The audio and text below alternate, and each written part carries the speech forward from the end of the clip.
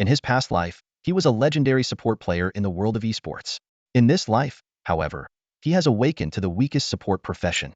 Feng, a senior at Kanglan High School, was intently focused on the comprehensive guide to support theory in his hands, with his system task progress sitting at 99.9. Sitting in the back row by the window, the young man allowed a slight smile to play on his lips. 2.5 years ago, he had transmigrated to this world, where online games and reality had merged, right at the time of the awakening ceremony. He had expected to awaken a godlike profession just like the protagonists in novels, but instead, he awakened the hidden profession of support master. 100 years ago, a global mutation caused games and reality to merge, bringing dungeons and secret realms into being and leading to invasions by alien monsters. Humans awaken their professions at the age of 15, with most people awakening mainstream professions like warrior, mage, melee, ranged, summoner, and psychic. However, his profession, support master, couldn't advance and its skills were spread too thinly to ever reach mastery.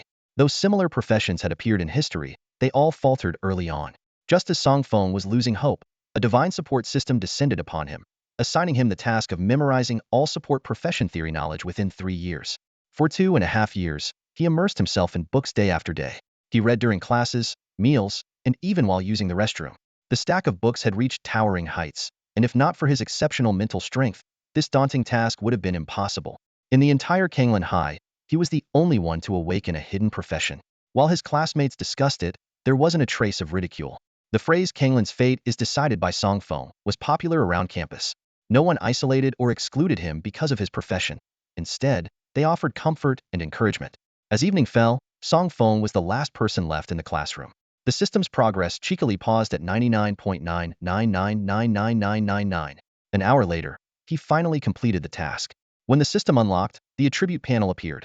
Attack 2, Defense 6, Stamina 7, Spirit 16. Almost all values were below the average level of 12. However, the skill compendium unlocked by the system was astounding, containing all support skills like healing, enchantment, alchemy, amplification, and weakening. Even more astonishing, all skills automatically advanced to the divine level. Ding! He acquired 2 initial skills, illusory alchemy and blessing of healing. Under the blessing of the god of support, these skills immediately transformed into divine skills Emperor's Flame Descent and Holy Light Divine Cure. Feng was in utter disbelief. Mastering 2 divine skills at level 1? This was no jokey a perfect starting hand. In Feng's view, the skill panel showcased the introduction of Yendi's Soul Descent at 1*0. With the assistance of Yendi's Soul, there's a 100 success rate in alchemy, along with a 10 chance to enhance the quality of the elixir. Following closely was Holy Light's Divine Healing at 1 star. Bathed in the holy light, it restores 5 of total health per second until fully healed. Feng's heart was in turmoil as he read these skill descriptions. In this era, elixirs are essential for professionals, with almost everyone carrying them for emergencies. For instance, the Spirit Gathering Powder can quickly replenish energy when depleted, potentially saving lives in critical moments. As an alchemist, a profession capable of crafting elixirs, their role is crucial. However, the success rate for low-level alchemists is usually around 1, meaning only 1 elixir can be crafted from 1,000 ingredients. While there are rare instances of extraordinary luck, the wasted resources are astronomical. Thus, the alchemist profession experiences severe polarization. Low-level alchemists are ignored, while high-level ones are highly sought after, able to produce a large number of elixirs effortlessly. In the face of the divine skill Yendi's Soul Descent, this abysmally low success rate is a joke. A 100 success rate in alchemy. Feng understood the significance. If this news got out, it would undoubtedly cause a sensation. Even more shocking is the 10 chance to enhance elixir quality. Elixirs are graded from 1 to 9 marks, with each grade further divided into inferior, medium, superior, excellent, and divine. Superior elixirs are rare in the market, excellent ones are even rarer, and as for the legendary divine elixirs, no one has ever successfully crafted one or even confirmed their existence. Feng realized this 10 chance is independent each time. With good luck, it could trigger on the first try. With bad luck, it might take thousands of attempts. Only by continuous attempts can the trigger rate be increased. Thinking of this, Feng couldn't help but smile slightly. A divine skill indeed, truly powerful. Looking at the Holy Light's divine healing description, Feng was even more amazed. Recovering 5 of total health per second until fully healed? This means that even if only 1 drop of health remains, full recovery is possible within 20 seconds. Crucially, it's 5 of total health, not current health, a significant difference. A system notification then appeared. Due to the host's low level, divine skills are sealed and currently at 1-star status, with a total of 9 stars. The host can enhance star levels using skill points or by leveling up, which will strengthen the skill effects. The system encouraged, young man, work hard to level up. Packing his bag, turning off the lights, and leaving school, Song Feng pondered. As a purely supportive profession with no combat abilities, the two divine skills provided by the system were also supportive. Solo leveling was nearly impossible. He would need others to help him level up. However, Song Feng came from humble beginnings, with an ordinary family background. His father, Song Shan, was a retired soldier, a level 32 ghost swordsman, forced to retire due to injuries, now working as a community security guard. His mother left when Song Feng was 5, for reasons unknown, and her whereabouts remain a mystery. Song Feng knew his father had it tough, with the family struggling financially, unable to afford a strong person to help him level up. His father was also too busy to spare time. Suddenly, a thought struck Song Feng. He could craft elixirs to sell and use the money to hire someone to help him level up, but he quickly deflated, realizing this would take up a lot of leveling time, making it not worthwhile. Unknowingly, Song Feng arrived at his doorstep. From the security booth, a scruffy middle-aged man in a security uniform emerged. His father, Song Shan. Son, studying late again today? Hungry? Tell me what you want to eat, and I'll make you something delicious, Song Shan said, wrapping an arm around Song Feng's shoulder with a broad smile. Dad, let's not talk about food right now. I have something important to discuss with you, Song Feng said with an unusually serious expression. Song Shan noticed the abnormality in his son's demeanor, realizing the importance of the matter. He immediately led Song Feng into the security booth, looking around to ensure no one was eavesdropping before gently closing the door. Son, whatever it is, just say it. Old Song here may not have much, but he's got a life to give. Has someone bullied you at school? Tell me who, and we'll deal with them, Song Shan said, waving his fist passionately. Song Feng sighed, smiling wryly. His father's protective nature was well known. Recalling an incident in 3rd grade when he was bullied by an older student, and the parents were uncooperative, Song Shan had given the bully a beating that left psychological scars, leading them to transfer the next day. Song Feng knew his father, though retired, still had a fiery spirit and would never stand idly by. Dad, can't you think of something positive? Besides, who in Kanglan High would dare bully me? If I'm not causing trouble, the teachers would already be relieved, Song Feng replied logically. As the top student at Kanglan High, not causing trouble was already good enough. How could he be bullied? True. Song Shan scratched his head, puzzled. Then what do you want to tell me? Dad, before I say anything, I want to ask you a question. What question? If a low-level alchemist had a 100 success rate in alchemy, would the country send someone to help them level up? Song Feng embarked on his journey home, his mind swirling with thoughts. He pondered various ways to quickly advance and ultimately concluded that aligning with the nation was the best choice. In his homeland of Longhua, a nation with a rich history and profound heritage, vast territory, and a leading international stature, it was undoubtedly a superpower. Upon returning home, Song Feng eagerly shared his thoughts with his father, Song Shan. However, Song Shan merely shook his head in resignation. I've told you countless times to read less. Look at you now, your brain's gone haywire. Unconvinced, Song Feng pressed further about the matter of alchemists. Patiently, Song Shan explained, anyone who's been to school knows that the success rate for alchemists is incredibly low. A low-level alchemist with a 100 success rate? Completely impossible. Dad, I was just hypothesizing, Song Feng quickly clarified. Without hesitation, Song Shan replied, if an alchemist could truly achieve a 100 success rate, the country wouldn't just send someone to train you. They'd treat you like royalty. You'd be guaranteed entry into top universities and enjoy special privileges. Is that really true? Song Feng raised an eyebrow, surprised. His understanding of alchemists was limited to books, and he had no clear concept of elixirs. As a retired soldier, Song Shan was well aware of the value of elixirs and the importance of alchemists. When have I ever lied to you? If I'm making this up, may I be cut off from my descendants? Song Shan pounded his chest in solemn assurance. With a plan forming in his mind, Song Feng got straight to the point. Dad, what I just mentioned is actually about myself. Song Shan was skeptical. Are you sure you're not joking? You'll know if I'm joking once we try it, Song Feng said, quickly scribbling a list of herbs on a piece of paper. Song Shan took the note, puzzled. Huangqi Shin, Go Unz, Rhino blood. What are these? Ingredients for crafting a blood restoration pill, Song Feng explained. Blood restoration pill? Song Shan was taken aback. Son, you're only level 1, right? Your skill guide isn't even unlocked. How can you possibly make pills? Song Feng smiled mysteriously. It's a secret. Dad, just help me gather these herbs. Once I have the materials, I can start right away.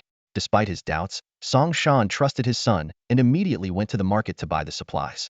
Meanwhile, Song Feng stayed at the security booth, continuing to study for his future development. Before long, Song Shan returned with 2 large bags of materials. Here you go, the herbs you asked for. I bought 10 sets of each. Now, let's see what you can do. Song Feng's eyes lit up as he took the herbs, feeling an inexplicable affinity with them, likely a passive effect of his Flame Emperor Soul Descent skill. Dad, watch over me. I'm about to start, Song Feng said, sitting cross-legged on the ground. An ancient pill furnace emitting a red-black glow emerged from his forehead and hovered before him. Is that a pill furnace? Son, where did you get this? Song Shan exclaimed, knowing well the value of such an item. Song Feng dodged the question. I'll explain later.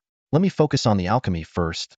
Suppressing his curiosity, Song Shan silently observed his son, who was now fully concentrated. Activate the furnace. Begin the alchemy. Black and red flames erupted from Song Feng's palm, gathering beneath the furnace. He skillfully added the herbs in sequence, controlling the heat with the precision of a seasoned alchemist. After a while, open the lid. The pill is complete. A rich fragrance filled the security booth, leaving Song Shan utterly astonished. Just then, a red-black flame-formed phantom appeared behind Song Feng, causing the booth's temperature to rise sharply. The phantom raised its arm and pointed at the furnace. A system notification sounded. Ding! Flame Emperor Soul Descent passive activated. You are blessed by the Flame Emperor's Soul, upgrading the pill from lower grade to upper grade. Congratulations, host, on obtaining a 1-mark upper grade pill, the Blood Restoration Pill. A brilliantly glowing pill flew out of the furnace, hovering in the air. Song Feng smirked slightly, thinking to himself, a god-ear's skill truly lives up to its name. What is that? Song Shan stared blankly behind Song Feng, utterly shocked by the crimson-black apparition that exuded an overwhelming sense of pressure. He involuntarily gasped for breath. Just a skill effect? Song Feng replied nonchalantly, a mysterious smile playing on his lips. With a mere thought, the crimson-black figure dissolved into tiny specks of starlight and vanished. Song Shan blinked, suppressing his shock, and shifted his attention to the pill in his son's hand. Let me see the pill you've crafted. Song Feng handed the pill to his father, a mischievous glint in his eyes. Brace yourself. You might be in for a surprise. With a skeptical look, Song Shan took the pill. It's just a 1-stripe blood restoration pill. I've seen these before. What's so special about it? He thought, wondering if there was more to this pill than met the eye. Curious, Song Shan opened the information panel. As he read through the details, his eyes widened, and his breath quickened. Name, Blood Restoration Pill. Type, Elixir. Level, 1-stripe. Grade, Superior. Description. Restores 2 of current health per second when out of combat, lasting 20 seconds. Recovery is interrupted if attacked. Note. Blessed by the soul of the Flame Emperor, usable by practitioners of any level without diminished effects. Song Shan's hands trembled slightly, his eyes blank. He mechanically repeated the last line. Usable by practitioners of any level without diminished effects? In this world where everyone transitions into a profession, the potency of elixirs is closely tied to the practitioner's level. A 1-stripe elixir suits a first transition practitioner levels 1030, while a 2-stripe suits a second transition levels 3150, and so on. Typically, higher-level practitioners find lower-tier elixirs almost ineffective. Yet, this pill defied convention, remaining effective for practitioners of any level, even benefiting those of higher tiers. Dad, hey Dad. Song Feng chuckled, waving a hand before his father's face. You're not retiring yet. Don't go senile on me now. Snapping back to reality, Song Shan rolled his eyes. Can't you wish me well for once? He now fully believed his son's earlier claims. Son, Song Shan looked at Song Feng with a serious expression. You must realize the extraordinary nature of your alchemy skills. 100% success rate alone is astonishing. Coupled with the Flame Emperor's blessing, practitioners across Blue Planet will go wild for it. He paused, his gaze complex. What are your plans for the future? I have a plan. Song Feng nodded firmly. What is it? To serve our country and stand with Long Kingdom, the young man declared, his eyes burning with unwavering determination. Song Shan nodded slightly in approval, probing further. Why do you feel this way? Song Feng's usual playful demeanor faded, replaced by a solemn seriousness. Dad, you always told me that we are citizens of Long Kingdom, and once a citizen, always a citizen. His voice was deep and resolute. Long Kingdom is our shared home, a sanctuary of love and warmth. When I was weak, Long Kingdom sheltered me, allowing me to grow safely. Now that I possess strength beyond ordinary reach, how could I forget my homeland? He met his father's gaze. Dad, you taught me to repay kindness. Isn't that the lesson you've instilled in me? Indeed, Song Shan murmured. After merging with the memories of his predecessor, Song Feng remembered his past vividly, as if he had lived through it himself. He had only faint memories of his mother, but clearly recalled Song Shan raising him single-handedly. As a soldier, Song Shan had imparted the lesson of gratitude to Song Feng: repay kindness with greater kindness. This teaching had been deeply ingrained in Song Feng's heart over the years. Ha ha, that's my son, Song Shan exclaimed, pulling Song Feng into a proud embrace. Since you have this resolve, let me lend you a hand. I'll make a call. With that, Song Shan picked up his phone and dialed a number, turning away to speak in hushed tones. After a brief conversation, he hung up, his face alight with joy. Son, with your current abilities, how many more pills can you craft? Glancing at his status panel, Song Feng made a quick estimation. 4 more times. Excellent, Song Shan beamed. I'll record your pill-making process and send it to an old comrade of mine.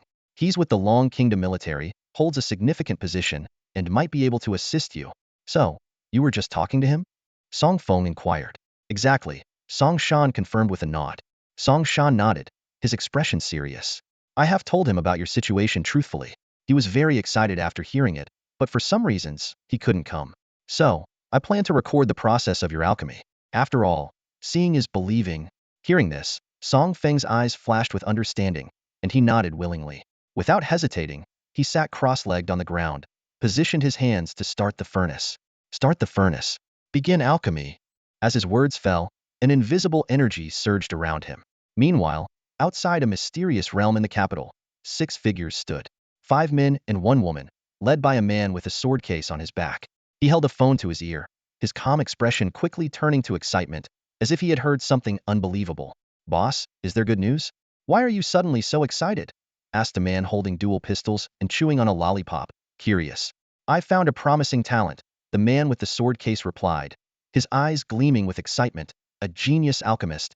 A genius? How much of a genius? The man with the pistols was slightly taken aback. He knew well how high the boss's standards were. Even those with awakened hidden professions couldn't impress him, let alone being called a genius. The other 4 also showed curiosity, eager to know what kind of person could earn such high praise from their leader.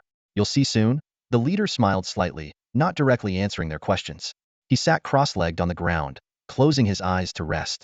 Everyone, make some adjustments and wait for the good news. Though puzzled, the 5 followed his instructions.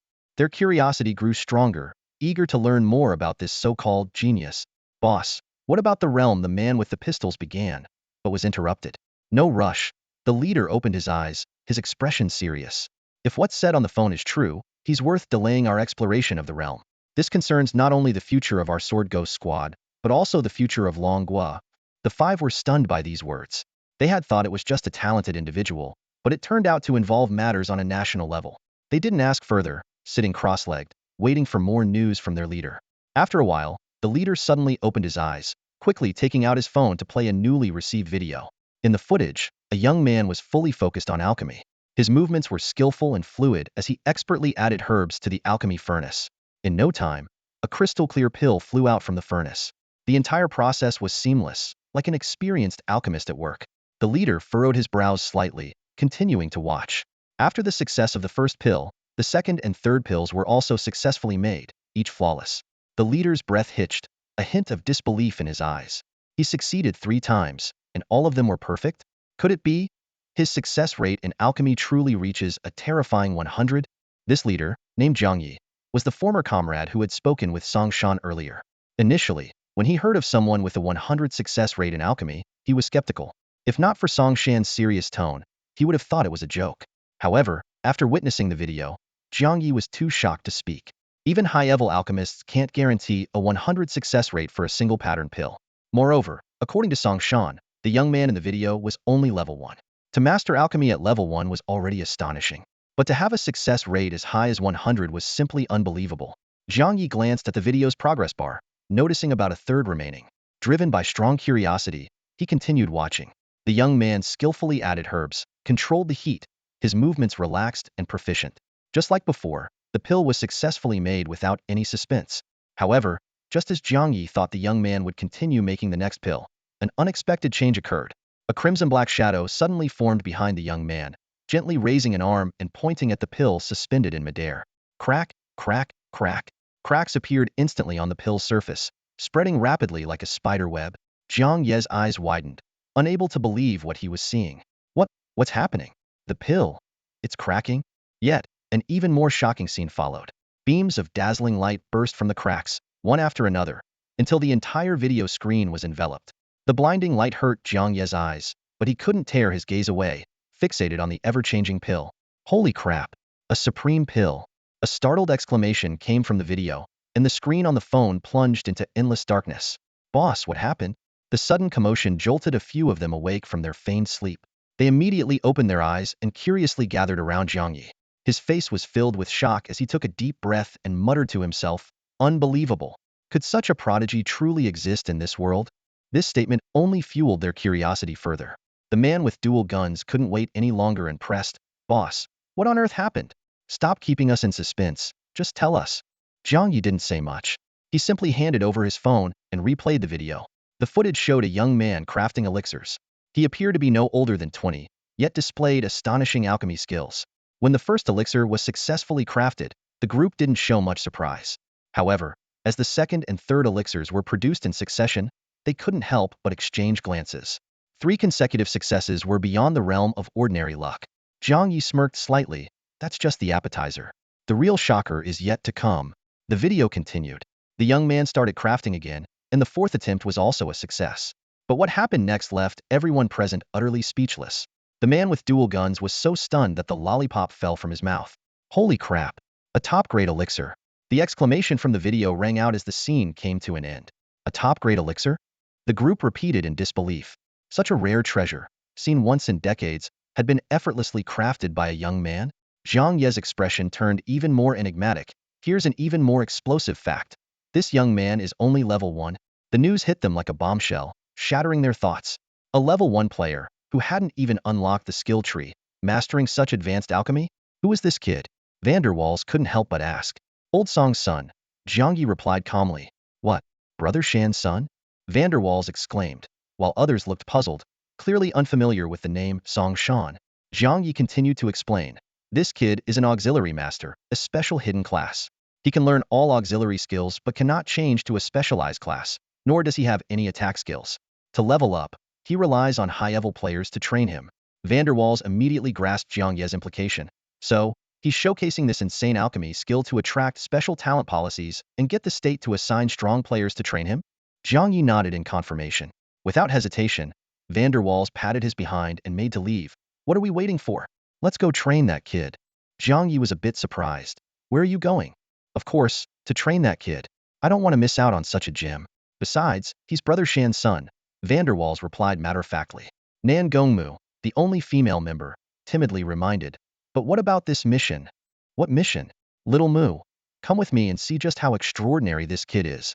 Van der Waals said, lifting the petite Nan Gongmu with one hand. Nan Gongmu looked to Jiang Yi for help. Jiang Yi pondered for a moment and then smiled warmly. Little Mu, go with Huazi. But keep an eye on him. Make sure he doesn't take the kid to any unsavory places. Van der Waals felt a bit awkward. Boss, you remember that, huh? I haven't been to those places in ages. I'm not interested at all anymore. Jiang Yi rolled his eyes. Let's hope so. Then he turned serious. Be careful on the road. Especially watch out for shadow assassins' ambushes. Xiaobai and I will head to the capital to report to the Grand Elder. Remember, the kid's safety is paramount. If anything happens to him, it's a huge loss for our Dragon Nation. Before they parted, Jiang Yi suddenly remembered something. Huazi, pass a message to Old Song for me. What message? Jiang Ye's voice was filled with complex emotions. These years, you've worked hard. The next morning, Song Feng slowly awakened from the exhaustion of refining pills, his mind still in a foggy state. He rubbed his temples, recalling the results of the previous night. Although his depleted mental strength allowed him to refine pills only 5 times at most, the final Supreme Grade pill was a pleasant surprise. Who would have thought I'd managed to produce a legendary grade Supreme pill on the 5th try? Song Feng murmured to himself, his eyes shining with excitement. This was a rare and divine elixir, one that would undoubtedly spark a frenzy among powerful factions if word got out. Although it bore just a single pattern, its grade was already at the supreme level, the pinnacle of current medicinal pills. As for higher grade divine pills, no one had ever successfully created one. Son, breakfast is ready. His mother's call interrupted Song Feng's thoughts. Coming, he replied, getting up. After a simple breakfast, Song Feng slung his backpack over his shoulder and headed to school.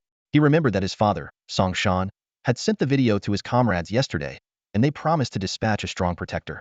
They probably won't arrive that quickly, at least not for a day or two, Song Feng thought as he walked towards school. As soon as he set foot on campus, classmates greeted him warmly. Morning, Song Feng. Morning. Hey Song. Morning Song, the school idol. Song Feng responded to each greeting with a gentle smile. As a prominent figure on campus, he was not only good-looking but also excelled in academic tests. His good nature, exemplary character, and eloquence were well known, with the only flaw being his awakening to a so-called useless profession. Yet, at this moment, this useless profession seemed like an untapped gold mine to Song Feng. Hey, crazy guy. Morning. A familiar voice called from behind. Song Feng turned to see a thin boy smiling at him. Elusi? Didn't expect you to remember my old nickname. Is it really you? How did you go from a 200-pound big guy to a skinny monkey? Song Feng exclaimed, eyeing his old friend Lu Ming with surprise. Ah, don't ask, it's a long story. Lu Ming waved his hand, a wry smile on his face. The two embraced tightly, then walked and chatted together. Song Feng curiously asked, what brings you back to Kanglan? Lu Ming chuckled, a sly glint in his eyes. I missed you, of course. Seeing Song Feng roll his eyes, he quickly added, actually, I'm here for a dungeon. A dungeon? What kind? Song Feng frowned. Jiangcheng was just a small coastal city in the south, with no high-level secret realms. Lu Ming lowered his voice, speaking mysteriously. Heard of the Forgotten Ruins? According to my mentor, it's a legendary hidden realm that might soon open. The entrance is in the Wangyu forest of Jiangcheng. A hint of surprise flashed in Song Feng's eyes. The appearance of a legendary realm would surely attract various factions and top academies for a fierce competition. He smiled wryly. Too bad. None of this concerns me. Lu Ming patted Song Feng's shoulder, offering comfort. Don't lose heart. Once I finish my academy's task, I'll take you out for some field leveling. After chatting for a while longer, Lu Ming left in a hurry. Returning to the classroom, Song Feng took out his thick books and focused on studying as usual. Although the system task was completed, the habits he had developed over the past 2 years were not easily changed. However, as Song Feng was engrossed in his books, the classroom door suddenly opened. A portly middle-aged man with slicked-back hair walked in. The entire class and the teacher looked at the newcomer in puzzlement. Hey, isn't that the principal of Kanglan High School? What's he doing here? The students whispered among themselves. Quiet, please. The teacher signaled for silence, then approached the man. Principal Lu, what brings you here? Sorry to interrupt, Mr. Wang. I'm here to see one of your students. Who are you looking for? Song Feng. At this, the entire class turned their eyes to the boy sitting by the window in the back row.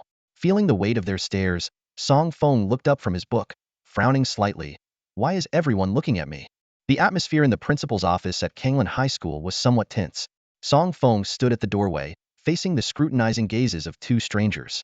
One was a laid-back man, casually sitting on the sofa with a lollipop in his mouth and his legs crossed, while beside him sat a quiet girl with her hands neatly placed on her lap. So you're Song Feng, huh? The man looked Song Feng up and down. Well, you do bear a resemblance to Brother Sean. 2 eyes, 1 nose, 1 mouth, just the right amount. Song Feng was taken aback, a thought flashing through his mind.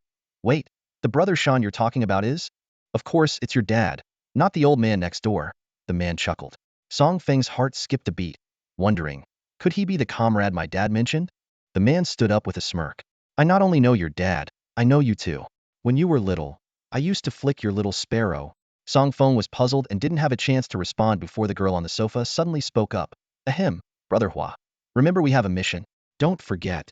Don't worry, little Moo. I won't forget, the man said seriously. Hi, I'm Fanda Hua, but you can call me Brother Hua. I was your father's comrade and am now the deputy leader of the special team, Sword Ghost, from the Dragon Nation. Song Feng was quietly amazed at how quickly the national team had arrived, their efficiency like lightning. At this moment, the girl, who seemed to be around 10 years old, stood up and gave Song Feng a gentle smile. Hello, Song Feng. I'm Nangong Mu, a member of the Sword Ghost special team. It's a pleasure to meet you. Song Feng was a bit stunned. This seemingly young girl was actually one of the top fighters in the Dragon Nation, which was truly surprising. Fandahua said solemnly, Song Feng, you should know why we're here, right? The sooner we report your detailed information, the sooner you can enjoy more benefits. I hope you'll cooperate with us and not hide anything unnecessarily. Song Feng nodded in agreement and opened his attribute panel. Nangong Mu started recording his information, muttering under her breath, Level 1, and already mastering skills. No wonder the captain called him a genius. Support master?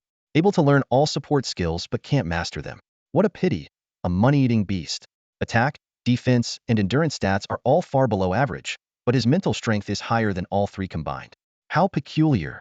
Suddenly, Nangong Mu exclaimed, Oh my gosh. Fandahua was startled. Little Mu, what did you see to get so excited? Brother Hua, Look at his professional talent, she urged. Fandahua leaned in to take a look and immediately let out an exclamation. No way. Blessed by the god of support, no skill limit? How is this possible? The two of them were utterly shocked. Song Feng's talent was an unlimited skill slot, and he could learn all support skills. This was an extraordinary ability. Fandahua quickly picked up his phone to report this crucial information to their superiors. While Fandahua was on the phone, Nangongmu exclaimed once more, "Wow, this skill is amazing." Fandahua hung up and hurried over. "Little Mu, did you find something else?" "Hua, take a look at these two skill descriptions." Nangongmu was so excited he could barely speak, his fingers trembling as he pointed to Song Feng's skill panel. Upon hearing this, Vanderhua immediately turned his gaze to the screen. In an instant, he was paralyzed with shock, his pupils dilating rapidly. Hey, Hua, what's going on?" Zhang Ye's urgent voice crackled through the phone, clearly curious about their reactions. Vanderhua took a deep breath, trying to calm his shock. "Boss, listen carefully. I'm going to read out Song Feng's two skills. Brace yourself. Don't get too startled. Stop keeping me in suspense and just tell me," Zhang Yi urged, his tone filled with anticipation. Clearing his throat, Vanderhua read aloud, word by word, Flame Emperor's Descent. 100 success rate in alchemy with a 10 chance to enhance the pill's grade. Holy Light Healing. Restores 5 health per second until fully healed. A long silence followed on the other end of the line, as if time itself had paused. Suddenly, Jiang Ye's voice broke the silence, trembling with excitement. "Hua Mu, the Grand Elder is about to assign a national-level mission to our Sword Ghost squad. Get ready to receive it." Vanderhua and Nangongmu immediately straightened up, their expressions solemn and determined. They responded in unison, "Sword Ghost Special Squad. Members Vanderhua and Nangongmu are ready at any time. Please, Grand Elder, assign the mission." A voice, ancient and authoritative, came through the phone. "As the Grand Elder of the Dragon Nation, I hereby assign a national-level mission to Sword Ghost. All members of the Sword Ghost Special Squad, hear my command. After deliberation, we have designated Song Feng as a Dragon Nation SS-level important figure and appointed all Sword Ghost members as his protectors. You must ensure Song Feng's safety and use all resources necessary to aid his rapid growth. Any obstruction must be eliminated without exception. In times of crisis, even at the cost of your lives, protect Song Feng at all costs. Sword Ghost Special Squad, can you fulfill this mission?" The Sword Ghost members responded in unison, their voices loud and filled with resolve. "The mission is our life. If the mission fails, we shall face death. If the mission succeeds, we shall forge glory. Sword Ghost Squad, fearless in the face of death." The voice boomed like thunder, resonating with the heavens and earth, solemn and sacred. Song Feng witnessed this scene, the words from the phone call echoing in his ears. At this moment, he felt resolute, certain that his decision to align with the state was the right one. Zhang Ye's voice came through the phone. "Huazi, Xiaomu, you both take Song Feng to level up first. Remember, his safety is paramount. We'll arrive in Jiangqing in about a day, and we'll contact you then to arrange a meeting point." With that, he hung up. Zhang Yi was currently in the conference room on the top floor of Long Yin Pavilion in the capital. The spacious room had 12 chairs lined up neatly, each occupied by a person of significant status. Zhang Yi and the other 3 members of the Sword Ghost team stood respectfully to the side, not even having the privilege to sit in the presence of these distinguished figures. Bowing to a white-haired elder among them, Zhang Yi asked, "Great Elder, the mission has been issued. Are there any other instructions?" The elder gently stroked his beard and spoke slowly. "Jiangqing is located on the southern coast of Longhua. There might be a low-tier legendary secret realm appearing soon, so it may not be peaceful. You must be extremely cautious. If Song Feng requires precious resources or makes significant progress, report immediately. Besides your team, I've dispatched several high-tier squads around Jiangqing. If you encounter any situations you can't handle, you may request their assistance. Your Sword Ghost special team has the authority to mobilize them. That's all I have to say. You should depart immediately." The elder waved his hand. Zhang Ye's expression was solemn as he clasped his hands, saying, "Sword Ghost Special Team Captain Zhang Yi will follow the Great Elder's orders." The scene shifts to the leveling area outside Jiangqing. Gunshots roared like thunder, and fire blazed everywhere. Vanderhua wielded a pistol in each hand, launching a relentless assault on the swarm of slimes. Every shot hit its mark, instantly depleting the slimes' health bars. Some slimes didn't even have time to leap from behind the trees before being shot down. Suddenly, Song Feng shouted, "Brother Huazi, stop! I've reached the level cap." He quickly grabbed Vanderhua, who was about to continue. Vanderhua looked surprised. "What? It's been less than 10 minutes. How did it happen so fast?" He seemed a bit reluctant, having not experienced such a satisfying spree in a long time. Nangongmu gracefully jumped down from a nearby tree, her spear gleaming coldly as she pouted and complained. You should see how fast you are. They had originally agreed to take turns killing monsters and protecting Song Feng, switching every 10 minutes. But Vanderhua's efficiency was so high that Song Feng reached the level cap in no time, leaving Nangong Mu without a chance to enjoy the thrill of the hunt. Vanderhua chuckled helplessly and consoled.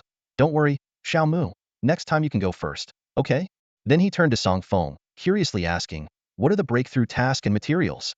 Song Feng opened his interface and showed them. The breakthrough task boldly stated, how to become an excellent alchemist. Task difficulty, legendary.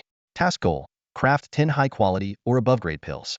Vanderhua and Nangong Mu's eyes widened in disbelief. Although they were mentally prepared for Song Feng's task to be challenging, they hadn't expected it to be this difficult. Just the task to break through to the first tier required crafting 10 high-quality pills. There are probably only a few people on the entire Blue Star who could accomplish this. No wonder it's a legendary task. It's almost impossible. However, Song Feng, the task executor, seemed quite calm. He thought, with the Flame Emperor's Soul Dissension, which has a 10% chance to enhance pill quality, even with bad luck, it would just take more time. Seeing Song Feng's calm demeanor, Vanderhua assumed he had a plan and continued to ask, what materials are needed for the breakthrough? Song Feng replied, illusion fruit, fragrant embroidery grass, luoji flower. Vanderhua sighed with relief, patting his chest, leave those materials to me. As for the alchemy task, that will be up to you. After leaving the leveling area, Song Feng didn't return to school but was taken by Vanderhua and Nangong Mu to the Danxiang Pavilion.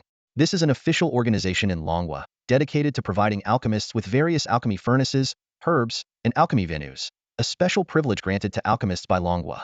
Any registered alchemist can use these facilities for free. The receptionist at the counter smiled and asked, hello, how may I assist you? Vanderhua leaned against the counter, propping his chin with one hand, a lollipop in his mouth, appearing laid back as he said, please inform your pavilion master that an old acquaintance wishes to see him. The receptionist asked in surprise, you're looking for the pavilion master? May I know your name so I can relay the message? Vanderhua's lips curled into a mysterious smile as he said, tell him, my name is Gunshot. On the top floor of Danxiang Pavilion, in a refined room named High Mountains and Flowing Water, an elderly man dressed in a white robe reclined leisurely on a mat. He gazed out at the picturesque scenery through the window, took a sip of fragrant tea, and a look of contentment spread across his face. Life is truly enjoyable, he mused. His tranquility was abruptly interrupted by a knock on the door. Who is it? The elder inquired. It's me, Xiao Wu, came the respectful reply from outside. Come in, the elder said calmly. The door opened, and a man entered, bowing respectfully to the elder. What is it? The elder in the white robe asked, his tone still composed. Someone downstairs is looking for you, claiming to be an old friend, Xiao Wu replied respectfully. An old friend? The elder in white seemed slightly surprised. Did he say his name? Yes, he called himself Gunxiang. Gunxiang? The elder's voice suddenly changed in pitch. With a sharp crack, the teacup in the elder's hand fell to the floor. He widened his eyes, moving with a swiftness that belied his age, and dashed to the window. Xiao Wu, tell him I'm not here, the elder said as he leaped, attempting to escape through the window. Xiao Wu stood there, stunned, as an astonishing scene unfolded. The elder was seemingly pulled back by an invisible force, crashing heavily to the ground. Oh, my aching back, the elder groaned, clutching his waist in pain. Yao Lao, are you all right? Xiao Wu recovered his senses and hurried to help. At that moment, a man gracefully jumped in through the window, a lollipop in his mouth. Stop pretending, Yao Guanzi, he said nonchalantly. Who are you? Guards. There's an enemy, Xiao Wu began to shout, but the elder interrupted him. Don't shout, the elder said helplessly. He's indeed an old friend here to see me. Xiao Wu, you may leave. I need to speak with him. Yes, Xiao Wu said wisely, exiting the room and gently closing the door behind him. With only the two of them remaining, the atmosphere in the room became subtly charged. The elder stood up and returned to the tea table to brew another pot. Gunxiang, it's been years, and your skills have improved again, I see, he said with a mix of admiration and resignation. Yao Guanzi, you've changed quite a bit over the years. Gunxiang, whose real name was Vanderwall, remarked as he scrutinized the elder, clicking his tongue in wonder. If it weren't for your unique scent, I wouldn't have recognized you at all. Tell me, how did you go from being a young man to this decrepit old appearance in just a few years? Yao Changsheng chuckled bitterly, shaking his head. Let's not talk about those sad times. Changing the subject, he asked, by the way, how did you know I was here? Of course, the boss told me, Vanderwall replied with a mischievous grin. Don't worry, I'm not here to cause trouble. I'm on a mission. What mission? Yao Changxing asked, raising an eyebrow. To introduce you to a genius alchemist, Vanderwall said mysteriously. A genius? Just how talented? Yao Changxing inquired. Even the boss says he's a Ancient century prodigy. What do you think? Are you serious? Yao Changxing's tone turned serious. As a former member of the Jian Gui special team, he knew how discerning Jiang Yi was. Absolutely, Vanderwall replied, his expression earnest. Where is he? Downstairs. All right, I'll have him brought up. Moments later, the door opened again. Xiao Wu led in two people, a young man and another who appeared slightly older. Vanderwall stood up, taking on the role of introducer. Come, Song Feng, let me introduce you. This is Yao Changsheng, a former Jian Gui member, codenamed Yao Guanzi, currently the Pavilion Master of Danxiang Pavilion, and a top-notch alchemist in Dragon Country. Changsheng, this is the genius alchemist I mentioned. Song Feng, nice to meet you, Pavilion Master Yao. Song Feng greeted politely. No need for formalities, just call me Yao Gu. Yao Changsheng said amiably. Yao Gu. Song Feng hesitated, looking at Yao Changsheng's aged appearance. Yao Changsheng chuckled wryly. All right, just call me Yao Lao. Seeing this, Vanderwall got straight to the point. Okay, let's not stray off topic. I'm here for two reasons. First, to have you two get acquainted. Second, to borrow the alchemy room, providing Song Feng with an excellent environment to complete his breakthrough task. A breakthrough task related to alchemy?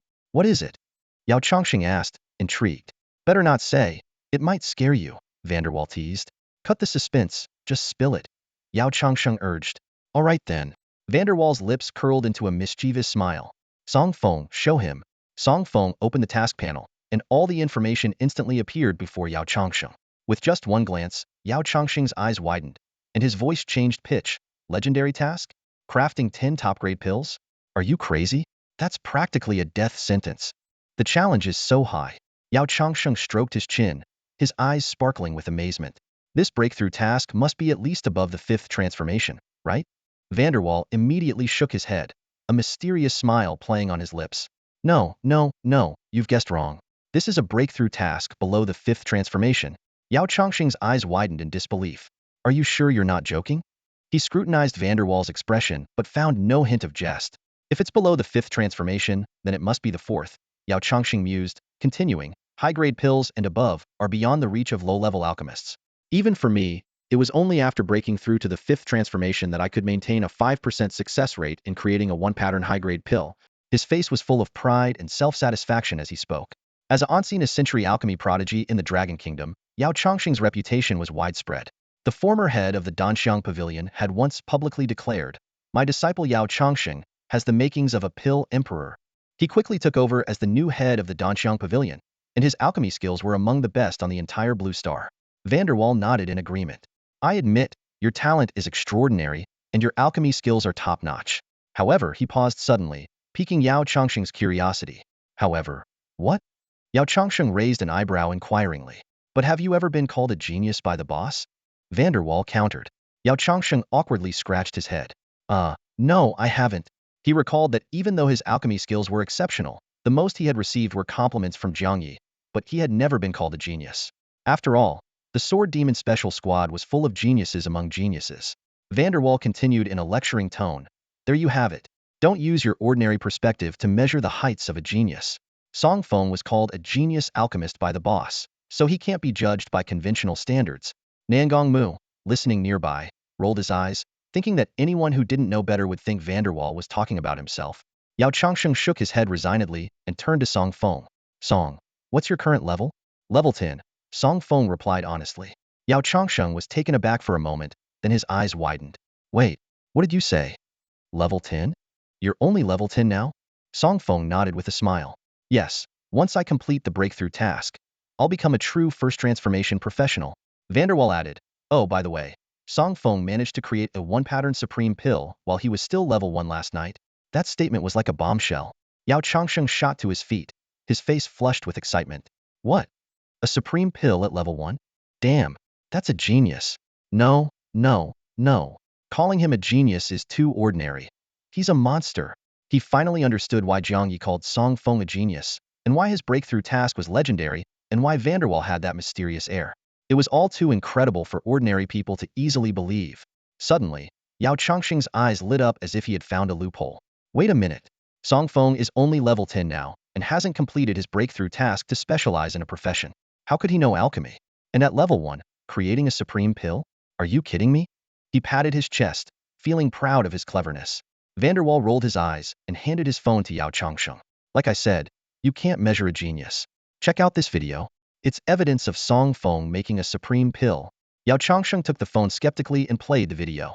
10 minutes later, as the video ended, he didn't utter a single profanity. He simply stared quietly at the now black screen of the phone.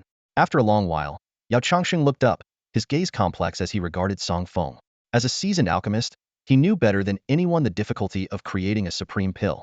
Even he, with his supposed potential as a pill emperor, had only managed to make a one-pattern supreme pill during his 4th transformation, a record that had been enshrined in the annals of the Dragon Kingdom's alchemy world. Yet, Song Feng shattered that record at level 1, and by a wide margin. Vanderwall asked smugly, "So, do you believe me now?" Yao Changsheng gave him a sidelong glance, and then turned to Song Feng. "Song, are you planning to use the alchemy room to refine pills later?" Song Feng nodded. "Yes, I plan to quickly produce 10 pills of high grade or above. I've heard the alchemy room can enhance the refining process."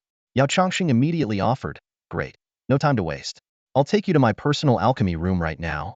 He hesitated for a moment before adding, "And I have a small request if you don't mind?" Song Feng smiled. "Elder Yao, feel free to ask. If it's within my ability, I'll certainly help." Encouraged, Yao Changsheng finally voiced his request. "Could I observe you while you refine the pills? Can I watch you make elixirs?" Yao Changsheng asked cautiously, a look of eager anticipation in his eyes. This request was neither trivial nor overwhelming for an alchemist. Each alchemist had their own preferences. Some thrived under the watchful eyes of others, feeling it spurred them on, while others preferred solitude and silence. Yao Changsheng was unsure of Song Feng's preference, so he approached the question tentatively. Song Feng gave a calm smile. "Of course you can." For him, no matter where he concocted elixirs, his success rate was always 100%, and external factors never influenced his performance. Upon hearing this, Yao Changsheng was thrilled. "Really? That's great. Come, I'll take you there right away." He promptly led Song Feng and the others to the exclusive alchemy room of the Pavilion Master. The alchemy room was spacious, with wooden shelves lining the walls, brimming with a variety of herbs. The rich aroma of medicinal plants filled the air, immersing anyone who entered in a thick atmosphere of alchemy. At the center of the room stood an ancient, solemn dark purple cauldron, its patterns blurred with age. Pointing to where the cauldron was located, Yao Changsheng said, "Song, my friend, let's not waste time. Head to the center of the array. I'll activate it for you." Upon closer inspection, one could indeed see a complex array etched around the cauldron. Song Feng nodded in agreement and sat cross-legged in the designated spot. With a wave of his sleeve, Yao Changsheng sent a stream of light into the array. Instantly, the runes began to circulate, glowing with layers of soft light. "The Destiny Spirit Elixir Array is activated," Yao Changsheng declared. "Song, you may begin your alchemy." This array was crafted at great expense by dozens of high-level array masters. It has the miraculous effect of soothing the mind, eliminating distractions, and quickly restoring the mental energy consumed during alchemy. This is precisely why the alchemy room exists. With a thought, Song Feng summoned a black and red cauldron from his brow, which floated before him. Yao Changsheng was taken aback at the sight, murmuring to himself, "This cauldron has such a peculiar aura. What? I can't discern any detailed information about it. What level is this cauldron?" His shock deepened. Previously, when watching videos, he hadn't paid special attention to the cauldron, assuming it was ordinary. Now, witnessing it firsthand, he could clearly feel the powerful energy it emitted. This is no ordinary cauldron. Unbeknownst to Song Feng, merely taking out the cauldron had already left the renowned master of the Danxiang Pavilion astounded. He focused intently on the alchemical process. Begin the cauldron. Brew the elixir. This time, Song Feng was crafting a spirit restoration elixir, a potion used to replenish mental energy. He skillfully added soul linghua, white bamboo grass, and fuchi flower into the cauldron, his movements fluid and practiced. Yao Changsheng had previously assured him that the herbs on the shelves were at his disposal, so Song Feng could immerse himself fully in the alchemy without worrying about running out of ingredients. Before long, the elixir was ready. However, Song Feng looked slightly disappointed. What a pity. It's only a single-stripe low-grade spirit restoration elixir. With that, he casually tossed the elixir to the ground and began preparing for the next batch. This scene left Yao Changsheng and the others dumbfounded. Even though it was just a single-stripe elixir, discarding it so nonchalantly, as if it were mere trash, was incredibly audacious. By chance, the elixir rolled to Yao Changsheng's feet. He bent down to pick it up and habitually checked its description. Initially, his expression was normal, but gradually, his eyes widened, as if he had seen something unbelievable. What's the matter, Yao? Fan Dehua noticed Yao Changsheng's unusual reaction and gave him a slight nudge, softly inquiring. Yao Changsheng remained silent, his face blank with shock, as he handed the elixir to Fan Dehua. What did you see? Why are you so startled? Could this elixir have something extraordinary about it? Curiously, Fan Dehua opened the description panel. Holy crap! Fan Dehua blurted out, but quickly remembered Song Feng was still focused on his work, and promptly covered his mouth. Even Nangong Mu, standing nearby, was left gaping in disbelief after seeing the description panel. Song Feng focused intently, gently placing his hands on the alchemy furnace as he began crafting the Hui Ling Dan. Yao Changsheng, Nangong Mu, and Vanderhua held their breath, watching the young alchemist's every move with unwavering attention. As time passed, Song Feng's technique became increasingly adept, as if he were one with the furnace. He successfully produced 9 Hui Ling Dansate of lower quality and 1 of medium quality without a single failure. This staggering success rate left the 3 observers astonished, and they exchanged incredulous glances, silently marveling at Song Feng's extraordinary talent. As Song Feng embarked on his 10th attempt, an unusual phenomenon occurred. A black and red phantom formed behind him, and the temperature in the alchemy room suddenly rose. The herbs on the shelves shook violently, as if influenced by some unseen force. Yao Changsheng quickly recognized the likelihood of it, being the legendary spirit of the ancestor.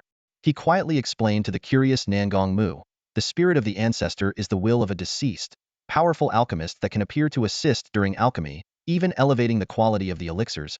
At that moment, a system prompt echoed in Song Feng's mind, announcing the passive activation of the Flame Emperor's soul, transforming the elixir from medium to supreme quality. The crimson black shadow pointed at the elixir, causing cracks to form on its surface, emitting a dazzling light from within. Moments later, a softly glowing elixir hovered in Song Feng's palm.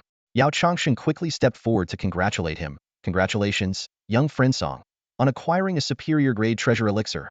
Song Feng, however, shook his head with a smile. Elder Yao, you are mistaken. This is not merely a superior grade elixir. Yao Changsheng was stunned. He sensed the immense energy emanating from the elixir and suddenly realized the truth. With a voice trembling in disbelief, he asked, could it be a supreme grade elixir? Indeed. Song Feng nodded with a smile, his response leaving everyone present in shock. Yao Changsheng, Vanderhua, and Nangong Mu all gasped at this confirmation. A supreme grade elixir. Even Yao Changsheng, the master of the Danxiang Pavilion, had only managed to concoct it once. Yet, Song Feng, as they knew, had already succeeded in creating 2 of them. Vanderhua couldn't help but exclaim, this is unbelievable. It's like he's playing with cheat codes. Yao Changsheng eagerly asked, young friend Song, may I have a look?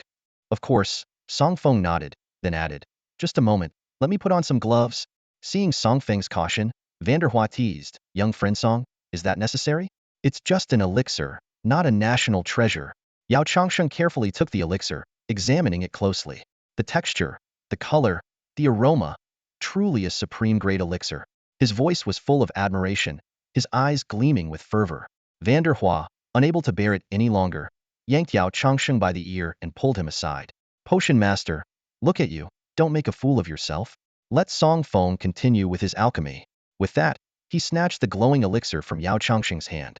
However, as soon as Vanderhua held the elixir, he was immediately captivated by its allure. Wow, a supreme grade elixir. I've never seen one in my life. This little thing is incredible. Song Feng, Nangong Mu, and Yao Changsheng exchanged glances, unable to suppress their laughter. Nangong Mu couldn't help but tease, Vanderhua, you were just calling others hopeless, but have you seen yourself now? Realizing his own lapse, Vanderhua cleared his throat awkwardly and carefully placed the elixir back into its box. Song Feng, you continue. Potion Master, Little Mu. Let's leave the alchemy room so we don't disturb Song Feng. Without waiting for a response, Vanderhua pulled Yao Changsheng and Nangong Mu out of the room. Song Feng opened his mouth, wanting to say that he wouldn't be disturbed, but the 3 were already gone. With a sigh, he sat back down to continue his alchemy. With the help of the Tianming elixir array, Song Feng quickly recovered most of his mental energy. Taking a deep breath, he murmured to himself, let's fire up the furnace and get back to alchemy. Meanwhile, outside the alchemy room, Yao Changsheng, having escaped Vanderhua's grip, was furious. Damn it, are you out of your mind? I finally got the chance to observe Song Feng's alchemy, and you ruined it. I'll fight you for this. Yao Changsheng had been stuck at a bottleneck in his alchemy for years. Hearing about Song Feng's extraordinary skills gave him hope for a breakthrough.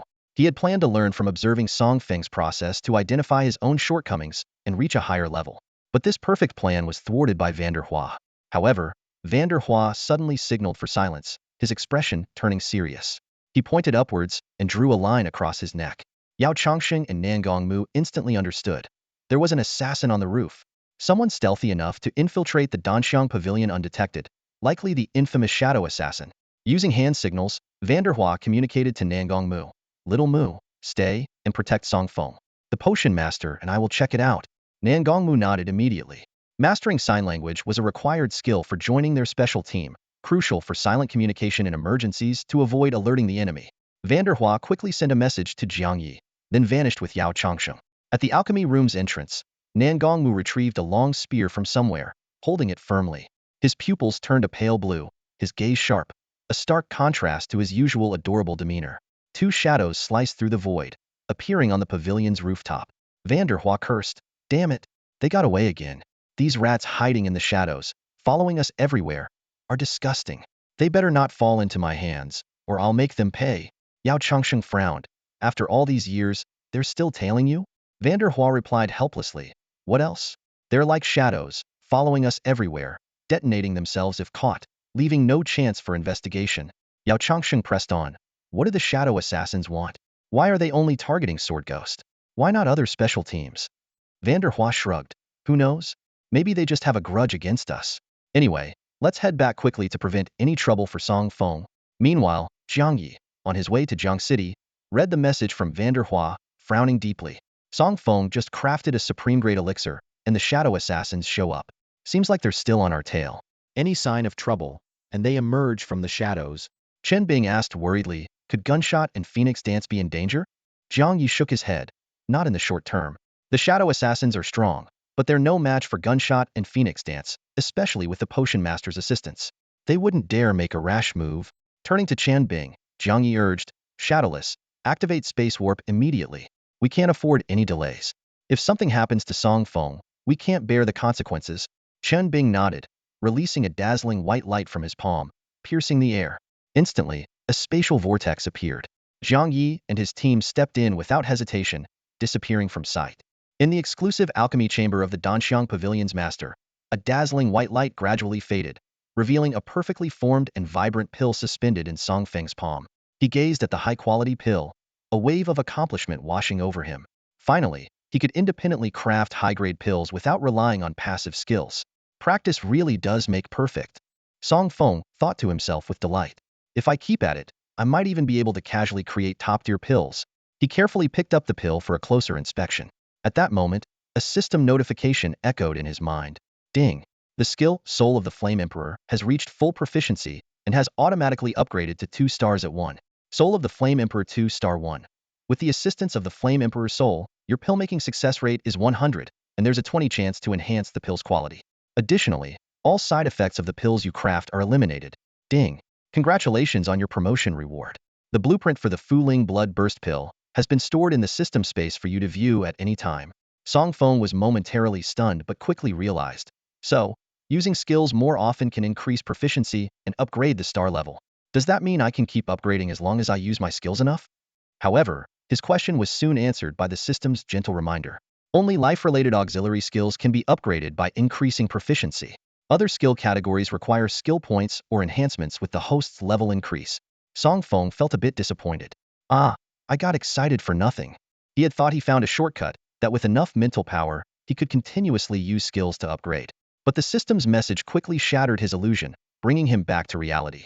He was well aware of what the system meant by life-related and other auxiliary skills. After all, 2.5 years of studying hadn't been for nothing. He mentally organized the information. Life-related auxiliary skills. Alchemy, enchantment, forging, cooking, optimization. Other auxiliary skill categories. Healing, amplification, support, control, purification, weakening, locking. This meant that if he mastered life-related skills, he could enhance proficiency and level by continuous use. In contrast, other auxiliary skills needed skill points or level upgrades for enhancement. Understanding this, Song Feng stretched and stood up. He had already completed 4/5 of his task, having crafted 7 high-grade pills and 1 top-tier pill. He only needed to make 2 more pills of high-grade or above to complete the breakthrough task. However, he wasn't in a rush, as it had been less than a day. Song Feng retrieved the blueprint for the Fuling Blood Burst pill from the system space and studied it carefully. This was a long-lost pill known for maximizing one's potential in a short time, inducing a berserk state.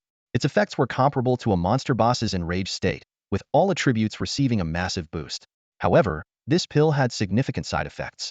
After consumption, the body would enter a weakened state for at least a month, which was one reason it became obsolete. Another reason was its complex crafting process and the rarity of its ingredients, which most alchemists couldn't afford. Over time, this pill faded from the alchemy world, known only to a few seasoned alchemists. Effects like a monster boss's enraged state. Song Feng thought with excitement. As for the side effects, they're not a concern at all. He suddenly remembered that the upgraded Soul of the Flame Emperor skill now included a new passive effect. It could completely eliminate the pill side effects. This was a stroke of luck.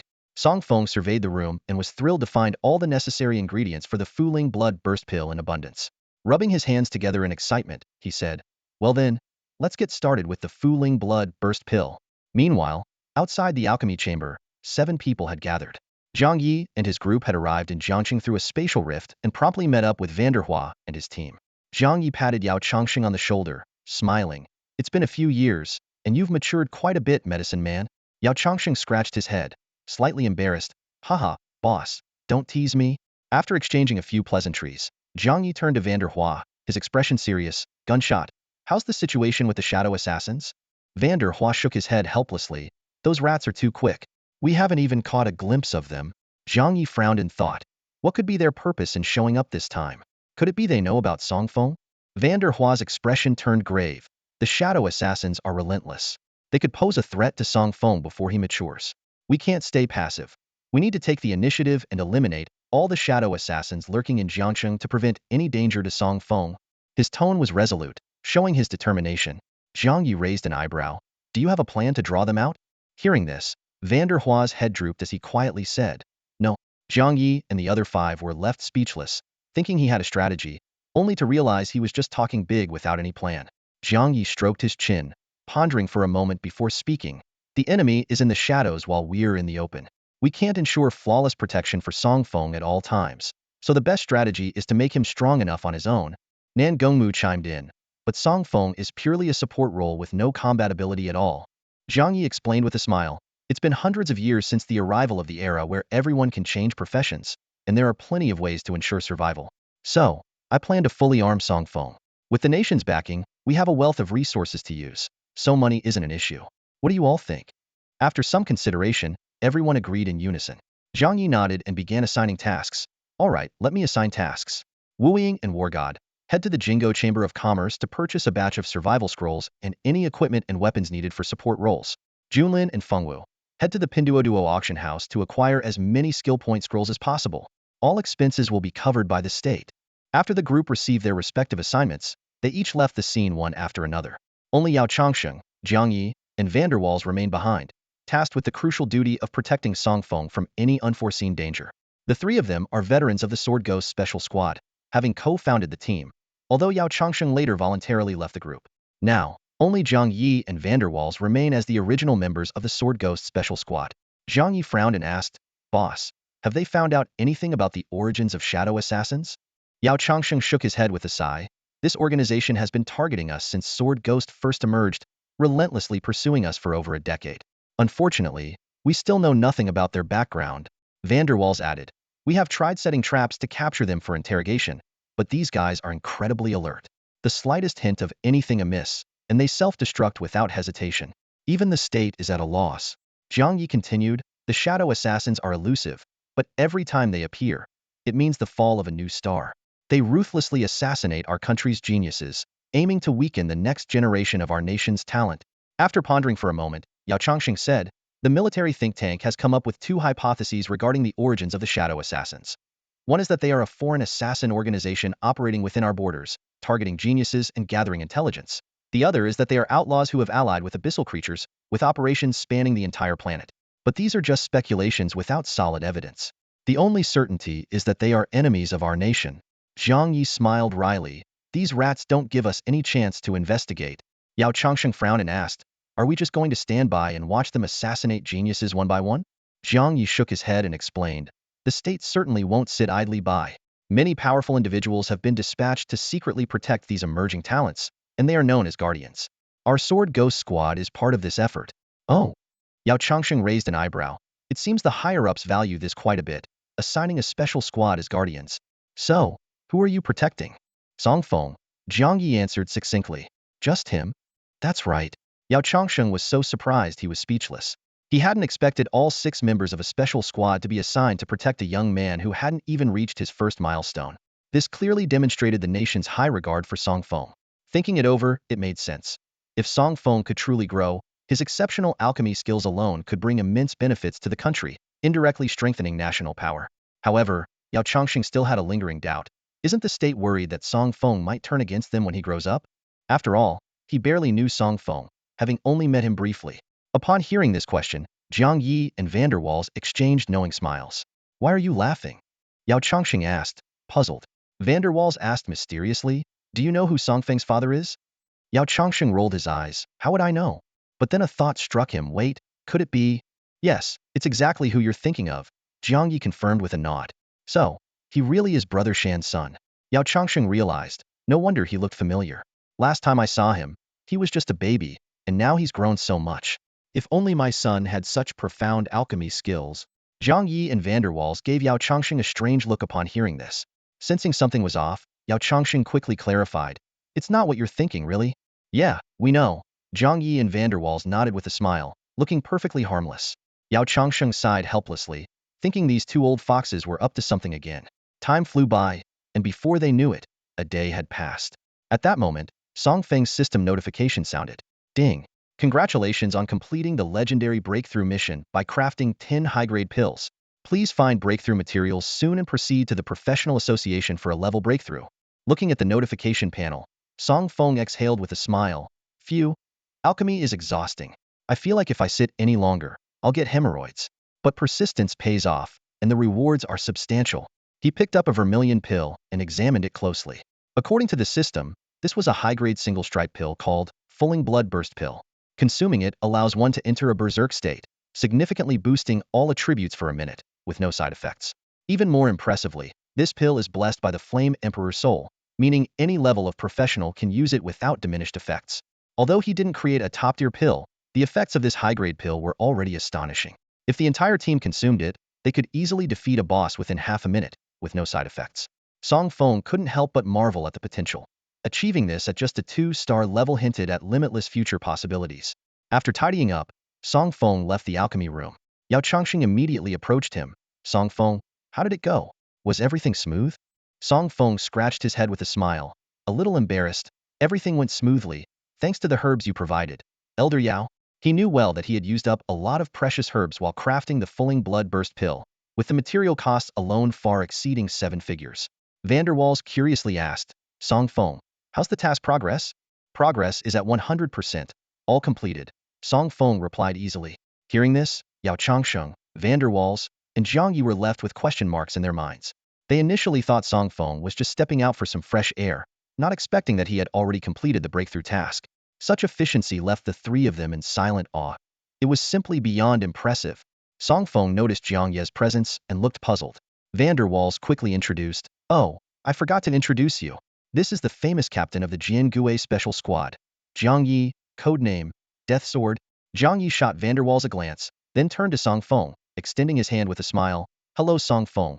I'm the comrade who contacted your father last night. You can call me Uncle Jiang. Song Feng shook Jiang Ye's hand and responded with a smile. Hello Uncle Jiang.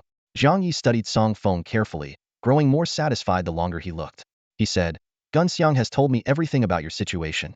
I reported it to the nation immediately, and they hold you in high regard, sending our Jiangui squad to protect you.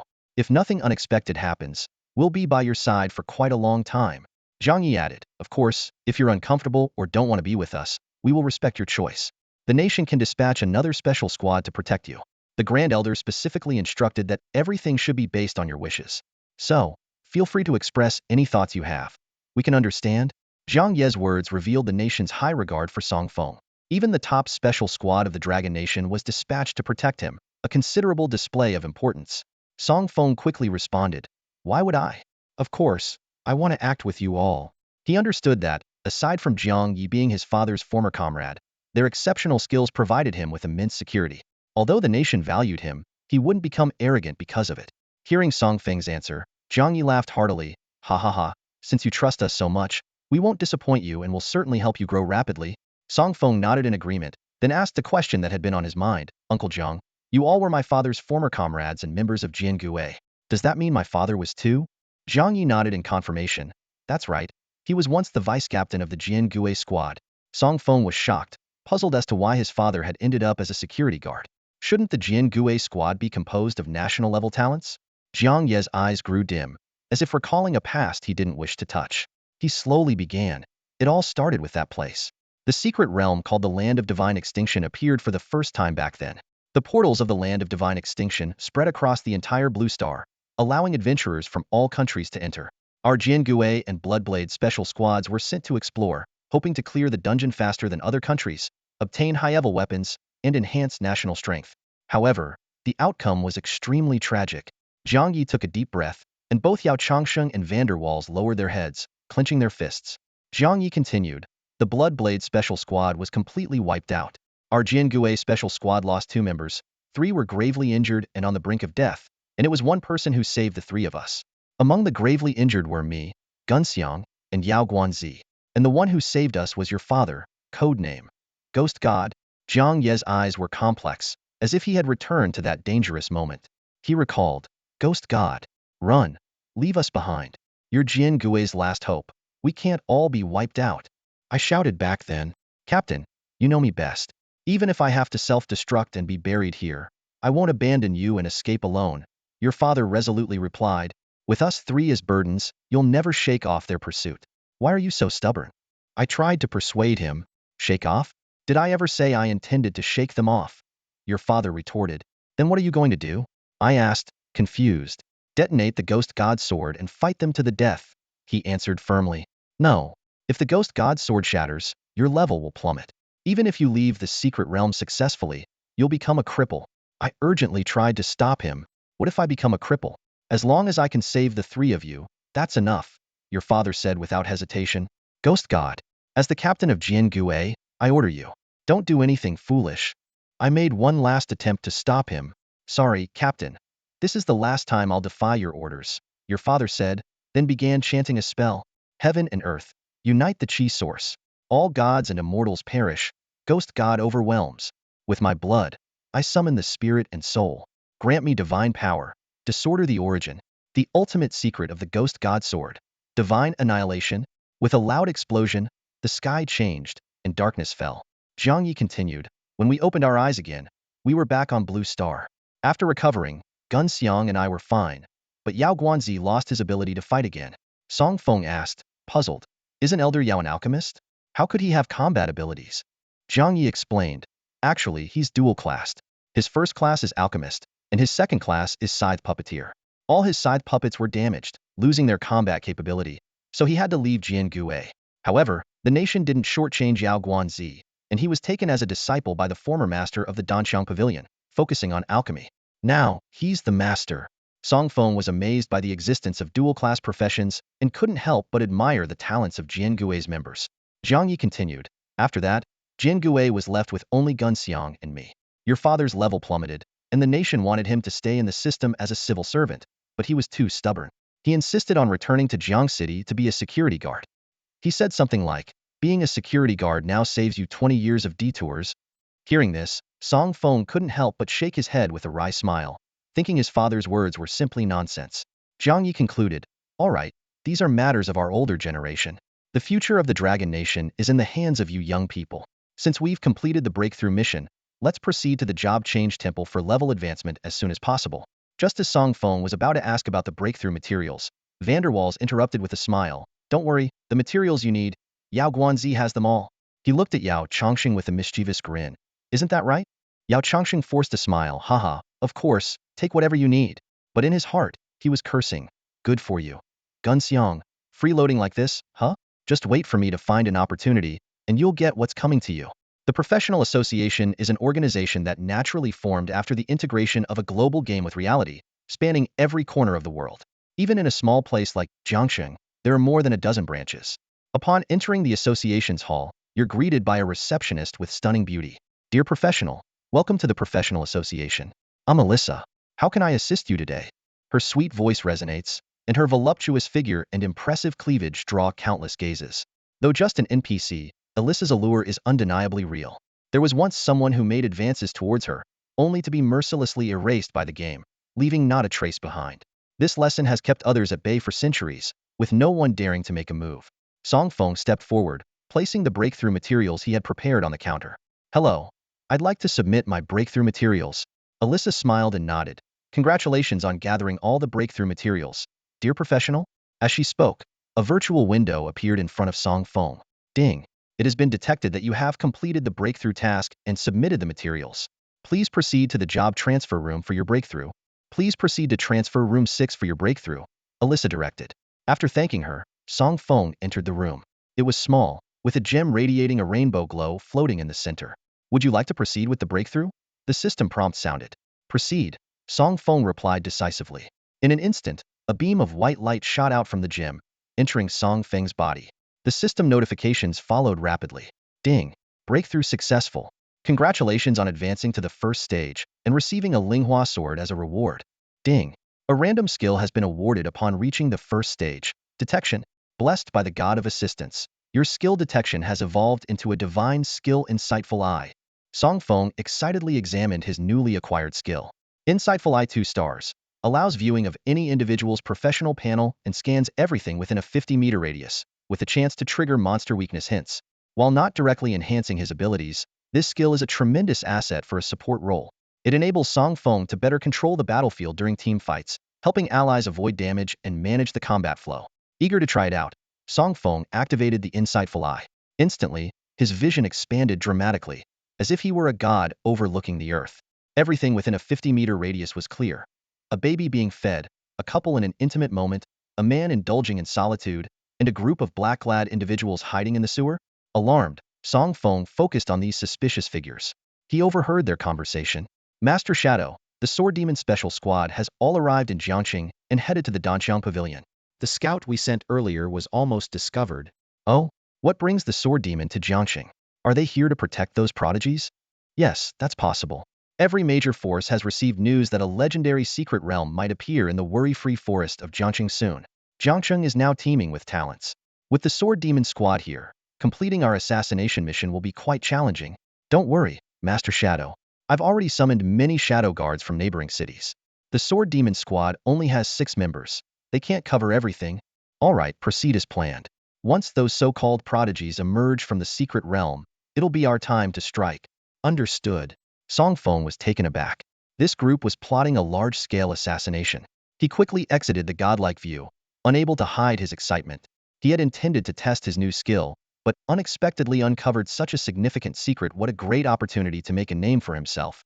After leaving the transfer room, Song Feng immediately shared everything he had heard with Jiang Yi and the others. Upon hearing this, Jiang Ye's face showed disgust. Those must be the shadow assassins. They're like rats, hiding in the sewers. No wonder we've never been able to trace them. Curious, Song Feng asked, Uncle Jiang, do you know who they are? Jiang Yi nodded. Yes, we've been adversaries for many years, so I'm quite familiar with them. After Jiang Yi gave a brief introduction about the shadow assassins, he turned to Uncle Jiang for advice. Uncle Jiang's eyes gleamed with a hint of cunning as he whispered, the mantis stalks the cicada, unaware of the oriole behind. If they want to play dirty, we'll outplay them. Jiang Yi smirked slightly, already formulating a plan in his mind, and said to Song Feng, Xiaofeng, just sit back and enjoy the show. All right, enough talk, Jiang Yi said seriously. Let's meet up with the rest of the team first, then we can plan out your development path. With that, the 4 of them left the Adventurers Guild and headed to the rendezvous point.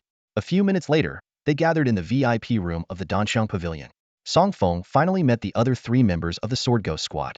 Jiang Yi introduced them one by one. This silver-haired cool guy is Chen Bing, a dimensional geek, codenamed Shadowless. Chen Bing nodded at Song Feng, his eyes showing a hint of approval. This muscular guy is Bai Jing, a destroyer, codenamed War God. Bai Jing grinned, revealing a set of white teeth.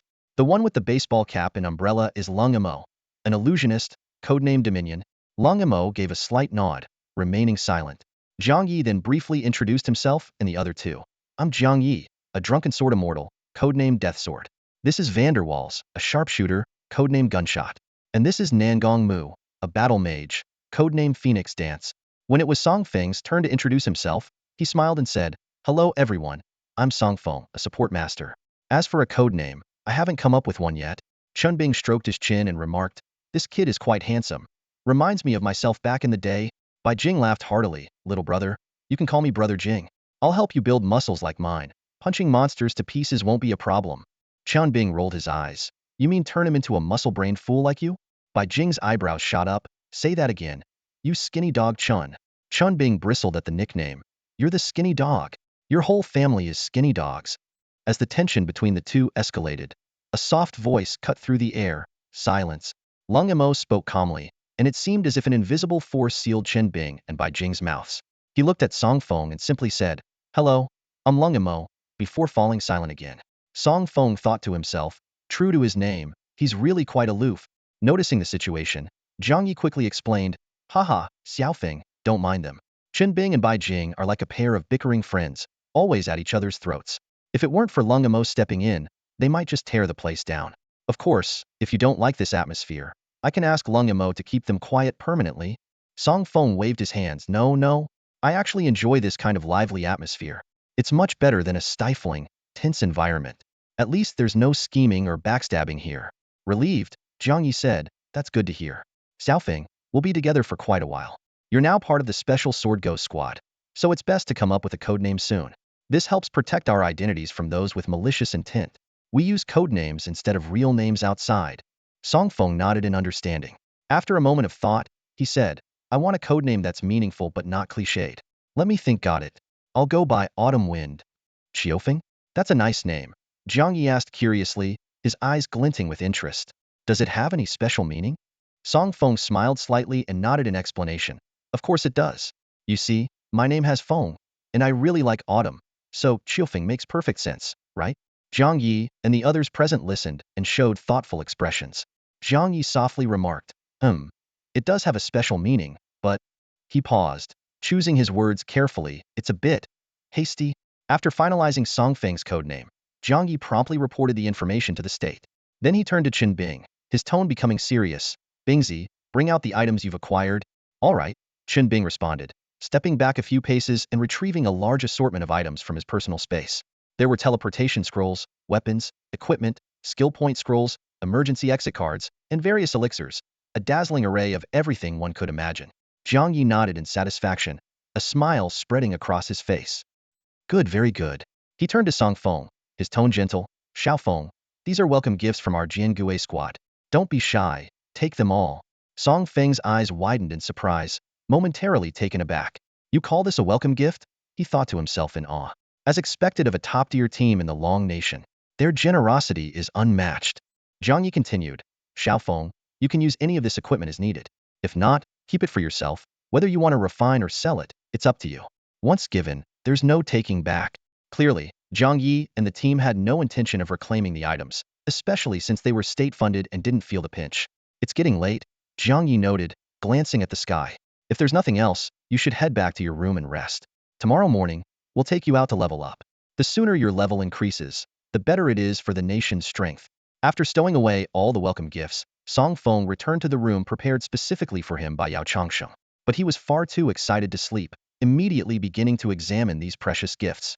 The indestructible set could withstand 80 of total damage, automatically discarding when durability was depleted. The immovable King Scroll created a high-intensity protective barrier when used. The emergency exit token was a one-time item that allowed instant dungeon exit. The 1,000-mile step scroll enabled random teleportation over 10,000 meters away. The skill point scroll could be exchanged for 5 skill points to learn new skills or enhance existing ones. Song Feng's eyes sparkled as he admired these treasures. These are all amazing, he thought happily, then noticed a detail. But why are they all survival items? Either escape scrolls or defense gear, even an emergency dungeon exit token, as if they're afraid I'll die. Thinking it over, he understood the reason. The Jiangui squad's mission was to ensure his safety. If anything happened to him, the team might be held accountable by the state. I mustn't cause trouble for Uncle Jiang and the others, Song Feng resolved. I'll make sure to take all these items with me, better safe than sorry. After familiarizing himself with the various scrolls and donning the indestructible set, Song Feng's attention turned to the skill point scrolls. Skill points were incredibly valuable to professionals. These scrolls were equally rare, usually not sold individually, only available at large auction houses, requiring competitive bidding against other wealthy individuals. Each skill point scroll started at a 7-figure price. Unexpectedly, Jian Gui managed to acquire 3 at once. Thrilled, Song Feng immediately used them. The system chimed. Ding! You have used 3 skill point scrolls and gained 15 skill points. Without hesitation, Song Feng opened the skill compendium, or rather, the divine skill compendium. He carefully scanned the various skills, noticing the skill point requirements varied significantly. Some required over 100 points, while others only needed a dozen. After a general overview, Song Feng observed a pattern. Support skills like enhancement, control, purification, and weakening typically required more skill points. In contrast, self-defense skills required fewer points, such as defense, phasing, and escape. Lifestyle skills were in the middle, neither too high nor too low. Since my level is currently low and my self-defense capability is weak, it would be wise to learn another self-preservation skill to save Uncle Jiang and the others some trouble. Song Feng thought for a moment and made a decision. He clicked on a skill without hesitation and chose to learn it. The system prompt sounded again. You have used 15 skill points to learn the skill. Phasing. Blessed by the auxiliary god. Your skill phasing has automatically evolved into a divine skill ethereal art. Ethereal art 2-star. Vanish without a trace. Even the gods weep. Upon activation, you enter a phasing state. Immune to all physical damage and cannot be targeted by skills, lasting 10 minutes with a cooldown of 1 day. Reading the skill description, Song Feng's face lit up with joy. With this skill, Uncle Jiang and the team won't have to worry about me being ambushed anymore. He thought excitedly, haha. If I can increase the star level in the future, I might maintain a constant phasing state. Even gods wouldn't be able to touch me. After the excitement, a wave of drowsiness washed over him, and Song Feng finally succumbed to sleep. The next morning, Song Feng had a simple breakfast, ready to embrace the new day. Song Feng followed Jian Gui and his team of 6 to a place called the Star Illusion Forest. This forest is one of the 3 major monster zones on Blue Star, alongside secret realm dungeons and leveling areas. Unlike the dungeons suitable for second-tier and above players, or the safe leveling zones favored by beginners, the wilderness is often avoided by professionals due to its inherent dangers. The Star Illusion Forest is teeming with a wide variety of monsters of varying levels. Ferocious and bloodthirsty beasts roam freely, and a single misstep could lead to an encounter with a foe far beyond one's capabilities. However, it is precisely this danger that promises rich rewards. Rare equipment, a dense array of hunting targets, and even monster corpses that can fetch a good price. These enticing prospects have given rise to bounty hunter groups, who take on commissions to venture into the wild and hunt monsters. Jian Gui chose to bring Song Feng here specifically for the high monster density, aiming to help Song Feng level up more quickly. Zhang Yi succinctly laid out the plan. Wu Ying and I will head to the forest depths to search for the boss. Gun Xiang and Jun Lin will clear the path. Zhan Shen and Feng Wu protect Xiu Feng. Before the words had fully left his mouth, Chun Bing's palm burst with dazzling white light, tearing through space as he and Jiang Yi vanished into a vortex. Holding his gun in one hand, Fandahua said to Lung Amo, Jun Lin, take me up. Lung Amo softly chanted, levitate, and his umbrella slowly opened, rising like a hot air balloon. Fandahua grabbed Lung Mo's left leg, and the two hovered in midair. Xiu Feng, stay close, he said just as gunfire erupted. The monsters in the forest became agitated and charged in their direction. A system notification sounded. Ding! Your teammate has slain a bloodthirsty rhino. Due to the team contract token, you will receive exclusive experience. Congratulations, you've gained 800 experience points. It turned out that Jiang Yi had previously used a team contract token. Well known on Blue Star, this token is often used by well-off novices to hire strong players for power leveling. According to the contract, all experience points gained during the team period go to the employer. This meant that all the experience from the monsters slain by Jian Gui's team would be exclusively Song Feng's. Though high-level players killing low-level monsters often results in reduced experience points, or even no rewards at all, this was inconsequential to Jian Gui's team, backed by their nation. Their rapid monster killing speed more than compensated for any loss in experience. Within just a few minutes, Song Feng's level skyrocketed by 5. At this rate, reaching level 30 in less than an hour seemed terrifyingly fast. Along the way, Song Feng saw hardly any living monsters, only fallen corpses and rivers of blood, a sight that left a deep impression on him. With Jian Gui's team escorting him, Song Feng quickly arrived at the forest depths. Here, the monsters were noticeably higher in level, mostly 4th or 5th tier. Yet for Fandahua, they were mere trifles, easily dispatched with a single shot. Song Feng was merely a spectator throughout, now sitting on Bai Jing's right shoulder. After using his skills, Bai Jing's height surged to 4 meters, giving him an imposing presence. Standing at 1.8 meters, Song Feng appeared quite small in comparison. Zhanshin, why did you choose that alias? Song Feng asked curiously. Bai Jing replied firmly, because my dream is to become the war god of Longhua and vanquish all enemies who oppose it. Ambitious. Song Feng couldn't help but give Bai Jing a thumbs up. Just as he was about to ask more questions, a spatial vortex suddenly appeared. Chun Bing poked his head out and urgently said, "Hurry in. We found the boss's lair." Whoosh. After a dizzying sensation, the world before Song Feng's eyes suddenly transformed. Not far away, a massive tiger appeared, and its details instantly materialized in front of Song Feng. Golden Lion Tiger King. Level: LV.136, 7th transformation. Health: 3700, 0004, 000000. Condition: excellent. Description: a new breed formed by the fusion of the Scarlet Flame Griffin and the Golden Tiger King, possessing terrifying strength and agility. Skills: Tiger King's Roar, Golden Tiger Claw. This wasn't a universal game system panel or a divine auxiliary system panel. It was detailed monster information provided by the insightful spirit eyes. Jiang Yi quickly arranged the task. Gunfire, Junlin, and Feng Wu form a surround to assist. I'll swiftly take him down. Zhan Shun and Wu Ying protect Xiufeng. As soon as he finished speaking, the team sprang into action. The four positioned themselves at four corners, encircling the Golden Lion Tiger King.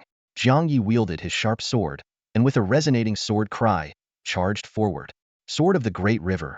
10,000 swords returned to the ancestor. Sword chill for 1,000 miles. 3 skills landed in quick succession, leaving the Golden Lion Tiger King barely able to react as its health plummeted dramatically. Even though Jiang Yi could have easily defeated it alone, it was safer for everyone to participate. The saying goes, a lion fights a rabbit with all its strength, and they couldn't afford to be complacent. Sensing defeat, the Golden Lion Tiger King showed fear and attempted to flee. However, Vanderwall and the others were ready. Bang, bang, bang, bang. For gunshots rang out, and blood spurted from the Tiger King's legs, causing it to crash to the ground, its health dropping further into a critical state. A crimson glow enveloped the Golden Lion Tiger King, boosting its stats. But before it could rise, Nangong Mu charged in with a spear, launching it into the air with a dragon strike. Lung Emo seized the moment, swiftly swinging his umbrella, sending 2 cross-shaped white beams slashing through the Tiger King's body. Boom! With an explosive sound, the Golden Lion Tiger King disintegrated into a cloud of blood mist. System notifications chimed in quick succession.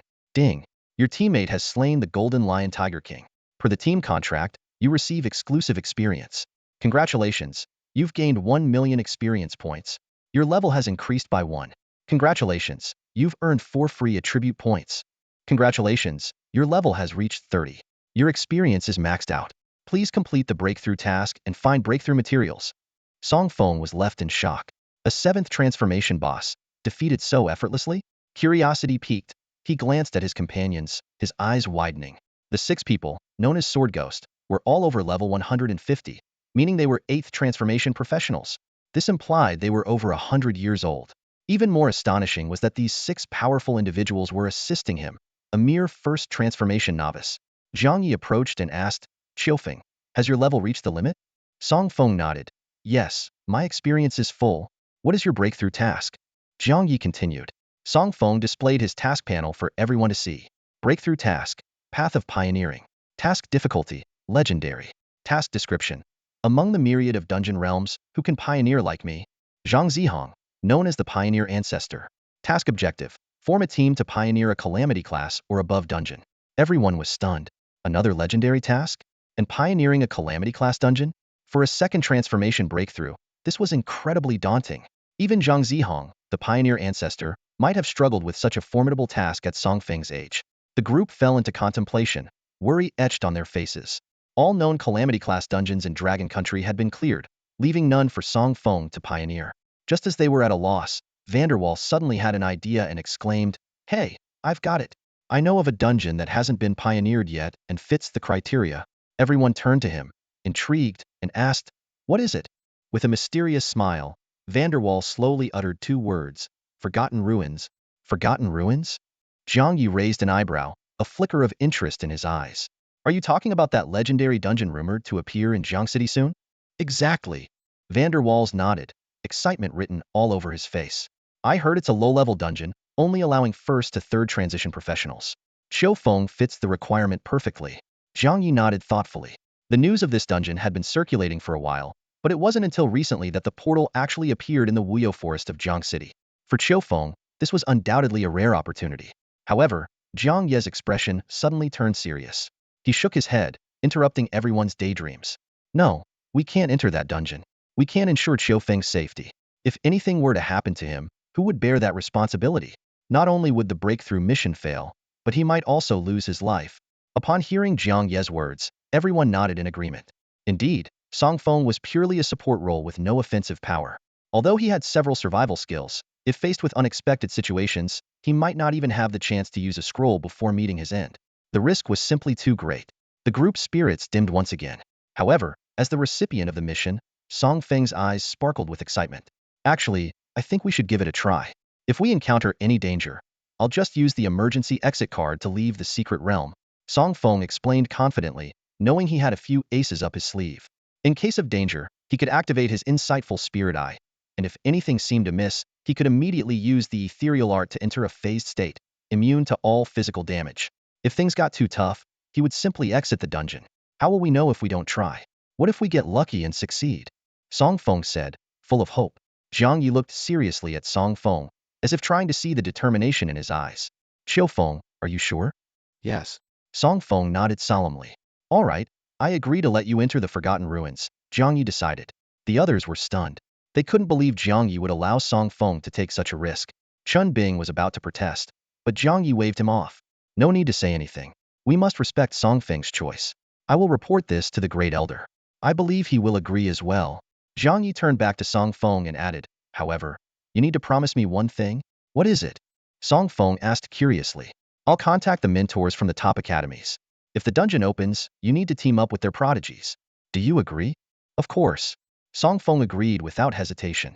Teaming up with prodigies from top academies would undoubtedly increase the chances of completing the mission. Later, with the help of Chen Bing's spatial teleportation, Feng and the others returned to Danang Pavilion. This place was not only protected by national-level defense systems, but also patrolled by powerful individuals around the clock, making it the safest place. Jiang Yi advised, take a good rest these days. I'll find a suitable team for you. If there's any news about the dungeon, I'll let you know immediately. All right. Feng nodded, and then returned to his room. After securing all the doors and windows, Feng eagerly opened his skill panel to check the new skill randomly rewarded upon reaching level 20. Holy Lotus Emergence 2 stars. Summon a sacred white lotus to purify the world, cleansing impurities and saving all beings. Automatically negates all control effects, negative buffs, and poisons within a 50-meter radius. This divine skill had evolved from the Purification spell and was naturally related to cleansing. However, it wasn't just about purification. It also had powerful area control negation and negative buff blocking effects. Feng mused, I've noticed that each divine skill focuses on one effect, but does so to the extreme. Like Sacred Light Healing, which has an incredible recovery effect, and that's enough. It's not about the number of effects, but the quality.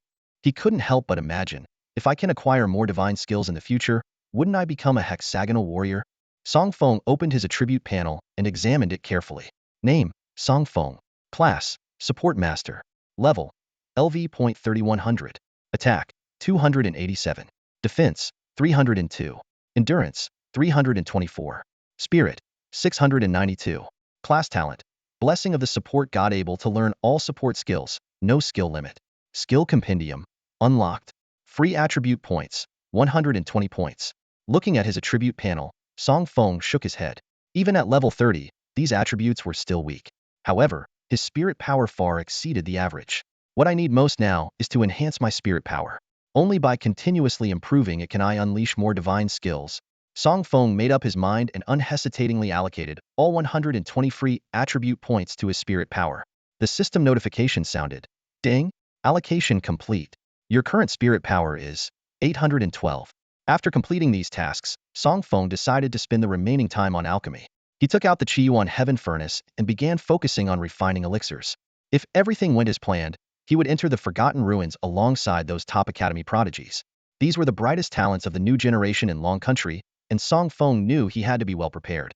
Although Feng has not yet faced the prodigies from the top academies, he feels a subtle pressure building inside him. He is acutely aware that in the upcoming challenges, he represents not just himself, but also the Sword Ghost Squad and even the honor of his entire nation. To ensure he does not fail in his mission, Feng decides to prepare in advance by crafting additional elixirs to handle any potential emergencies. Standing in the spacious and well-lit alchemy room of the Danang Pavilion, Feng looked around in silent awe. The sheer volume of medicinal herbs here seemed to surpass the total amount in the entire city of Jiangxing. And this was merely a small branch of Danxiang Pavilion in Jiangxing. He couldn't help but wonder what a magnificent sight it would be to witness the headquarters in Longgua's capital someday. Shaking off his distractions, Song Feng took a deep breath and focused entirely on his alchemy work. His fingers moved deftly among the various herbs, his gaze was intense, and his movements precise, as if he were one with the alchemy furnace. Meanwhile, at the temporary base of the Sword Ghost squad, a discussion about Song Feng's future was underway. "Boss, have you really decided to let Song Feng enter the legendary dungeon?" one team member asked worriedly. Although it was initially just a casual suggestion by Vanderwall, he never expected Song Feng would actually agree. "We all know how dangerous the legendary dungeon is. At best, one might come close to death. At worst, it's a death sentence." Zhang Yi nodded steadily. "I've already reported to the Grand Elder. The Grand Elder's stance is clear. Everything should be based on Song Feng's wishes. We can only offer advice and must not interfere with his decisions." Upon hearing this, the other team members fell silent. They hadn't expected the Grand Elder to make such a decision, which meant that Song Feng's entry into the legendary dungeon was now inevitable. Zhang Yi continued, "Next, I'll contact the leading mentors from those top academies to see if we can arrange for Song Feng to team up with their prodigies in the dungeon. Do you have any recommendations for which academy to approach?" Zhang Yi already had a preliminary plan in mind, naturally prioritizing the 5 top academies of Longhua: Qinglong, Baihu, Zhuke, Xuanwu, and Lungyan Academy. At this point, Vanderwall suddenly spoke up, "Boss, yesterday when I was at Kanglan High School, the principal mentioned that Song Feng used to have a good buddy who, because of his outstanding talent, was directly admitted to Qinglong Academy. If I remember correctly, that guy should also be participating in this event. We could contact the leading mentor from Qinglong Academy first to inquire about the situation. If suitable, having Song Feng join Qinglong's team could be beneficial, as having a familiar face in the dungeon could provide some support." Zhang Yi found this suggestion reasonable and asked, "What is that person's name?" Vanderwall furrowed his brows in thought and replied, "I think his name is Lu Ming." Upon receiving the news, Zhang Yi immediately contacted the lead mentor from Qinglong Academy who was visiting Jiangxing. Following the location sent by the mentor, he arrived at the designated hotel. As he pushed open the door, Zhang Ye's sharp gaze fell on the middle-aged man inside the room. "Hello, I am Zhang Yi, the captain of the Jiangui Special Squad, the one you spoke with." He introduced himself with a steady and powerful voice. Hearing this, the middle-aged man showed a trace of surprise, quickly followed by a warm smile. He stepped forward briskly, extending his hand. "Captain Jiang, a pleasure to finally meet you. I'm Lu Qi, the lead mentor for Qinglong Academy's team this time." As they shook hands, Zhang Yi could feel the slight dampness of Lu Qi's palm, indicating a certain level of reverence towards him. Without beating around the bush, Zhang Yi went straight to the point. "Mentor Lu, I have a few questions about someone." Lu Qi immediately straightened up, responding respectfully, "Feel free to ask, Captain Jiang. I'll tell you everything I know." Despite being a mentor at one of the top academies in the Dragon Nation, he dared not show any negligence before Zhang Yi, a special squad captain. "Do you know Lu Ming?" Zhang Yi asked, his eyes locked onto Lu Qi's. Lu Qi was momentarily taken aback, then replied, "Lu Ming? Of course, I know him. He's one of our students and came to Jiangxing with us this time." He was puzzled as to why Zhang Yi was asking about Lu Ming but didn't inquire further, choosing instead to answer honestly. Zhang Yi shifted his tone suddenly. "What's your impression of Lu Ming?" Caught off guard by the abrupt question, Lu Qi hesitated. He seemed to recall some unpleasant incidents, and a hint of annoyance crept into his voice. "Captain Jiang, now that you mention it, he really gets under my skin." Zhang Yi raised an eyebrow, indicating for him to continue. Finding an outlet for his frustration, Lu Qi's words came out in a rush. "That kid sneaks around like a mouse, never staying put. Back at the academy, I didn't mind him wandering about, but yesterday he snuck out of the hotel, and I caught him red-handed. When I asked where he'd been, he claimed he was visiting old classmates at his alma mater. Turns out, he only spent 10 minutes there and then spent the next 10 hours fooling around outside." Though Lu Qi's tone was filled with exasperation, there was an undercurrent of admiration. His skills in stealth and speed are exceptional, and he's got a sharp mind. It's just a shame he doesn't use it for the right things, always thinking up mischief. Zhang Yi picked up on the underlying tone, realizing that Lu Qi actually valued Lu Ming to some extent. Otherwise, he wouldn't be so upset. After all, who gets angry over someone they don't care about?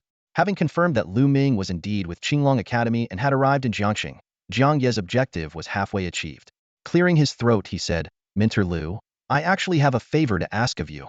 Lu Qi immediately set aside his complaints, focusing intently on Zhang Yi. "I have a young prodigy who I'd like to experience a legendary-level dungeon, but unfortunately, there's no suitable team." Zhang Yi explained calmly. "So, I was hoping he could team up with your students from Qinglong Academy." The reason I inquired about Lu Ming is that this young prodigy happens to be an old classmate of his, which might make things easier. Lu Qi's eyes widened in surprise, a glimmer of excitement flashing through them. Of course, that's possible. Captain Jiang, could you tell me this young man's profession and combat style? I can see if there's a suitable team for him. His profession is support master. Jiang Yi replied evenly. Lu Qi began jotting down notes, but his hand froze mid-word. He looked up at Jiang Yi in disbelief. Support? Support master? You mean the hidden support class? Jiang Yi nodded in confirmation. A complex expression crossed Lu Qi's face, as if recalling something, and he chuckled wryly.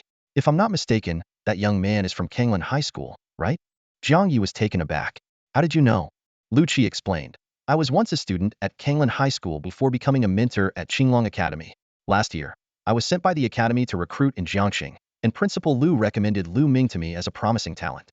At the same time, he mentioned another young man, and I looked into his profession. I saw great potential in him, but I also understood that the resources required for his growth would be astronomical. Since Kanglan High School only had one guaranteed spot, I ultimately chose Lu Ming. Jiang Yi realized why Lu Qi reacted so strongly to the mention of the support masterclass.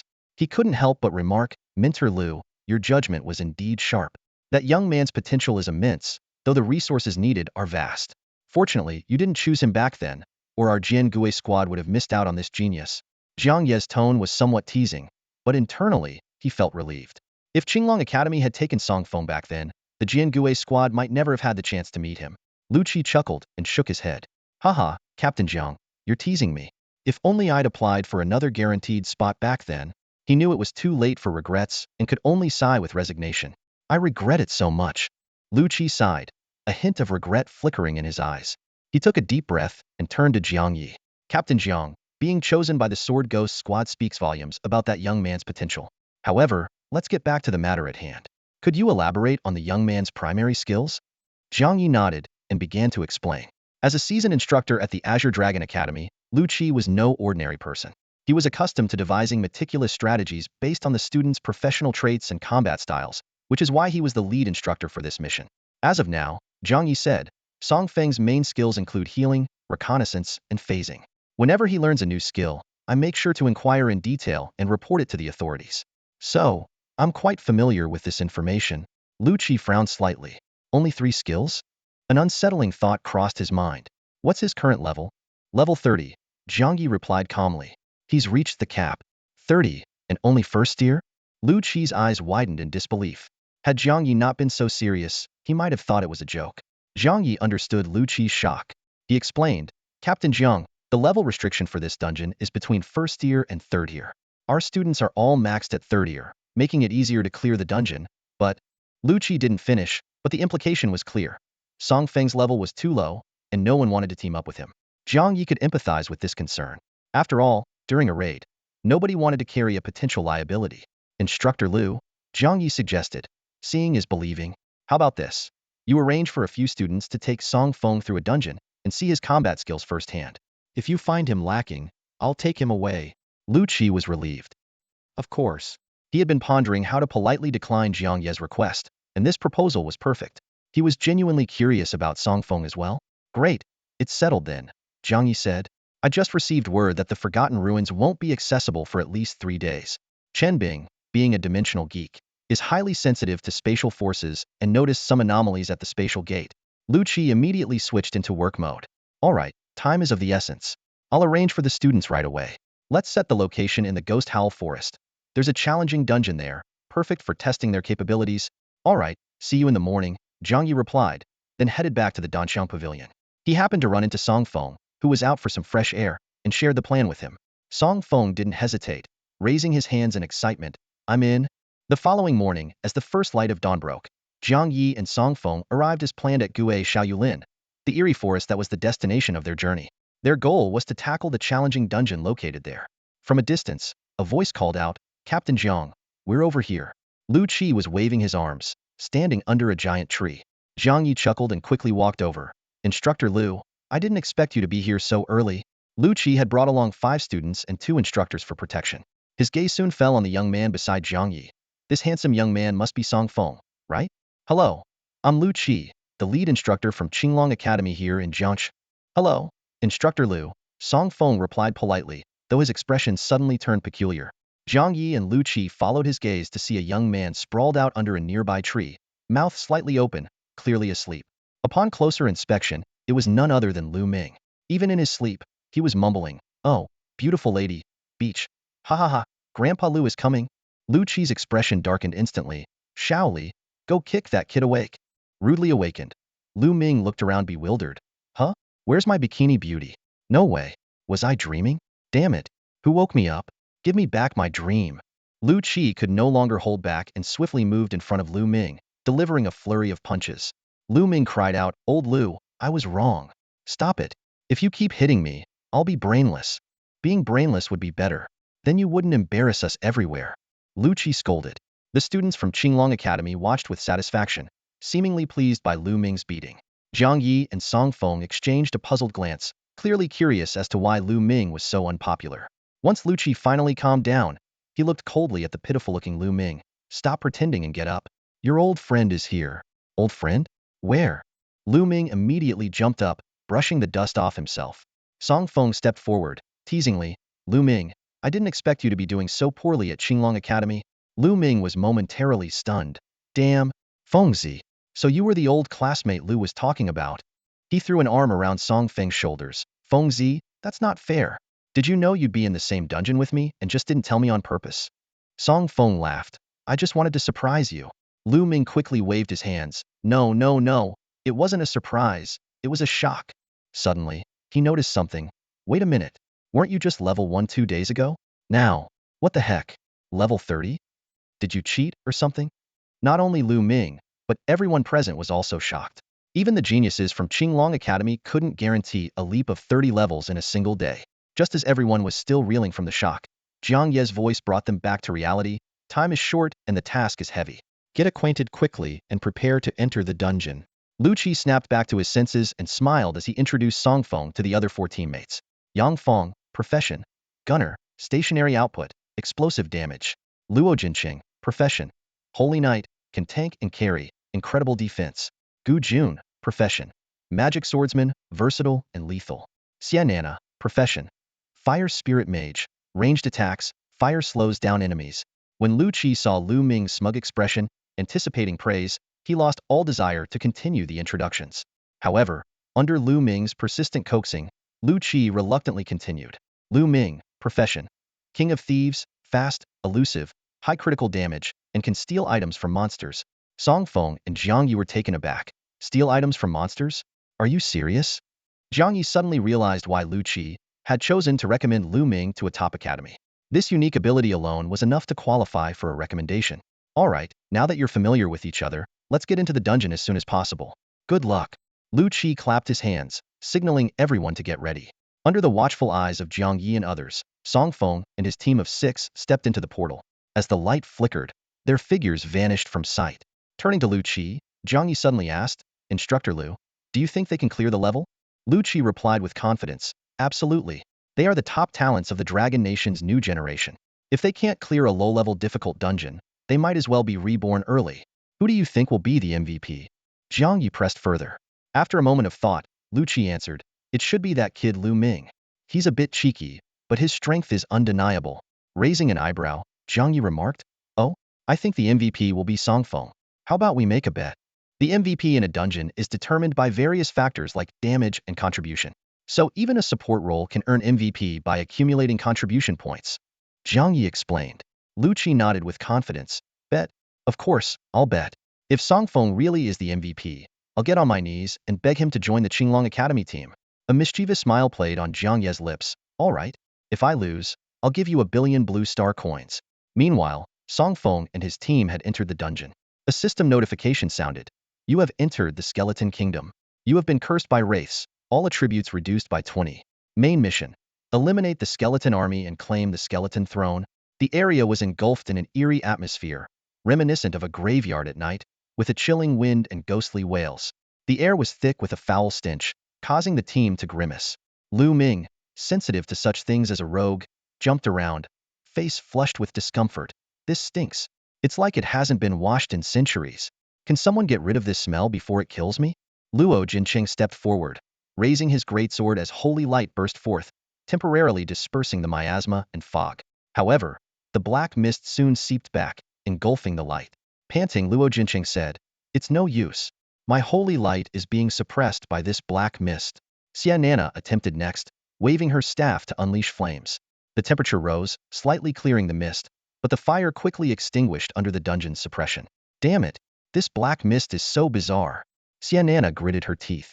The group wore bitter expressions, especially Lu Ming, who looked utterly despondent. Then, Song Feng quietly suggested, "How about I give it a try?" The group remembered that Song Feng was a support and might have purification skills. Eagerly, Lu Ming urged, "Go for it, Feng. You're our last hope." Nodding, Song Feng softly chanted, "Sacred Lotus Bloom." Instantly, countless white lotuses, emanating a holy glow, formed around Song Feng and drifted outward. Wherever they passed, the black mist dispersed and starlight shone. Within a 50-meter radius, the once dead environment was revitalized. Everyone felt refreshed and invigorated. The system notifications popped up. "You are under the purification of Sacred Lotus Bloom. Negative buffs automatically removed. You are under the purification of Sacred Lotus Bloom. All poisonous gases will be automatically blocked." The group was astounded, particularly Luo Jinqing and Xianana, who understood the suppressive power of the black mist. Lu Ming exclaimed excitedly, "Wow, Feng, your skill is amazing. I'm seriously impressed." Feeling a bit overwhelmed by their attention, Song Feng quickly said, "All right, let's get on with the dungeon." Luo Jinqing took the lead, wielding his heavy sword against a skeleton. Skeletons swarmed around, some with bows and arrows, others with spears, and some carrying large stones. "Monsters incoming! Let's fight!" With a shout, the battle commenced. Yang Feng, wielding a heavy cannon, and Gu Jun, holding a long sword, charged forward. Xianana stood at a distance, casting fireballs that reduced skeletons to ashes. Lu Ming, in stealth, swiftly disarmed the skeletons, weakening them significantly. Standing beside Xianana, Song Feng picked up stones and threw them at the skeletons, but they had little effect beyond dull thuds. He decided to sit down and consume potions to maintain the Sacred Lotus Bloom for emergencies. As Xianana watched in shock, Song Feng popped pills into his mouth like candy. Noticing her gaze, Song Feng smiled warmly and offered a pill. "Want one? Care for one?" Song Feng casually offered a pill, a simple gesture that left Xianana completely bewildered. She stared wide-eyed in disbelief at the man nonchalantly handing out pills. Even as a top genius of the Azure Dragon Academy, Xianana had never seen anyone consume pills with such reckless abandon. Pills were not only expensive, but also carried significant risks when consumed. Whether one's body could fully absorb the energy contained within them was a serious challenge. There were tales of wealthy heirs who had overdosed and died from the explosive consequences. Yet, Song Feng seemed utterly unfazed, as if these precious pills were nothing more than ordinary candy.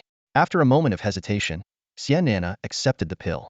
After all, who could refuse a free treasure? She examined the pill carefully, and suddenly, her eyes widened in shock. Just then, the battle ahead ended.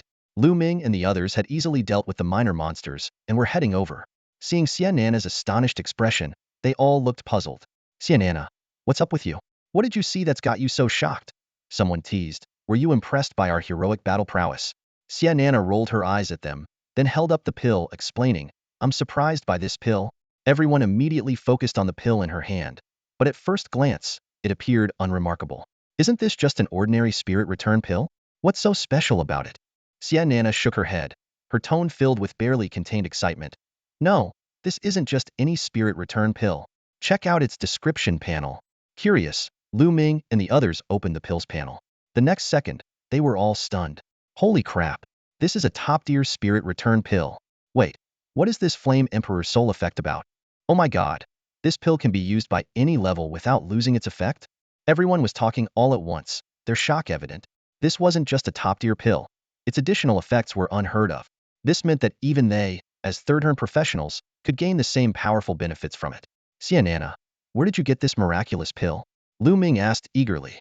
Xianana pointed to Song Feng, who was sitting nearby. "He gave it to me." All eyes turned to Song Feng, filled with surprise and curiosity. First, there was his incredible purification skill, and now this extraordinary top-tier pill. Each of Song Feng's actions constantly challenged their understanding. Lu Ming couldn't help but ask, "Madman, where did you get this pill?" Feeling a bit embarrassed by their intense gazes, Song Feng scratched his head and explained with a smile, "Actually, I'm an alchemist and I made these myself." "Oh?"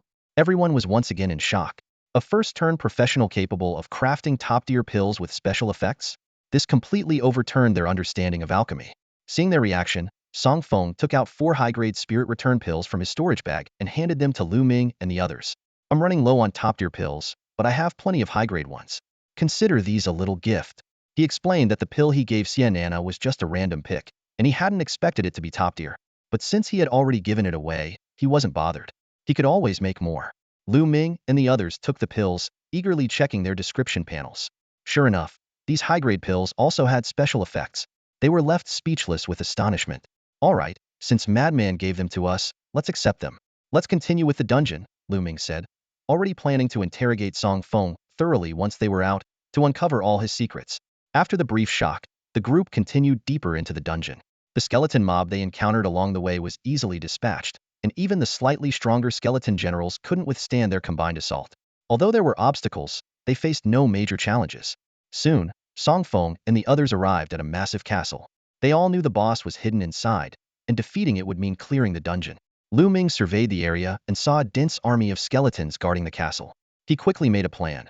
We need to clear out these pesky minions first. Luo Jinqing, you handle the aggro. Everyone else prepare to attack.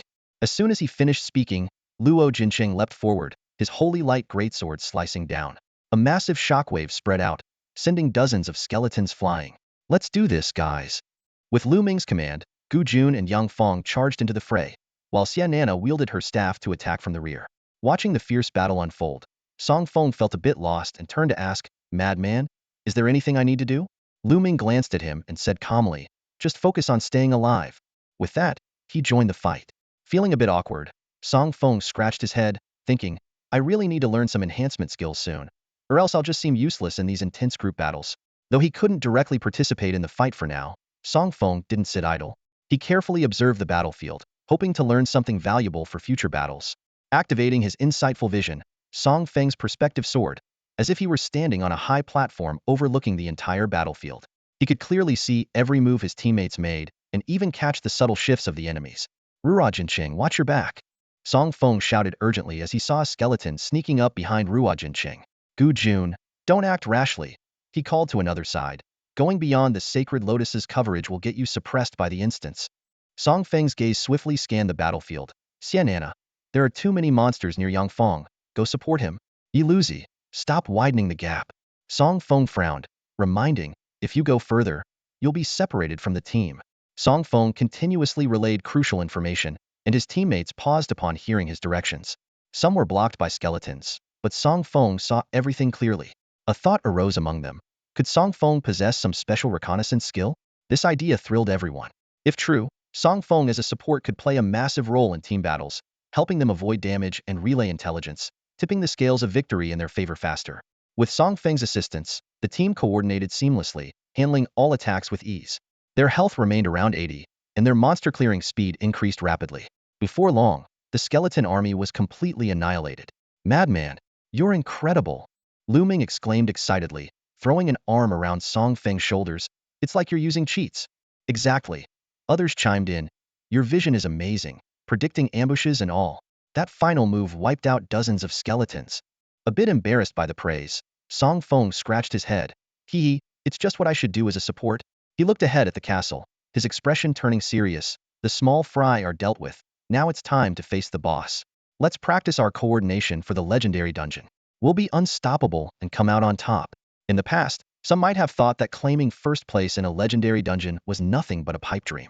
However, having tasted the fruits of teamwork, they now realized that even achieving an overwhelming victory was within reach. Immediately, they all responded in unison. All right, we'll follow Song's lead. Creak. The castle's door was incredibly heavy, and it took all their combined strength to open it just enough for one person to pass through. Luo Jinqing was the first to rush in, followed closely by Gu Jun and Yang Feng. Song Feng stayed in the middle, with Lu Ming and Xianana bringing up the rear. Upon entering the castle, they found themselves in a spacious hall. On either side stood skeletal warriors wielding weapons, and at the far end loomed a throne constructed entirely of bones. The dim light only allowed them to make out a massive shadow seated on the throne, its features indistinct. Suddenly, a system alert blared. Warning, warning, warning. You have entered the domain of the skeleton lord. Proceed with caution. Song Feng whispered. Looks like we were right. If we can take down the one on the throne, we'll clear this dungeon. With the distance over 50 meters, his spiritual sight couldn't directly assess the boss's attributes. Let's handle the skeletal minions first, then check it out. He quickly assigned tasks. Luo Jinqing, take the right side. Yang Feng, assist him. Gu Jun, take the left. Xian Nana, support him. Wildcat, you're the floater. Help wherever the pressure is greatest. Snatch their weapons and slip away. Let's move. The group immediately charged toward their respective targets. The skeletal soldiers here had much higher attributes and health than those outside, making them tougher to defeat. Luo Jinqing, use a heavy strike to send the surrounding skeletons flying. Yang Feng, time your anti-air cannon shot. Song Feng directed. Wildcat, before they land, use your grappling hook to pull them together. Yang Feng, prepare the grenade launcher. Boom boom boom. With a perfect execution, a dozen skeletons were instantly shattered. Don't celebrate too soon. Go help Gu Jun. Song Feng continued commanding. Xianana, start with a firewall to launch them skyward. Yang Feng, sweep them left with the Gatling gun. Gu Jun, unleash an aerial 5-hit combo. Luo Jinqing, finish them with your broadsword. Wildcat, don't just stand there. Grab the bows from those skeletons over there. And shadow strike them toward Luo Jinqing for a cleanup. Song Feng was amazed at his own memory, able to recall everyone's skills after just one look. With the spiritual sights panel, he could coordinate their skills and cooldowns for seamless combos. The results were unexpectedly good, with everyone reacting swiftly and working together flawlessly. This operation was smooth and flawless, leaving the skeletal minions defenseless. Seeing most of the skeletons in the castle annihilated, their eyes burned with fervor and their blood boiled with excitement. The feeling of such perfect teamwork was exhilarating and addictive. Let's finish off the remaining skeletons in one go. Song Feng ordered. Roger that. The group was already fully convinced of Song Feng's leadership, not only because of his impressive skills and alchemy, but also his extraordinary command. The battle resumed, with Song Feng's commands always hitting the mark. But just as they were engrossed in the thrilling fight, a shadow silently descended from above, targeting Song Feng directly. Lu Ming was the first to notice something amiss. He looked up, eyes widening in shock. Oh crap! Madman, watch out! Before he could finish, a massive, dull sound drowned out his voice. The others turned to look and saw a cloud of dust rising from where Song Feng had been standing, with a vague outline of a giant figure within the mist. Luo Jinqing and the others were suddenly alarmed. They realized they had been too careless, too caught up in the fight, forgetting that Song Feng was merely a support with no combat ability. If he was caught alone, they could be in serious trouble. All they could do now was silently pray that Song Feng was still alive. Just then, a familiar voice drifted through the air. Tisk. A boss in a difficult dungeon, resorting to sneak attacks on an unarmed rookie? Aren't you afraid of losing face? Everyone was stunned. Wasn't that Song Feng's voice? As the dust settled, a large and a small figure appeared in their view. Lu Ming looked bewildered. Madman, are you dead? Did you die with unresolved grievances and turn into a ghost? Luo Jinqing and the others were equally baffled. Song Feng had become an ethereal form, floating in midair, his figure flickering eerily like a spirit of the dead. Song Feng rolled his eyes at Lu Ming. Have you ever seen a talking dead person? Lu Ming blinked. Well, it's my first time seeing one, that's for sure. Song Feng explained helplessly. Of course I'm not dead. My spiritual sight detected the boss's movements early and alerted me. I used the celestial evasion technique at the moment the boss landed, which made me immune to physical damage and barely saved me from being squashed. At that moment, the skeleton lord spoke, its voice booming, despicable intruder. I can't believe you managed to evade me. Song Feng laughed. I'm despicable? One might think I was the one sneaking up on you. By now, Lu Ming and the others had gathered around Song Feng, encircling his ethereal form to prevent another ambush from the skeleton lord. Song Feng quickly assessed the skeleton lord's attributes. Name, Skeleton Lord. Level, LV.73 transition limit. Health, 97200100000. Status, excellent. Description, wielding a bone sword, standing on bones, reigning from the throne of bones, controlling life and death. Skills, summon undead, giant sword strike, bone dragon descent. Little skeleton lord, daring to ambush me, how laughable. Song Feng sneered, then ordered the group, follow my lead, let's give it a beating. Song Feng looked around and gave his orders in a firm voice. Luo Jinqing and Gu Jun, take positions on either side and focus on frontal attacks to draw enemy fire. Yang Feng, attack from a distance and target weak spots. Xianana, provide long-range fire support to relieve pressure on the front line. Yi Luzi, act as a free agent, maneuver repeatedly, and seize any opportunity to steal weapons. With a slight chuckle, he added, this skeleton lord is just an NPC, following system protocols. It can't understand a word we're saying. Let's begin. Before he finished speaking, Everyone charged forward like arrows released from a bow. Luo Jinqing and Gu Jun attacked the skeleton lord from the left and right, their weapons swinging fiercely. From a distance, Yang Feng and Xian Nana unleashed a barrage of bullets and spells, raining down like a storm. Lu Ming darted through the shadows like a phantom, launching surprise attacks on the skeleton lord's weak points. You despicable humans! You all deserve to die! The skeleton lord roared, gripping its massive bone sword with both hands and sweeping it towards Luo Jinqing and the others. Song Feng quickly commanded, Xian Nana, Yang Feng, target the boss's hands. The two coordinated seamlessly, unleashing heavy artillery and magic staff attacks. Bullets and fireballs struck the skeleton lord's hands with deafening impact. Yi Luzi, grab the weapon. Song Feng called out again. Got it, watch this. Lu Ming's figure blurred as he leaped into the air, using his plunder skill. He engaged in a brief struggle with the skeleton lord and successfully snatched the bone sword. Nicely done. Song Feng gave a thumbs up, silently praising Lu Ming's reliability in crucial moments. The skeleton lord, now weaponless, appeared bewildered, its empty eye sockets searching around like a lost child. Seizing the opportunity, Song Feng ordered, use single target skills to attack the joints. Focus your attacks. Everyone followed the command, and the sound of concentrated attacks echoed throughout the hall. The skeleton lord's health bar plummeted rapidly, soon reaching a critical red level. Suddenly, the skeleton lord's stats surged, and a damage-reducing shield appeared around it. Worse still, dozens of spatial vortices opened in the hall, releasing a horde of green glowing skull monsters and a massive skeletal dragon. Madman, what do we do now? Lu Ming asked anxiously. Song Feng responded calmly, if it's going to play dirty, we will too. He distributed 5 pills, saying, take these and go all out. Without hesitation, they swallowed the pills. Instantly, 5 crimson beams shot skyward from their bodies, unleashing a terrifying aura that swept the room, sending the skull monsters crashing into the walls. What incredible power! Our attributes are skyrocketing. The effect lasts 10 minutes. This is insane. Their spirits lifted. They set their sights on the skeletal dragon and the skeleton lord with fierce determination. Song Feng swiftly laid out the plan. Luo Jinqing, distract and absorb damage. Xian Nana, focus your spells on the skeleton lord. Gu Jun, use your sword energy, and Yang Feng, shoot from the ground, targeting the dragon. Yi Luzi, clear the small monsters and seize any chance to hit the bosses. Move. Empowered by the blood-boosting pills, they fought with renewed vigor and coordination. The skeletal dragon was quickly dismantled, and the skeleton lord soon followed, its health bar depleting to 0. As the green soul fire extinguished, a system message appeared. Congratulations on defeating the skeleton lord, successfully completing the level. You've earned 6 golden treasure chests. Completion time: 46 minutes 15 seconds 04, breaking the previous record of 57 minutes 32 seconds 14. Earn 6 extra dungeon rewards. Please exit the dungeon within 999 seconds, or you will be automatically transported.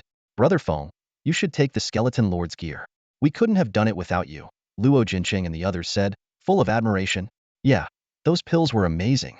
No side effects at all. Song Feng glanced at the loot and shook his head with a smile. You guys keep it. There's nothing here I need. His friends thought he was being modest and urged him again. Brother Feng, just take it. You can sell it if you don't need it. Exactly. We owe the perfect run to your leadership. You deserve these rewards.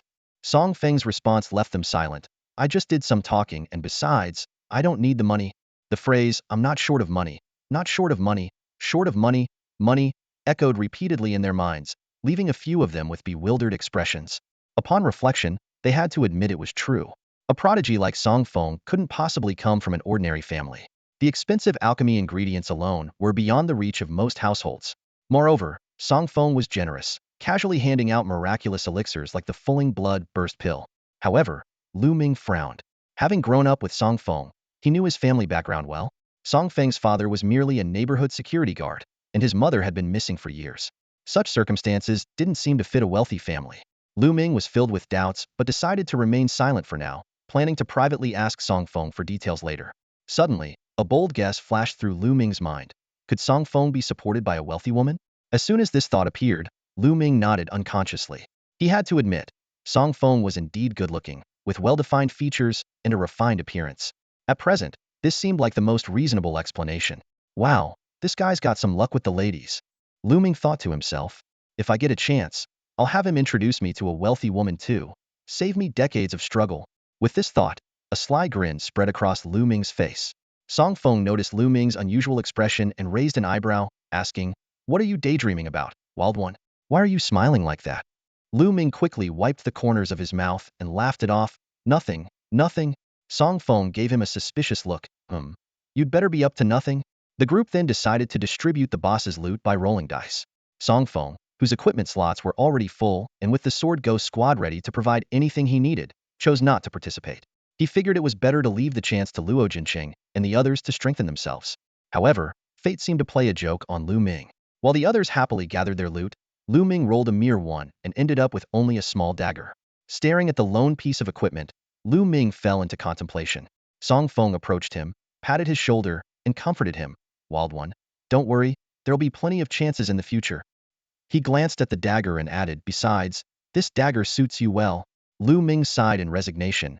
You might as well not comfort me.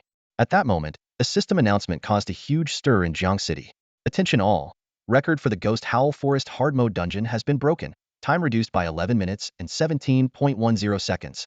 Team members are Song Feng, Lu Ming, Luo Jinqing, Yang Feng, Gu Jun, and Xianana. Celebrate the bravery of heroes. The announcement instantly sent Jiang City into an uproar. It was well known that this dungeon record was held by the famous Blue Sea Guild's elite team. The record had stood for decades, and now it was shattered so decisively, with the time slashed by over 11 minutes. Such an astonishing feat left many professionals exclaiming, looks like some big shots have arrived in Jiang City. The Blue Sea Guild reacted most strongly to this news. Guild leader Lan Shiming frowned at the announcement. Who were these people who managed to break the record set by their elite team years ago? Creating that record had required immense effort, with months of day and night research and hundreds of dungeon runs. Now it was easily broken by unknowns, leaving Lan Shiming quite displeased. As Lan Shiming dispatched someone to investigate these people's backgrounds, a battered figure suddenly stumbled into the hall. It was Steward Lei Yuan, covered in injuries, looking as if he had narrowly escaped death. Lan Shiming was shocked and asked, Steward Lei Yuan, what happened? Who did this to you? Lei Yuan explained with difficulty that he had gone to Ghost Howl Forest to check things out as per his task, only to be attacked without reason by a little girl wielding a long spear. Although he was a 4th-tier professional and one of the top fighters in Jiang City, he was utterly powerless against the girl. Her presence was overwhelming, and with just one move, she took out most of my health, Lei Yuan said with a bitter smile. I mentioned I was a steward of Blue Sea Guild, but she claimed she had never heard of our guild. Lan Shuaming's expression darkened. Never heard of Blue Sea Guild, so she wasn't local to Jiang City. She must be a strong figure from another city, likely the guardian of those who broke the record. According to Lei Yuan's description, she was at least a 5th-tier powerhouse. Who dares to harm someone from Blue Sea Guild on Jiang City's territory? Lan Shuaming's eyes glinted coldly. Gather all members above 4th tier in the guild. Let's go demand an explanation. Just as Lan Xinming was about to set out, Lei Yuan suddenly said, Guild leader, wait. She also asked me to deliver a message. Lan Xinming squinted and asked, what message? Lei Yuan repeated with difficulty, if you want to die, just come quickly. Wiping out your entire Blue Sea Guild would be a trivial task. Upon hearing this, Lan Shuaming's face turned as dark as ink, and his fists clenched so tightly that they cracked. His eyes blazed with a dangerous light, seething with rage. Not only had someone dared to injure him, but they also had the audacity to threaten him. This was nothing short of a challenge to the dignity of the Blue Sea Guild. A man can be killed but not humiliated. Lan Xinming gritted his teeth, his chest heaving with anger, ready to explode at any moment. Seeing this, a guild elder quickly stepped forward to calm him down. President, please stay calm. I think it's best not to provoke her. The elder's words carried a deep sense of concern. They all knew that anyone who could identify Lei Yuan and still dared to act must have powerful backing. Moreover, the Blue Sea Guild was indeed at fault initially, having secretly investigated the opponent only to be caught and beaten. It was a deserved consequence. Under the elder's earnest persuasion, Lan Shuaming's fury gradually subsided. After some careful thought, a chill ran down his spine. If the opponent truly was a top-tier powerhouse, even if the entire Blue Sea Guild mobilized, they might still face total annihilation. Lan Ximing took a deep breath and forced a smile. Since you all insist, I'll let it go this time. The underlying message was clear. He wasn't afraid, just giving face to the elders. The elders exchanged glances, secretly smiling wryly. This young president was still too impulsive, acting without considering the consequences. At the same time, they breathed a sigh of relief, grateful to have preserved the legacy left by their predecessors. Meanwhile, in the Ghost Howl Forest, Zhang Yi pointed to the first name on the city bulletin, a smug smile on his face. Lu Minter, what do you think? This means I won, right? Lu Qi's eyes widened in disbelief as he stared at the bulletin. He had never imagined that a support role could become the MVP. It was simply astonishing. Captain Jiang, I lost. I will keep my promise, Lu Qi said solemnly, a hint of defeat in his voice. At that moment, the portal slowly opened, and Song Feng and his team stepped out. The air outside is so fresh. Damn it. Next time, I'm checking the strategy guide before entering a dungeon like that. I don't want to spend another second in such a stinking place. This run was quite fruitful. I feel like my strength has increased significantly. The group exchanged comments eagerly as Jiang Yi and Lu Qi approached. Lu Qi couldn't wait to ask, congratulations on setting a new record. You beat the previous time by 11 minutes. How did you manage that? Luo Jinqing spoke first. It's all thanks to Brother Feng's godlike command. Without it, we couldn't have cleared it so quickly. Yang Feng excitedly added. It wasn't just the command. The purification and potions were also crucial. Gu Ju nodded repeatedly, especially the pill we took before the final boss fight. It was like a divine elixir. Lu Qi fell into a long silence. He couldn't believe that these proud geniuses would hold someone in such high regard. Their tone and expressions were like those of adoring fans. Turning to Song Feng, Lu Qi's gaze was complex. From initial rejection to eventual acknowledgement upon seeing the record, his view of Song Feng had undergone a complete transformation.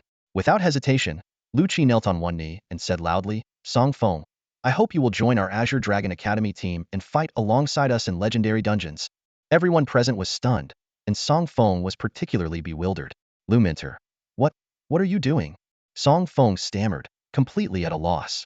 Lu Qi's eyes were earnest as he repeated the invitation. Jiang Yi quickly stepped forward to pull Lu Qi up. Lu Minter, I was just joking earlier. You don't have to take it seriously, Captain Jiang, but I'm sincere in inviting Song Feng. Lu Qi insisted, his eyes full of determination. Jiang Yi turned to Song Feng. Xiao Feng, it's your decision to make. Do you want to join the Azure Dragon Academy team and explore legendary dungeons with them? All eyes were on Song Feng, waiting for his answer. Scratching his head, Song Feng smiled and said, if it's possible, of course, I'd love to keep fighting alongside them. Of course, I'm willing, Song Feng replied with conviction. His words acted like a shot of adrenaline, instantly igniting the enthusiasm of Luo Jinqing and the others. They exchanged excited glances, their faces beaming with joy. That's fantastic, Luo Jinqing exclaimed. With Feng on our side, our chances of conquering the legendary dungeon will definitely skyrocket. Just thinking about us executing those seamless combos gets my heart racing. Lu Ming, not wanting to be outdone, chimed in, Madman, you've got good taste. Just stick behind me when the time comes, and I'll make sure you win effortlessly.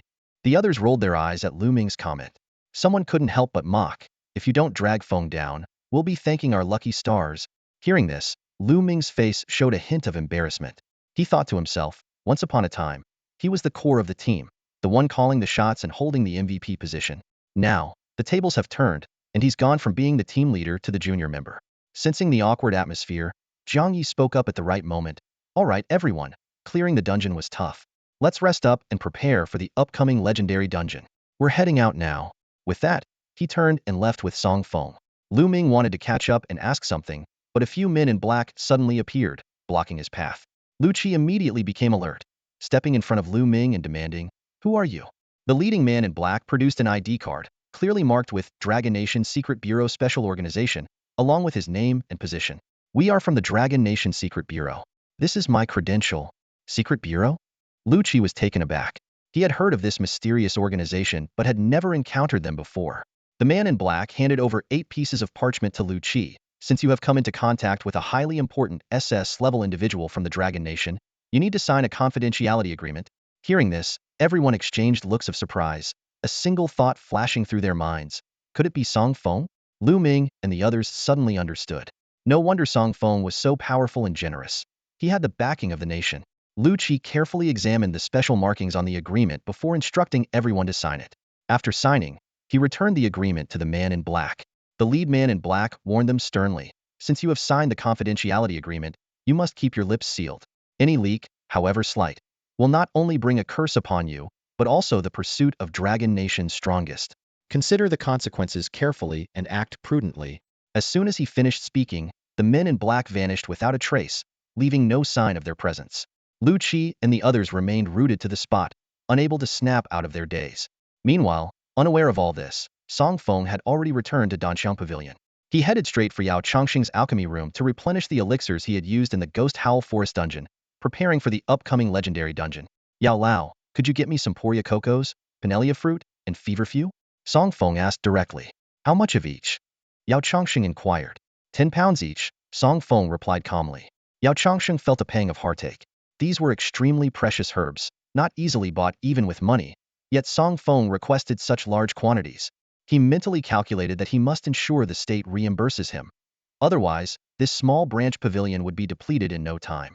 Despite his distress, Yao Changxing dutifully fetched the herbs. Curiously, he asked, Song Feng, what elixir are you going to make? Poria bloodburst pill, Song Feng said as he tossed the herbs into the alchemy furnace. With the passive boost from the Flame Emperor's soul, he wasn't worried about failing due to distraction. Poria bloodburst pill? Yao Changxing frowned, pondering. The name sounded familiar. He retrieved an old notebook from a drawer, given to him by his master on his deathbed, containing a lifetime of alchemical knowledge. I think I've seen that name in here. Carefully flipping through the notebook, Yao Changxing suddenly exclaimed, found it? Coincidentally, Song Feng had just finished crafting a pill and approached upon hearing the commotion. Yao Changxing began reading from the notebook, Poria bloodburst pill, a miraculous yet terrifying elixir. It dramatically boosts all attributes, but the side effect is a state of weakness lasting at least a month, with potential unknown aftereffects. Due to its severe side effects and the rarity of its ingredients, many alchemists avoid it. However, I have a fondness for this elixir. If the side effects could be eliminated, wouldn't it be a divine pill? He continued. First day attempting to craft it, failed, couldn't control the heat. Third day, failed again, probably mixed the ingredients in the wrong order.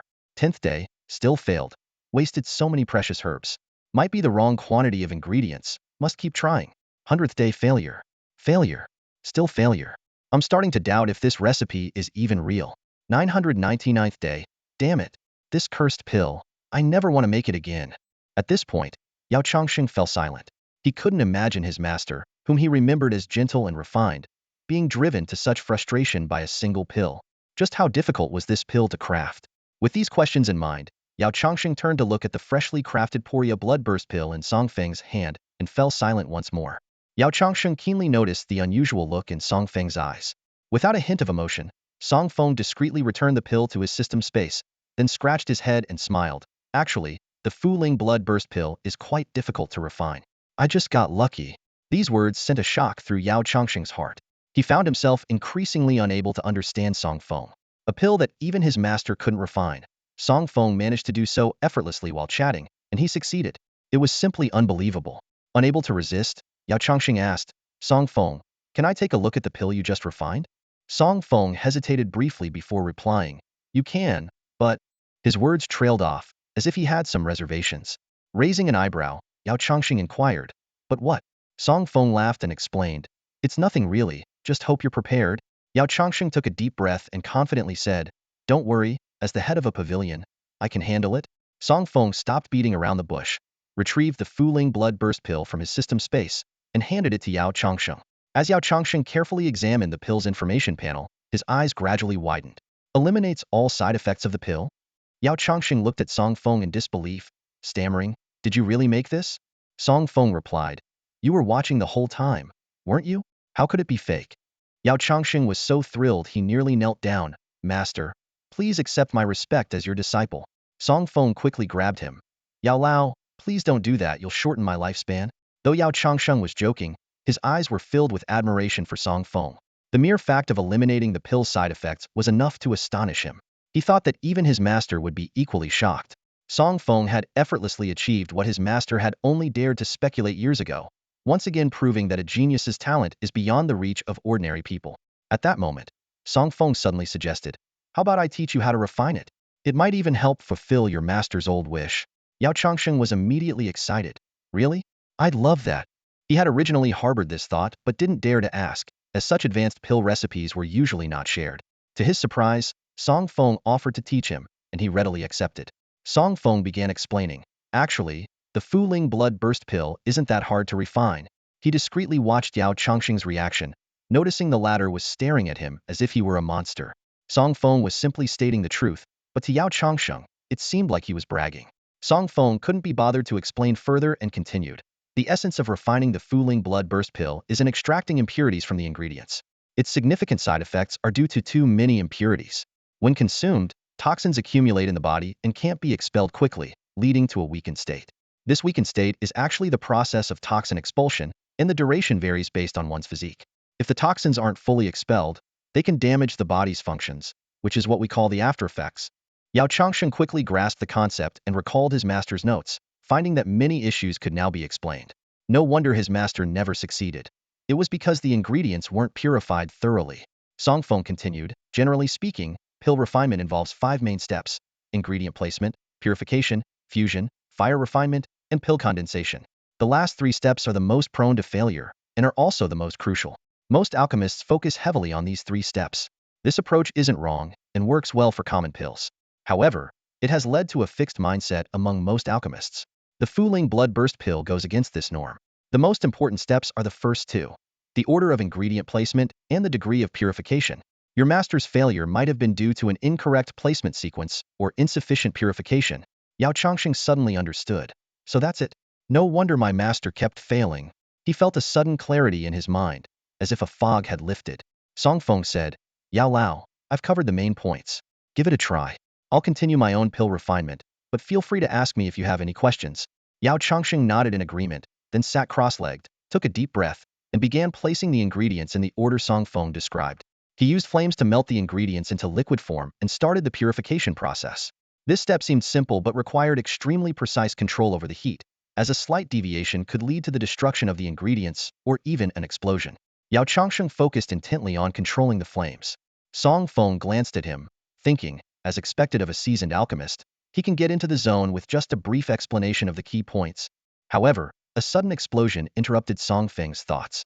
Yao Changxing was covered in black soot, his hair standing on end, and the alchemy furnace had slammed into the wall, leaving a dent. Ah, I rushed it, didn't control the heat properly. Yao Changxing exclaimed in frustration. No way. I have to get it right today. Ignoring his appearance, he retrieved the furnace and continued refining, his eyes determined and unwavering. Song Feng awkwardly scratched his head, thinking, Yao Lao really can't take a compliment. Just as I said he was getting the hang of it, he blew up the furnace. Nonetheless, he understood that failure is the mother of success, and each failure is a stepping stone on the path to success. After all, not everyone could achieve a 100 success rate like him.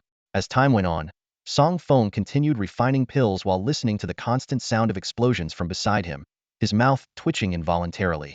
He had already produced 10 Fuling blood burst pills, while Yao Changxing was still teetering on the brink of success, always just a step away.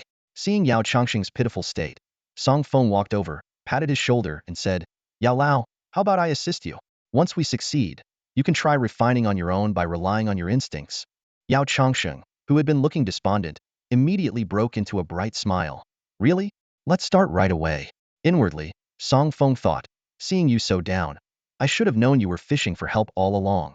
I let my guard down and got caught. Under Song Feng's meticulous guidance, Yao Changxing finally grasped the art of alchemy. Although the purification process wasn't perfect, it was acceptable. Suddenly, the alchemy furnace shook violently, and the lid flew off as a glowing pill shot out. I did it. I really did it. Yao Changxing jumped up in excitement, gripping Song Feng's shoulders and shaking him vigorously. I've fulfilled my master's lifelong regret. Dizzy from the shaking, Song Feng quickly stepped back. Don't get too excited yet. Check the pill's information panel first. Yao Changxing promptly checked. The pill was of the lowest grade, with effects lasting 3 minutes and a side effect of 3 days of weakness. For him, it was a decent result. However, Song Feng frowned. The effect only lasts 3 minutes? And 3 days of weakness? That's just 3 minutes of being a real man. Yao Changxing thought to himself, not everyone can be as abnormal as you.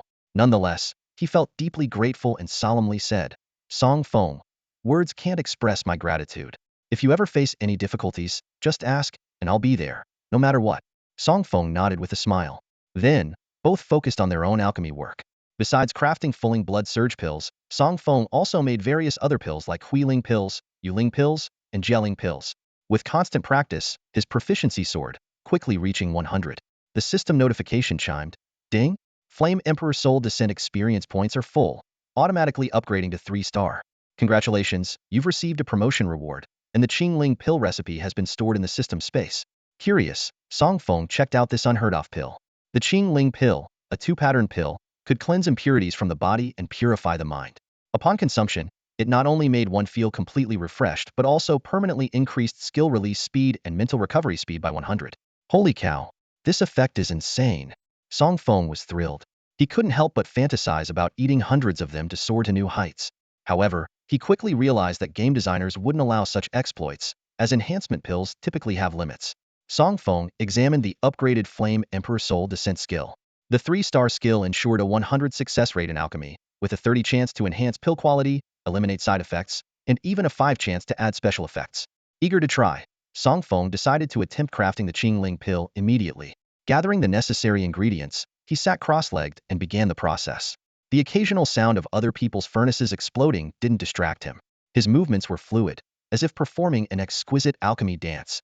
With his hair in disarray from an exploded furnace, Yao Changsheng watched in awe, his shock growing by the minute. As the Qiyuan furnace shook violently, a glowing pill emerged and hovered in midair. Song Feng felt a bit disappointed, as it was merely a low-grade pill. Yao Changsheng rushed over, eyes glued to the pill. What kind of pill is this? Qingling pill, Song Feng replied simply. Yao Changsheng raised an eyebrow. Yao Lao, have you heard of this pill before? Song Feng joked. It was born in my mind, would you believe it? Yao Changsheng recalled something van der Waals once said. Never try to measure a genius with an ordinary person's perspective. It made sense to him, so he nodded earnestly. I believe it. Song Feng was taken aback by the unexpected response. Song Feng, may I take a closer look at this Qingling pill? It's my first time hearing about it. Yao Changsheng asked eagerly. Song Feng agreed readily. Yao Changsheng immediately checked the pill's information panel, stunned and unable to form a coherent sentence. Did I read that right? Permanently increases skill release speed by 100? Permanently increases mental recovery speed by 100? His face was almost pressed against the panel, mouth agape. My goodness, this is a divine pill. Seeing this, Song Feng's mouth twitched slightly. Yao Lao, if you like it, you can have this pill. He planned to only use higher quality Qingling pills himself, and considered this low-grade pill a token of gratitude for Yao Changsheng's provision of ingredients. You're giving it to me? Yao Changsheng was utterly stunned. Did I hear that right? You're just giving me such an amazing pill? Song Feng, you're my brother from now on. I have to bow to you today. Author's note. The backend version has been updated, and comments can't be viewed on mobile. They can only be seen on a computer. It's a bit troublesome to reply, but I do read most comments, even if I can't reply to them all. Please understand. Also, if you find any typos or errors, feel free to mention them to the author or leave a comment at the end of a new chapter. Seeing this, Song Feng's expression changed, and he quickly stopped Yao Changsheng, who was about to kneel. He was silently puzzled by this peculiar habit of kneeling at the drop of a hat. After all, it was just a low-grade pill, not worth such a grand gesture. Suppressing his confusion, Song Feng smiled lightly and said, Yao Lao, you go ahead. I'll continue with my alchemy. He feared Yao Lao might kneel again, so he politely declined using alchemy as an excuse. Yao Changsheng chuckled foolishly and stood up, clutching the pill furnace as he dashed out of the alchemy room, his excitement evident. The trip was fruitful. Not only had he successfully crafted a fulling blood burst pill, but he had also gotten a free Qingling pill, making it a highly profitable venture. Watching Yao Changsheng leave, Song Feng couldn't help but shake his head with a wry smile. He then refocused his thoughts and immersed himself in alchemy once more. Lady Luck seemed to favor Song Feng, as when he was crafting the 6th Qingling pill, he triggered a new passive special effect from the Flame Emperor Soul Descent. Eagerly, he opened the description panel. Name, Qingling pill. Grade, top grade. Additional effect, enhances sensory perception by 100 after consumption, allowing quicker detection of anomalies. A 100 increase in sensory perception? Not bad. Song Feng nodded in satisfaction. This ability would be a crucial survival tool, whether in team battles or in the wild. Driven by curiosity, Song Feng began experimenting with crafting other types of pills to see if the special effects were consistent. After some trials, he concluded that each type of pill had its unique special effect. The special effect of the Huiling pill was, restores 100 of consumed mental energy, lasting for 1 hour. The special effect of the Fu Shui pill was, locks blood volume, preventing it from decreasing, lasting for 10 seconds. Though the additional effects varied, each pill's special effect was extraordinarily powerful. Song Feng calculated that such pills could start at 8 figures if listed in the auction house. Just one pill could make someone a millionaire, which was indeed enticing. Returning to reality, Song Feng immediately consumed a Huiling pill with the special effect. With the boost of fully restored mental energy, he felt like an unstoppable alchemy machine. And so, 3 days passed in the blink of an eye. Xiaofeng, pack up quickly, the legendary dungeon is about to open. Jiang Ye's voice interrupted Song Feng's focus. All right, coming. Song Feng responded, quickly gathering his equipment. Led by Jiang Yi and his team of 6, Song Feng arrived at the Wangyu forest. The scene before him was breathtaking. A sea of people, exuding a grand atmosphere. Not only were many of the new generation elites from the Dragon Kingdom gathered here, but also many powerful guardians. The air was thick with intense energy, so much so that even the bosses of the Wangyu forest hid quietly in their lairs, not daring to make a sound. The Vanderwalls group of 5 remained hidden, while Jiang Yi led Song Feng to the Qinglong Academy's camp, located near the space gate. Captain Jiang, you look even more handsome after a few days, Lu Qi greeted warmly. Ha ha ha, Lu Minter, you have a keen eye, Jiang Yi replied with a smile. Meanwhile, Song Feng found himself surrounded by Lu Ming and the others. Brother Feng, this time you lead us through the dungeon, all right? With so many geniuses watching, we have to make a splash, Luo Jincheng said excitedly. With Brother Feng here, this legendary dungeon is a piece of cake. Get your speeches ready. Once we conquer the dungeon, I'll give a 3-day, 3-night speech. Ha ha ha. If we really clear the legendary dungeon, my dad will definitely put my name at the top of the family tree. Luo Jincheng and the others chatted eagerly, their eyes shining with anticipation. Song Feng looked around, observing his peers within a 50-meter radius. He noticed that without exception, they were all fully advanced in their third turn, with stats far exceeding the norm. This realization brought a slight pressure to his heart. We can't underestimate anyone. They're all strong, Song Feng reminded. Yeah. Everyone nodded in unison, their expressions turning serious. Despite their earlier bravado, inside, they were all nervous. They were geniuses, yes, but so was everyone else here.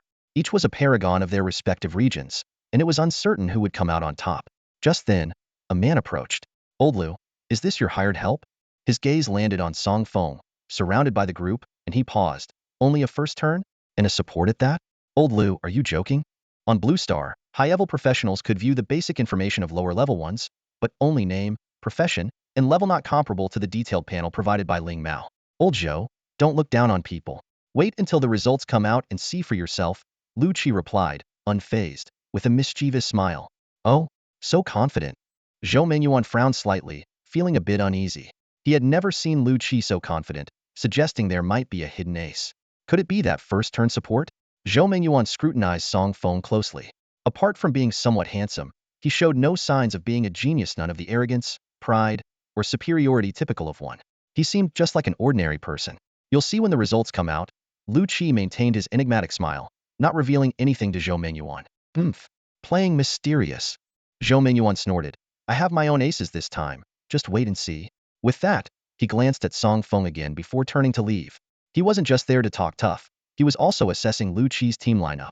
Although Qinglong Academy had 3 teams, the other 2 were familiar faces, only Lu Ming's team had a new member. Moreover, Zhou Mengyuan knew Lu Qi held Lu Ming in high regard, so the team with Lu Ming must be the main team, and the unfamiliar youth must be Lu Qi's new hire. But he's only a first turn, and a non-combat support at that. Could his information be hidden by some secret treasure? With this thought, Zhou Mengyuan nodded to himself, convinced that the boy was not simple. Meanwhile, watching Zhou Mengyuan leave, Song Feng asked curiously, who is he? A mentor from White Tiger Academy, Zhou Mengyuan, an old Lu's rival. They're always bickering and competing in secret, Luo Jincheng explained with a smile. We're used to it. Don't take it to heart. Song Feng wasn't that petty and just smiled and nodded. It's fine. Having a rival like that, with whom one could have a healthy competition, wasn't a bad thing. Just then, a loud shout drew everyone's attention. The space gate is opening. The gate of space has opened. As soon as this voice echoed, everyone's gaze simultaneously turned towards the massive gate that was slowly opening. Brilliant light poured out from within, illuminating everything around. This scene immediately sparked a commotion. Talents from all walks eagerly gathered with their teammates, racing towards the gate, fearing they might fall behind. Jiang Yi, with a serious expression, grabbed Song Feng and advised, Xiao Feng, travel safely. If things get tough, use the emergency retreat card. Don't take risks. Your life is the most important. Song Feng nodded obediently. All right, Uncle Jiang, just wait for our triumphant return. With that, he and Lu Ming, along with the other 4, rushed into the gate of space. After a dizzying whirl, Song Feng slowly opened his eyes to a desolate atmosphere. Before him stretched an endless expanse of ruins, with broken walls and debris scattered everywhere, as if a catastrophic war had taken place. At that moment, a virtual panel suddenly appeared in front of Song Feng. You have entered the Forgotten Ruins. Due to the influence of the Secret Realm's aura, your mental strength is reduced by 30, reaction speed decreased by 30, and you have the forgetfulness buff, causing memory lapses and omissions. Without hesitation, Song Feng activated Holy Lotus Surge. A pure white lotus bloomed in the air, its radiant light instantly dispelling all negative effects. Our mission this time is to clear the dungeon ahead of everyone else. Follow my lead, Song Feng decisively commanded. The five responded in unison, yes. Luo Jinqing, start the attack, Song Feng ordered. Luo Jinqing, wielding a massive sword, leaped up and struck a creature dozing beside the ruins. This blow seemed to awaken the entire ruin, as the previously dormant creatures opened their eyes, glaring menacingly at Song Feng and his team. Everyone else, attack directly and finish the battle quickly. As soon as Song Feng finished speaking, Lu Ming and the others shot forward like arrows. They moved swiftly, each strike lethal, and soon the horde of creatures was completely wiped out. However, possibly due to the noise of the battle, more creatures were drawn to the scene. Song Feng frowned, still unsure of the dungeon's main quest, as the global game system had not provided any clues. The only option was to swiftly eliminate these creatures. Just after clearing the second wave, the third wave followed immediately. Song Feng observed carefully and seemed to notice a pattern. The first wave creatures were all level 10, the second wave all level 20, and the third wave now all level 30. Could each wave of creatures increase by 10 levels? This thought crossed Song Feng's mind, but he needed more evidence to confirm it. Lu Ming and the team were all at max level, 70, after their third transformation. Facing these lower-level creatures was almost effortless for them. However, by the fourth wave of level 40 creatures and the fifth wave of level 50 creatures, things started to get tricky. After the earlier waves, the team's condition was not at its best. Fighting in the midst of a creature horde inevitably led to a few sneak attacks. Just as Lu Ming was about to tear apart the last creature with his shadow claw, Song Feng suddenly shouted, Lu Ming, wait, don't kill that creature. Lu Ming immediately held back, pinning the creature underfoot to prevent it from counterattacking. Crazy one, what's up? Keep it alive, I want to test a theory, Song Feng said, approaching and studying the creature intently. The others exchanged puzzled glances. After about 10 seconds, a smile appeared on Song Feng's lips, just as I thought. Crazy one, what theory were you talking about earlier? Lu Ming voiced the group's curiosity. Song Feng explained, I noticed that each wave of creatures increases by 10 levels. This is the fifth wave, all level 50. The next should be all level 60. The five realized, having been so focused on fighting, they hadn't noticed this pattern. Song Feng continued, level 60 creatures might be a bit challenging for you. And with the waves coming so quickly, there's no time to adjust. I wondered if by leaving one creature alive, the next wave wouldn't appear. My observation just confirmed this. My plan is to keep this creature alive, allowing you all to recover. When facing the sixth wave, you'll be in better shape to swiftly clear them. After hearing Song Feng's analysis, admiration shone even brighter in their eyes. Is this what a master strategist is like? Incredible. All right, less talking. Take these pills quickly. Song Feng handed out a set of pills to each. Spirit Recovery Pill, Blood Restoration Pill, Spirit Defense Pill, and Swift Spirit Pill. With the blessing of the Flame Emperor's soul, these pills took effect immediately without needing refinement, saving significant time. Once everyone was back in peak condition, Song Feng had Lu Ming finish off the last creature. As expected, the sixth wave of level 60 creatures appeared immediately. For the team, now back at their best, these creatures were no match. Lu Ming darted through the creature horde like a specter, disarming a large group of weapon-wielding creatures in an instant. Gu Jun wielded his long sword, sweeping through the enemies like a whirlwind. Luo Jinqing swung his holy light greatsword, herding the creatures into one spot. It's our turn to shine. Yang Feng and Xie Nana exchanged glances, one brandishing a heavy grenade launcher, the other wielding a blazing fire staff. Boom, boom, boom, boom, boom, boom. Grenades and flames rained down on the creature horde. In an instant, the ground trembled, flesh and blood flew, creating a hellish scene. In no time, only one creature remained from the sixth wave. Song Feng continued the previous strategy, keeping this creature alive so the team could recover once more. With the 4 pills, they quickly returned to peak condition. Though uncertain if there would be a 7th wave, Song Feng decided to proceed cautiously. Prepare for battle, everyone. The next wave will be all level 70 creatures, and you won't have a level advantage. Focus on teamwork. Yes, the 5 responded in unison. Then, Lu Ming swiftly dealt with the last creature. At that moment, duong, duong, duong. The ground suddenly shook violently, the tremors seemingly coming from all directions and converging towards the center. Song Feng and the others focused their gaze, their faces instantly filled with shock. In the distance, through the swirling sands, a horde of massive creatures charged towards them. Song Feng and his team squinted and saw about a dozen of them, each a formidable level 70, fully evolved monster. Such creatures were considered boss level even in the most challenging dungeons. What kind of monsters are these? I've never seen anything like them, Luo Jinqing murmured, a flicker of panic in his eyes. The group exchanged uneasy glances, doubting their own abilities. Can we really take them on? Yang Feng voiced the question that was on everyone's mind. Instinctively, they all looked to Song Feng for guidance. To their surprise, his face showed no sign of panic. Instead, he appeared calm and composed. His steadiness instantly reassured the others, who straightened up and regained their confidence. However, Song Feng's heart was pounding. Facing this many boss-level monsters was a first for him too. But he knew he couldn't show any fear, or their expedition would be doomed. Stay calm, stay calm, stay calm. Song Feng repeated to himself, trying to devise a strategy. After a moment, he spoke, though they outnumber us, we actually have the advantage. What? The group was puzzled, unsure of what Song Feng meant. He didn't elaborate but instead took out 4 pills, distributing them to the team. Take this, it will enhance your reaction speed. Let me explain our battle plan. As they swallowed the pills, they listened intently to Song Feng's plan. As the strategy unfolded, confusion gave way to excitement in their eyes. Feng, you're a genius. Luo Jinqing exclaimed, almost dropping to his knees in admiration. Get ready for battle. Song Feng commanded, and the team responded in unison, their eyes blazing with determination. Song Feng narrowed his eyes, a slight smile on his lips. He explained that these creatures were called sandworms, capable of manipulating sand and wind in combat, making them formidable foes. However, they had a critical weakness. Once they left the sand, their combat abilities plummeted. Moreover, they moved slowly, only able to slither forward like worms. So, our strategy is to fight from above. Song Feng decisively ordered. Lu Ming, use Shadow Strike to knock it airborne. Lu Ming dashed behind a sandworm, his right hand forming a claw, sending a black claw slash that launched the creature into the air. Luo Jinqing, Yang Feng, use your sword beams to keep it from falling. The two positioned themselves on either side, their sword beams crisscrossing to hold the sandworm aloft. Xianana, use firewall impact. Yang Feng, shell it upwards. Under Song Feng's direction, the sandworm was blasted even higher. This is the right height. Unleash your attacks. The 5 of them unleashed their skills, launching a fierce assault on the airborne sandworm. Meanwhile, on the ground, the remaining sandworms encircled Song Feng. Yet, thanks to the ethereal martial arts he employed, their attacks missed entirely. Standing amidst the horde, Song Feng calmly orchestrated the aerial battle. The sandworms could only watch helplessly as their comrade was battered, unable to intervene. The scene was surreal.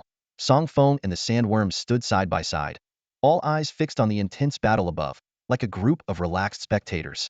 Before long, the first sandworm was reduced to dust under the relentless barrage. The skybound sandclinger fell to the ground in defeat after an intense assault from the group of 5.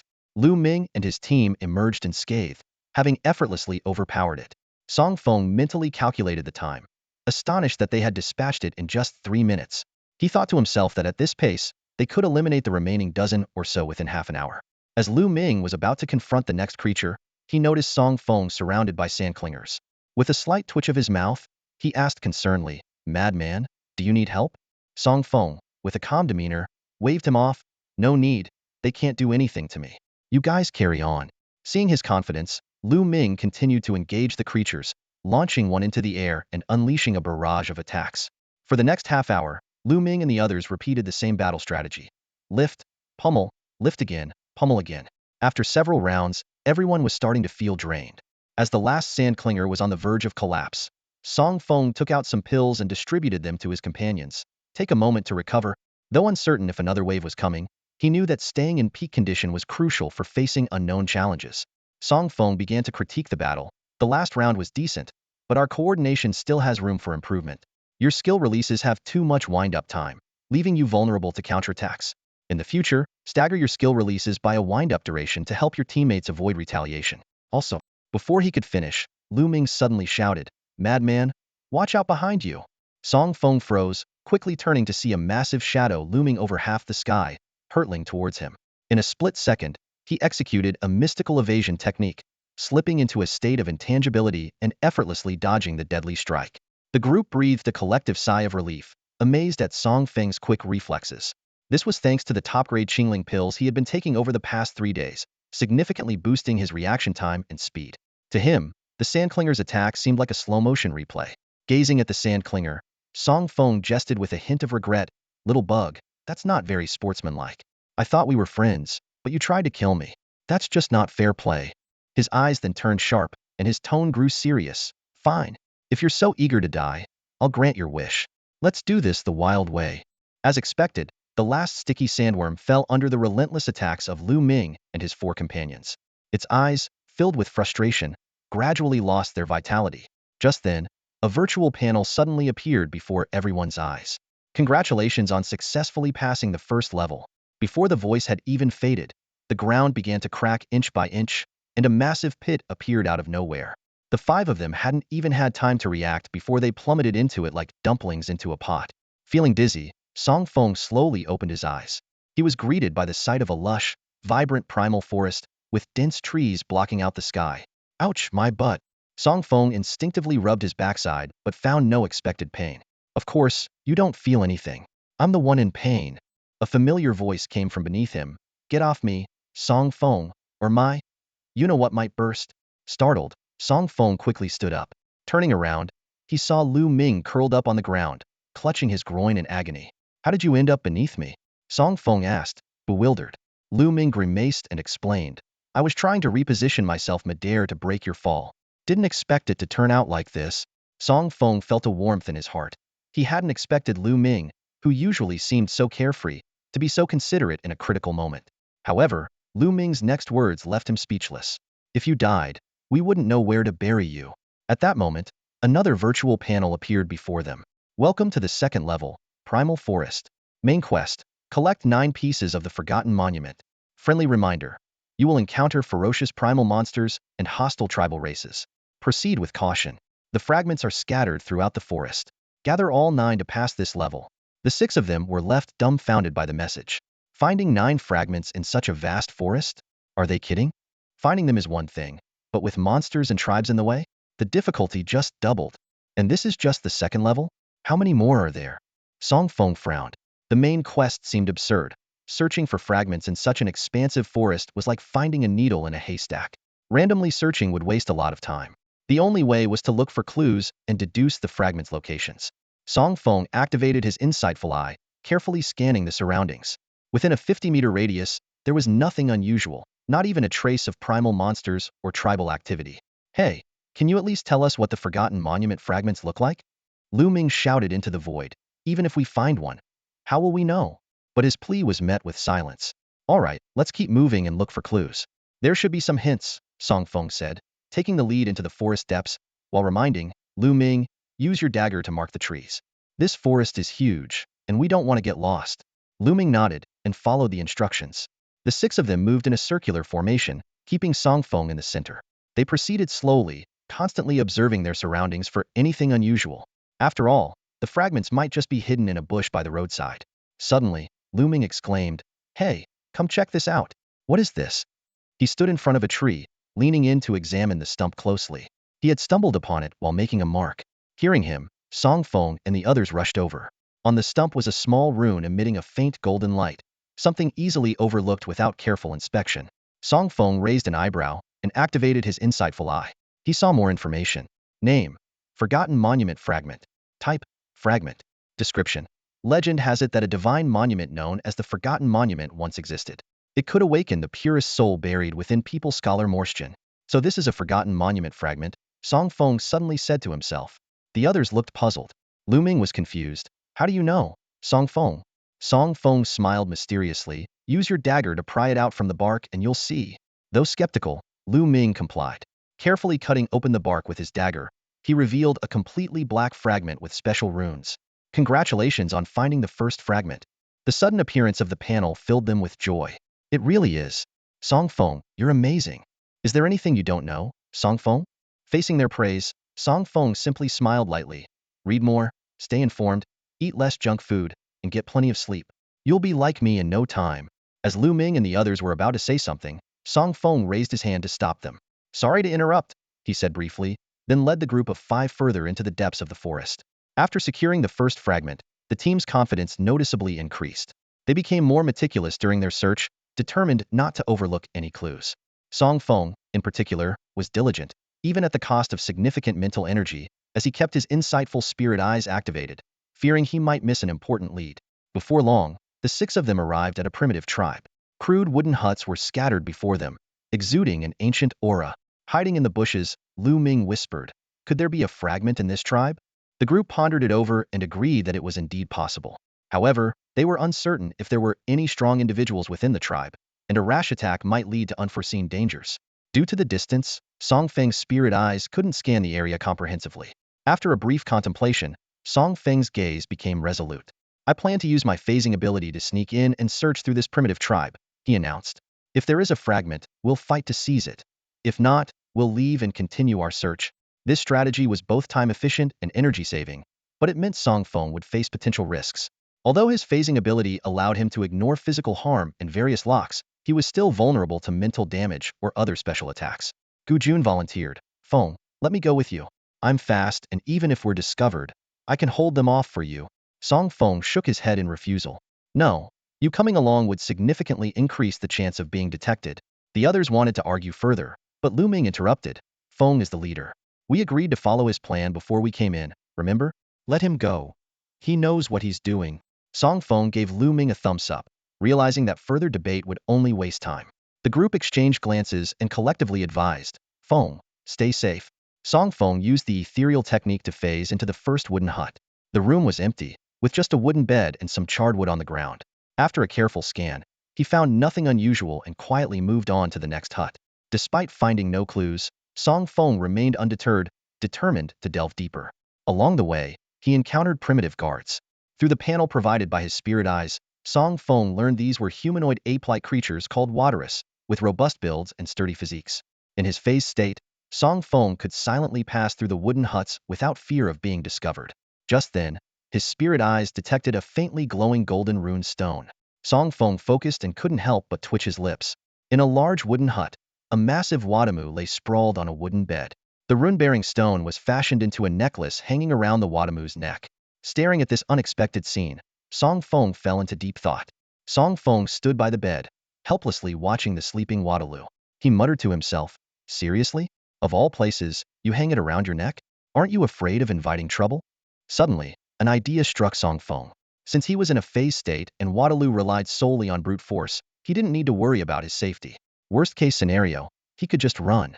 He leaned close to Wadalu's ear and shouted, hey, wake up. How can you sleep so soundly at your age? Wadalu's eyes snapped open, and it sat up, staring at the unexpected guest with a puzzled expression. Danamo you, Uxalamoida, Wadalu said. Song Feng was clueless, unable to understand a word. But from experience, he guessed Wadalu might be asking, who are you, and why haven't I seen you before? With the language barrier, Song Feng resorted to using gestures. He pointed at the necklace around Wadalu's neck, then at his own empty neck, and gave a friendly smile. Wadalu paused, then pointed at its necklace, saying, Masu Xylo. Song Feng nodded vigorously.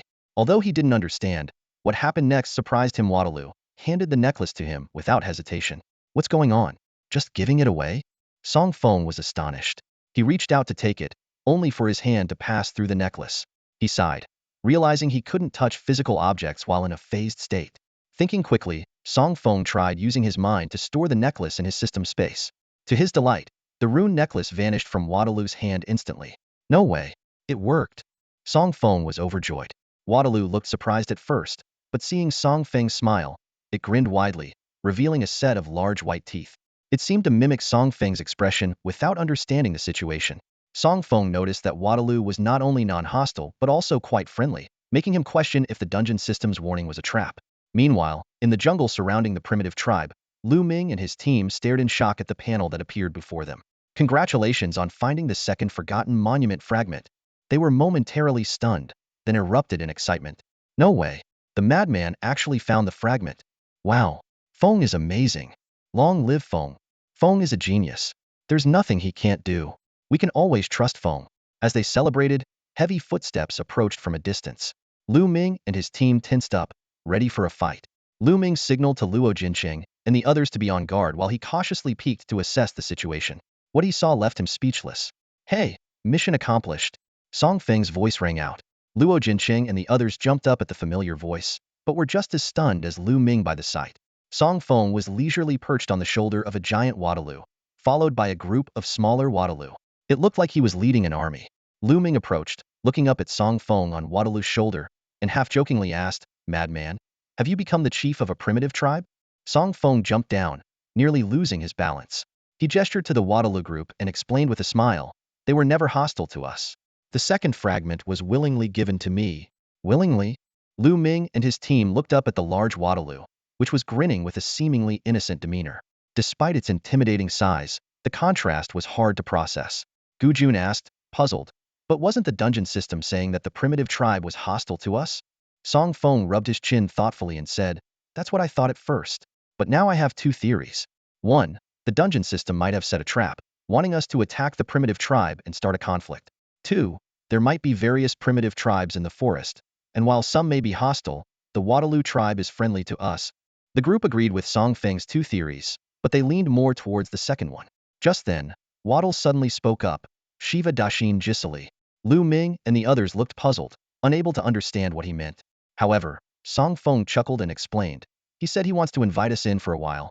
Crazy guy, how can you understand him? Lu Ming asked, bewildered. Song Feng pointed to his head and joked, genius, can't help it. In truth, he was just making an educated guess. Faced with Waddle's warm invitation, Song Feng readily accepted. However, Lu Ming was a bit concerned and reminded him, crazy guy, we're still in the middle of exploring this dungeon. Won't this waste time? Every second counts. Song Feng threw an arm around Lu Ming's shoulder and explained as they walked towards the tribe, instead of searching aimlessly, why not ask Waddle? He might know where the other fragments are. Plus, we can experience some exotic culture. As night fell, the six of them sat around a bonfire in the primitive tribe. They watched silently as a female Waddle danced in the center, feeling a bit awkward. This is the exotic culture you were talking about? Lu Ming raised an eyebrow at Song Feng. Is this your type? Song Feng coughed awkwardly and changed the subject. I think the mission is still the priority. He patted the Waddle leader next to him, shook the rune stone in his hand, and gestured to ask if there were more rune necklaces like it. Waddle looked confused, clearly not understanding Song Feng's intent. Song Feng pondered, trying to find a way to communicate. Suddenly, an idea struck him. He stood up, placed the rune necklace around Lu Ming's neck, and pointed to his own empty neck. Waddle was momentarily taken aback, but then understood. He pounded his chest with a grin, showing his big white teeth and said, Adarami Soyahai, Dongsawanunki. He then stood up and gestured for Song Feng and the others to follow. We're on to something. Song Feng and the others exchanged smiles and quickly followed Waddle. Waddle led them to a straw hut guarded by sentries. From the details, Song Feng deduced that Waddle was likely the tribe leader. Inside the hut, they saw several wooden tables laden with various stones and animal bones. Song Feng guessed it might be the leader's collection room. As they curiously examined their surroundings, Waddle suddenly gestured towards one of the tables and said, Dasamagali Do. The group's eyes immediately focused on that table and were stunned. There lay 1, 2, 3, 4, 5, a total of 5 forgotten monument fragments. 5 whole fragments of the forgotten steel. Song Feng and his companions stared wide-eyed, unable to believe the scene before them. A task that once seemed as difficult as finding a needle in a haystack had been resolved in such an unexpected way. They were filled with excitement, yet a hint of unease lingered. Lu Ming couldn't hold back his eagerness and asked, Madman, do you think he'll give us those fragments?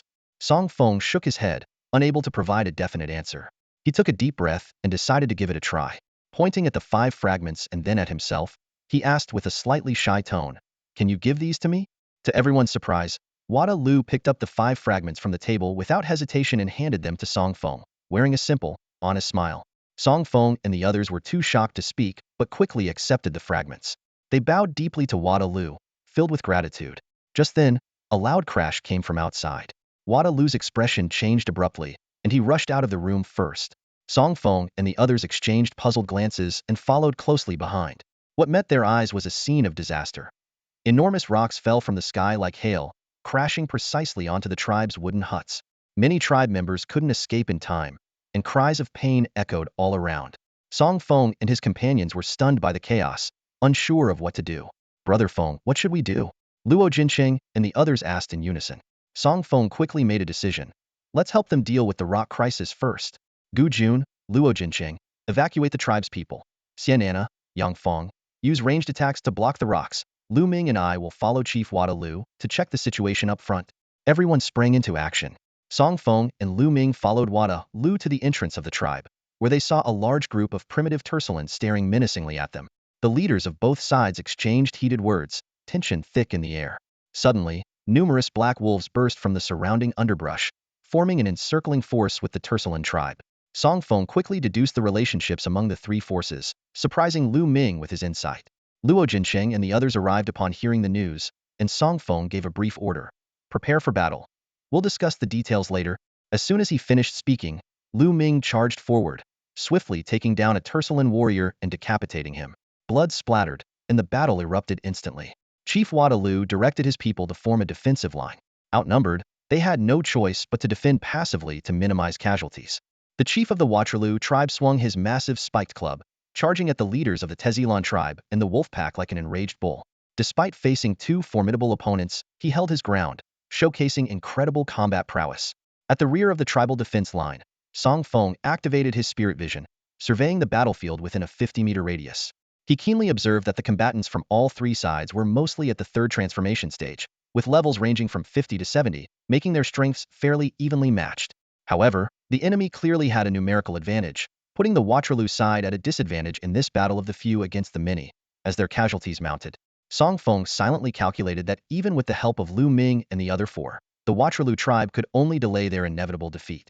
His gaze fell on the young Waterloo beside him, and a bold idea emerged in his mind. If the elixirs were effective for the Waterloo tribe, their chances of victory would significantly increase. With this thought, Song Feng gently tapped the young Waterloo, who was trembling with nervousness.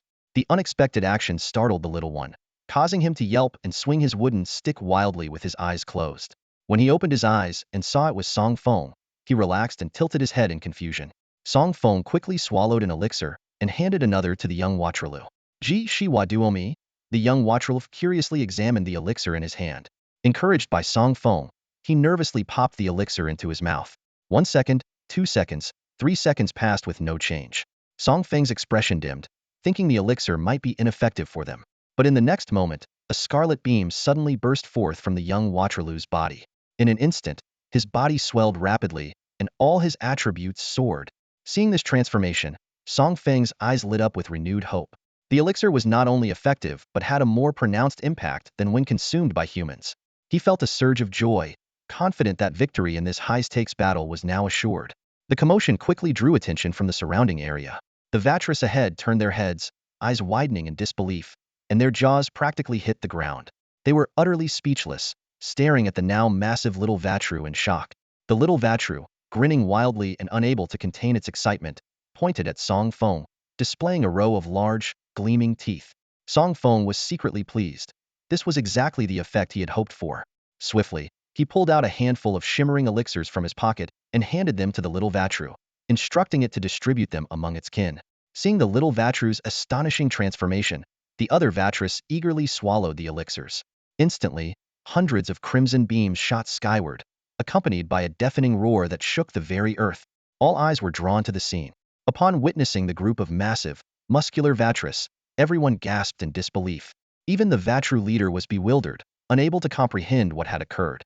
The Texilon leader and the North Wind Wolf leader were equally astounded, clearly sensing the terrifying aura emanating from the Vatris. Luo Jincheng and his four companions immediately recognized the miraculous effect of the elixirs. They exchanged knowing glances, understanding that the tide of battle was about to turn. The Vatru leader noticed his people's focus on Song Feng and realized that this incredible change was due to the human. He gripped his spiked club with excitement, glaring menacingly at the Texilon and North Wind Wolf leaders. Song Feng acted decisively. Wild ones, you five assist the Vatru leader in dealing with those two leaders. The other Vatris are now strong enough to handle the remaining enemies. Once their leaders are down, victory is ours. Lu Ming and the others acknowledged the order and swiftly headed towards the intense battle between the leaders. The tide of the fight quickly shifted, with the empowered Vatris easily overpowering their opponents. Under the combined assault from Lu Ming's group and the Vatru leader, the Texilon and North Wind Wolf leaders soon fell, unable to continue fighting. The two leaders lay on the ground, defeated and disheveled, begrudgingly accepting their loss. They glared at Song Feng with anger, realizing it was this human who had disrupted their perfect plan. Just as Song Feng was about to speak, his gaze was drawn to a necklace around the Texilon leader's neck. His eyes gleamed with interest, and Lu Ming and his companions followed his gaze, their faces lighting up with delight. It was the very two fragments of the memory stone they desperately needed. Wild ones, bring it over, Song Feng ordered succinctly. Lu Ming immediately acted, using an invisible force to snatch the necklace from the Texilon leader's neck, and it flew into his palm. Suddenly, a virtual panel appeared before Song Feng and his companions. Congratulations on collecting all 9 fragments of the memory stone. Please assemble the fragments within 10 minutes. Failure to do so will result in automatic disqualification. Song Feng quickly decided, Let's return to the tribe and attempt to assemble the fragments. This task seems simple, but it's bound to be tricky. We must act fast. After the Vatru leader organized his people to clean up the battlefield, he led Song Feng and the others to his hut. Song Feng spread the 9 irregular stone fragments on a table, and the group began attempting to piece them together. Despite trying countless configurations, they struggled to make the pieces fit perfectly. After hundreds of attempts, success remained elusive. This doesn't seem like something that can be pieced together, murmured Song Feng, frowning as he stared at the 9 stones in front of them, which seemed to mock their inability. Time flew by like water, and the group's frustration grew more apparent. Song Feng scanned the room once more, hoping to find a breakthrough. Just then, a little Wataru bounced into view, the first one to take the elixir earlier. It joyfully ran to the Wataru leader and flashed an innocent smile at Song Feng and the others. Despite his inner anxiety, Song Feng returned a gentle smile to the innocent creature, softly patting its head. The little Wataru suddenly pointed at the stones on the table and said something in a language they couldn't understand. Song Feng could only nod politely in response. Unexpectedly, the little Wataru agilely climbed onto the table and started rearranging the rune stones. Luo Jinqing wanted to stop it, fearing the fragments might be damaged, but Song Feng held him back. A bold idea flashed through Song Feng's mind. Perhaps an innocent child could trigger some kind of miracle? Indeed, a miracle occurred. As the little Wataru randomly manipulated the stones, the 9 fragments erupted into a dazzling golden light, projecting the shadow of a stone tablet. The fragments, as if guided by an unseen force, flew into the shadow and instantly formed a solid entity. A golden beam shot skyward, and a phantom panel appeared. Congratulations on successfully passing the second stage. Please proceed through the spatial vortex to the next stage within 999 seconds. Song Feng and the others were overjoyed. He scooped up the still-dazed little Wataru, sincerely exclaiming, "You're our little lucky star." The little creature, catching his infectious joy, grinned widely. As they prepared to leave, Song Feng decided to give their little helper a name. After a moment of thought, inspiration struck. "We'll call you Manji." "Maji? No, it's Manji," Song Feng patiently corrected, beads of sweat forming on his forehead. He repeated the seemingly simple name over and over until Manji finally got it right. "Manji, Manji, Manji." The newly named Manji exclaimed excitedly, jumping around and waving his strong arms. Song Feng wiped the sweat from his forehead, silently acknowledging the challenge of teaching Manji his own name. He turned to his companions and said softly, "All right, a short farewell is for a better reunion. We'll meet again if fate allows." The 6 of them waved goodbye to the Waterloo chief and Manji. Manji seemed to understand they were leaving, as he grinned and waved back. "Sigabaji, Sigabaji." Song Feng responded with a smile, guessing it meant goodbye. Then, under the watchful eyes of Manji and the Waterloo chief, Song Feng and his companions stepped into the swirling vortex. Once everything returned to calm, Manji suddenly spoke. "Dad, see? I told you, not all humans are bad." The Waterloo chief affectionately patted Manji's head. "Yes, you're right. You always wanted a name, and now you have one." Manji beamed with happiness. "Hee hee, I like this name." He turned to the now-vanished vortex and said with a smile, "Dad, we'll see them again, won't we? When the time is right, we will meet again." "No need to force it," the Waterloo chief replied with a meaningful look. Meanwhile, Song Feng and his companions were transported through a dizzying whirl into a pitch-black environment. "Where are we? It's so dark. I can't see anything. Hey, who's stepping on my foot? It hurts. Who just groped me? Take this, you pervert." Amid the clamor, a spotlight suddenly descended from above, illuminating Song Feng and his group. Instantly, countless lights flickered on, brightening the surroundings. A booming voice announced, "Ladies and gentlemen, welcome to the arena of death. You are about to witness a life-and-death battle between the team of former dynasty outcasts and the bloodthirsty team of our current dynasty's geniuses. Bring your passion and cheer for Bloodthirst. Go Bloodthirst! Go Bloodthirst! Ha ha ha! Die, outcasts! Just die! Humans don't deserve to exist in this world. You're just the bottom of the food chain." The insults reached Song Feng and his companions' ears, making them all visibly angry. In contrast, Song Feng remained calm, carefully observing the surroundings. It appeared to be an ancient arena, with the stands filled with bizarre creatures. Based on the previous comments, Song Feng had a rough guess. This was a world where humans were deemed inferior and monsters had taken control. Suddenly, a virtual panel appeared before Song Feng. "Welcome to Level 3, the Forgotten Ancient Capital." Introduction. The old human dynasty has fallen, and a new beast dynasty reigns. Weak humans are kept as pets, while powerful beasts rule the world. Countless human compatriots have died in agony, many are still trapped in dark cages, and some have become toys for the beasts. As former citizens of the old dynasty, you've been captured and are now kept for the amusement of the beast nobility. In this situation, what will you do? Main quest, unknown.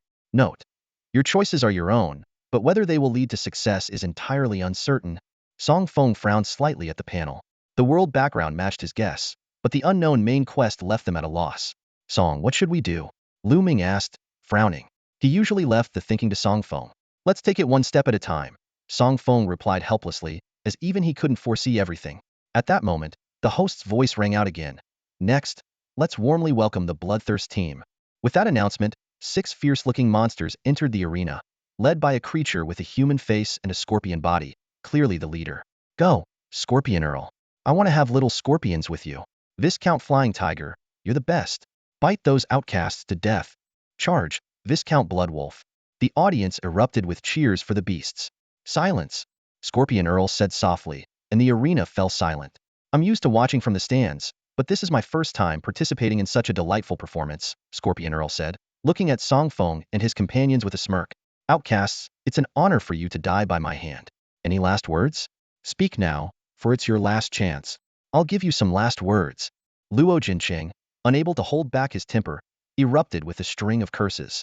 How dare you be disrespectful, outcast? Viscount Bloodwolf stepped forward, shouting, You filthy black dog, I'll... Luo Jinqing, enraged by the knowledge of humans being kept as pets, was set off by Scorpion Earl's arrogance. After Luo Jinqing's tirade, the expressions of Scorpion Earl and his group turned dark. Humph. Outcasts will always be outcasts. No manners. Since you're so eager to die, I'll oblige. With those words, Scorpion Earl charged at Luo Jinqing, claws gleaming. Now's the time. Song Feng's lips curled into a grin, as if a plan had succeeded. Boom boom boom. Bang bang bang.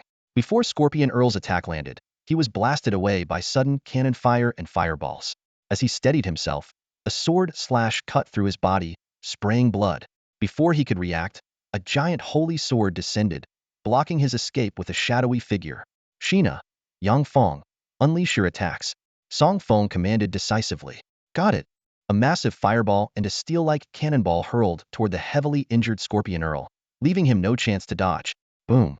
The ground shook, dust rising. Scorpion Earl was obliterated. Scorpion Earl, defeated. All of this transpired in less than 3 seconds. Before the Bloodwolf could offer any support, the Scorpion Earl had already met his demise. The announcer was so shocked that he began to stutter, and the audience was left utterly dumbfounded. The Scorpion Earl, who had just been boasting moments ago, was brought down with such swiftness that it was hard to believe. The Blood Wolf Viscount looked at Song Feng and his companions in disbelief, astonished that these commoners could defeat the Scorpion Earl so effortlessly. Song Feng raised an eyebrow in response, hinting whether the Blood Wolf wished to share the same fate. Wisely, the Blood Wolf chose to back down and instead invoked the name of the Pope as a threat. Luo Jinqing fearlessly mocked the so-called Pope, even going as far as to declare that he would make the Pope spit out his name backwards. Despite his harsh words, the Blood Wolf retreated, wary of Luo Jinqing launching a sudden attack. Seeing the situation reach a stalemate, the announcer had a flash of inspiration and incited the audience to capture Song Feng and his group, promising a reward from the Pope. This immediately stirred the beastly nobles in the audience into a frenzy. A wolf draped in a red cloak was the first to leap from the stands, sparking a chaotic melee. Witnessing the scene, Lu Ming borrowed a Barrett sniper rifle from Yang Feng and took aim at the Grand Eagle announcer on the high platform. With a loud bang, the eagle was instantly blown to pieces, leaving the beasts in shock and horror. Song Feng quickly made a decision, directing his group to retreat while pulling back, seeking an opportunity to blend into the crowd. The Blood Wolf Viscount attempted to command a pursuit, only to meet the same fate as the eagle, shot dead by Lu Ming. Luo Jinqing brandished his giant sword, channeling its energy to clear a path for their escape. Song Feng displayed astonishing speed, leaping 10 meters in a single bound. Though surprised by Song Feng's abilities, the others quickly followed suit, dashing out of the Colosseum. They arrived at the Beast Market, a bustling place teeming with creatures. The local beasts showed disdain for the sudden appearance of humans, with some recognizing them as the killers of the Scorpion Earl. However, these ordinary beasts were torn between fear of Song Feng and his group's power and the allure of the reward promised by the Pope, leaving them in a state of indecision. They definitely don't want to bring disaster upon themselves. That shout not only had no effect but backfired. The beasts retreated like a receding tide, clearing a path for Song Feng and his companions. Seeing this, Song Feng felt a surge of relief and quickly led the group through the gap. With nothing obstructing them ahead and their pursuers left behind, they soon evaded the chase and ducked into a secluded alley to catch their breath. "What do we do next, madman?" someone whispered. Though they'd successfully escaped the encirclement, the quest system provided no guidance. Their next move was up to them. Song Feng glanced around, a thoughtful look in his eyes. "While we were fleeing, I observed our surroundings closely," he said quietly. "There are no technological devices, no skyscrapers, and nothing resembling modern infrastructure. This appears to be an ancient realm overrun by otherworldly creatures." He explained that their escape from the arena wasn't because they couldn't defeat the beasts. "I want to understand what kind of world we're dealing with. We can't fight an entire kingdom with just the 6 of us. We need to know our enemy to stand a chance." Hearing Song Feng's analysis, the other 5 felt a deep sense of respect. To remain calm and observant while fleeing for their lives was no ordinary feat. Just then, Song Feng sensed something and quickly turned toward the alley entrance. The others followed his gaze to see a figure in black slowly approaching. The newcomer removed his mask, revealing a smiling face. "Hello," he said softly. Song Feng asked cautiously, "Who are you?" "My name is Wang Hao." The newcomer introduced himself. "Like you, I'm a survivor from the previous dynasty and a member of the Wanderers organization." "What is the Wanderers organization?" "It's a group formed by humans wandering the streets and alleys," Wang Hao explained. "Our ultimate goal is to overthrow the Pope and restore the glory of the old dynasty." "How many people are in your organization?" Wang Hao stood proudly, his voice booming. "Thousands." "Honestly, how many?" Song Feng pressed. Wang Hao's bravado deflated, and he muttered, 10. Song Feng and his group of 6 fell into silence. Wang Hao's words were like a heavy hammer striking at each of their hearts. Their eyes met, silently exchanging their doubts and shock. Sensing the tense atmosphere, Wang Hao quickly broke the silence. "Don't be so quick to dismiss it. Even a spark can ignite a prairie fire, let alone an elite team like ours." His voice was filled with passion, as if he could already see the dawn of victory. "Besides," Wang Hao continued, his eyes shining with determination, "though we are only 10, each of us is a top-notch fighter. If we unite to rescue our comrades imprisoned, our numbers could double immediately." He gestured in the air, as if painting a grand blueprint. "Then we could have 1,000, or even 10,000, and overthrow the Pope's regime might not be impossible." Lu Ming rolled his eyes, his tone dripping with sarcasm. "Easier said than done. Breaking into a prison under the rule of those beasts? Isn't that just a death wish?" Wang Hao flashed a mysterious smile and leaned in closer, speaking in a low voice. "Those beasts are all brawn and no brains. There's still a chance to rescue our comrades from them." Song Feng raised an eyebrow and asked directly, "What's the success rate?" Wang Hao hesitated, then quietly admitted, "About 1%. Upon hearing this, the group couldn't help but mock in unison. "Well, aren't you optimistic? Anyone would think it was 99%. Unfazed, Wang Hao chuckled and continued to lay out his plan. "But remember, those who've survived until now are also top fighters. If we can disrupt the prison's order, they'll find a way to escape amidst the chaos. Then we can gather them, increase our numbers, and eventually overthrow the Pope, restoring the glory of humanity." The others looked at him with a strange expression, as if seeing a fervent cult leader. Song Feng decided to change the subject, probing into a more fundamental issue. If the Beast clan is so incapable, how did they manage to overthrow the old human dynasty?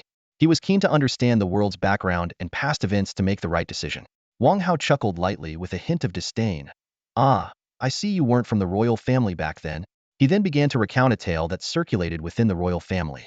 The story began with the emperor falling gravely ill, leaving the crown prince and the second prince to Koryul. The crown prince was aloof and enforced tyranny, plunging countless citizens into misery. The second prince, kind-hearted, tried to stop the crown prince's atrocities but found no support among the ministers, leaving him isolated. By chance, the second prince met the current pope, who promised him that if they cooperated, they could successfully halt the crown prince's tyranny, freeing the people from suffering. Wang Hao sighed, his voice tinged with regret. The second prince was only 17 at the time, not yet mature, and was easily deceived by the pope. As time passed, the emperor's condition worsened, and 3 years later, he passed away, naming the crown prince as the new emperor. However, during the coronation ceremony, the pope, with the second prince's aid, led the Beast clan to silently infiltrate the city. They coordinated an attack, stormed the palace, and killed the crown prince on the spot. Wang Hao's tone turned angry. Unfortunately, the pope did not keep his promise afterward. The agreement was for the second prince and the pope to co-govern, merging humans and beasts. But the pope unilaterally tore up the agreement and imprisoned the second prince. He continued to describe that dark history. The country was leaderless, and chaos ensued among the people. The beasts took one city after another, capturing the strong and slaughtering the weak on the spot. They even used human women as playthings at their mercy. Wang Hao clenched his fists, his eyes filled with killing intent. That's why you see many beast men in the city today. They emerged during that time. After hearing this, Luo Jincheng was furious, punching the wall so hard that cracks spread like a spider's web. He gritted his teeth. Those damned beasts. I should have killed more of them earlier to vent my anger. The others couldn't help but feel outraged as well. Even the usually calm Song Feng's gaze turned cold. Once everyone calmed their anger, Song Feng raised a crucial question. I still have a question. Where did the Beast clan come from? Did they invade from another world? Or have they always been part of this world? Wang Hao shook his head gently. I don't know. You don't know? Song Feng raised an eyebrow, but he already had an answer in his mind. If the Beast clan invaded from another world, seeking to conquer this land, Song Feng would have no hesitation in choosing to aid the humans in overthrowing the Beast clan's rule. However, if the Beast clan had always been part of this world, merely oppressed by humans in the shadows, then Song Feng would need to reassess his decision. In the arena, Song Feng had sensed the Beast clan's deep-seated hatred for humans. It wasn't just disdain from the strong towards the weak, but a deep-seated resentment. If he only listened to Wang Hao's side of the story, the question arose. Why did the Beast clan hate humans so much? It didn't make sense. Thus, Song Feng leaned towards the second theory. The Beast clan had been oppressed and mistreated by humans, much like the current state of humans. Seeing Wang Hao's hesitant expression, Song Feng was even more convinced of his hypothesis. Wang Hao himself was probably too embarrassed to admit it. Sensing the subtle shift in atmosphere, Wang Hao quickly changed the topic. All right, I've said all I needed to say.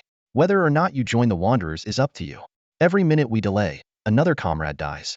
I hope you make your decision soon. Lu Ming, noticing something amiss, pressed further. Wait a minute, don't change the subject. How can you not know where the Beast clan came from? Wang Hao hastily explained. I haven't paid much attention, so I don't really know about the Beast clan. Lu Ming wanted to press further, but Song Feng intervened.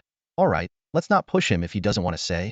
With that, Song Feng extended his hand to Wang Hao, smiling. The six of us are willing to join the Wanderers. The current dynasty ruled by the Pope is called the Zilia Empire. The capital, the city of Bourse, is located in the central region of the nation, where shadows of beasts dart through the streets, and a multitude of exotic beast nobles gather, symbolizing power and status. In this bustling capital, Song Feng and his group of six followed Wang Hao's lead to an inconspicuous tavern. Pushing open the heavy wooden door, Wang Hao whispered, "This is the headquarters of our Wanderer organization." He led them through the bustling hall to a hidden chamber. Wang Hao glanced around and explained, "The other members are out on missions. I've notified them, and they should return soon." Song Feng nodded, then removed his black cloak and walked to the window. He gently pulled back a corner of the curtain, his gaze sweeping over the busy streets outside. You guys are really bold, using a tavern in the city center as your base. Song Feng couldn't help but remark. Wang Hao chuckled confidently, haha, the most dangerous place is the safest. They would never suspect we're hiding here. Just as he finished speaking, there was a gentle knock on the door. Wang Hao immediately became vigilant. Password. A low voice responded from outside. Chirp chirp. The Pope has no chirp. Correct password. Come in. Wang Hao breathed a sigh of relief. The door opened, and 9 people filed in. 6 men and 3 women, appearing to be between 25 and 35 years old. Wang Hao promptly introduced. Let me formally introduce these 6 new recruits. He briefly introduced Song Feng and the others, then raised his voice. Let's give them a warm welcome. Applause broke out, and Song Feng smiled. We're comrades from now on, so let's look out for each other. Of course, Wang Hao replied with a smile, then turned to the 9, his expression turning serious. Have you gathered any new information? One man stepped forward respectfully. Leader, I've told you many times, drop the leader title. Wang Hao interrupted. Yes, the man stammered, nodding quickly. Go on. Wang Hao gestured. The man took a deep breath and reported. We've learned from several exotic beasts that tomorrow, the Pope will hold an ancestral sacrifice at Martington Square. It's rumored that many humans will be cremated for the ritual. Damn it. Wang Hao slammed the table in fury. These beasts completely disregard us humans. He turned to Song Feng. Brother Song, what do you think? Before Song Feng could speak, Lu Ming interjected. Wang Hao, just tell us your plan. If it's suitable, we'll act. Song Feng nodded in agreement. Wang Hao pulled out a fresh map from a drawer and spread it on the table. It was a detailed map of the city of Bourse. He pointed to a location, explaining, this is Martington Square, where the ancestral ceremony will take place tomorrow. Our tavern is only 500 meters away, and we can observe the situation from the attic. At that time, the city's focus will be on the ceremony, so we can sneak into the prison and rescue our comrades. What do you think? Song Feng pondered for a moment and nodded. It's a good plan, but I think it could be improved. Oh, If you have any suggestions, Brother Song, please share. Wang Hao encouraged. Song Feng began outlining his thoughts. First, we need to have lookouts around Martington Square. If anything unusual happens, they must notify members to withdraw quickly. Also, I suggest splitting into smaller groups to target different prisons and execute the plan simultaneously. This way, we're less likely to be detected, and even if we are, we can quickly escape, minimizing unnecessary casualties. Song Feng paused, a flicker of determination in his eyes. Lastly, and most importantly, we should gather everyone to disrupt the ceremony and take the opportunity to kill the Pope, bringing down the Xillia Empire. Excellent. Such boldness, Brother Song. Wang Hao stood up, invigorated. I can't wait to kill the Pope myself. All right, the plan is set. Song Feng chuckled. Since we're unfamiliar with the city's layout, it's best to split the 6 of us into different groups. Wang Hao nodded in agreement and began organizing the teams. Eventually, they were divided into 6 groups. Song Feng and Wang Hao would keep watch during the ceremony, while the others infiltrated various prisons to free their comrades. All right, everyone rest for the night. We'll act according to plan tomorrow morning, Wang Hao instructed, and Song Feng's group of 6 returned to their designated room. It was a spacious room with 6 beds, enough for them to stay the night. Although there were plenty of rooms available, for safety reasons and with Xianana's consent, Song Feng decided it was best for them to stay together. As night fell, Song Feng stood by the window, gazing at the bright full moon. A glint of anticipation shone in his eyes as he murmured to himself, "Tomorrow, the truth will be revealed." I can't help but feel a bit excited. The night sky was deep, with scattered stars like dust. Dawn was approaching swiftly. The news of 6 humans slaying the Scorpion Count and escaping the arena spread like wildfire, throwing the entire Xillia Empire into turmoil. The nation was on high alert, and soldiers searched through the night, but to no avail. It was as if the 6 had vanished without a trace. However, as the ancestor worship ceremony drew near, this incident quickly faded from memory. For the citizens of the Xillia Empire, today was an incredibly important day, and all attention was focused on the upcoming celebration, leaving no room to think about those runaway outcasts. By morning, the area around Martington Square was already bustling with people. Song Feng and Wang Hao, cloaked in black, skillfully blended into the crowd of beasts. The eclectic attire of the beasts, some even wearing underwear on their heads, made the duo's appearance inconspicuous. Brother Song, once the ceremony begins, inform them to act according to plan, Wang Hao murmured. Song Feng nodded in agreement, and they quietly waited. About 10 minutes later, the crowd of beasts suddenly grew restless. The High Priestess is here, voices exclaimed. Song Feng followed the beast's gaze and saw a long-haired woman in a black dress, her face veiled, gracefully ascending the platform. If not for her slender tail, she would have looked almost human. Surprised, aren't you? Wang Hao noticed Song Feng's astonishment. Song Feng smiled and nodded. Indeed, quite unexpected. He recalled the secret phrase from the previous day. GG Fu GG, the priestess has no GG. It turned out the phrase held deeper meaning. The High Priestess stood on the platform, her gaze as calm as still water, surveying those below. The crowd fell silent, holding their breath, awaiting her words. My dear subjects, the priestess's voice, unassisted by any device, resonated throughout the entire city of Bourse. I am pleased with your conduct. I hope you continue to hold reverence in your hearts, ensuring the Xillia Empire's enduring prosperity. The beasts responded in unison. Thank you for your praise, High Priestess. It is our honor. The priestess seemed to relish the moment, closing her eyes to listen before speaking again.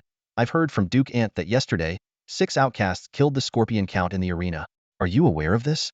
At this, the beasts' expressions changed drastically, and they lowered their heads. The news had spread through the streets, a humiliation not only to the Count but a challenge to the entire Xillia Empire. What was most embarrassing was that those outcasts had escaped right under the noses of many powerful figures, and even with the nation's forces mobilized, they remained elusive. We acknowledge our fault, the beasts cried in unison. The priestess nodded. I am not blaming you. Those outcasts are too cunning, with an inherent wickedness that's hard to eradicate, bloodthirsty and murderous. If left unchecked, they could bring great calamity to the Xillia Empire. Since today is the ancestor worship ceremony, let us cleanse them of their evil with fire. Bring the outcasts forward. Immediately, a dozen humans were brought onto the platform, all bound to crosses. They struggled desperately, but to no avail. These were elderly women, appearing to be around 50 years old. Their shrill voices echoed across the square. Kill me. Just kill me. I don't want to suffer this inhuman treatment any longer. Monsters. You're a bunch of utter monsters. Silence, outcasts. The beasts whipped them with crisp snaps. In the crowd, Song Feng frowned silently. Wang Hao suddenly grabbed his hand and whispered, Brother Song, signal them to start the operation. Song Feng nodded, took out a communication stone, and whispered a few words. Moments later, a sly smile curled his lips. The message has been sent, and they've begun. Wang Hao replied, good. The beasts guarding the prison will pass the message along, and when the chaos ensues, we'll rescue those compatriots. Once the main force arrives, we'll join together to eliminate the priestess and the other powerful beasts. The beasts continued to whip the dozen women, leaving gruesome welts. As they were about to faint, the priestess coldly commanded, enough, stop. She placed her right hand on her chest, gazed skyward with a devout expression. Great ancestors, let us honor your departed souls with the blood of these outcasts. As the high priestess of the Celia Empire, I declare the ancestor worship ceremony officially begun. As the words left her lips, a dozen beasts hoisted a massive furnace onto the platform. The priestess lightly waved her hand, and a flame floated into the furnace, igniting a towering blaze. At the same time, a piercing wail arose as a large cage full of humans was pushed onto the platform. The first event of the ancestor worship ceremony, the soul-burning rite, begins. The soul-burning ancestral rite begins. With this command, the beasts roared in unison, lifting the enormous cage high above their heads, ready to cast it into the blazing furnace. At this critical moment, Wang Hao burst out from the crowd of beasts, tearing off his black cloak to reveal an angry face. You beasts, if you have the guts, come at me. Leave my people alone, he shouted, his voice echoing across the square. Song Feng followed closely, also removing his cloak. The eyes of the beasts were immediately drawn to them, their expressions dark as ink. 4 commoners to dare disrupt this sacred ancestral ceremony was an outrageous insult. The beasts exchanged glances and turned their gaze towards the Pope on the high platform. The Pope narrowed his eyes and spoke coldly. Who are you? Wang Hao met the Pope's gaze fearlessly. I am the leader of the Wanderers. At this, the beasts erupted into murmurs. Wanderers? Have you heard of them? No, never. Could it be those commoners dreaming of overthrowing the Zelia Empire? Laughter rippled through the crowd.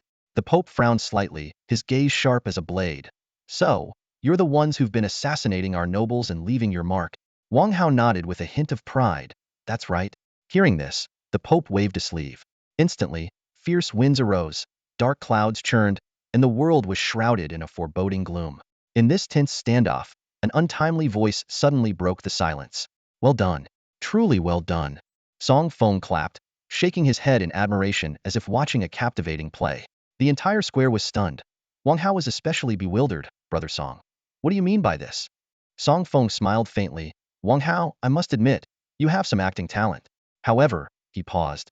You're still too inexperienced in front of me. Too many flaws. I couldn't help but notice them. The beasts remained confused, but Wang Hao's expression grew increasingly grim. How did you figure it out? Does it matter? Song Feng chuckled. It does. Wang Hao's face twisted into a sinister smile.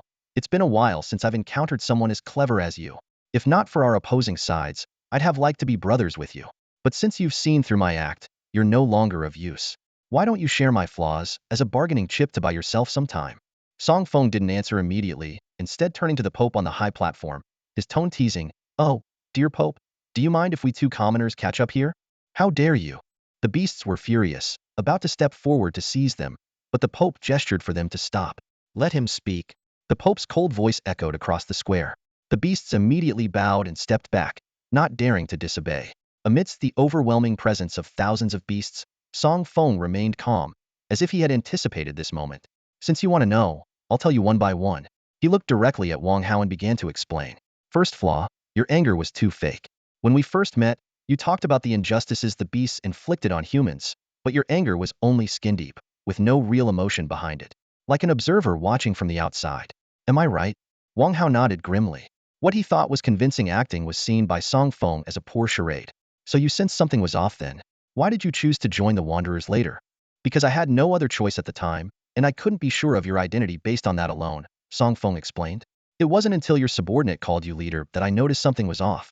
I thought it was just your habit, but when you reprimanded him, he trembled to his soul, which isn't normal for an organization member.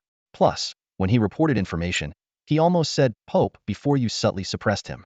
I sensed it clearly, and even Lu Ming noticed something was off. Song Feng smirked. Your so-called Wanderers, the members must be your own people, right? Hastily assembled, they even slip into old habits with their titles. Am I correct? Hearing this, Wang Hao's face turned ashen. Every one of Song Feng's deductions was spot on, with no deviation. You are indeed clever, with keen observation skills. Wang Hao squinted. Yesterday, I watched you escape the arena, evading the pursuers with ease. I was intrigued, so I gathered 9 to form the so-called Wanderers and tried to recruit you. Feeling a bit bored, Song Feng decided to engage in a wordplay game with the group of mythical beasts.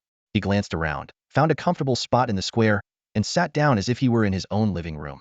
I'm a bit tired of talking, so I'll take a break. Hope you don't mind, Song Feng said casually, completely ignoring the thousands of hostile eyes surrounding him. Wang Hao, the Pope, and the beasts all looked at this audacious human with bewilderment. They couldn't comprehend how Song Feng could remain so calm and composed in the beast's territory. Wang Hao tightened his grip on the dagger in his hand, feeling both resentment and a sense of foreboding. He stepped towards Song Feng and said coldly, "Do you have anything else to say? If not, I'll send you to another world to rest." "Hold on, don't rush. At least let me finish speaking." Song Feng quickly gestured. "That way, I can leave with peace of mind, and you can listen with peace of mind, right? Stop wasting time and get on with it," Wang Hao urged impatiently. Song Feng stretched lazily and continued, "You have a big flaw in your plan. Yesterday, when you were arranging the plan, you took out a map. It seemed like you took it from a drawer, but actually, it was from your personal space. And that map was suspiciously clean, without a single crease or mark. For an organization of wanderers, was this really your first mission? Have you never used a map before?" Wang Hao's expression turned grim once more. It was indeed a loophole, but he thought he had disguised it well. How did Song Feng see through it? His insight was truly astonishing. Song Feng shifted his gaze to the Pope on the high platform, then back to Wang Hao. The play you and the Pope put on was also poorly executed. After you revealed your identity, I noticed that the surrounding beasts were all puzzled, as if they had never heard of the Wanderer organization. Yet the Pope claimed you assassinated many beast nobles. If that were true, why hasn't any news of it spread? There's no such thing as a wall with no leaks, and it's incredible that among thousands of beasts, not one has heard of it. Song Feng shook his head, his tone carrying a hint of helplessness. "Your acting is so bad, I couldn't bear to watch and had to point out your shortcomings." His tone was like an elder scolding a younger generation, making one want to punch him. "All right, the flaws I've observed may not be many, but they're enough to expose your identity," Song Feng said, looking at Wang Hao with an innocent smile. "My dear second prince, it seems you've been living quite comfortably." Hearing this, Wang Hao's eyes widened in shock, pupils dilating with disbelief. "How do you know?" he asked, his voice trembling slightly. Song Feng smirked, speaking nonchalantly, "Just a wild guess. But judging by your reaction, it seems I hit the mark." Wang Hao's expression grew darker. Being toyed with by Song Feng repeatedly, his patience had reached its limit. Slowly, he placed his hand by his ear and tore off a human skin mask, revealing his true face. The surrounding beast men erupted in astonishment. "Oh my, isn't that the Pope's lover? That's the Duke of Demons. Why is he with a commoner?" The murmurs spread like wildfire. Song Feng raised an eyebrow at Wang Hao, his tone mocking. "The Duke of Demons? Quite a title." He glanced at the Pope. "Who knew you had such tastes? Fancying beast men? Or is it just female lizards?" The Pope snorted coldly, teleporting to Wang Hao's side, wrapping her slender arm around his waist. She looked at Song Feng with icy disdain. "How could a mere commoner understand our ways?" Yes, you're absolutely right." Song Feng nodded repeatedly, then turned to Wang Hao, a sharp glint in his eyes. "But betraying your entire country just to please your beloved seems a bit too much, don't you think?" Wang Hao's face was as dark as coal. Song Feng had not only exposed his plan, but also publicly humiliated him by revealing his peculiar tastes. "Where did you learn all this?" Wang Hao asked, suppressing his fury. He silently vowed to make Song Feng suffer, but first, he needed to uncover the source of his information. Just as Song Feng was about to speak, a commanding voice echoed from afar. "I told him." Everyone turned to see an elder, clad in an imperial robe and exuding an extraordinary presence, approaching through the air, followed by Lu Ming and 5 others. Father!" Wang Hao exclaimed, his expression drastically changing. Song Feng then realized that the newcomer was the former emperor. The elder approached Song Feng, gratitude evident on his face. "Young friend Song, your companions have informed me of the entire situation. I, Wang Bingtian, will never forget your immense kindness." Song Feng was taken aback. He had indeed instructed Lu Ming and the others through a communication stone, as a part of his impromptu plan to capture others and gather intelligence. His knowledge of Wang Hao's secrets came solely from the information Lu Ming and the others relayed through the stone. Unexpectedly, Lu Ming and his team had discovered Wang Bingtian, restrained by chains beneath a prison. Recognizing his identity, they inquired about various matters and passed crucial information to Song Feng. However, they deliberately concealed Wang Bingtian's identity to surprise Song Feng. Song Feng quickly waved his hands, modestly saying, "It was nothing, really." Despite facing the imposing presence of a former emperor, he remained composed. Wang Bingtian was secretly impressed. Such poise at a young age suggested a remarkable background. He glanced at Wang Hao, then apologized to Song Feng. My lack of discipline and poor family teachings have led to this. Please do not hold it against us. Song Feng chuckled. Why would I blame anyone? Watching this drama unfold has been quite entertaining. Very well, then please wait a moment while I deal with this matter, Wang Bingtian said, turning to Wang Hao. Despite his age, the aura he emitted caused the skies to darken and thunderclouds to gather a testament to the emperor's might. Wang Hao and the Pope's faces turned ashen. The Pope had managed to overthrow the old regime with Wang Hao's help by secretly poisoning the emperor, putting him in a death-like state. The nation believed the emperor had passed, leaving a power vacuum. Wang Hao had planned to seize power but was thwarted when a eunuch discovered a decree on the emperor's desk, naming the crown prince as the successor. Consumed by jealousy, Wang Hao conspired with the Pope, plotting to overthrow the dynasty. However, neither Wang Hao nor the Pope possessed the strength to kill Wang Bingtian. To prevent Wang Bingtian from awakening, after the fall of the Tianqi dynasty, Wang Hao immediately used a secret treasure to imprison him beneath the dungeon, never to see the light of day. Wang Hao thought this would be the end of it, allowing him to enjoy love and supreme power without consequence. However, the arrival of 6 outsiders, including Song Feng, shattered everything. Wang Hao's eyes flashed with venomous hatred as he stared at Song Feng, wishing he could tear him apart. At that moment, Wang Bingtian waved his sleeve, and a dragon's might descended, instantly subduing Wang Hao and the Pope to the ground. You wretched child. Your sins are beyond measure, and this is all your own doing. You have no one to blame. Wang Bingtian rebuked coldly, poisoning the emperor, colluding with foreign tribes, murdering your brothers, and oppressing your people. Even death 1,000 times over cannot cleanse your sins. Wang Bingtian's eyes were cold, showing no mercy despite their blood relation. It would be a waste to simply eliminate you. The people would not agree. I will hang you on a cross, to be cursed day and night, never to die a peaceful death. Father, no, I was wrong. Please, grant me a swift end. Wang Hao pleaded from the ground, a stark contrast to his previous arrogance. Your heinous crimes are self-inflicted, Wang Bingtian said sternly, then turned to the Pope. You, a half-blood of lizard and human, slaughtering your kind. You share the same guilt as this wretched son. Before he finished speaking, Wang Bingtian waved his right hand, conjuring 2 enormous cross-shaped shadows. Wang Hao and the Pope were instantly bound, unable to move. The surrounding beasts, witnessing this, were terrified beyond measure.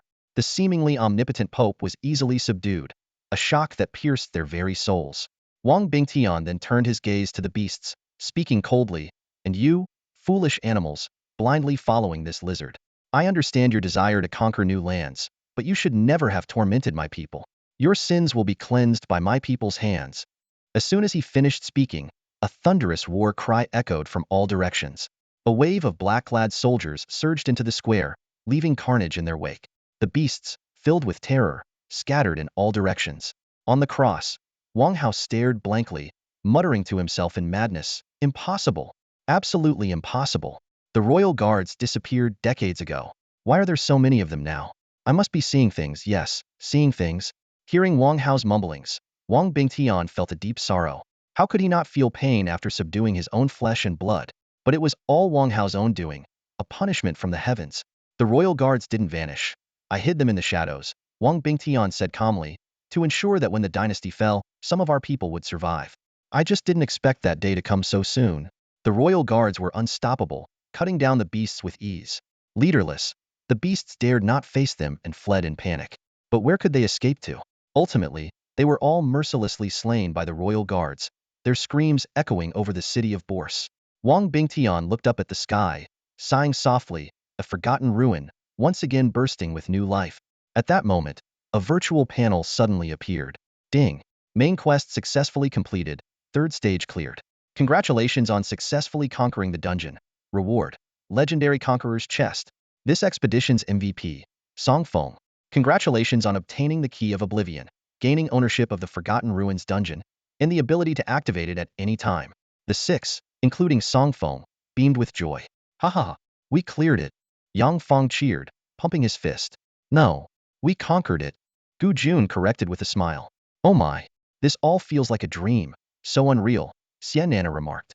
Hehe, it's all thanks to Brother Feng's brilliant leadership that we succeeded. Luo Jincheng flattered. Lu Ming laughed, draping an arm around Song Feng, I admit, you truly deserve the MVP title. In response to their praise, Song Feng smiled. Without you all, I wouldn't have had the chance to lead. I owe it to you. Ha ha ha. Enough with the modesty. Lu Ming said proudly, puffing out his chest. This dungeon couldn't have been done without me. Yeah, right, the others retorted, rolling their eyes. Then, the panel popped up again. Congratulations on conquering the dungeon. You may stay for 3 more days. After that, you will be automatically transported out. We can stay 3 more days. Awesome. Just enough to soak in the local vibe. Lu Ming said, winking at Song Feng, his meaning clear. Song Feng cleared his throat, ignoring him, and walked over to Wang Bingtian. How should I address you?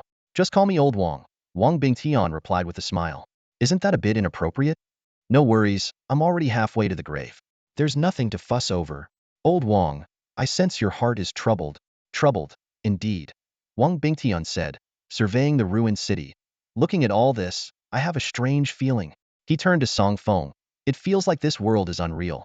Like it exists only in someone's memory, but everything here is an illusion. This place has become a forgotten ruin, a memory lost to time.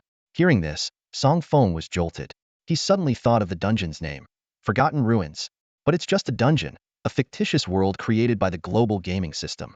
How could it be forgotten? Could it be this was once a real world, transformed into a dungeon by some unknown force? The thought brought clarity to Song Feng's mind, as if he had uncovered a monumental secret. He shook his head, grounding himself in reality, and looked at Wang Bingtian. Old Wang, what are you worried about? After a moment's thought, Wang Bingtian replied, I'm worried about being forgotten. You won't be. Why are you so sure? Because I'll remember. Wang Bingtian gazed deeply into Song Feng's eyes, and after a pause, said, thank you. Over the next 3 days, under Wang Bingtian's personal leadership, the Tianqi dynasty experienced a resurgence of vitality. Despite the lingering scent of blood in the air, the fervor for rebuilding remained undiminished. Soon, distinctive buildings rose from the ground, and the capital, known as Bosi City, was renamed Maple Leaf City. This name carries profound symbolism like a withered maple. It signifies returning to one's roots. Meanwhile, beneath 2 massive crosses, a large crowd gathered. However, they did not vent their anger at the individuals on the crosses. Instead, they gazed at them with eyes full of pity. The irony of a noble prince colluding with outsiders to destroy the dynasty was enough to make people laugh at the absurdity. Song Feng approached the crosses slowly and looked at Wang Hao, who was barely conscious.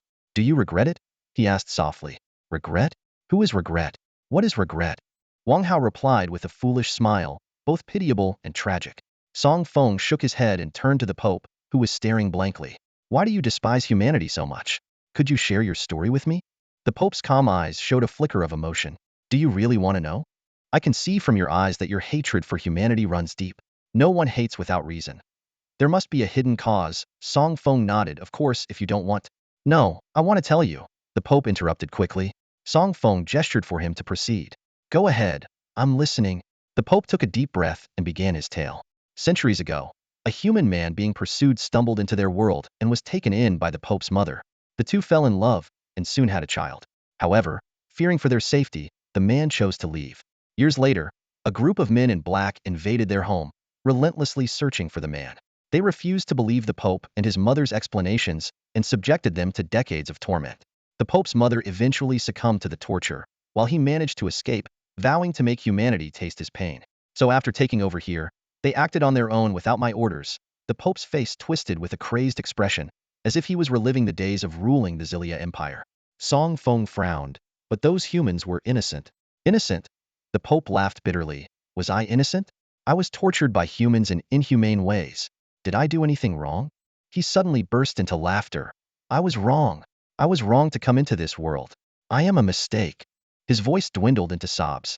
Song Feng felt a heaviness in his heart and was momentarily speechless. At that moment, Lu Ming placed a reassuring hand on his shoulder. Madman, you're just an observer. Don't get lost in it. Song Feng took a deep breath and smiled. Don't worry, I'm fine. He turned back to the Pope. If you hate humans so much, why did you develop feelings for Wang Hao? The Pope's gaze shifted to Wang Hao, his eyes turning misty. Initially, I only wanted to use him to achieve my goals. I kept telling myself it was all fake. But I found myself unable to escape the feeling, that sense of security. Something I had never experienced before, so I cherished it all the more. Song Feng shook his head in resignation. From an outsider's perspective, the Pope was both pitiable and deplorable. pitiable for losing his father at a young age and enduring decades of inhumane treatment, deplorable for instilling his ideology in the alien beasts and causing the deaths of countless innocent humans. May I know your name? Song Feng asked. Tang Shi, the Pope replied softly. In no time, the 3 days were nearly over. Song Feng and his group found themselves in the grand hall of the palace. Wang Bingtian appeared apologetic. I apologize for any neglect, young friend Song. Please don't hold it against me. Song Feng shook his head with a smile. It's all right. We're actually here to bid you farewell. Farewell? Wang Bingtian looked surprised. Where are you going? Song Feng replied calmly.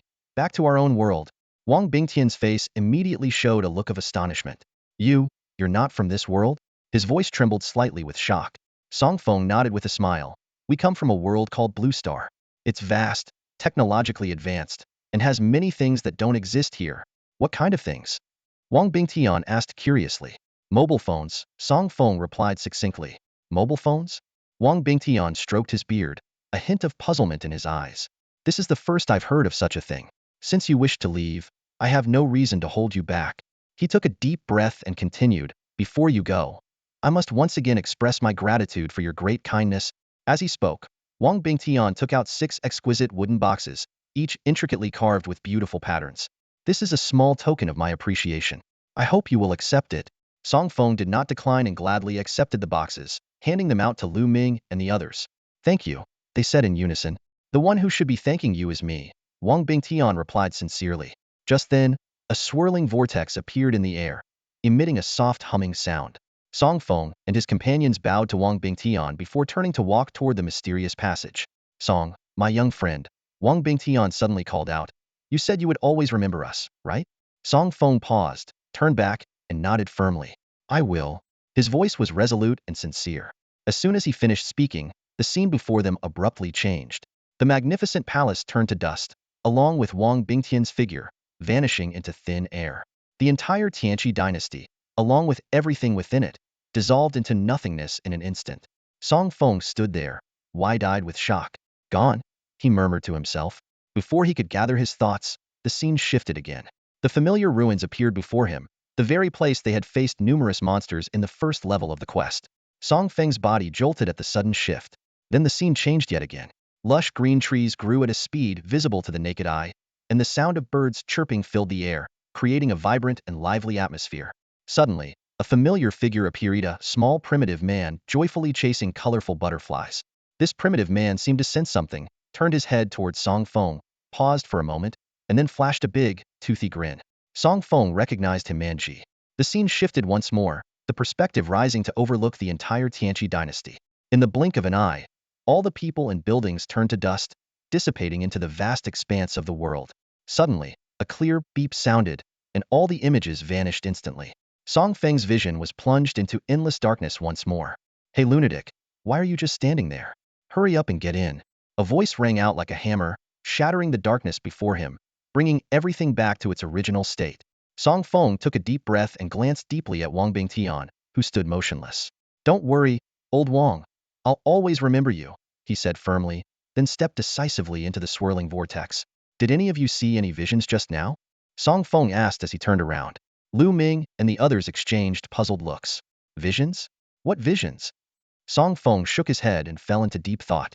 The visions he'd seen seemed like a giant cycle. The Tianqi dynasty crumbling into ashes, transforming into the ruins of the first level. The ruins morphing into a primordial forest where Manji's figure flickered in and out of sight. The primitive tribes evolving and dividing into nations, eventually unifying to establish the Tianqi dynasty. Then, everything turned to ashes once more. This cycle seemed destined to repeat endlessly between the ruins, the forest, and the dynasty. Contemplating this, a mysterious light flickered in Song Feng's eyes. Lunatic, Lu Ming said, noticing Song Feng's unusual demeanor, and gave him a reassuring pat on the shoulder. Ever since you talked to Wang Bingtian 3 days ago, you've seemed a bit off. How so? Song Feng raised an eyebrow in response. Lu Ming sighed. It feels like you've gotten too caught up in the story of the instance. Remember, we're just observers here, helping them out for our own benefit. I know it's your first time in a narrative-driven instance, and it's easy to lose yourself in it. Hearing this, Song Feng fell silent.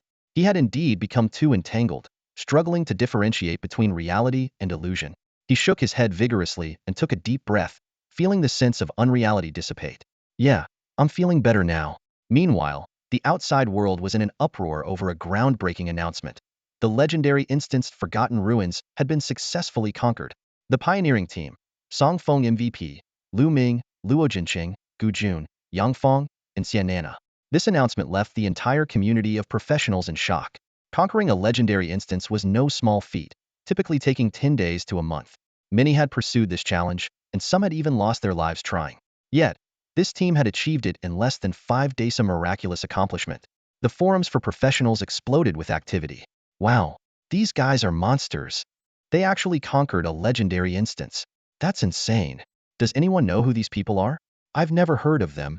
I think Lu Ming is the rising star from Qinglong Academy, but I'm not sure about the others. Who is this Song Feng, managing to outshine Lu Ming as MVP? Locals from Jiangcheng were left speechless by the news. Wasn't this the same team that had recently shattered the elite team's record from Blue Ocean Guild in the ghostly Howl Forest instance, causing a citywide sensation? It turned out that was just a glimpse of their true power. Students at Kanglan High School were equally astounded. Initially, they thought it was just someone with the same name, but when they tried calling Song Feng's phone, it was out of service, indicating he was inside an instance with no signal. Once confirmed, the campus erupted in excitement.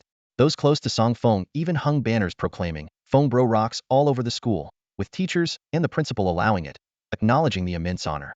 However, not everyone was celebrating. Jiang Yi felt a mix of joy and concern. He was thrilled that Song Feng had successfully conquered the legendary instance, which would increase his importance to the nation. But he also worried that Song Feng's name would soon spread globally, attracting unwanted attention and increasing the risk to his safety. With no other choice, Jiang Yi called the Grand Elder to express his concerns. The Grand Elder reassured him, saying, "Don't worry. I'll send another special team to protect him. They will remain hidden, ensuring his path is clear. Song Feng's importance to the Dragon Nation is akin to a national treasure, and we must ensure his safety and support his growth." The words of the Grand Elder eased Jiang Ye's worries considerably.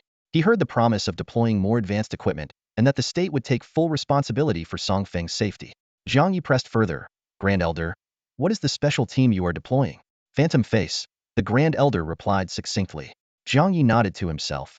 Phantom Face was an elusive special team, often tasked with national-level secret missions, and their overall strength even surpassed their own Sword Ghost team.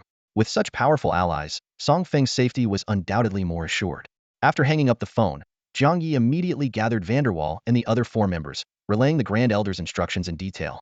He emphasized the need to be ready at all times to execute the Yellow Sparrow plan to capture the Shadow Assassins in one fell swoop when they launched their assassination attempt. Everything was ready, just waiting for the right moment. Suddenly, a portal opened, and Song Feng and his 5 companions emerged one after another. Instantly, the entire Forgetting Worry forest erupted in thunderous applause and cheers. "Qinglong Academy is awesome. Fengge. It's really Fengge. Wow, Fengge is really taking off. Fengge, can I get your autograph? Fengge, do you accept cute girls? I'm waiting for you in bed." Song Feng was taken aback as he looked around. Familiar faces of classmates and countless envious strangers filled his view. Hundreds of people packed the Forgetting Worry forest to the brim. Faced with such a grand scene, Song Feng felt a bit overwhelmed and could only smile awkwardly, saying, "Thank you, everyone." In the crowd, Lu Qi had his arm around Zhou Mingyuan's neck, a mischievous grin on his face. "Kid, open your eyes wide and take a good look. Who was it that said they had a secret ace up their sleeve? Where's the ace? I don't see it." These words made Zhou Mingyuan's face turn pale, his fists clenched, wishing he could pummel Lu Qi right there. But remembering that the other team had actually cleared a legendary dungeon, he lost his momentum, looking utterly defeated. He secretly wondered, where did this monster Song Feng come from? As Song Feng was exchanging pleasantries with his classmates, he suddenly sensed something amiss. His eyes narrowed as he looked up. Dozens of figures in black stood atop the trees, forming seals and casting spells, seemingly setting up some kind of formation. Shadow Assassins. Song Feng's heart skipped a beat, recalling the information he had previously gathered with his spiritual eyes. The Shadow Assassins planned a large-scale massacre once the first wave of teams emerged. However, he had already informed Jiang Yi of this intelligence. Thinking of this, Song Feng quickly scanned the area but couldn't spot Jiang Yi and his group. He couldn't help but twitch his mouth and silently curse. Could Uncle Jiang have forgotten about this? At this moment, everyone else also noticed Song Feng's unusual behavior and followed his gaze, their faces showing confusion. What are those people in black doing?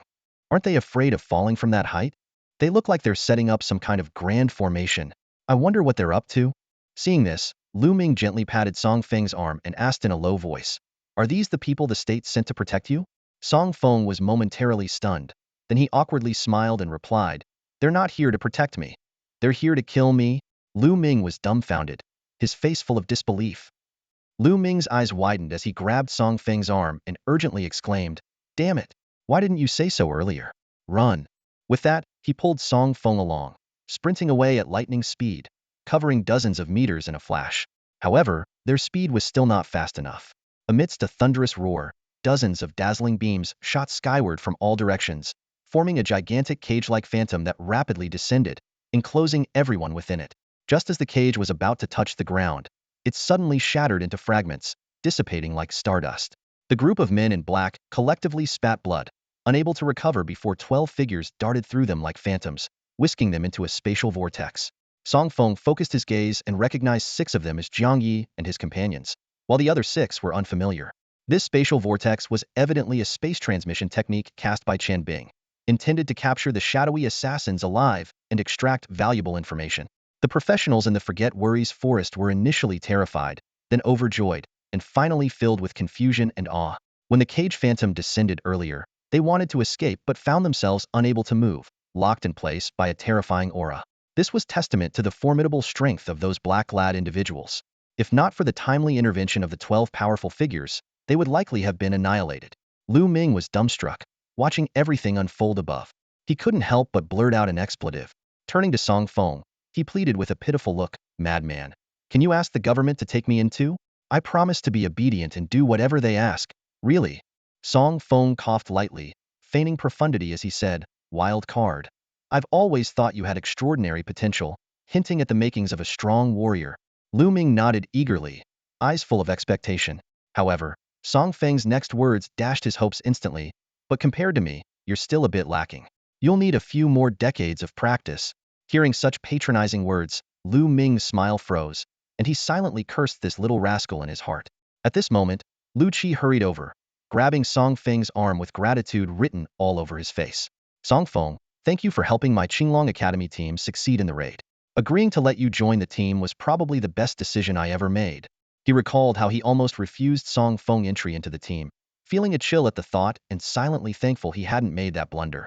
Lu Qi also understood why the government had classified Song Feng as an SS-level important figure.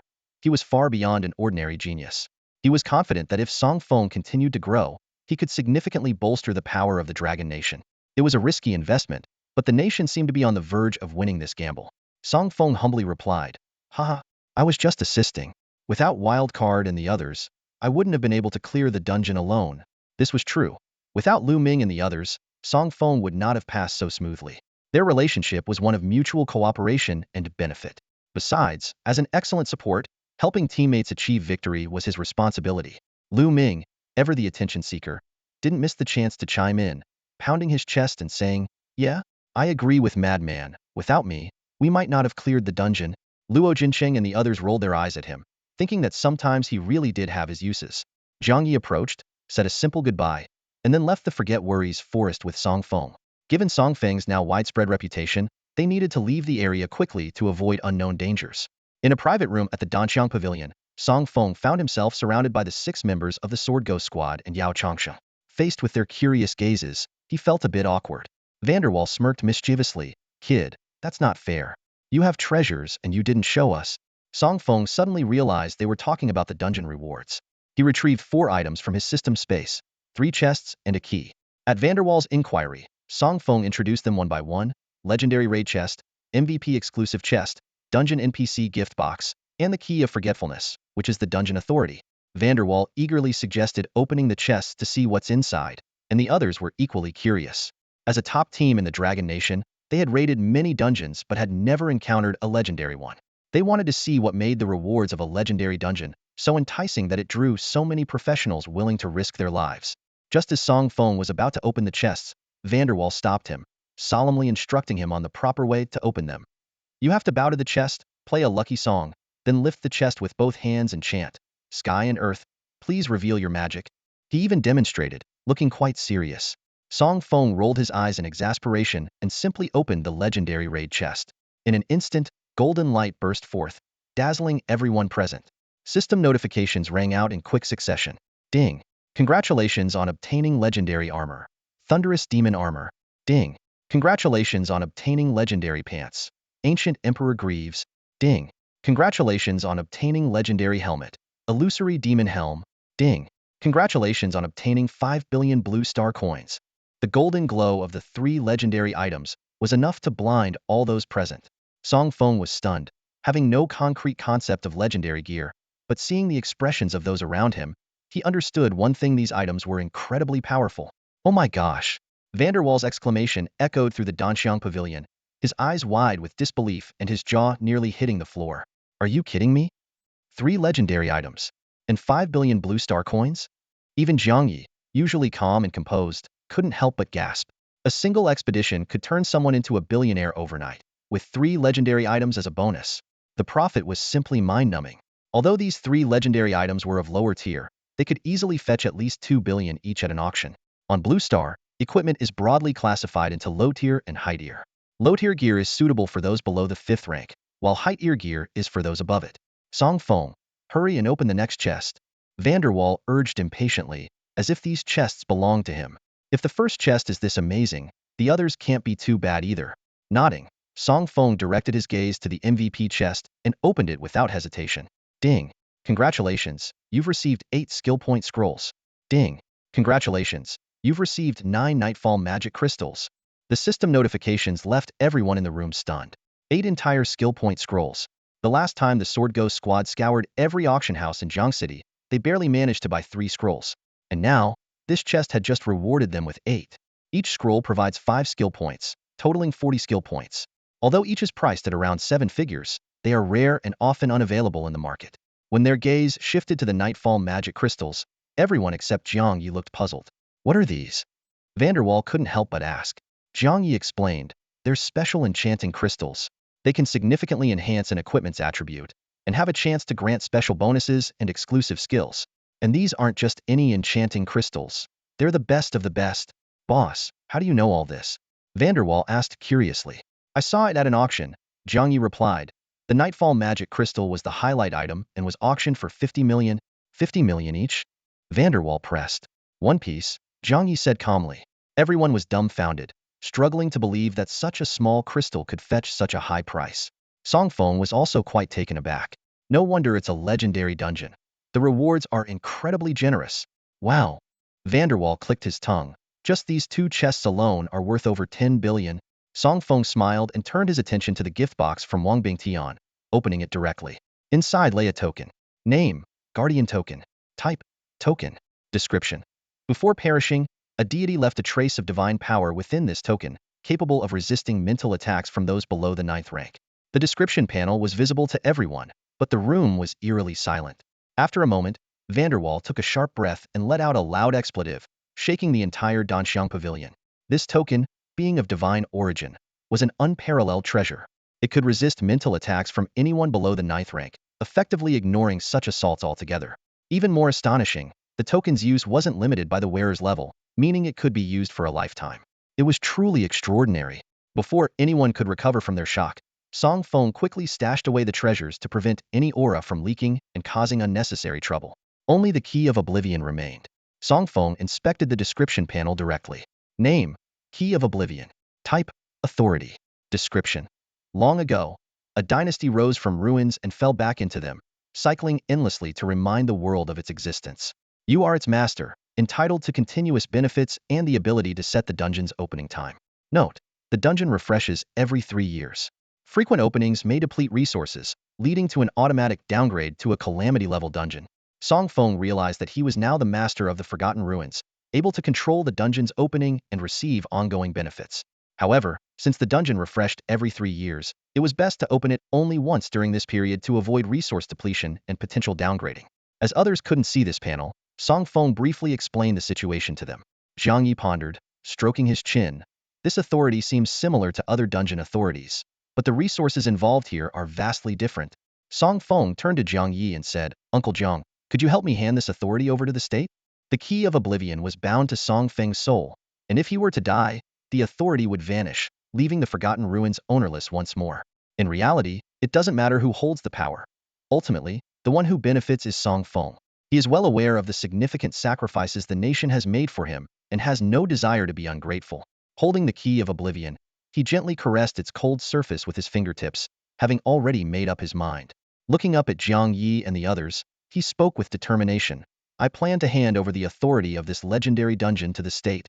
Hearing this, Jiang Yi and the others were taken aback, surprise flashing in their eyes.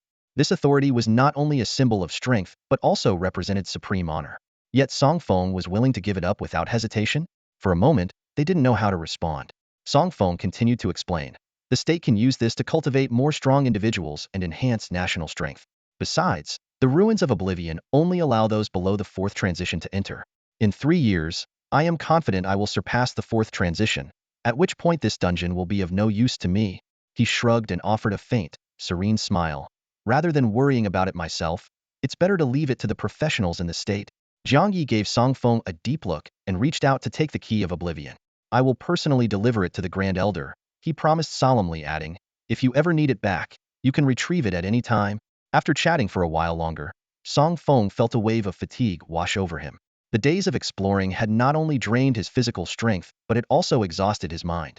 Everything in the dungeon had been so vivid that he still felt somewhat dazed. He bid farewell to the group and returned to his room to rest. Meanwhile, outside, the news was spreading like wildfire.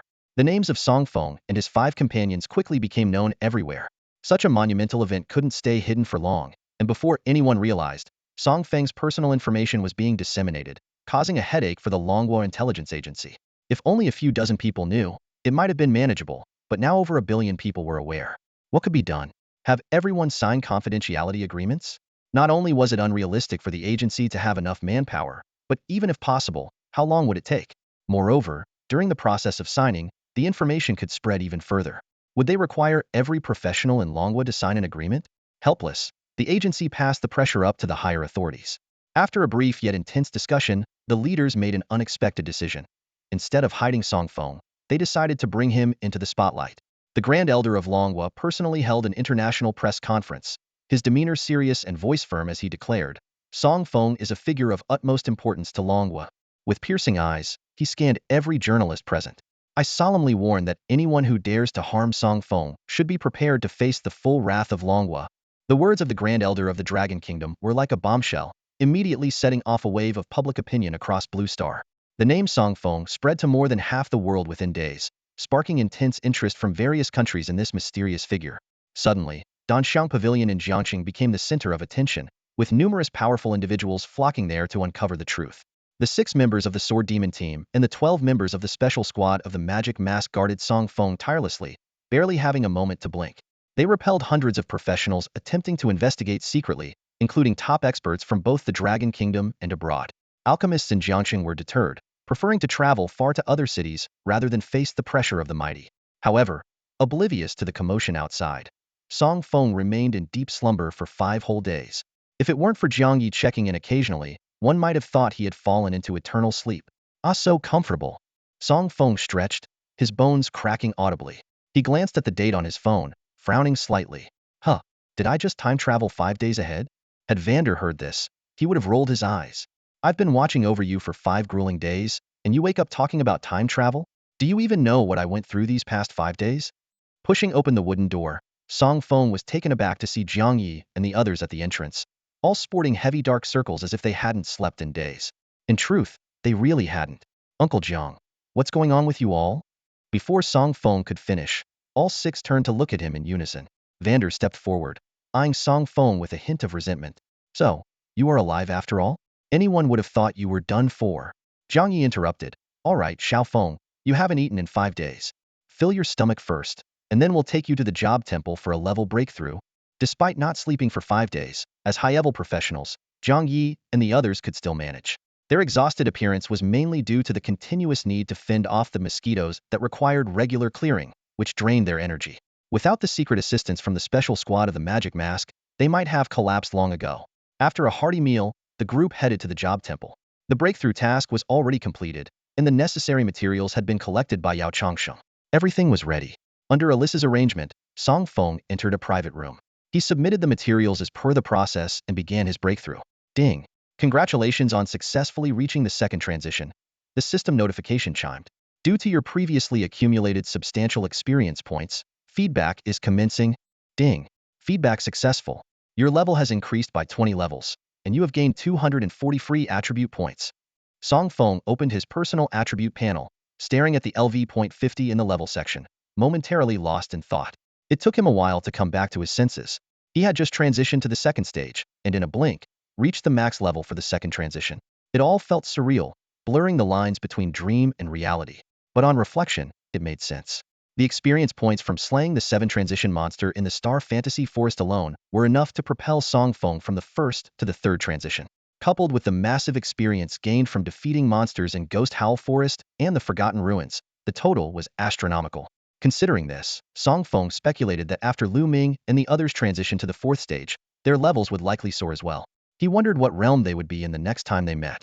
After receiving the new breakthrough task and materials, Song Feng returned to Danxiang Pavilion, escorted by Jiang Yi and his team. As usual, he first examined the 2 newly acquired god-level skills. The first was a life support skill called Star Absorption Enchantment Technique, rated at 2 stars. This skill could draw the power of the stars into magical equipment, granting it extraordinary strength. The enchantment success rate was 100, with a 5 chance of adding a special bonus. The second was a defensive skill named Heavenly Rock, also rated at 2 stars. When the body is stationary, teammates within the skill's range can become immune to physical damage and reflect 10 of the damage back to the enemy, stackable up to 10 layers. Song Feng carefully analyzed the characteristics and applications of these 2 skills. Enchanters faced a situation similar to alchemists. Low-level enchanters were often neglected due to low success rates, while high-level enchanters were highly sought after but required immense resources to grow, which most factions could not afford. As for Heavenly Rock, despite needing to remain still to function, its ability to negate physical damage and rebound it made it a formidable defensive tool. If each person reflects 10 of the damage, then 10 people would reflect 100, making the opponent effectively hit themselves. Vanderwall exclaimed, his eyes gleaming with mischief. Stroking his chin, he continued to analyze. If you play dirty, this skill is quite impressive. Activate it when the opponent unleashes their ultimate skill, and they'll be completely baffled by the reflected damage. Turning to Song Feng, Vanderwall's face was filled with admiration. These 2 skills are amazing. What did you eat growing up to get this good? Song Feng shrugged casually. It's just natural talent. Can't help it. Despite being several years older than Song Feng, Vanderwall had the personality of a big kid and was the Sword Demon Squad's indispensable source of joy. At this moment, Jiang Yi spoke up. Xiaofeng, can we take a look at those skills you just mentioned? I need to report them to the Grand Elder. Song Feng nodded and opened his skill panel for everyone to see. Flame Emperor's Descent, Holy Light's Healing, Insightful Spirit Eye, Ethereal Immortal Art, Sacred Lotus Bloom, Star Absorption Enchantment, and Heavenly Stone. These 7 divine-level skills corresponded to alchemy, healing, reconnaissance, etherealization, purification, enchantment, and defense, respectively. After carefully recording everything, Jiang Yi asked, Xiaofeng, what's your third-turn breakthrough task and what materials do you need? Song Feng opened the task description, which read, on the floating island south of Jiang City, a scarlet flame phoenix has inexplicably gone berserk, potentially threatening the city's safety. Advanced professionals are requested to subdue the phoenix and investigate the cause. The task objective is to find out the reason behind the phoenix's frenzy. A legendary quest again? Song Feng exclaimed in surprise. Although the task seemed straightforward, the scarlet flame phoenix was likely a 5th-turn creature, posing a significant challenge for someone at his full 2nd-turn level. Vanderwall, however, was brimming with confidence. This task is simple. Just subdue the phoenix and it's done. For them, it was finally an opportunity to lend a hand. Jiang Yi then inquired about the breakthrough materials. Song Feng checked and replied, Floating Light Crystal, Illusory Evil Crystal, and Hongyuan Crystal. They're all enchantment crystals. Jiang Yi nodded. I've heard a bit about the Floating Light Crystal, but not the other 2. I'll arrange for someone to search for these 3 crystals. We should hear something soon. With the discussion concluded, Song Feng decided to set off for the floating island the following morning. After everyone left, he took out a king-level helmet, ready to test his newly acquired enchantment skill. Sitting cross-legged, Song Feng focused intently on channeling his internal energy. He raised his hands slightly, as if drawing power from the vast universe. In an instant, his entire body radiated brilliant starlight, dazzling like a sky full of stars. Meanwhile, the king-level helmet was lifted by an invisible force, suspended in midair. Song Feng spread his hands slightly, and a surge of starlight burst forth from his palms, flowing into the helmet like a flood. This process continued for over 10 minutes, with Song Feng fully concentrated, sweat beading on his forehead. Suddenly, a crisp ding broke the silence of the room. Enchantment successful. The system notification chimed in.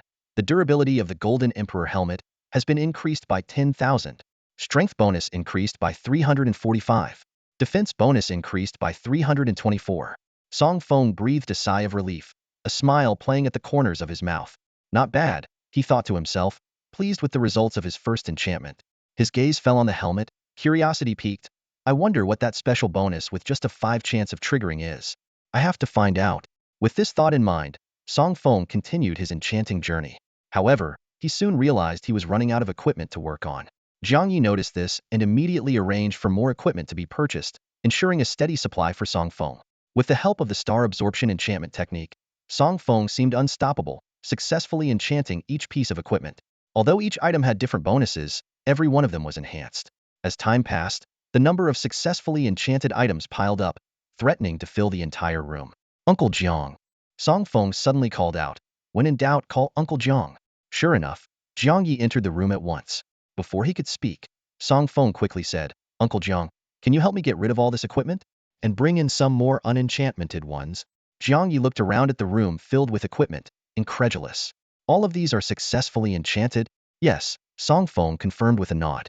Jiang Yi was secretly amazed. A 100 success rate is one thing, but this speed is unbelievable. It's almost inhuman. After a moment's thought, he asked, Xiao Feng, what do you plan to do with this batch of equipment? These are highly sought after once enchanted. Song Feng considered for a moment before replying, Uncle Jiang, please hand them all over to the state for me. To him, these were just practice pieces, dispensable. Instead of cluttering up space, it was better to let the government handle their distribution.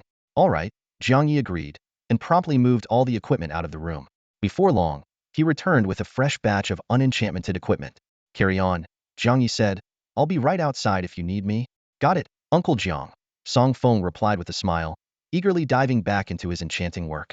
This time, his goal was clear trigger that elusive 5 chance to grant special bonuses to the equipment. He couldn't wait to discover what these mysterious enhancements were all about. Meanwhile, the buzz surrounding Song Feng and his team's legendary dungeon run gradually subsided. After a few days of fervent discussion, the excitement noticeably waned. After all, many teams had already attempted the legendary dungeon. Song Feng's team merely completed it faster. Nevertheless, their achievement still drew a crowd of curious onlookers. However, under the intimidating presence of the Dragon Nation's Grand Elder, many were deterred from probing further. This provided the Sword Demon and Phantom Squad with some much-needed respite, as the mosquitoes bothering them gradually diminished. In the Forget Worry Forest, the portal remained open, and the Forgotten Ruins dungeon continued as usual. Despite several more days passing, no other team besides Song Feng's had successfully cleared it. The forest was bustling with activity, though noticeably less crowded than at the start. Those who remained were either leading experts from major factions or professional thrill-seekers. At that moment, the portal trembled, and 6 figures emerged one after another. Captain, it looks like we're the first ones out. One of them exclaimed excitedly. Wait, why is there only a completion chest but no pioneering chest? Another asked in confusion.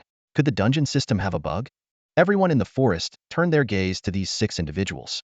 It's the team from White Tiger Academy, someone shouted. They're in second place. Feels like that second place is a bit of a stretch, another person muttered. They came out a whole 6 days after the first?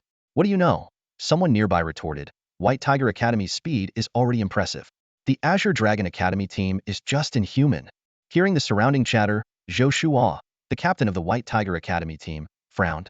He had thought their clearing speed was fast enough, only to be completely overshadowed by Azure Dragon Academy. Having personally experienced the dungeon's challenges, he knew how tough it was to clear, let alone days ahead of them. Could Azure Dragon Academy be cheating? He wondered. Just then, Zhou Mengyuan approached, patting them on the shoulder. You've done well. Father. Azure Dragon Academy? Zhou Shuo hesitated. Zhou Mengyuan smiled wryly and explained, yes, old Lu found a genius support player from somewhere, and they successfully pioneered the dungeon 9 days ago. Check your inbox for the national announcement. The 6 quickly checked their inboxes, and upon seeing the announcement date, they were dumbfounded. Is this date from 9 days ago? Zhou Shuo asked in disbelief. Zhou Mengyuan nodded to confirm. Yes, and they stayed in the dungeon for an additional 3 days before coming out. The 6 from White Tiger Academy inhaled sharply, astonished by Azure Dragon Academy's formidable prowess. Father, is the genius support player named Song Feng? Zhou Shuo glanced at the pioneering teams list. Aside from MVP Song Feng, he was familiar with the others. That's right. Zhou Mengyuan nodded again. It's the first time I've seen a support player get MVP. As the White Tiger Academy members were reeling from the news, the portal shook violently again, and another 6 figures emerged. Leading them was a woman in red, Lindsay, the captain of the Vermilion Bird Academy team. She looked around and only saw the White Tiger Academy team standing there. Huh? White Tiger Academy cleared it first, so we're second. No, you're third. The Vermilion Bird Academy's leading instructor, a middle-aged woman, stepped forward. The Azure Dragon Academy team was first. Check the information in your inbox. Lindsay and her team opened their inboxes, and just like the White Tiger Academy, they were stunned by the announcement date. Azure Dragon Academy must be cheating, right? Someone couldn't help but mutter.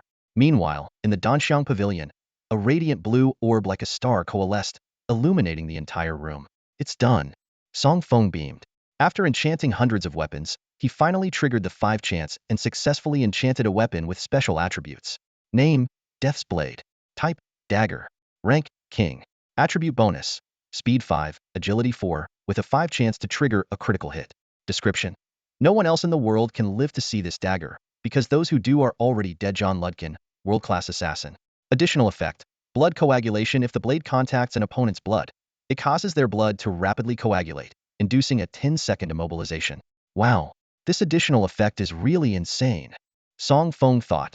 Immobilizing an opponent for 10 seconds could mean taking them out without a scratch. Despite the impressive power of the additional skill, it required contact with the opponent's blood, otherwise, it was useless.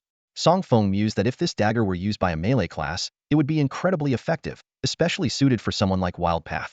He stored the dagger in his system space, planning to give it to him when they met. Stretching, Feng looked at the floor littered with weapons inside. Enchanting really eats up weapons fast. I've gone through another batch in the blink of an eye. When in doubt, call Uncle Jiang. As soon as Feng finished speaking, Jiang Yi entered the room. Seeing the equipment sprawled across the floor, Jiang Yi raised an eyebrow. You've finished enchanting this batch already? Feng nodded, and Jiang Yi was secretly impressed, thinking his speed had increased again. However, the team I sent to acquire more equipment hasn't returned yet, so the next batch might take a while, Jiang Yi explained. How long is a while? Feng was eager to keep going and didn't want to wait too long. About half an hour. Jiang Yi glanced at the messages on his phone, giving an approximate time. Half an hour is too long. I could enchant several pieces in that time. Feng sighed, then his eyes lit up as he looked at Jiang Yi. Uncle Jiang, how about I enchant your weapon in the meantime? Can you enchant it for me? Jiang Ye's eyebrows furrowed involuntarily at Feng's request. He hadn't expected this rookie to have such a wild idea. Jiang Ye's gaze fell on his own gear, all of which were top-tier items. He knew that enchanting high-level equipment was several magnitudes more difficult than enchanting low-level gear, practically worlds apart. Even the most experienced enchanters couldn't guarantee success. Yet here was this newcomer, daring to tackle high-level equipment enchantment. Jiang Yi was momentarily speechless. But on second thought, Jiang Yi felt a sense of relief. Feng was known as a freak with a 100% success rate. Letting him do the enchantment was a win-win situation. With that thought, Jiang Yi didn't hesitate to pull out a long sword from his backpack and handed it to Feng. Here, enchant this. It's a legendary height-ear weapon called the Star-Slaying Sword. I used it before, so even if it gets ruined, it's no big deal. Jiang Yi intended to ease Feng's pressure, unaware that such words meant nothing to a prodigy. Feng eagerly took the long sword and examined it closely. Once Jiang Yi collected his other enchanted equipment and closed the door, Feng sat cross-legged and focused intently on the task at hand. Even though his success rate was perfect, the enhancement might still be minimal. Feng took a deep breath, summoning all his energy. Tiny starlight gathered at his fingertips, flowing like a gentle stream into the hovering sword. The blade trembled slightly, undergoing changes too subtle for the naked eye. Half an hour later, Feng wiped the sweat from his forehead, a delighted smile spreading across his face. System notifications chimed in his ears. Congratulations on a successful enchantment.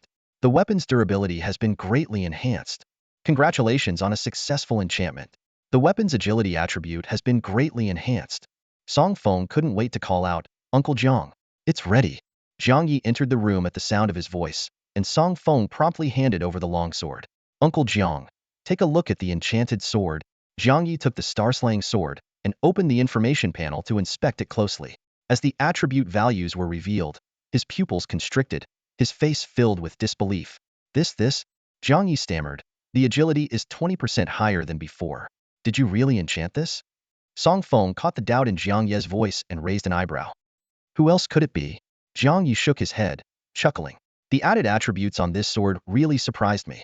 I couldn't wrap my head around it for a moment and asked a silly question. You're the only one in the room. If it wasn't you, was it a ghost? Noticing the late hour, Jiang Yi advised Song Feng to get some rest before leaving the room.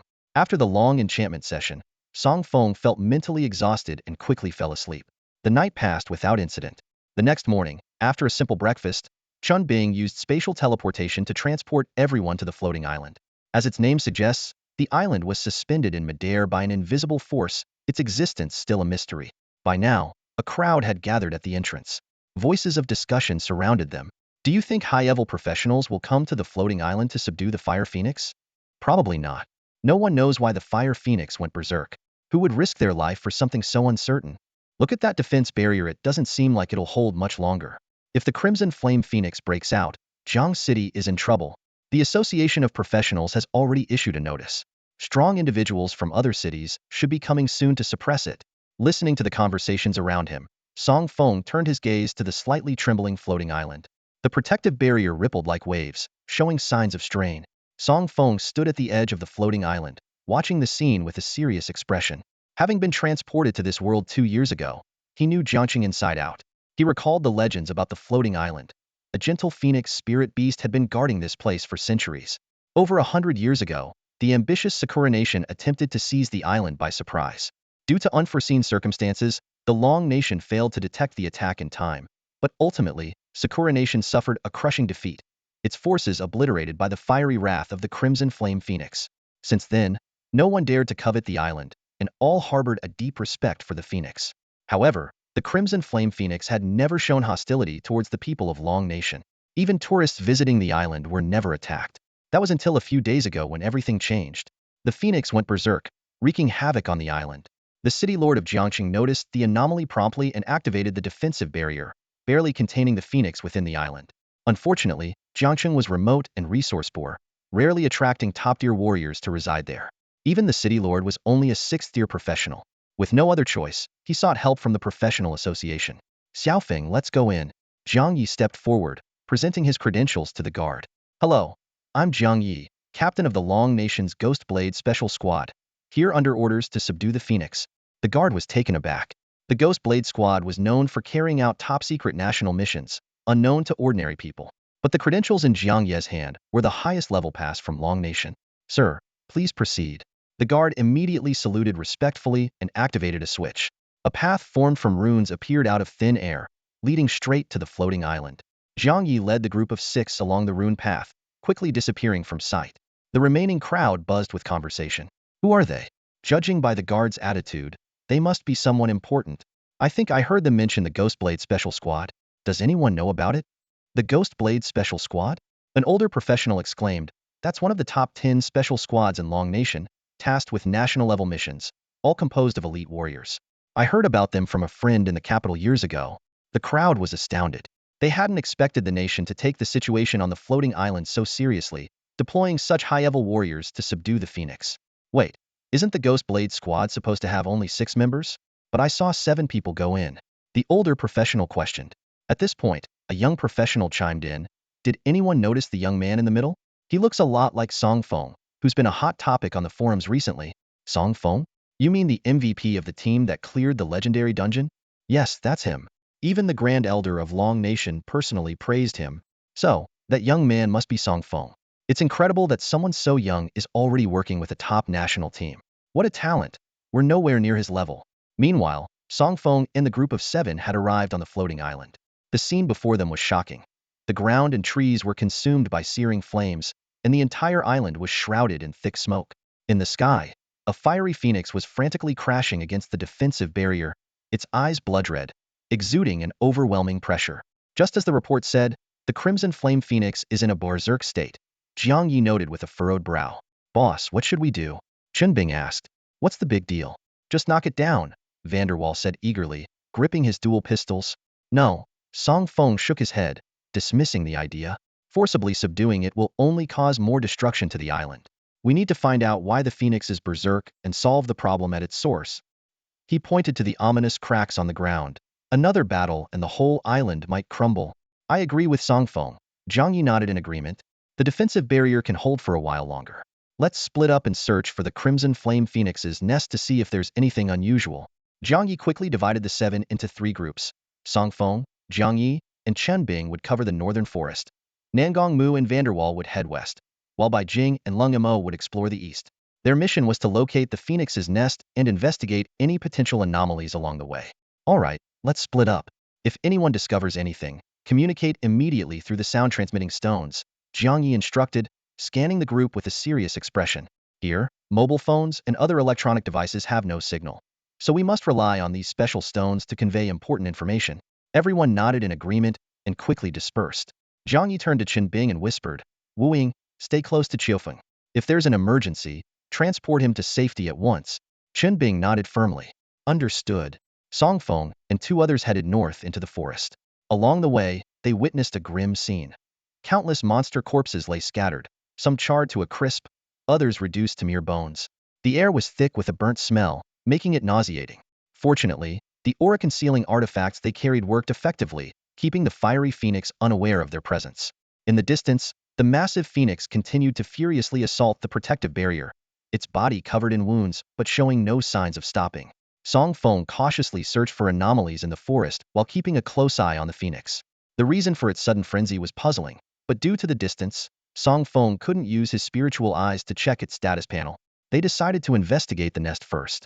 Before long, the trio reached the forest's depths. A towering ancient tree loomed before them, as tall as a skyscraper, with its crown seemingly touching the clouds. Jiang Yi looked up at the treetop, frowning.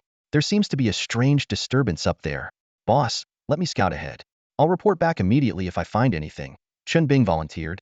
Jiang Yi nodded, trusting the dimensional expert's escape skills. In a flash, Chen Bing disappeared into a spatial vortex that appeared out of nowhere. Moments later, he re-emerged, looking excited. Boss, it seems like the fiery phoenix's nest is up there. Song Feng and Jiang Yi exchanged a glance and, without hesitation, stepped into the spatial vortex. Legend has it that within the floating island, there stands a towering ancient tree known as the Zixiao Divine Tree. It has existed since the island's inception and shows no signs of withering to this day.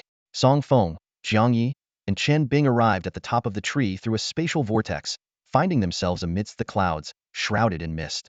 Song Feng's gaze was immediately drawn to a gigantic nest before them, as large as half a football field. He was visibly astonished but had no time to admire the view. Let's go take a look, he said as Jiang Yi cautiously stepped forward, scrutinizing their surroundings. With Chen Bing protecting him, Song Feng followed closely behind, using his insightful spirit eyes to scan the area. Suddenly, his pupils contracted, as if he had noticed something. Uncle Jiang, Uncle Chen, do you feel a strange aura? Chen Bing looked puzzled, but Jiang Yi nodded slightly.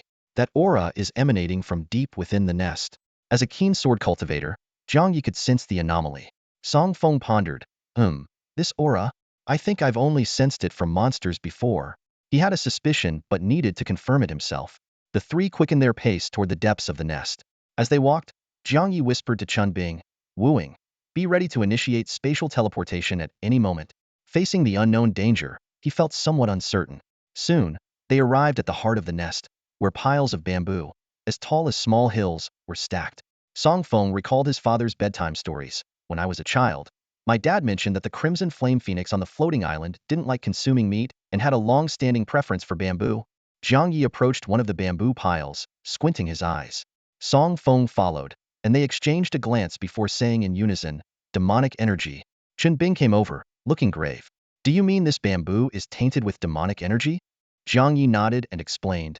Yes, the crimson flame phoenix may have gone berserk because the demonic energy entered its body, and its mind is battling the energy within. His mind raced. Why would there be demonic energy here? Unless there's a powerful demon. Or, is there a demon lair on the floating island? This thought made Jiang Yi even more serious. If there truly was a demon lair, it might be suppressing tens of thousands of demons, far beyond what they could handle alone. Chen Bing asked worriedly, Captain, what should we do? Jiang Yi pondered for a moment. We need to subdue the crimson flame phoenix first to buy time to locate the demon lair. He turned to Song Feng, Feng, I remember you have a purification skill, right? Song Feng nodded in confirmation, but Jiang Yi was concerned that his current level might be too low to affect the crimson flame phoenix. Let's give it a try. We don't have any other options right now. Jiang Yi instructed Chen Bing to gather the other team members. Soon, Fan Dehua and 4 others arrived through the spatial vortex. Jiang Yi briefly explained the situation, including the possibility of a demon lair on the floating island, and that they had reported to the Grand Elder, awaiting reinforcements. He laid out the plan to subdue the crimson flame phoenix, emphasizing the need to control the force to restrain the phoenix without harming it. The key to the plan was Song Feng's purification skill. Fandahua expressed doubt about whether a skill from a second-class profession could deal with an 8th-class phoenix.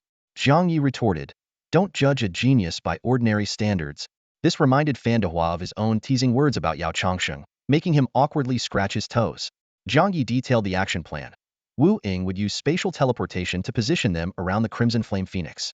He, War God, and Feng Wu would engage it directly, while Gunshot and Junlin provided range support. The goal was to control the phoenix, not harm it. Once subdued, Wu Ying would teleport Qiufeng to attempt purification. If purification failed, they would use a formation to control the phoenix and wait for reinforcements. Adapt to any changes, commence the operation, Jiang Yi commanded, and the team embarked on this perilous mission filled with uncertainties. At this moment, the defensive barrier above the floating island is on the verge of collapse under the relentless assault of the Crimson Flame Phoenix. Countless web-like cracks cover the surface of the barrier. Despite the phoenix being drenched in blood, its fervor in attacking remains undiminished. The professionals outside the island can only watch anxiously, silently praying for more time to evacuate their families safely after the phoenix breaks through. The Sword Demon Squad has been inside for an hour. Why haven't they acted yet? Someone couldn't help but ask. The Crimson Flame Phoenix is in a berserk state right now. Its power has surged. Even the Sword Demon Squad would find it challenging. Another person responded. Don't underestimate the special squad's capabilities, an experienced professional interjected. They're not only exceptionally powerful but also highly strategic. They might be devising a meticulous plan. Exactly, someone else chimed in. Our human advantage lies in our flexible thinking, enabling us to triumph over stronger foes. Just then, a sudden uproar erupted among the crowd. Look, the Sword Demon Squad is making a move. Inside the defensive barrier, a spatial vortex suddenly opened behind the Phoenix, and 5 figures stepped out from within. The Crimson Flame Phoenix, sensing the disturbance behind it, whirled around, its crimson eyes gleaming with dangerous intent. Without a moment's hesitation, it let out a piercing screech and charged straight at Jiang Yi and his team. Jumping straight into the fight? I like it. Bai Jing shouted excitedly, his body swelling to the height of a 3-story building. Swinging a massive spiked club, he fiercely smashed towards the phoenix. Claws clashed with the spiked club, producing a deafening boom. Both sides were pushed back dozens of meters, ending in a stalemate. Nice one. Let's go again. Bai Jing was exhilarated, having not encountered such an evenly matched opponent in years. He charged back into the fray, engaging the phoenix in fierce hand-to-hand combat. Jiang Yi and the others watched silently, refraining from joining the fight. Their goal was to hold off the phoenix, and since Bai Jing could manage it alone, it was better to exhaust the creature's strength. Once it was weakened, they could easily subdue it, minimizing the danger. The battle raged on, causing the entire floating island to tremble. The Crimson Flame Phoenix, having previously exhausted itself attacking the barrier, was now gradually losing ground against Bai Jing's relentless assault. Haha, this is great. Come on. Bai Jing grew more vigorous with each clash, his muscles bulging as if he had limitless strength. As the phoenix seemed on the brink of defeat, Jiang Yi shouted just in time. War God, stop. Bai Jing, still eager for more, grumbled reluctantly. I haven't had enough yet. If you keep going, you'll kill it. Jiang Yi snapped. Form up. Let's suppress the phoenix together. The 4 quickly surrounded the phoenix, releasing their energy to pin it firmly to the ground. Shadowless, Jiang Yi commanded. Chen Bing, who had been hidden in the void, immediately acted, teleporting Song Feng to a spot 25 meters in front of the phoenix. Without hesitation, Song Feng unleashed Holy Lotus Bloom. Countless white lotus flowers appeared out of nowhere, spreading out and casting a sacred, peaceful aura over the entire area. Trapped within, the Crimson Flame Phoenix let out a heart-wrenching scream, struggling desperately. Meanwhile, wisps of black mist seeped from its body, only to be purified by the power of the holy lotuses upon emerging. It's working. Jiang Yi and his team exchanged relieved smiles, finally seeing a glimmer of hope. Qiufeng, hang in there a little longer, it's almost over. Song Feng gritted his teeth, sweat beading on his forehead, as he maintained the purifying power of the lotuses with all his might. Finally, under the continuous purification of the holy lotuses, the phoenix's eyes gradually returned to normal, and the demonic aura enveloping it slowly dissipated. It looked at Song Feng and with difficulty uttered, "Thank." Then, its enormous eyes gently closed, and it fell into a deep sleep. Phew. Song Feng exhaled in relief, wiping the sweat from his brow. Kid, you're impressive.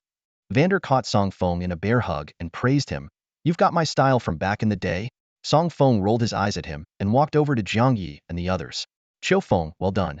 Jiang Yi and the team gave him thumbs up, genuinely impressed. Hee hee. Feng scratched his head sheepishly, a smile spreading across his face. When praised by Jiang Yi, Fan Dehua remained unusually indifferent, yet he beamed with joy when others complimented him. This left Jiang Yi deeply disappointed. As Fan Dehua silently shed tears, Jiang Yi approached the Crimson Flame Phoenix to carefully inspect its injuries.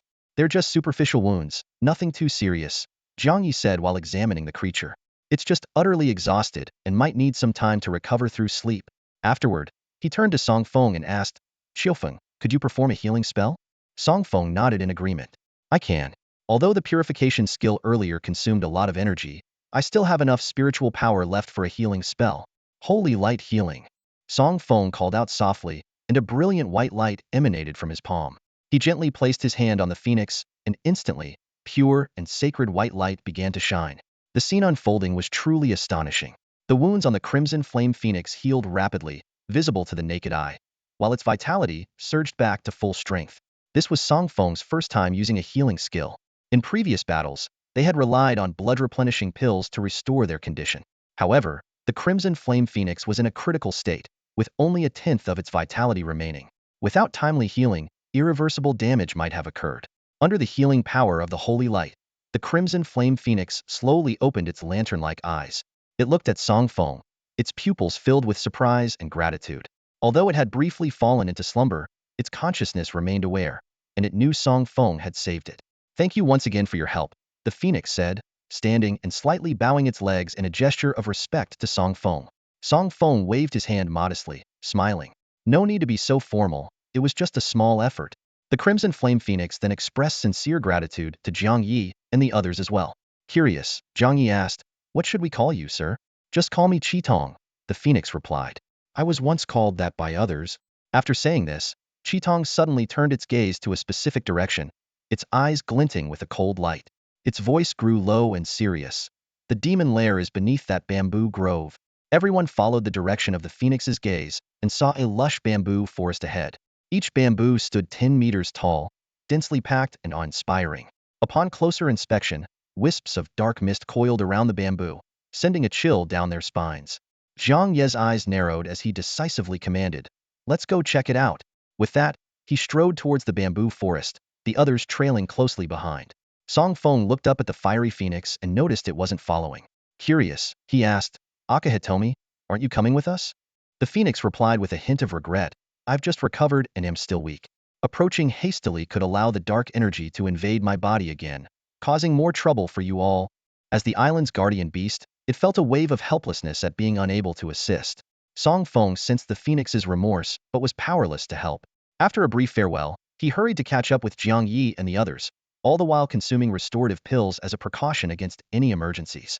Before long, Jiang Ye's group arrived at the edge of the bamboo forest. The air was thick with visible dark mist, filling them with unease and furrowing their brows. Junlin, activate the defensive barrier, Jiang Yi ordered in a low voice. Responding, Long Emo opened his umbrella, releasing a flicker of blue light. A transparent barrier enveloped the group, shielding them from the dark mist outside. Let's head deeper. Jiang Yi led the way, placing Feng in the center of the group, under tight protection. As Feng used his spiritual insight, he noticed the dark energy intensifying the further they ventured. He was filled with doubt. How could such potent dark energy have gone unnoticed before? It was truly suspicious. Eventually, they came upon a massive hole, over 10 meters across, from which dark mist continuously poured forth. Boss, what do we do now? Vanderwall asked, his expression grave. Jiang Yi stared into the abyss of the dark pit, his eyes narrowing slightly as his pupils contracted imperceptibly. He then decisively ordered, retreat, retreat. The others were taken aback. They had found the source and now they were pulling back? It felt as absurd as getting ready for a movie only to see a 404 not found error instead. Jiang Yi explained, there's a terrifying presence in the pit that we can't handle alone. We need to inform the Grand Elder immediately. Wooing. Use spatial transport to get us out of the bamboo forest. Hearing this, the others were stunned but didn't hesitate to step into the spatial vortex. Anything that even Jiang Yi deemed formidable was certainly no trivial matter.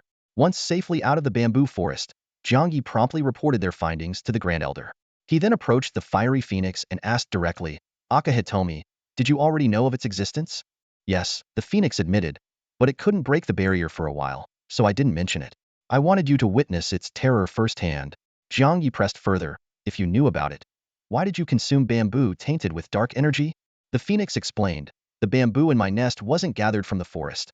It was a gift from visiting humans. I didn't sense anything wrong at the time and accepted it. Only after consuming it did the dark energy manifest. As I attempted to purge it with my fire, a fragment of its spirit interfered. I scattered its spirit, but the dark energy had already embedded itself in my blood, leading to a battle of wills that pushed me into a berserk state. Initially, I could barely control myself, but eventually, I lost consciousness. The group realized the situation. For years, the people of Jiangxing had offered the best bamboo in gratitude for the phoenix's protection. It had always accepted them, never suspecting anyone would use the bamboo for harm. Jiang Yi continued. Were those who gifted you the bamboo from the Dragon Kingdom? Yes, the phoenix confirmed. They had yellow skin and spoke the Dragon Kingdom's language, so I didn't suspect them. The group was troubled by this revelation. The scope was too vast to easily identify the traitors. Then Song Feng voiced his concern. Aka Hitomi, before the dark energy invaded you, did the pit in the bamboo forest emit dark energy? No. The phoenix shook its head. The seal could have lasted for centuries, but someone deliberately damaged the formation's core, weakening it and shortening its lifespan. Jiang Yi stared intently in the direction of the demon lair, his brow furrowed with concern. He thought to himself that once the lair opened, innocent lives would likely be at risk again. This heavy thought seemed to spread to those around him, and everyone fell into a somber silence. Being the closest to the lair, Jiang Yi could distinctly feel the terrifying presence lurking there, sending a shiver down his spine. Just then, the defensive barrier quivered slightly twice, breaking the oppressive atmosphere. Following this, a dozen figures approached from a distance, moving towards Jiang Yi and the others. Old Jiang, long time no see, a familiar voice called out. Jiang Yi focused his gaze and was pleasantly surprised. Old who? So it's you that the Grand Elder sent. Leading the group was a middle-aged man dressed in a mage's robe. He strode forward and embraced Jiang Yi warmly. After exchanging pleasantries, he nodded in greeting to the other members of the Sword Ghost team. At that moment, the middle-aged man known as Old Hu noticed Song Feng, his eyes lighting up. I presume this must be young Song Feng? Song Feng smiled modestly and responded politely, hello, senior. Old Hu looked Song Feng up and down, clicking his tongue in admiration. Young man, not only are you talented, but you also have a very pleasant demeanor. He extended his hand with a grin. I'm Hu Liang, but you can call me Uncle Hu. Hello, Uncle Hu, Song Feng replied, shaking his hand with a smile. Jiang Yi was puzzled by Hu Liang's unexpected appearance and couldn't help but ask, Old Hu, weren't you supposed to be stationed at another demon lair? How do you have time to come to Jiang City? Hu Liang explained, I heard a new demon lair was discovered in Jiang City. I happened to be in the neighboring city on business, so I volunteered to come and help out. Hu Liang was a top-tier formation master in Longhua, and also the vice president of the Formation Masters Association. His main duty was to set up national-level formations, traveling tirelessly between the various demon lairs across Longhua. Wherever a formation was needed, Hu Liang would be there. Since each demon lair harbored terrifying creatures that were difficult to eradicate, they could only be suppressed through formations. Upon arriving at the floating island, Hu Liang immediately detected a faint demonic aura wafting from the direction of the bamboo forest. He turned to Jiang Yi with a serious expression. Old Jiang, tell me the details, and let's see if I can be of any assistance. Jiang Yi relayed everything he knew, including the information the Crimson Flame Phoenix had previously shared with him. After listening, Hu Liang pondered for a moment, then confidently patted his chest. It's indeed a bit tricky, but rest assured, leave it to us. Even if we can't defeat it, we'll seal it off. He then turned to the dozen people behind him. Old friends, are we ready? Yes, they shouted in unison, their energy palpable. Hu Liang turned back to Jiang Yi, apologetically saying, Old Jiang, we might need your Sword Ghost team to stand guard for us. If that demon suddenly emerges, we can't handle it alone. Jiang Yi patted him on the shoulder reassuringly. Don't worry, we'll be right here to protect you. At that moment, 6 figures quietly appeared within their line of sight. They wore black cloaks and devil masks, exuding an air of mystery. One of them stepped forward and said in a deep voice, We're here too. Hey, isn't that Old Jiang? Hu Liang immediately recognized the newcomer, a look of surprise and delight on his face. What brings your special squad from Imo Mian here?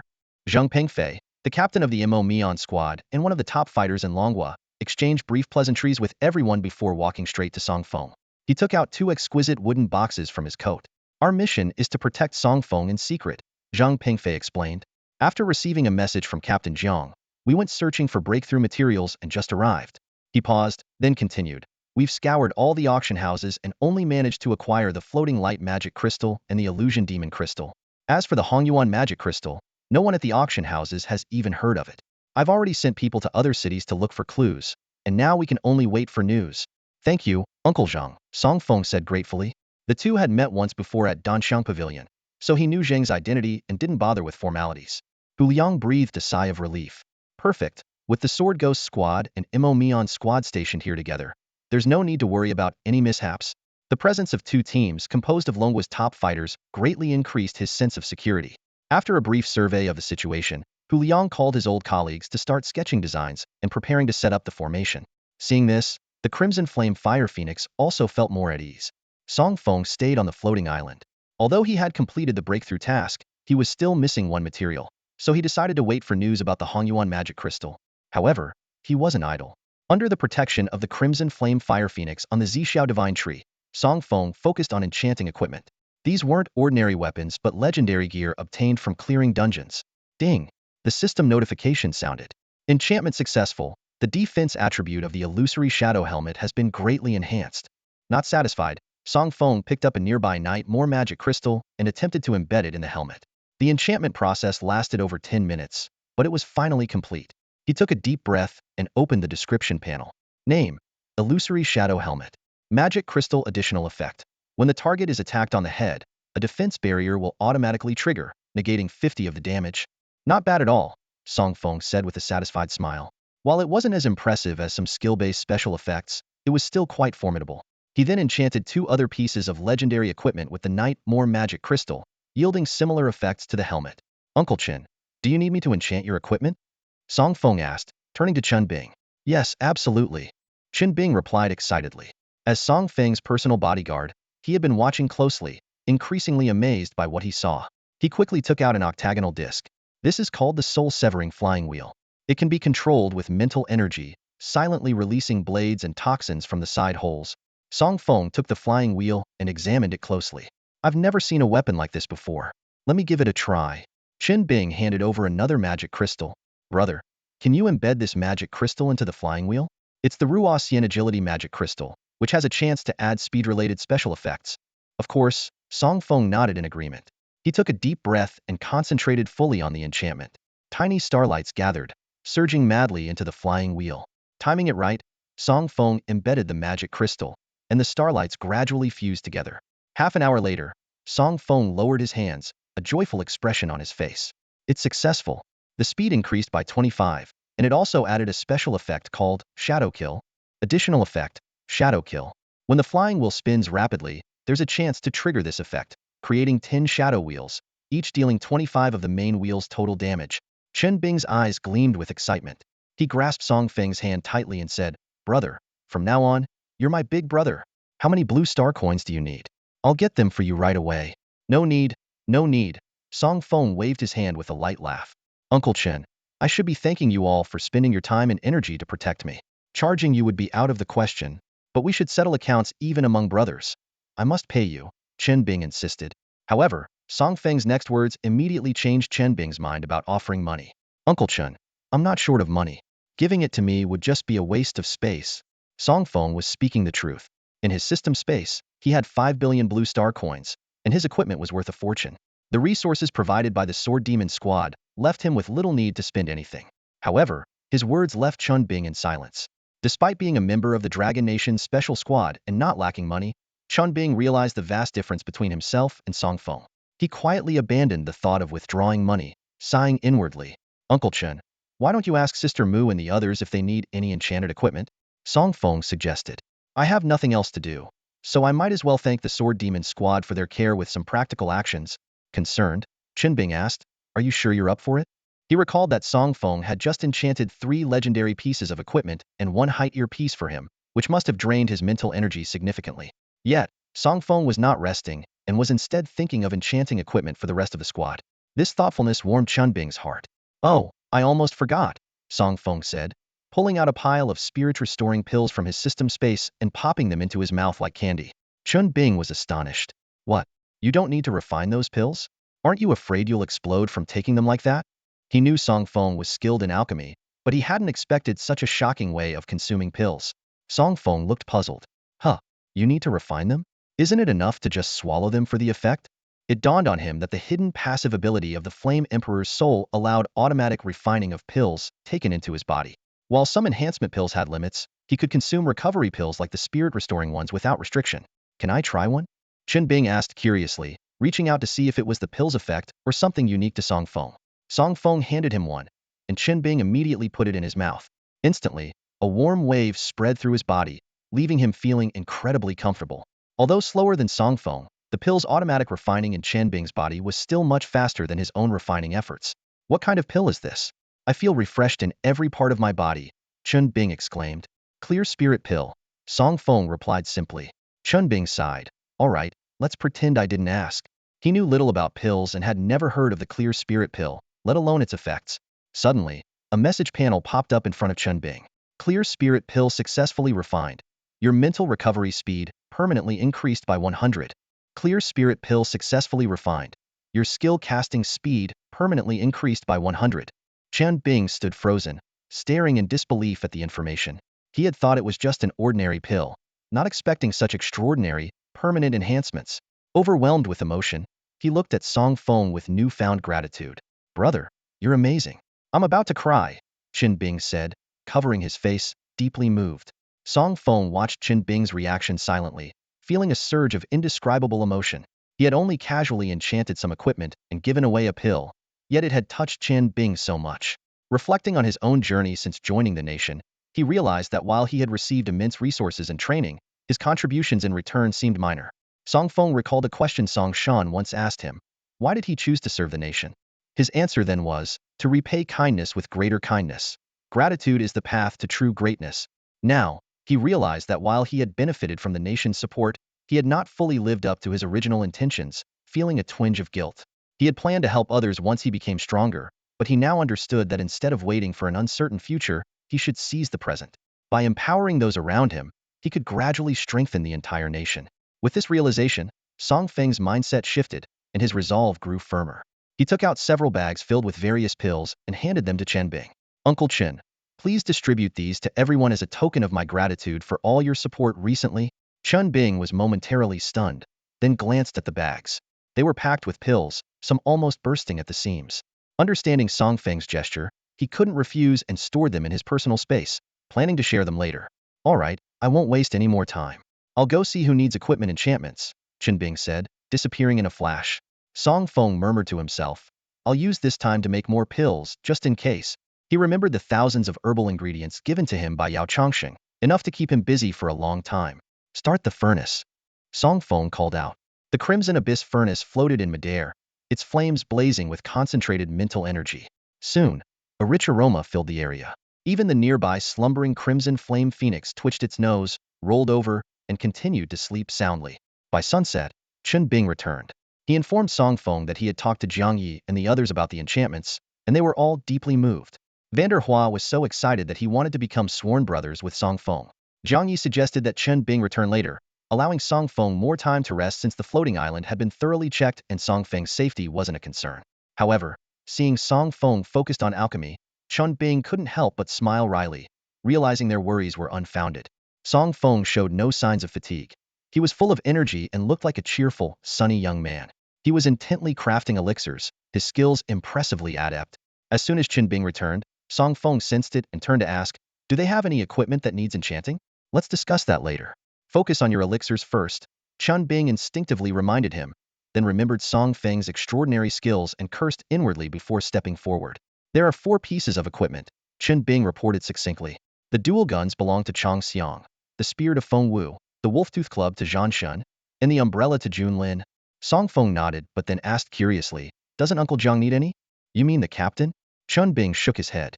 His life-bound sword has already been enchanted. The Zhanxing sword? That was his previous sword. The current one is called Wu Nian's sword, enchanted by his father, Master Jiang. Song Feng was taken aback. Uncle Jiang's father is an enchanter? Chen Bing nodded in confirmation. That's right, and Master Jiang is also the president of the Dragon Kingdom Enchanters Association, held in high esteem by many. Who would have thought Uncle Jiang had such a background? Song Feng mused, rubbing his chin in surprise. But noticing Chen Bing's peculiar expression, he asked, are they not on good terms? Chen Bing gave a wry smile. The captain never talks about his father. I only found out by chance. When they meet, It's always cold and distant, like their enemies. Song Feng nodded thoughtfully and didn't press further. After all, it was Jiang Ye's family matter, and there was no need for him to know too much. Just then, a crisp sound came from the alchemy furnace, indicating the elixirs were ready. Crafting elixirs in the midst of conversation was a skill probably unique to Song Feng. Chen Bing was secretly amazed but kept his composure. Song Feng took all the equipment from Chen Bing, becoming serious. Uncle Chun, I'm going to start enchanting the equipment. Please guard me for a bit. It won't take long. These are the life-bound weapons of people like Vanderwall, so they need to be treated with care. Chen Bing nodded, quickly setting up a barrier around Song Feng to prevent any external interference. Time passed slowly, and under Chen Bing's watchful eyes, Song Feng successfully enchanted each piece of equipment. Each one was imbued with a special effect using Nightfall magic crystals. Dual guns. Blaze Moment has a chance to trigger, doubling firing speed and causing bullets to explode, dealing massive additional damage. Spear. Crimson Dawn conjures a stunning spear gleam, with a critical hit damage increase of 200. Wolf-Tooth Club. Frenzy Strike increases attack speed by 300 when swung, with a critical hit damage increase of 100. Umbrella. Night's End blankets the area in darkness, blinding enemies for 20 seconds. Each special effect was a life-saving trump card. Chen Bing couldn't help but be astonished. Not only were they all successfully embedded, but their effects were also incredibly powerful. Uncle Chun, could you return these to them? Song Feng handed the enchanted weapons to Chen Bing. Chen Bing took the weapons, his expression turning solemn. Song Feng, rest assured, our Sword Demon Squad will ensure your safe growth, even at the cost of our lives.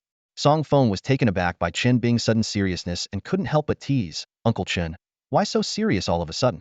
Have you been possessed? Chen Bing laughed helplessly. Haha, you rascal. You ruined the atmosphere I just built up.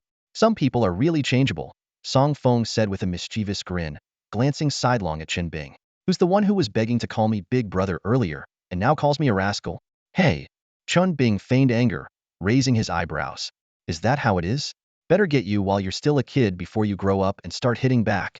He pretended to roll up his sleeves, ready to teach Song Feng a lesson.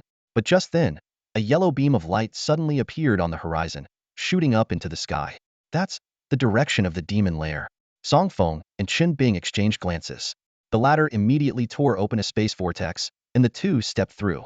On the purple cloud divine tree, only the crimson flame phoenix remained. The crimson flame phoenix slowly opened its once tightly shut, enormous eyes, looking towards where Song Feng had once stood. A hint of satisfaction flashed in its eyes, as if murmuring to itself, "Old friend, your child, like you, is a hero." Then it turned its gaze to the distant, towering pillar of light and muttered, "Why have humans grown weaker compared to a century ago?" After a moment, the crimson flame phoenix sighed softly, shook its head, and its lantern-like eyes closed once more. Meanwhile, Song Feng and Chen Bing arrived at the site of the towering light and immediately spotted Jiang Yi and the others. Hu Liang, leading a group of more than 10 formation masters, was encircling the demonic pit, waving their staffs as energy continuously gathered towards the center, forming a pillar of light to combat the ominous black aura. Captain, what's happening here? Chen Bing inquired. Jiang Yi explained. Old Hu and the team are trying to dispel the demonic energy escaping from the pit. This will make it easier to set up the formation later. Oh, I see. Chen Bing mused, rubbing his chin thoughtfully. Suddenly recalling something, he pulled out 4 pieces of equipment from his bag and handed them to Nangong Mu and the others. Here, your weapons. Qiu Feng has enchanted all of them. The eyes of Nangong Mu and the others lit up as they quickly took the gear to inspect it. In the next moment, while Lung Emo only showed a slight dilation of his pupils, the other 3 widened their eyes in disbelief. Wow, it's one thing for the attributes to improve so much, but there's an additional effect too. Vanderhua exclaimed in shock. Nangong Mu's mouth gaped open in surprise. Oh my gosh, this additional effect is so powerful. My strength has taken a huge leap forward. Bai Jing chuckled heartily. Haha, my wolf-tooth mace is much stronger now. I'm one step closer to becoming a war god. Although Lung Emo only commented, impressive, the astonishment in his eyes was unmistakable. He quickly regained his composure and respectfully saluted Song Feng. Admiration and gratitude. His words were brief but full of meaning. Vanderhua excitedly rushed to Song Feng, puckering up for a kiss. Come on, give your brother Hua a peck. Song Feng rolled his eyes in disdain and quickly dodged. Nangong Mu smiled gratefully. Thank you, Qiu Feng. Bai Jing said seriously. Qiu Feng, from now on, you are my sworn brother. If anyone dares to bully you, just let me know, and I'll make them regret coming into this world. Hearing this, Song Feng felt a strange sense of familiarity and turned to look at Chen Bing. Chen Bing was visibly taken aback for a moment, then quickly turned aside, pretending to be nonchalant. I never said that. Don't look at me. Song Feng chuckled inwardly. What a classic case of self-deception. Thank you for your hard work, Qiu Feng, Zhang Yi said with a gentle smile, patting Song Feng on the shoulder. You're still young, and constantly helping us might hinder your growth. It's better to assist us once you've matured. Song Feng nodded obediently. Yes, I'll manage my time well. Just then, a sudden change occurred in the direction of the demon cavern. Overwhelming demonic energy engulfed the towering light beam, causing Hu Liang and others to cough up blood and stumble back several steps. In an instant, the entire area was shrouded in a dense, palpable black mist that instilled unease. Old Hu, are you all right? Jiang Yi quickly moved forward to support the unsteady Hu Liang, his eyes filled with concern. Hu Liang shook his head slightly, staring intently in the direction of the demon cavern. It's making a move, he said gravely. Jiang Yi frowned deeply. How is that possible? The seal hasn't been completely broken. How can it act directly? Hu Liang, breathing weakly, explained. The scattered demonic energy is of the same origin as it. It can control it remotely. Earlier, when the red flame phoenix was infiltrated by the demonic energy, it was likely a stealthy manipulation when the phoenix was off guard. What can we do now? Jiang Yi, though clueless about formations, wanted to help ease the burden. Hu Liang smiled wryly. Only by eliminating the demonic energy around the demon cavern can we get a chance to set up a formation. It's the first time I've seen a demon of this caliber fight using demonic energy. I underestimated it. Should I give it a try? Song Feng tentatively stepped forward. After a moment of thought, Jiang Yi nodded. Give it a shot, but be careful. Stop immediately if anything goes wrong. Song Feng approached the demon cavern, followed by 6 sword demons and a special team led by Zheng Pengfei, comprising 12 of the top warriors from the Dragon Nation. Holy Lotus bloom, Song Feng murmured. Countless sacred white lotuses formed and spread outwards. Wherever they passed, the demonic energy was gradually absorbed, transforming into sparkling stardust floating in the air. Everyone watched in amazement, feeling their spirits clear and bodies relaxed, as if transported to a celestial realm. When the holy lotuses reached the demon cavern, they engaged in a balanced standoff. Song Feng raised an eyebrow and decisively swallowed a fulling bloodburst pill. Instantly, a surge of spiritual power erupted from within him, making the glow of the holy lotuses even more dazzling. In a flash, the previously stalemated situation was completely overturned. The holy lotuses swept through the demonic energy with overwhelming force, spinning above the demon cavern as if celebrating victory. The demonic energy in the entire area disappeared, leaving the surrounding 50 meters virtually clear. Everyone was overjoyed, casting looks of awe towards Song Feng. A second-tier cultivator had accomplished what dozens of high-level formation masters could not. With such extraordinary talent, if he could grow, he would undoubtedly become a legendary figure in the Dragon Nation and beyond. The threat of dark energy was effortlessly neutralized by Song Feng. After a brief recovery, Hu Liang and the others sprang into action, setting up a formation around the demon lair. Having witnessed the terrifying power of the demon firsthand, they silently vowed not to let it escape. Everyone was busy, fearing any oversight. Meanwhile, Song Feng returned to the Purple Heaven Divine Tree. Despite sending out scouts to gather information about the Hongyuan Demon Crystal, they came back empty-handed. He inquired with the heads of many city guilds, but none had ever heard of such a thing, as if it didn't exist in this world. Taking advantage of the downtime, Song Feng decided to handle some pending tasks. He retrieved a pile of equipment from his system space and laid it out neatly on the ground. These were practice items prepared by Jiang Yi at his request after the enchantment of the star-slaying sword. He had set them aside due to exhaustion, but now was the perfect time to use them. Time flew by, and 3 days passed in the blink of an eye. During this period, the formation task was successfully completed. The array was strong enough to seal the demon lair for nearly a century, giving future generations ample time.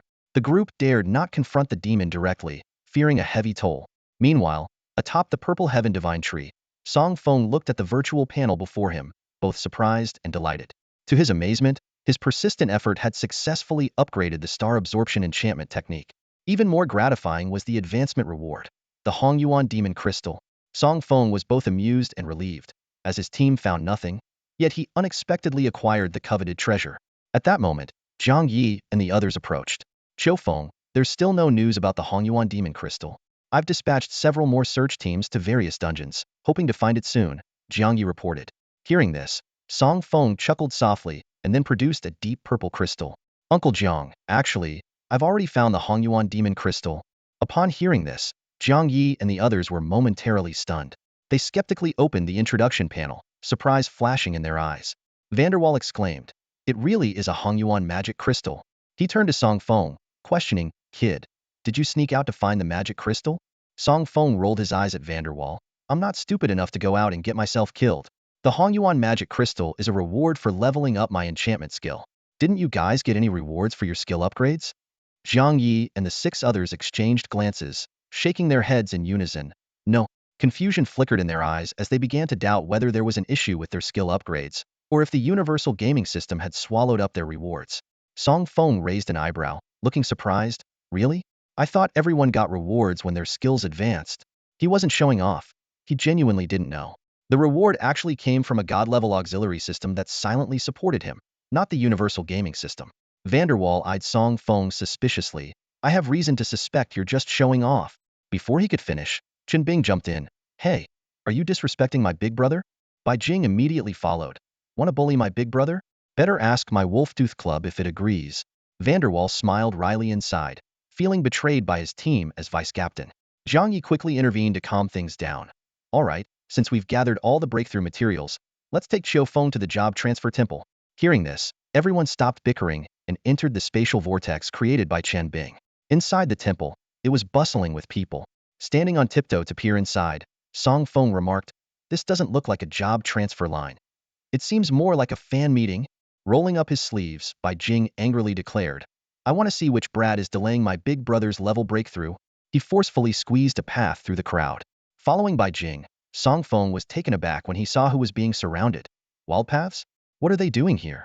In the center, Lu Ming, Luo Jinqing, Xian Nana, Yang Feng, and Gu Jun were being swarmed, signing autographs like celebrities on parade. Noticing Song Feng, Lu Ming called out, "Madman, what brings you here?" Song Feng looked bewildered. "Shouldn't I be asking you that? What's going on?" Lu Ming explained. "It all started with the commotion we caused opening the legendary dungeon a few days ago. Our photos went viral on the forum. We came here for a level breakthrough and got recognized. People insisted on autographs, though we're not sure why." He raised his pin-holding hand. "The more we sign, the more people come. My hand's about to give out." Realizing the situation, Song Feng's eyes widened. "Wait, if our photos went viral, doesn't that mean they recognize me too?" Sure enough, a sharp-eyed girl screamed, "It's Song Feng." Instantly, all eyes turned to Song Feng, filled with admiration. Although the hype around opening the legendary dungeon had subsided, Song Feng and his team remained hot topics on the professional forum. Getting an autograph from him was a valuable prize, whether to sell or boast about.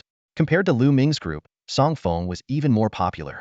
Not only was he exceptionally handsome, but he also won the dungeon MVP and received personal recognition from the Grand Elder of Longhua. Seeing someone usually only on TV in person, people weren't about to miss the opportunity. "Brother Song Feng, can you sign for me?" "Big brother Song Feng, sign for me, and I'll be your loyal follower." "Follower? How about Godfather?" "Sign for me, and I'll brag to my kids." Faced with the enthusiastic crowd, Song Feng was momentarily at a loss. He looked to Jiang Yi for help, who gave him a reassuring nod before disappearing into the crowd. Although Jiang Yi and the others had left, they remained nearby, watching for any ill-intentioned individuals attempting to take advantage of the chaos. After a brief moment of surprise, Song Feng smiled and began signing autographs earnestly. Having once been the top figure of Kanglan, he couldn't afford to be intimidated. He patiently signed for everyone, ensuring they formed a line to avoid disrupting other professionals there for job transfers. The crowd was well-mannered, leaving happily after getting their autographs, without causing any disruption to the temple's operations. After signing all the autographs, Song Feng breathed a sigh of relief. Lu Ming approached with a serious expression. "Madman, that was tough on you." Song Feng huffed. "If it weren't for you, I wouldn't have had such a hard time." Earlier, Lu Ming had intentionally drawn attention to Song Feng, letting him experience the joy of signing autographs. Realizing his ploy was exposed, Lu Ming dropped the act and grinned mischievously. With a look of regret, Song Feng said, "I was going to give you a dagger with special effects, but now I think I'll pass." Immediately, Lu Ming clasped Song Feng's hand earnestly. "Brother, I was wrong."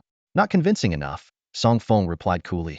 Gritting his teeth, Lu Ming hesitated before shouting, "Godfather, I was wrong." "What did you say?" "Louder." "Godfather, I was wrong."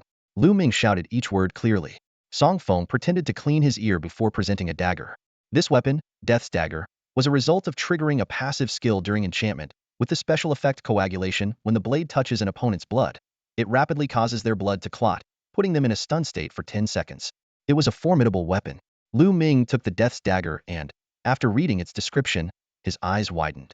He turned to Song Feng, saying seriously, "Madman, you've changed? In what way?" Song Feng asked, puzzled. Lu Ming looked at him sincerely and said, "You've become more handsome." The sudden cheeky remark left Song Feng momentarily stunned. He looked at Lu Ming and thought to himself how quickly this guy could change his demeanor. "By the way, it's been over 10 days. Why haven't you guys returned to Qinglong Academy?" Song Feng asked, knowing they should have been back at school by now. Lu Ming explained, "It's because we've reached the level cap again. So we have to break through the level in Jiangsheng." He carefully put away the dagger of death, treating it like a treasure. Level cap again? Song Feng raised an eyebrow and quickly checked Lu Ming's attribute panel. He was surprised to find that Lu Ming had already reached the 5th transition. On second thought, it wasn't that surprising. Had reached the 3rd transition level cap before entering the dungeon, and after coming out, he hit the 4th transition. With accumulated experience, he easily reached the 4th transition level cap. Completing the breakthrough task and gathering materials made the 5th transition a natural progression. "I need to hurry up and break through my level 2, so I can be on par with you guys the next time we meet," Song Feng said. Lu Ming was confident in Song Feng. After all, with the backing of the nation, countless resources, and top-tier experts guiding him, it would be hard not to grow quickly. "All right then, crazy guy. We're heading back to Qinglong Academy. See you next time," Lu Ming said. Qinglong Academy was located in the capital, quite a distance from Jiangsheng, but it could be reached within an hour through the teleportation array. Luo Jinsheng and the others also came to say goodbye, exchanged a few pleasantries, and left. Song Feng headed towards the counter where Alicia guided him to an empty room. Following the previous steps, he submitted his breakthrough materials. Instantly, the orb in the air emitted a brilliant light, and Song Feng's body quietly transformed. Meanwhile, in the main hall of the Job Change Temple, Chen Bing curiously asked Zhang Yi, "Captain, what rank do you think Qiufeng will achieve on the Dragon Nation's pioneering leaderboard?" "Probably around 400th place," Zhang Yi replied. In Blue Star, professionals could access various leaderboards after the 3rd transition, with the pioneering leaderboard being the most prestigious, often referred to as the elite leaderboard. Those who made it to the leaderboard were either national elites or top powerhouses. Chun Bing nodded in agreement. Around 400th place sounds reasonable. The leaderboard only displayed the top 500, ranked by contribution points. Completing pioneering dungeons or breaking records could increase contribution points. Song Feng had pioneered a legendary dungeon, earning 600 contribution points, with an additional 25 points for MVP. He had also broken the record for the Calamity-level dungeon Ghost Howl Forest, adding 35 points. With a total of 660 points, he was roughly in the middle to lower range. It's impressive that Qiufeng is ranked this high with just a 3rd transition. The lowest on the list are all 5th transitions, Chen Bing remarked. Vander Waals was curious about what new skills Song Feng would learn, noting that he still had 8 skill point scrolls. Chen Bing teased Vander Waals for always eyeing Song Feng's treasures, leading to a playful argument. Just as Vander Waals was about to reveal some of Chen Bing's secrets, Song Feng emerged from the room. Seeing the two in an odd stance, he asked, puzzled, "What are you guys doing?" The two awkwardly separated. Zhang Yi asked Song Feng about his level status and learned that he had just reached the level cap. Back at the Danxiang Pavilion, Song Feng showcased the 2 new skills he had learned. Overwhelming Dark Surge summons a 200-meter dark river, reducing all attributes of enemies within the range by 30, nullifying any bonuses. Swift as a Lone Shadow grants up to 10 allies a 300 increase in all speed attributes, stackable with other buffs. These 2 skills, one a powerful debuff and the other a super strong support, instantly made Song Feng a key player in the team. Upon witnessing this, Jiang Yi and the others were utterly astounded. Song Feng's display of his new skill was so impressive that everyone present couldn't help but gasp in amazement. "Strong. Really strong. It's insanely strong," Vander exclaimed repeatedly. Weakening all attributes by 30, that's like reducing the opponent's strength by a third. It's bound to leave them dumbfounded. And that speed boost skill, tripling all speed stats, is just incredible. Zhang Yi also expressed his genuine admiration. Indeed, it's very powerful. While it doesn't have any offensive power, it can help teammates swiftly defeat enemies. Hearing their praises, Song Feng felt a surge of joy. He then pulled up the panels for his other skills. As his level increased, the star ratings of these skills also improved. Holy Light Healing rose to 3 stars, increasing total health recovery from 10 to 20. Insightful Spirit Eyes advanced to 3 stars, expanding the detection range from 50 meters to 100 meters. Ethereal Immortality Technique reached 3 stars, extending the duration from 10 minutes to 30 minutes, with the ability to toggle on and off and automatically reset cooldown. Sacred Lotus Surge ascended to 3 stars, purifying filth while providing feedback in the form of equivalent mental strength to the caster. Celestial Rock Resilience improved to 3 stars, increasing damage reflection from 10 to 20, with a maximum stack of 10 layers. Apart from the life support skills Flame Emperor's Descent and Star Absorption Enchantment, the rest of the skills received significant enhancements. Song Feng was one step closer to becoming the god of support. Zhang Yi closed his notebook with a smile and asked, Xiao Feng, what are the breakthrough tasks and materials required? Song Feng quickly pulled up the task panel. Task: Troubleshoot and Resolve. Difficulty: Legendary. Description: Brave warriors who dare to face danger and challenges, march toward a bright future motto of the Professional Association. Objective: Complete 3 Calamity level or higher commission tasks. Zhang Yi rubbed his chin thoughtfully. 3 Calamity level or higher commission tasks? Looks like we need to visit the Professional Association to see if there's anything suitable. He then inquired, what breakthrough materials do you need? Nether Sword, Overlord Fruit, and 9-leaf Glamour Grass. Song Feng replied, noticing the puzzled looks on Zhang Yi and the others' faces. Zhang Yi frowned. These breakthrough materials are getting more and more obscure. Even with my experience, I've never heard of these items. Seeing this, Song Feng silently cursed the game for being so challenging.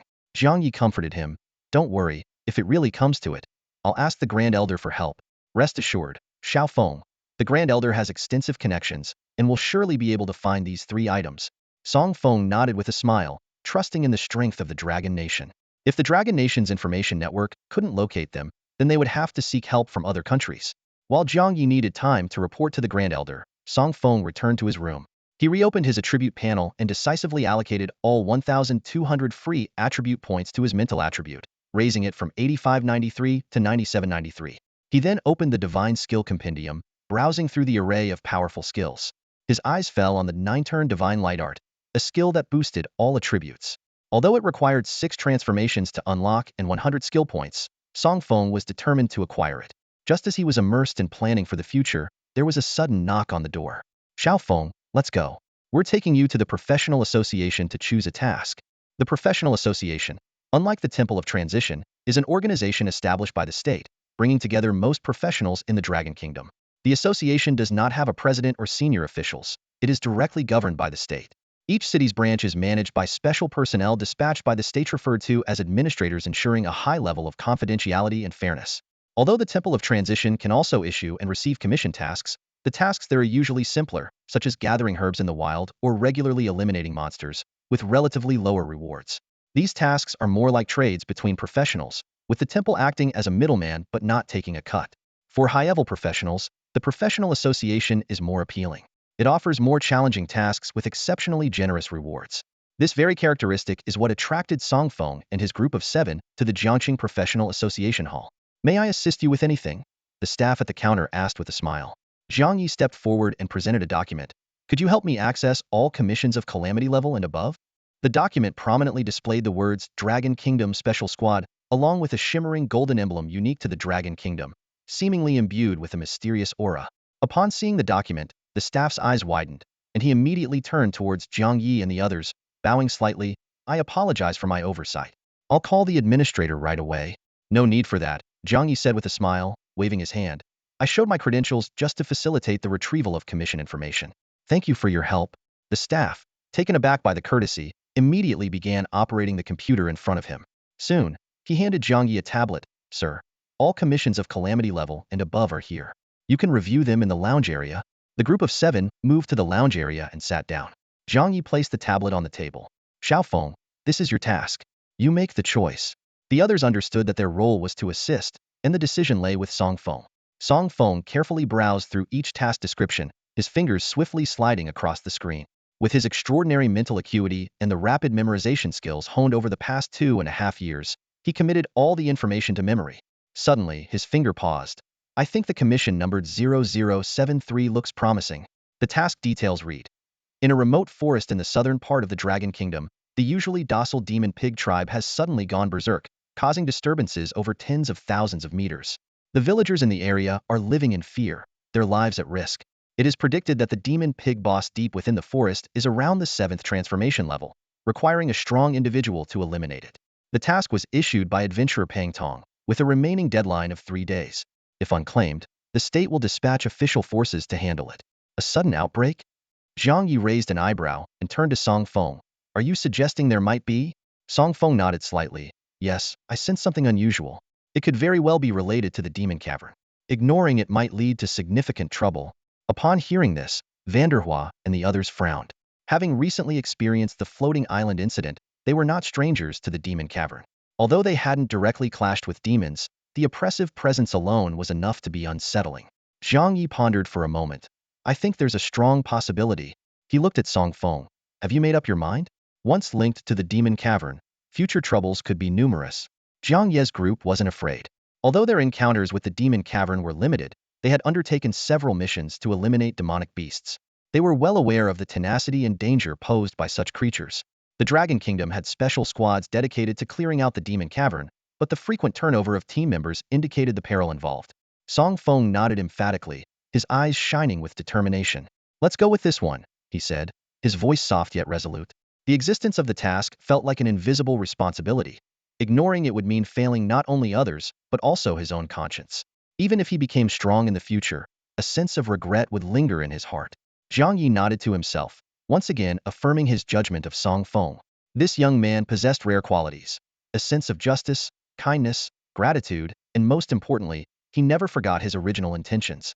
Zhang Yi then stepped up to the counter and said in a steady voice, "Hello. I'd like to accept the task with the code 0073, classified as a disaster-level mission." The staff member smiled and explained, "Sir, accepting a task requires filling out some information for our records." She skillfully tapped on a tablet and handed it to Zhang Yi, displaying a form for the task recipient's personal information. Turning to Song Feng, Zhang Yi said, "Qiu Feng, you fill it out. This is your task, so you need to complete it yourself." Song Feng took the tablet and carefully reviewed the form. Name, age, occupation, and level were easy to fill in, but he hesitated briefly at the affiliation section before decisively writing Longhua. Once finished, Song Feng handed the tablet back. The staff member was about to retrieve the task token from the counter when she caught a glimpse of the information on the tablet. Her movements froze, her eyes widened, and her mouth slightly opened in shock. "Song Feng? That name," she murmured, looking up to scrutinize the young man before her. As memories flooded back, her expression became even more astonished. Seeing this, Song Feng quickly gestured for silence. The last time he was swarmed for autographs was an experience he preferred not to repeat. Understanding his signal, the staff member covered her mouth and quickly scanned the area to ensure no one noticed her reaction. Lowering her voice, she excitedly asked, "Are you the genius support that's been trending lately? The one the Grand Elder personally spoke for?" Song Feng smiled and nodded in acknowledgement, though he was a bit taken aback by his growing fame. The staff member eagerly explained, "The forums are buzzing with discussions about you. It's impossible to avoid the news." Realizing her unprofessional demeanor, she quickly calmed herself and regained her composure. "I apologize. I just didn't expect to see you in person." She handed the task token to Song Feng. "Thank you. Until we meet again." Song Feng politely thanked her and led the other six away. As the staff member watched Song Feng leave, her eyes were filled with admiration. So it's true what they say on the forum: Song Feng is indeed held in high regard by the nation. Even his bodyguards are members of a special squad. Incredible, she marveled internally. In the southwest of Jiangxing, there's a rumor about a tribe of demon pigs occupying the forest of Qingping Mountain. Deep within, a powerful demon pig boss is said to reside. Fortunately, the area is remote and sparsely populated, and since the demon pigs are generally docile and do not attack humans unprovoked, they have avoided being exterminated by the state. At this moment, Song Feng and his team, utilizing Chan Bing's spatial teleportation, arrived at a village at the foot of Qingping Mountain. They quickly found the adventurer Pang Tong, who had issued the task, a tall and slender man. Pang Tong gratefully greeted them. "Hello everyone, thank you for taking the time to come." His gaze lingered on Song Feng for a moment before he resumed his usual demeanor. Zhang Yi smiled and asked, "Mr. Pang, could you explain the situation in detail?" Pang Tong nodded and began to recount what he knew. As an adventurer, he had heard that the demon pigs of Qingping Mountain were gentle, so he ventured into the forest. Initially, everything was normal, but then a roar echoed from deeper within the forest, and all the demon pigs suddenly went berserk, charging around wildly. Pang Tong fled in panic and subsequently reported the incident to the Adventurers Guild. After hearing the account, Song Feng and the others furrowed their brows. The situation seemed both related and unrelated to the demon pig's lair. While the pigs indeed went into a frenzy, the trigger was the mysterious roar. The group fell into deep thought. Zhang Yi asked with a frown, "Mr. Pang, you haven't encountered the demon pig boss, so how do you know its strength?" "It was a fellow adventurer who told me," Pang Tong replied with a smile. Zhang Yi relaxed and said, "I see. There's no time to lose. Please lead the way up the mountain." Pang Tong led the way, with Song Feng and the other 7 following closely. The sight on the mountain was shocking. The forest was in chaos, with trampled paths and broken trees strewn everywhere, as if a massive typhoon had swept through. Strangely, although they saw the devastation, there was no sign of any demon pigs. Pang Tong stopped and muttered to himself, "Where have all the demon pigs gone?" He turned and said with a wry smile, "Going further might be dangerous. Maybe we should turn back." Jiang Yi replied calmly, "Just lead the way, Mr. Pang. If there's any danger, we'll ensure your safety." Song Feng whispered to Jiang Yi, "Uncle Jiang, I find this man a bit suspicious." Jiang Yi nodded slightly and subtly signaled to Vanderwalls and the others to prepare for battle. As they ventured deeper, the forest grew eerily silent, with nothing but broken branches and trees in sight. As they neared the depths, Jiang Yi suddenly stopped and said, "Mr. Pang, it's unnaturally quiet here. Perhaps we should turn back?" "Turn back?" Pang Tong slowly turned around, his face twisted with malice. "You can't go back now, Sword Ghost. I didn't expect to lure you here so easily. The so-called special squad of the Dragon Nation isn't much after all." Before he finished speaking, the ground shook, and countless skeletal demon pigs emerged from the earth, surrounding the group. The skulls of these giant skeletons burned with crimson flames. Jiang Yi surveyed the scene, his expression calm. "So, this is your trump card?" Seeing this, Pang Tong felt uneasy. "You knew it was a trap all along?" "No." Jiang Yi shook his head, then asked, "Who are you?" Pang Tong didn't answer but instead stared at Song Feng with a sinister smile. "Even if your Sword Ghost squad is strong, with a liability, you won't be able to fight effectively." Jiang Yi pondered for a moment and asked, "Are you a shadow assassin?" A flicker of surprise crossed Pang Tong's eyes, confirming Jiang Yi's suspicion without words. "So, your target is him?" Jiang Yi pointed at Song Feng, his gaze sharp. "Yes and no," Pang Tong admitted. "Initially, the task was meant to drag whoever accepted it into hell and lure out a special squad. Destroying any special squad would be a victory. I didn't expect it to be your Sword Ghost squad, along with the renowned genius support boy." He glanced at Song Feng. Even the Grand Elder of the Dragon Nation spoke highly of him. "I wonder, if I kill him, how will the Dragon Nation retaliate?" With that, Pang Tong laughed loudly. Jiang Yi narrowed his eyes. "You have quite the ambition, daring to target a special squad." "Thank you," Pang Tong sneered. "If you hadn't disrupted the seed-severing plan, we wouldn't have suffered such a fate worse than death at the hands of the Shadow Master. This is just the first step of our revenge." "The seed-severing plan?" Jiang Yi raised an eyebrow. "Could it be the group of shadow assassins ambushing in the worry-free forest earlier?" "Humph, exactly." Pang Tong snorted coldly, a flash of annoyance in his eyes. "Who would have thought a blind cat could catch a dead rat, and you guys actually found it?" Jiang Yi smiled calmly and asked, "Do you know who discovered it?" "It was that burden you mentioned." Upon hearing this, Pang Tong turned his gaze to Song Feng, squinting his eyes in disbelief. "Song Feng? This kid is only at a third-year max level. How could he possibly have such ability?" "Don't believe it?" Jiang Yi smirked. "Well, suit yourself. You're just playing tricks." The unease in Pang Tong's heart grew stronger. Jiang Yi and the others remained composed. Even Song Feng appeared unfazed, which made Pang Tong sense something was amiss. Without further hesitation, Pang Tong's pupils turned red, and a beastly roar escaped his throat. In an instant, countless skeletal demon boars went berserk, the crimson flames in their skulls burning fiercely. They charged towards Song Feng and his group, shaking the ground with a mountain-like pressure. "Qiu Feng, it's up to you." Jiang Yi and the others looked at Song Feng. Song Feng simply chuckled. "Perfect chance to test out my new skill." As the skeletal demon boar's attack descended, Song Feng's voice rang out, "Heavenly Rock." With a rumbling sound, Song Feng and the other six were instantly enveloped in a translucent, pale yellow crystal, standing as immovable as 7 giant rocks. The boar's attacks landed but couldn't cause any damage. Pang Tong squinted and mocked. "A special squad of sword ghosts, hiding behind a shield? Aren't you ashamed?" Vander Hua glanced at him, his tone challenging. "If you can break this shield, I'll kneel and let you cut me down." "Oh, is that so?" Pang Tong was intrigued, surprised at their confidence in the shield's strength. "Then let me give it a try." Pang Tong drew a long blade, leaping into the air to strike the shield. Sensing a trick, he didn't underestimate them and unleashed his ultimate move, Laughing Slash. Seeing this, Song Feng and the others laughed. This guy's cleverness backfired on him. Bang! The long blade met the shield, sending ripples through the air. The shield remained unscathed, but the blade shattered. Pang Tong was sent flying, scattering a dozen skeletal demon boars before he managed to stabilize himself. Pang Tong glared at the group within the shield, but before he could speak, he spat out a mouthful of blood. "Ha ha ha." Song Feng folded his arms, standing tall. "Can't even break through my third-year defense?" Song Feng explained, "The effect of Heavenly Rock is that while stationary, Teammates within the skill's range are immune to all physical damage and can reflect 20 of the damage, stacking up to 10 times. With 7 of us, that's 140 damage reflection. Pang Tong was filled with regret, grateful for his quick reflexes in discarding the blade. Otherwise, the consequences would have been dire.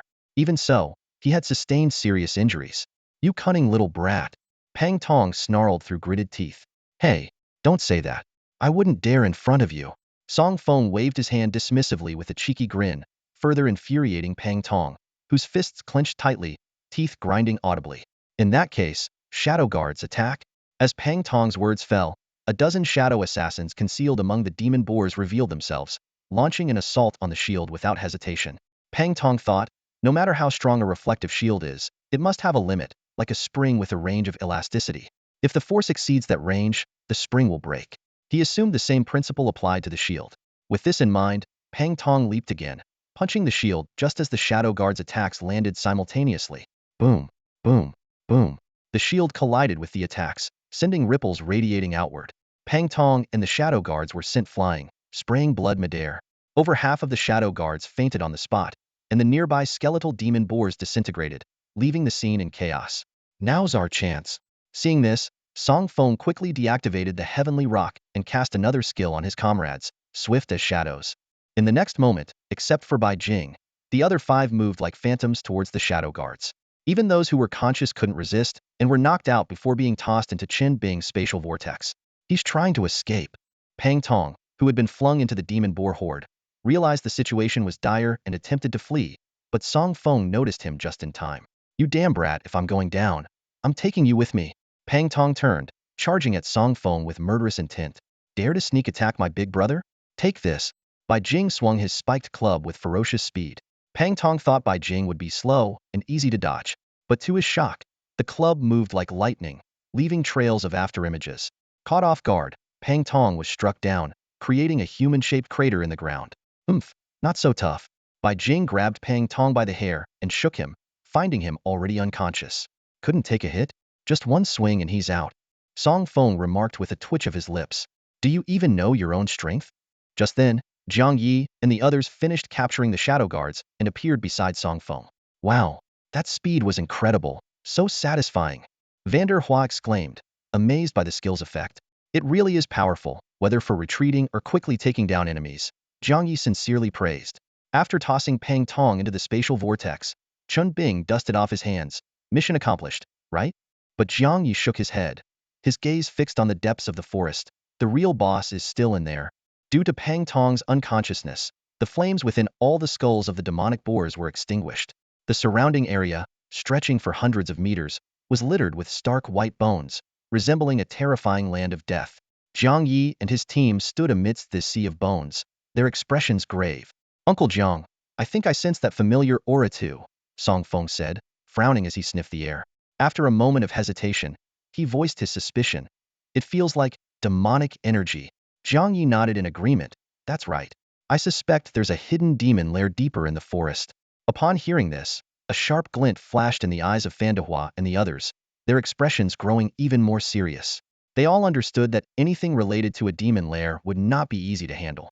Since we're here, we can't just stand by, Jiang Yi said as he took the lead, heading deeper into the forest. Let's go and take a look.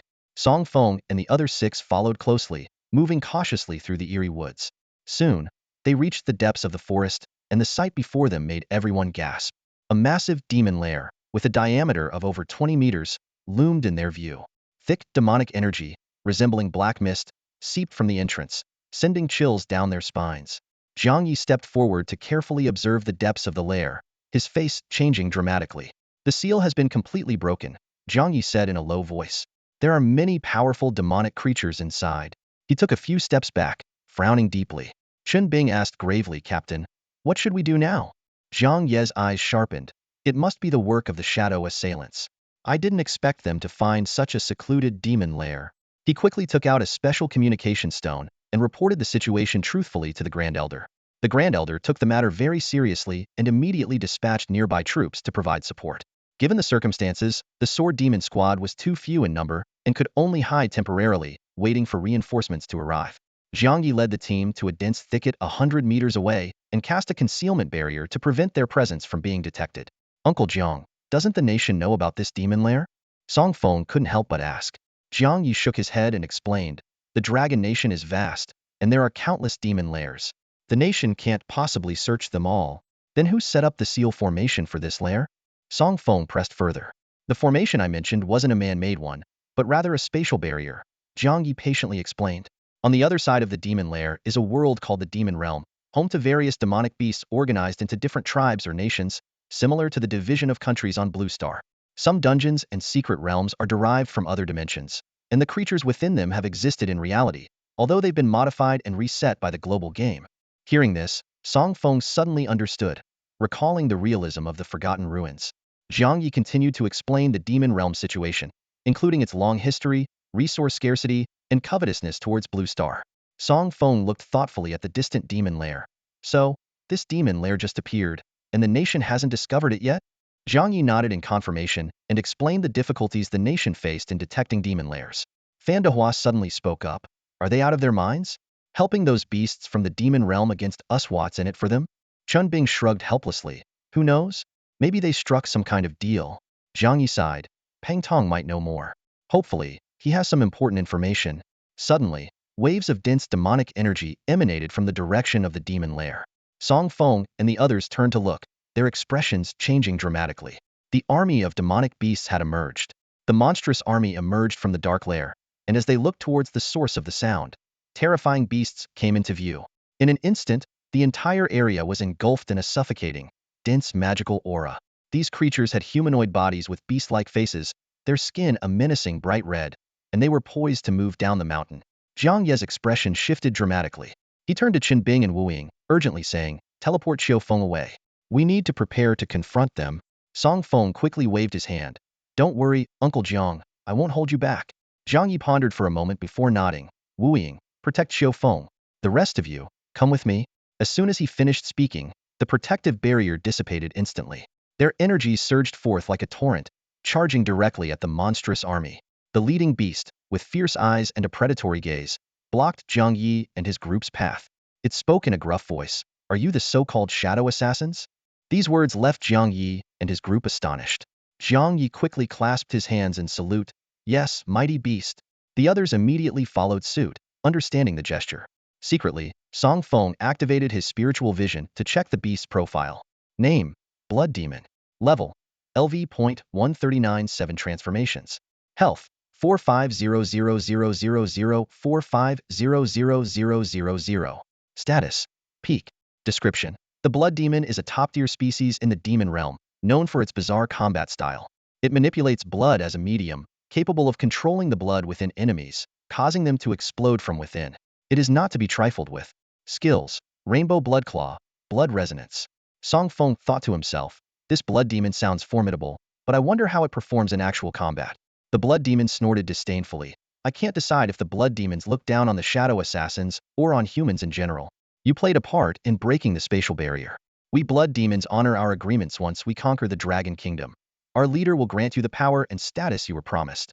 But first, you must assist our army in taking over the Dragon Kingdom, or the deal is off. Jiang Yi and his group were shocked, realizing that the Shadow Assassins were indeed colluding with the Demon Realm. Jiang Yi maintained his composure, bowing deeply. Yes, we Shadow Assassins will fully support the Blood Demon. The Blood Demon leader boasted, we are the vanguard, the elite force at the forefront, tasked with securing territory for the main army. Song Feng inwardly mocked. Just a fancy way of saying you're here to take the fall and clear the path. Vanguard? More like cannon fodder. Jiang Yi smiled cunningly. Mighty Blood Demon, I know of a prime location. It's strategically advantageous, easy to defend and hard to attack, and the Dragon Kingdom's troops stationed there are weak. It can be easily taken. Is that true? The Blood Demon questioned. Absolutely, Jiang Yi affirmed with a nod. Then lead the way, the Blood Demon commanded, unfamiliar with the terrain and relying on the Shadow Assassins to guide them, thinking they were all in the same boat and would share the same fate. Jiang Yi turned to Chen Bing, signaling with his eyes, Shadow Guard, open a spatial vortex. Let's not waste the Blood Demon's time. Chun Bing understood, clasping his hands in salute. Yes, Shadow Master. He then tore open a massive spatial vortex, 10 meters in diameter, large enough for the entire Blood Demon army to pass through. The Blood Demon leader was taken aback, not expecting such a small Shadow Guard to possess such a mysterious ability. Chun Bing said, Mighty Blood Demon, I'll go in first to scout for any dangers. With that, he stepped into the vortex. Moments later, he reappeared. All clear, you can proceed. Jiang Yi bowed to the blood demon leader. We will pave the way for you. Stay close, or it could be troublesome if we are discovered. The blood demon leader nodded, and Jiang Yi led the way into the vortex, followed closely by Feng and the others. Being naturally suspicious, the blood demon leader ordered a subordinate to go in first. Though reluctant, the subordinate obeyed under the leader's intimidating presence. After some time, the subordinate returned, signaling that it was safe. Only then did the blood demon leader feel reassured. Waving his hand, let's go. Prepare to claim our first victory on Blue Star. With a rush of motion, the entire blood demon army filed through. After a dizzying passage, they emerged into a vast open space. Lord Shuemo, welcome to our humble abode. Jiang Yi and his companions said with a knowing smile as they cupped their hands in greeting. Shuemo's leader scanned the surroundings with a fierce gaze, cautiously taking in the unfamiliar setting. Though outwardly calm, he felt a growing sense of unease. Jiang Yi raised an eyebrow and asked, this place is called the Demon Suppression Division. Do you know why it has that name? Why? The blood demon leader asked instinctively, his sense of foreboding intensifying. Jiang Ye's lips curled into a teasing smile as he replied, because this is a special organization created by the Dragon Nation to suppress the demon realm. Welcome to the Demon Suppression Division, my dear Lord Shuem. As soon as he finished speaking, the ground erupted with dazzling light. Countless intricate runes appeared like a galaxy, their brilliance piercing the sky, trapping the blood demon army within. Simultaneously, numerous figures clad in black emerged from all directions, the words Demon Suppressor emblazoned boldly on their backs. The blood demon leader's expression shifted dramatically, his eyes filled with murderous intent. He glared at Jiang Yi and his companions, seething with rage. You shadow assassins dare to betray our agreement and collude with the Dragon Nation against our great blood demon clan? Aren't you afraid of our retaliation? Hearing this, Jiang Yi and his companions exchanged sly glances and smirked. Vanderhua, wearing a mischievous grin, taunted, that's right, we shadow assassins openly broke the agreement. So what? What are you gonna do about it? You. Damn it! The blood demon leader roared with fury, about to strike, only to find his demonic energy sealed and his blood power suppressed. Jiang Yi calmly explained, this formation was developed by the top formation masters of the Dragon Nation over decades specifically to counter all types of demon clans. It's costly and complex, so it's only deployed around major demon lairs. Vanderhua took it further, tauntingly wiggling in front of the blood demon leader. Hey, does it frustrate you? I'm right here in front of you. Come on, try me. The blood demon leader was livid, and his soldiers were shouting in outrage. At that moment, a rugged man dressed in blood-red attire, wielding a long blade, strode in, laughing heartily. Ha ha ha, old Jiang. Who would have thought you sword demons had such tricks up your sleeve for dealing with demons? You're making me want to recruit you all for our demon suppression division. Long time no see, Lao Zhao. Jiang Yi playfully punched the rugged man's chest and laughed. Zhao Chong, clad in battle armor and exuding a bloody aura, had clearly just returned from the battlefield. Judging by your attire, you must have just come back from the front lines, right? Jiang Yi teased. Zhao Chong laughed heartily. That's right. We just wiped out a horde of beasts and came back victorious. He turned to Jiang Yi, a hint of concern in his eyes. I heard from my men that your sword demon squad attracted a large group of blood demons, so I rushed over as soon as I heard. Just then, Vanderwall strolled over leisurely and gave Zhao Chong a tight hug. Zhao Chong jokingly scolded. Didn't expect to catch you flirting right off the bat, Huazi. Vanderwall retorted with a grin. Ha ha ha, Xiangzi, you're mistaken. We're cultured people. It's not flirting, it's called teasing. Zhao Chong gave Vanderwall a hearty slap on the shoulder, making him wince. Ouch, ouch, ouch. Do you even know your own strength? The three of them burst into laughter, feeling like old friends reunited after years apart. Suddenly, Zhao Chong loudly declared, brothers, capture these blood demons alive. 1,000 blue star coins for each one, and I'll foot the bill. His voice echoed throughout the Demon Suppression Bureau. Someone quipped, all right, brother Zhao. Just don't back out later. Zhao Chong raised an eyebrow, exuding confidence. Back out? Whoever backs out is a coward.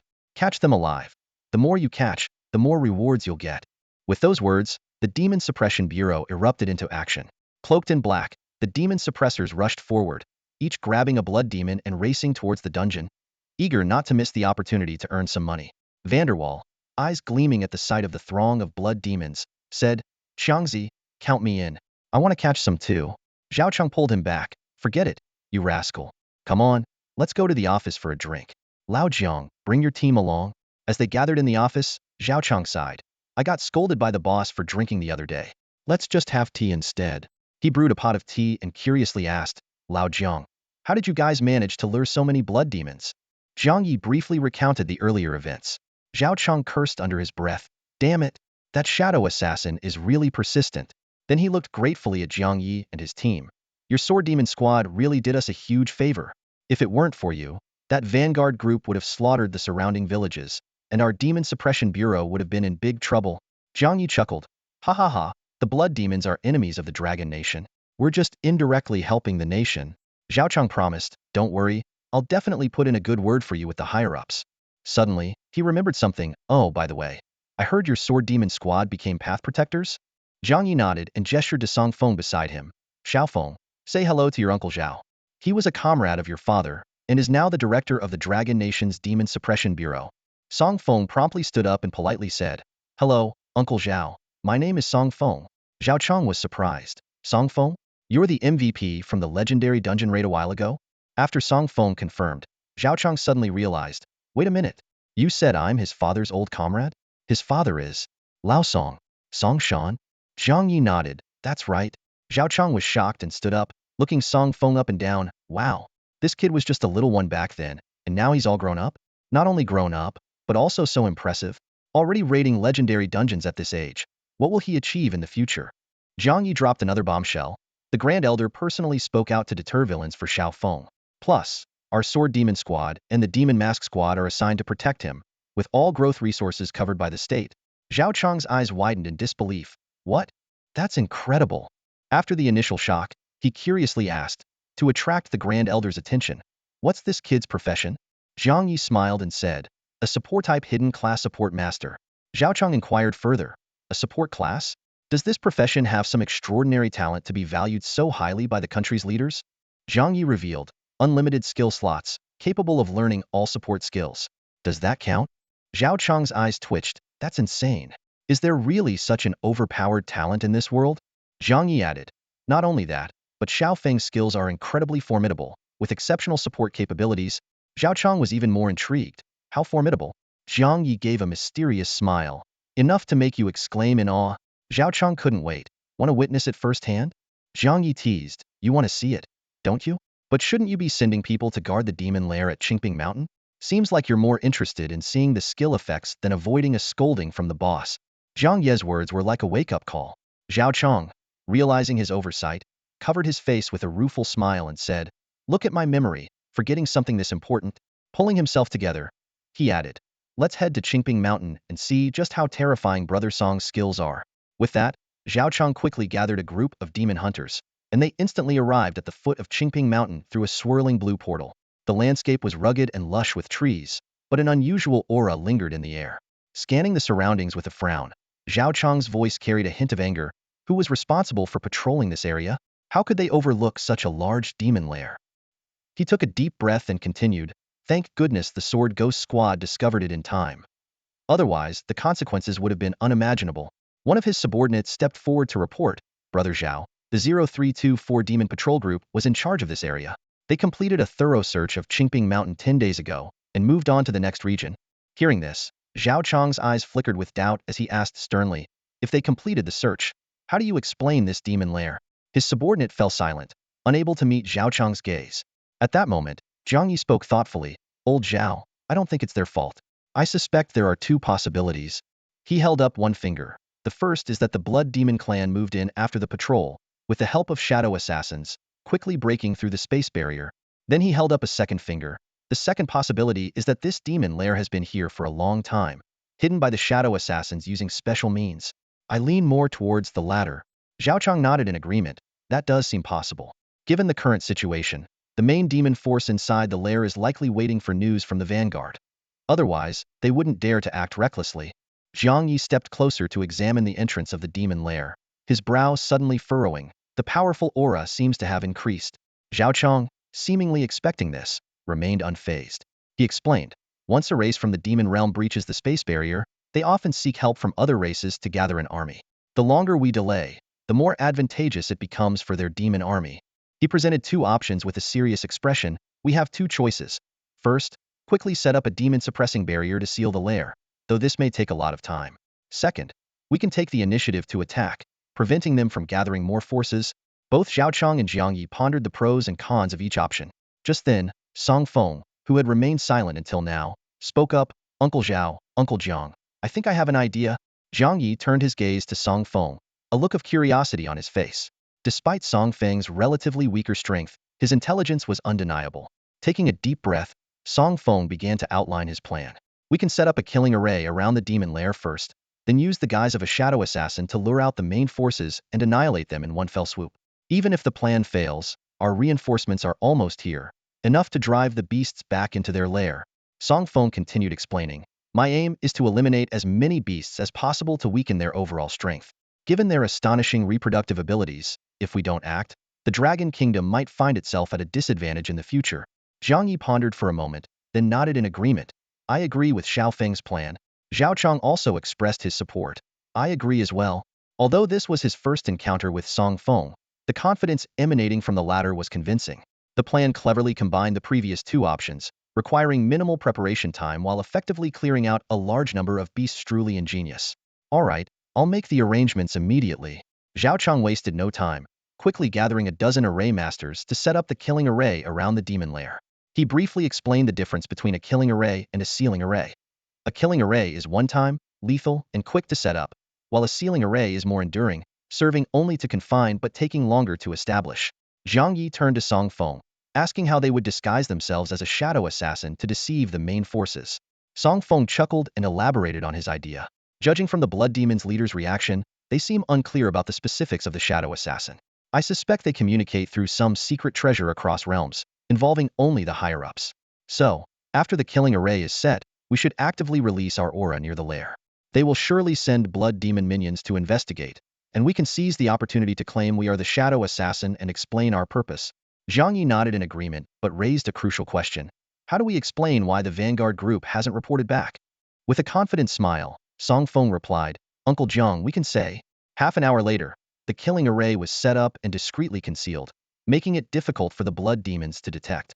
Zhao Chang approached Song Feng, giving him a reassuring pat on the shoulder. Old friend Song, it's your turn to shine. Show me what an MVP capable of tackling legendary dungeons can do. Song Feng joked, Uncle Zhao, don't blink or you'll miss the show. Zhao Chang reminded Jiang Yi and the others to ensure Song Feng's safety, then led the demon suppressors to hide within a shielded barrier 100 meters away. Jiang Yi encouraged Song Feng, Xiao Feng, this is your plan, so it's only fitting you execute it. The Sword Ghost Squad, as his protectors, were not only there to safeguard Song Feng but also to foster his growth. This was a rare opportunity for practical experience. Facing this challenge, 18-year-old Song Feng couldn't help but feel a bit nervous. Though he could calmly devise a detailed plan, executing it personally brought about some hesitation. Can I really do this? Song Feng asked softly, a hint of uncertainty in his voice. Big brother, I believe you can do it. Even if we get discovered, I'll teleport you out immediately, and there's nothing they can do. Chen Bing chuckled, his eyes gleaming with mischief. Bai Jing pounded his broad chest with a loud voice, if we get discovered, I'll be the first to stand in front of you, big brother. None of them will get close. His words were filled with confidence and a protective spirit. With a voice as melodious as a clear spring, Nangong Mu Qingling encouraged, that's right, brother Feng. How will you know you can't do it if you don't try? Vanderwall blinked his bright eyes and said succinctly, kid, I believe in you. Even the usually aloof Lung Mo spoke up, offering his support with just 2 words, go for it. Jiang Yi turned to Song Feng, a gentle smile on his face, and asked, so, do you still think you can do it? I can. Song Feng nodded firmly, the naivety in his eyes replaced by determination. He took a deep breath, wrestled with his thoughts, and then stepped boldly towards the demon lair. Jiang Yi and the others exchanged smiles and followed closely behind Song Feng. As they approached the demon lair, they looked down to see a seemingly bottomless abyss, mysterious and endless, with only the unknown horrors lurking within. Uncle Jiang, could you all release your auras? Song Feng asked, a confident smile playing on his lips. Are you ready? Yes, let's begin, Jiang Yi replied. As soon as he finished speaking, the 6 of them unleashed their auras, which cascaded into the lair like a collapsing mountain. The lair trembled violently, and the ground cracked in a terrifying display. Before long, a blood demon emerged from the lair, glaring menacingly at the group. It spoke in a gruff voice, who are you?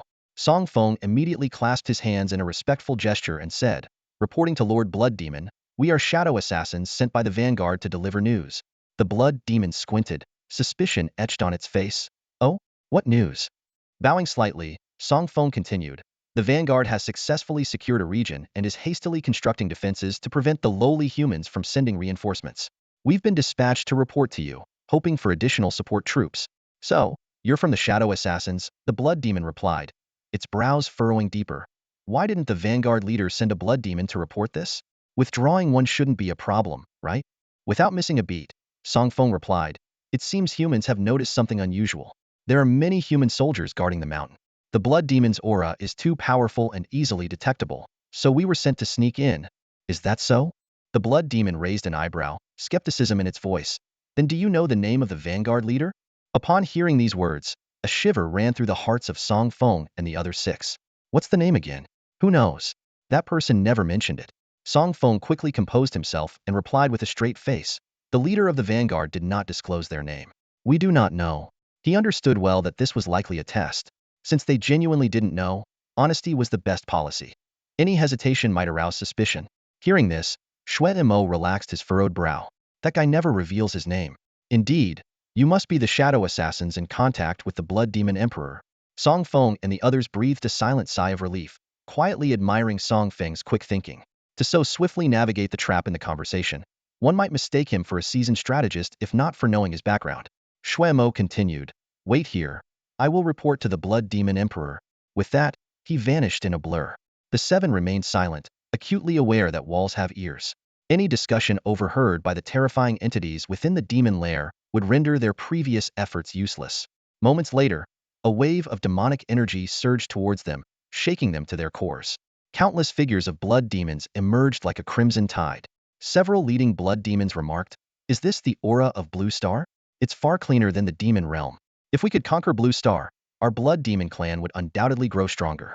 Humans don't deserve such a pristine environment. Suddenly, an even more powerful presence descended, nearly suffocating Song Feng. A blood demon appeared before them, bearing 6 wings on its back, 2 horns on its head, and wielding a trident. Its appearance was grotesque, humanoid with a beastly face, and its aura was utterly terrifying. Song Feng discreetly used his spiritual sight, realizing this was the Blood Demon Emperor, an 8th turn entity, LV.167, with a health pool of 80 million, just 3 levels shy of the 9th turn. He secretly worried whether Uncle Jiang and the others could handle this. The Blood Demon Emperor scrutinized them with narrowed eyes. Are you the Shadow Assassins? Song Feng immediately bowed. Yes, Blood Demon Lord. I heard the vanguard has seized a territory. Are there no human troops stationed there? The Blood Demon Emperor was clearly not simple-minded, thinking with greater depth and breadth. Song Feng explained, reporting to you, the area is remote, with weak human defenses, easily resolved. Are you sure? The Blood Demon Emperor raised an eyebrow. Song Feng, with a sincere expression, raised 4 fingers and swore, Blood Demon Lord. I guarantee on the honor of the Shadow Assassin organization, every word is true. If there's any falsehood, may all members be struck down by heavenly lightning. The Blood Demon Emperor slowly opened his eyes, revealing a satisfied smile. Very sincere, then lead the way. Song Feng turned, inwardly pleased. Sorry, Shadow Assassins, this was intentional. The 7 led the way, followed by a vast army of blood demons and allied forces from other races, a formidable presence. During the march, the Blood Demon Emperor suddenly inquired, how much further? Song Feng turned, a sly smile curling his lips. We're already here. The Blood Demon Emperor saw Song Feng's expression and his heart sank, a sense of foreboding washing over him. Uncle Zhao, activate the killing formation. As soon as Song Feng finished speaking, he and the other 6 vanished in an instant. Simultaneously, the ground within a few hundred meters suddenly lit up with dazzling golden runes, their brilliance shooting straight into the sky. Countless beams of light rose like prison bars, firmly trapping the unsuspecting beast army within. This scene mirrored the one when the vanguard troop was subdued. The beasts didn't even have time to react. The Blood Demon Emperor sensed the anomaly and attempted to flee, but it was already too late. It struck the towering beams with all its might, only to find them soft and unyielding as if hitting cotton. Even worse, the demonic energy within the Blood Demon Emperor was being ravenously absorbed by these beams, as if they were sponges. Damn it! The Blood Demon Emperor glared furiously at Song Feng and the others from 100 meters away, its blood-red eyes gleaming with malice. You Shadow Assassins have betrayed the great Blood Demon clan, and you will face divine retribution for this. Song Feng shrugged nonchalantly. It's fine. We shadow assassins fear neither heaven nor earth, just a smiling ally. Ugh. The blood demon emperor, infuriated by his words, spat blood on the spot. It glared at Song Feng with such hatred, wishing to tear him apart with its gaze. Oomph.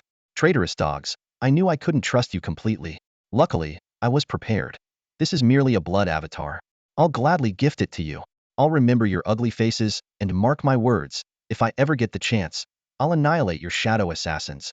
With that, the blood demon emperor reversed its grip on its spear and plunged it into its own body. With a loud boom, it exploded into a cloud of blood mist, vanishing into the void. Damn, so cunning and deceitful, even using a clone technique? Vanderwall cursed inwardly, filled with frustration. Song Feng also looked disappointed. What a pity. We missed our chance to eliminate the blood demon emperor. Just then, a hand gently rested on his shoulder. Song Feng turned to see Jiang Yi. Xiao Feng, you've done very well. None of us expected it to use a clone technique. Jiang Yi consoled him, then turned to the blood demon army trapped within the killing formation, a slight smile playing on his lips. Besides, we've already secured a victory this round. Help. The Emperor has self-destructed. A piercing scream shattered the sky. What should we do? Hurry. We need to break the formation and escape, or we'll be wiped out. With the blood demon emperor's self-destruction, the beasts within the killing formation descended into chaos. Without their leader, they ran aimlessly like headless chickens.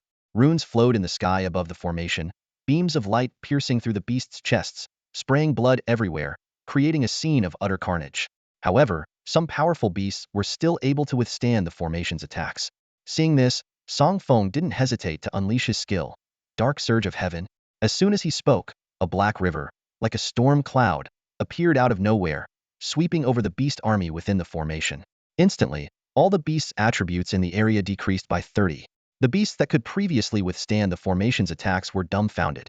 Attacks they once easily blocked now reaped their lives like the scythe of death. The strong beasts struggled to resist, let alone the weaker ones. The formation's power remained unchanged, but its efficiency in eliminating beasts increased 2- or 3-fold. The scene left the demon hunters present stunned. Even Zhao Cheng widened his eyes in disbelief. Everyone's gaze turned to Song Feng, filled with surprise, admiration, and a hint of curiosity. With such an exaggerated skill effect, are you sure he's just a third-tier rookie? Someone muttered under their breath. Feeling a bit embarrassed with so many eyes on him, Song Feng thought to himself, oops, I accidentally showed off. Zhao Cheng approached, sizing up Song Feng. This seemingly harmless young man had shown such astonishing ability. Patting Song Feng on the shoulder, Zhao Cheng said with a pleased expression, no wonder your old Song's son, truly gifted. Hee, thanks for the compliment, Uncle Zhao. Song Feng replied with a smile. Just then, powerful auras approached from afar. Everyone turned to see reinforcements, and Hu Liang hurrying over. Hey, Lao Jiang, what are you doing here? Hu Liang glanced at the direction of the formation before focusing on Jiang Yi and his team, looking puzzled. Jiang Yi greeted Hu Liang with a smile and briefly explained, we're on a mission and happened to discover this demon lair. The situation was a bit tricky, so we requested reinforcements from above. Another demon lair discovered by you guys? Hu Liang was surprised. Is the Sword Ghost Squad at odds with demon lairs? You just sealed one, and now you've found another. Curious, Zhao Cheng asked, Old Hu, what do you mean by another? Have they discovered demon lairs before? Hu Liang recounted their previous experience on the floating island, leaving Zhao Cheng astonished. He suddenly turned to Song Feng, eyes sparkling, Brother Song. Ever consider joining our demon suppression division? We offer full benefits, quarterly bonuses, and if you perform well, you can even… Stop, Old Zhao, that's not cool. Vander Hua interrupted quickly, poaching right in front of us. Believe me, I'll feed you a bullet. Ha ha ha, just kidding. Zhao Cheng laughed it off, though he genuinely wanted to recruit Song Feng. He knew the division couldn't afford such talent. Jiang Yi chimed in at the right moment. All right, Old Zhao, you should organize the demon hunters to clear the battlefield and give Old Hu's team space to set up the sealing formation. By now, the beast army within the killing formation was heavily decimated, the stench of blood staining the earth. The dense, eerie demonic aura filled the area, making lower-level practitioners feel dizzy and weak. Frowning at the lingering demonic aura, Hu Liang turned to Song Feng. Song, could you use your purification technique again? No problem, it's a small task, Song Feng said, immediately casting the skill, Holy Lotus Bloom. As soon as he spoke, a pure white lotus bloomed in the air, instantly absorbing all the demonic aura. Song Feng could clearly feel a surge of pure mental energy flowing into him, instantly replenishing his depleted mental strength. He was secretly delighted. This isn't just a purification skill. It's a super fast mana recovery skill. Awesome. The demonic aura that once filled the area gradually disappeared, turning into specks of starlight that entered everyone's bodies. They felt refreshed, as if they were in a heavenly abode. Amazing. Absolutely amazing. The crowd's opinion of Song Feng soared even higher. Soon, the beast army within the formation was completely annihilated. Not a single one survived. Zhao Chang excitedly pumped his fist. Fantastic. This is the best battle we've fought in years. Not a single casualty on our side, and only the leader escaped. A complete victory. He turned to Song Feng and the Sword Ghost squad. We owe this victory to Brother Song and your team. I'll make sure to praise you in the army report. Thanks, Uncle Zhao. Song Feng responded politely. Although he wasn't too concerned about the praise, he understood the importance of social etiquette. By the way, Uncle Zhao, there's been something on my mind, Song Feng suddenly said. Ask away. If I know the answer, I'll tell you, Zhao Chang assured him. Will the Blood Demon Emperor's loss of its avatar affect its main body? Zhao Chang hadn't expected this question and explained. Yes, it will have a significant impact. Its avatar, also known as the blood body, only has 60 of the main body's strength. If it's destroyed, the main body suffers 30 of the total damage and would need decades to recover. So, there's no need to worry about the Blood Demon Emperor attacking during the sealing process. Even if it sends blood demons to cause trouble, they can be easily dealt with. However, Song Feng shook his head. Uncle Zhao, I'm not worried about the blood demons attacking again. A sly smile appeared on his face, his eyes glinting with a peculiar light. I'm more interested in whether we can seize this opportunity to invade the demon realm and wipe out the Blood Demon clan. As soon as those words were spoken, the entire room fell into a dead silence. Everyone was staring blankly, their thoughts in turmoil. Song Feng's proposal was like a bolt of lightning, shaking the very core of every person present. Invade the demon realm? Annihilate the Blood Demon clan? The idea was utterly insane. Even Zhao Chang, who had dealt with the demon cave for years, had never conceived such a bold plan. Hu Liang and a dozen other high-level formation masters felt the same. They had set up countless formations but were always limited by the mindset of sealing the demon cave. Song Feng's words seemed to light a beacon, illuminating the hearts of those long shrouded in darkness. The constant defensive stance had solidified their thinking. When faced with powerful monsters, their only thought was to defend, and defend again, never considering an offensive approach. Even after decimating a large number of monsters this time, greatly weakening the Blood Demon clan, they still had no intention of pursuing the victory, only thinking of sealing it off quickly. This mindset not only sealed the demon cave, but also imprisoned their minds. When did humans fall to the point of only being able to defend passively? Was this cautious victory or cowardly timidity? Song Feng's words echoed in their minds. Can we seize the opportunity to invade the demon realm and wipe out the Blood Demon clan? Zhang Yi was the first to snap out of it, answering firmly, we can. That single word was like a hammer, shattering their rigid thinking. Zhao Chang followed swiftly, nodding with determination. We can. As the head of the Demon Suppression Division, if he was outdone by a rookie in a third profession, he might as well go home and farm. Hu Liang also nodded emphatically. We can. He was tired of the repetitive life of setting up seal formations outside the demon cave. If they had the energy to set up seal formations, why couldn't they set up killing formations? Why couldn't they take the initiative? Why couldn't they drive those monsters back to their lair? Song Feng's words seemed to gather into a force, pulling everyone present from their long-standing submissive state. Defense? To hell with defense. Attack. In the next moment, the word can was shouted in unison by thousands, echoing throughout Qingping Mountain, resonating so powerfully that even the heavens trembled. Zhao Chang expressed his gratitude. Thank you, Brother Song, for waking us up. Looking back at our past actions, it was truly pathetic. I'll immediately organize a campaign against the Blood Demon clan. Zhang Yi smiled with satisfaction. Xiaofeng, you make a good point. Why shouldn't we strike while the iron is hot? So, I support you. He raised his right fist and solemnly vowed. I, Zhang Yi, am willing to be part of the campaign against the Blood Demon clan. Qin Bing and others followed suit, pledging to join the army. Their voices echoed through the mountains and forests. Song Feng hadn't anticipated such a strong reaction to his proposal and was momentarily at a loss, scratching his head. Hu Liang also joined in the pledges. Since you're not afraid, neither am I. I, Hu Liang, am willing to be part of the campaign against the Blood Demon clan. Behind him, dozens of high-level formation masters echoed his sentiment. One spark had ignited a wildfire. The demon suppressors, once they regained their senses, were unafraid as well, united in their resolve. The entire Qingping Mountain shook violently, as if eager to join in, saying, I, Old Mountain, am willing to be your stepping stone. The formation of the campaign army proceeded swiftly. Zhang Yi reported the situation to the Grand Elder, explaining their desire to seize the opportunity. After a long silence, the Grand Elder finally gave his consent, with the sole requirement being, protect Song Feng at all costs. A few hours later, under Zhao Chang's organization, the campaign army was swiftly assembled. It included demon suppressors, members of the Formation Master Association, the Sword Ghost team, high-level freelance practitioners, the Dragon Nation army, and the Special Demon Face Squad. The Demon Face Squad's mission was to protect Song Feng from the shadows. Earlier, upon learning about the materials needed for Song Feng's fourth-tier breakthrough, everyone was quite troubled. The Netherworld Sword, Overlord Fruit, and Windflower 9-leaf grass were all rare items, hard to find. Even after scouring the auction houses of nearby cities, they only found a lead on the Windflower 9-leaf grass rumored to be in a dangerous secret realm. The two teams had to split up. The Sword Ghost team was tasked with protecting Song Feng, while the Demon Face Squad ventured into the secret realm to find the breakthrough materials. They successfully obtained the Windflower 9-leaf grass and had just exited the secret realm when they received the Grand Elder's message, prompting them to regroup quickly. Jiang Yi briefly recounted what had happened.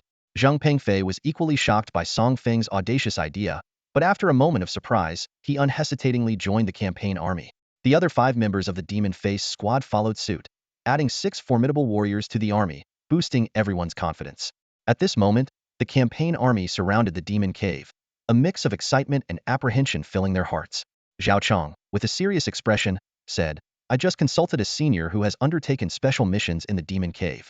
He informed me that the demon realm opposite the cave is filled with demonic energy, which might cause us humans to feel suffocated. I have reported this to the Grand Elder, and he has dispatched several high-level purifiers who are on their way. He glanced at his watch. By my calculations, they should be arriving soon. Just as he finished speaking, a hearty laugh rang out. Ha ha ha, old Zhao. So there comes a day when you need my help. As I turned towards the sound, a figure caught my eye. It was a young man in a green trench coat, wearing a wizard's hat and holding a staff, exuding an aura of youth. His brisk steps drew the attention of everyone around. Zhao Chang immediately recognized him and exclaimed, Whoa, isn't this the famous great mage Su? What brings you here? With that, he approached quickly and playfully punched Su's chest. Ouch! The man in the trench coat clutched his chest, staggering back a few steps and gasped, a bit harder, and you might just stop my heart. Zhao Chang wasn't convinced, taunting. Really? Let me try again. He moved forward once more. The man in the trench coat glanced at him, deftly sidestepping to stand in front of Jiang Yi, and said with a smile, Captain Jiang, it's been a long time. Jiang Yi laughed in response. Ha ha ha, it's been years and President Su. You still look so young. He then turned to introduce Song Feng. Xiao Feng, let me introduce you. This is Su Guangyan, President of the Dragon Kingdom's Mage Association. Say hello. Song Feng politely said. Hello, Uncle Su. I'm Song Feng. Su Guangyan warmly shook Song Feng's hand, suddenly recalling something and asked in surprise, You're Song Feng? The one who cleared the legendary dungeon? Upon receiving confirmation, Su Guangyan looked Song Feng up and down, nodding to himself, handsome, with extraordinary potential, much like I was back in the day. Zhao Chang couldn't help but mock. Stop embarrassing yourself. Let's focus on the mission. He grabbed Su Guangyan by the ear and pointed towards the demon lair. Our mission is to enter the demon lair and annihilate the Blood Demon clan. Got it? Su Guangyan pleaded. Let go. Let go. Everyone's watching. I have my dignity. Once Zhao Chang released him, Su feigned ignorance. Oh right, what were you saying? What demon lair?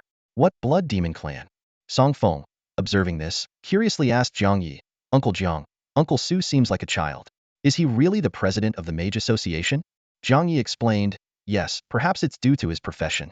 Uncle Su is a holy spirit mage, pure-hearted and without much guile, which makes him seem a bit childish. But don't underestimate him. He's currently the only one in the Dragon Kingdom capable of casting forbidden spells. Hearing this, Song Feng was astonished, contemplating the terrifying power of forbidden spells. At this moment, Zhao Chang repeated the mission details. Su Guangyan's eyes widened, and he turned to flee, only to be caught by Zhao Chang by the collar. Su Guangyan, with a pained expression, argued, The Grand Elder asked me to purify the miasma, not to enter the demon lair to do it. Seeing that force wouldn't work, Zhao Chang tried a different tactic. A case of AD calcium milk? Deal? Su Guangyan bargained. Just one case? No way. 3 cases. Only 100 cases. Deal, deal, deal. Su Guangyan immediately perked up and waved to the senior mages behind him. Brothers, let's pave the way for the main force. With that, he leapt down, disappearing from sight. Everyone exchanged puzzled looks. Zhao Chang reluctantly instructed, The strong lead the way. Stay close to the main force. He then followed suit and jumped down. The other strong ones entered the demon lair one by one. Jiang Yi habitually reminded Chun Bing, Wu Ying, stay close and protect Qiufeng, ready to transport him to safety at any moment. Chun Bing solemnly promised, don't worry, Captain. Even if I die, I won't let anything happen to Qiufeng. Subsequently, Song Feng and his 7 companions entered the demon lair, followed by the vast army of crusaders. After a dizzying moment, Song Feng opened his eyes to find himself on a vast expanse of black earth.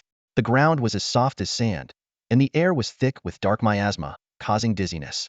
Suddenly, Su Guangyan raised his staff, and a brilliant green light spread out, enveloping the entire crusading army. The miasma quickly dissipated, and everyone felt refreshed. Other mages joined in the purification effort, with holy light consuming the surrounding miasma. Zhao Chang gazed at the distant, fog-shrouded walls, vaguely seeing the blood demons standing guard. He turned and asked, brothers, do we have the confidence to wipe out the blood demon clan? Yes, the army shouted in unison. Satisfied, Zhao Chang nodded and once again faced the direction of the walls, raising his fist and shouting, brothers, charge without hesitation. Kill. The thunderous battle cry reverberated, sending ripples through the air toward the walls. The crusading army advanced, launching a formidable charge against the Blood Demon clan. The outcome of this battle remained unknown. On the walls of the Blood Demon clan's territory, an unprecedented crisis was approaching.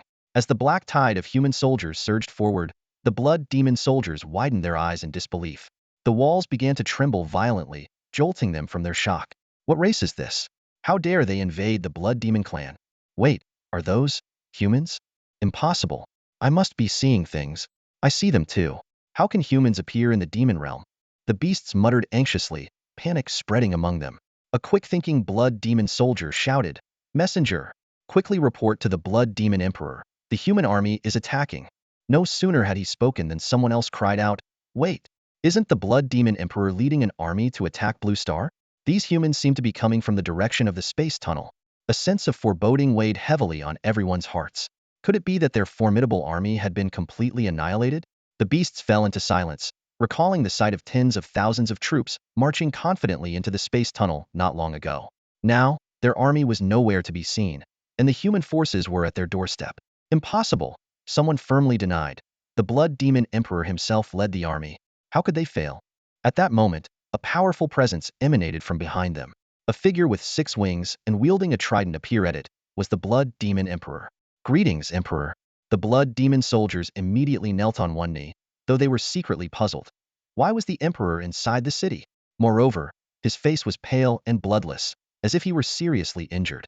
Stand up and prepare to implement the highest level defense strategy. The Blood Demon Emperor commanded solemnly, his expression dark and uncertain. He could never have imagined that humans, known for their defensive nature, would dare to launch an offensive against the demon realm. Under normal circumstances, he was confident in repelling the human army with no survivors. But now, having recently lost a significant portion of his elite troops, he was no match for the human forces. The Blood Demon Emperor had no choice but to hold on and send out requests for aid to neighboring clans, hoping for their support. By order of the Blood Demon Emperor, implement the highest level defense strategy. The command echoed like thunder along the walls. The Blood Demon soldiers sprang into action, weapons in hand, watching the advancing human army with fierce determination, ready to fight to the death. Meanwhile, a transparent barrier enveloped the entire Blood Demon territory. The soldiers were instantly emboldened, their eyes filled with disdain. No matter how strong you are, if you can't break through the barrier, you'll just be staring helplessly. However, their smugness quickly froze. A massive spatial vortex suddenly appeared before the human army, and the enemy troops filed in, only to reappear inside the defensive barrier moments later. The Blood Demon soldiers were dumbfounded, and even the usually composed Blood Demon Emperor was thrown into disarray. Who could have imagined that humans possessed such a miraculous technique? All this was the doing of Chunbing. Whoa, I just wanted to give it a try. I didn't expect it to actually work. As the creator of this miracle, even Chen Bing was amazed that his spontaneous idea had succeeded. Ha ha ha, Wuing, you've outdone yourself this time. Jiang Yi gave a thumbs up, and other soldiers chimed in with their praise. Chun Bing, a bit embarrassed, scratched his head and laughed. Hee hee, it was nothing. Zhao Chang was also stunned by the sight. Once he regained his composure, he turned toward the walls, eyes blazing with excitement. Now that there's no barrier stopping us, let's see how long you can hold out. Brothers, charge. Destroy those damn blood demons. 5,000 blue star coins for everyone you kill. I'm footing the bill. Zhao Chang's roar thundered across the battlefield, invigorating the human army as they launched a fierce assault on the Blood Demon clan. Charge! Let's go, brothers.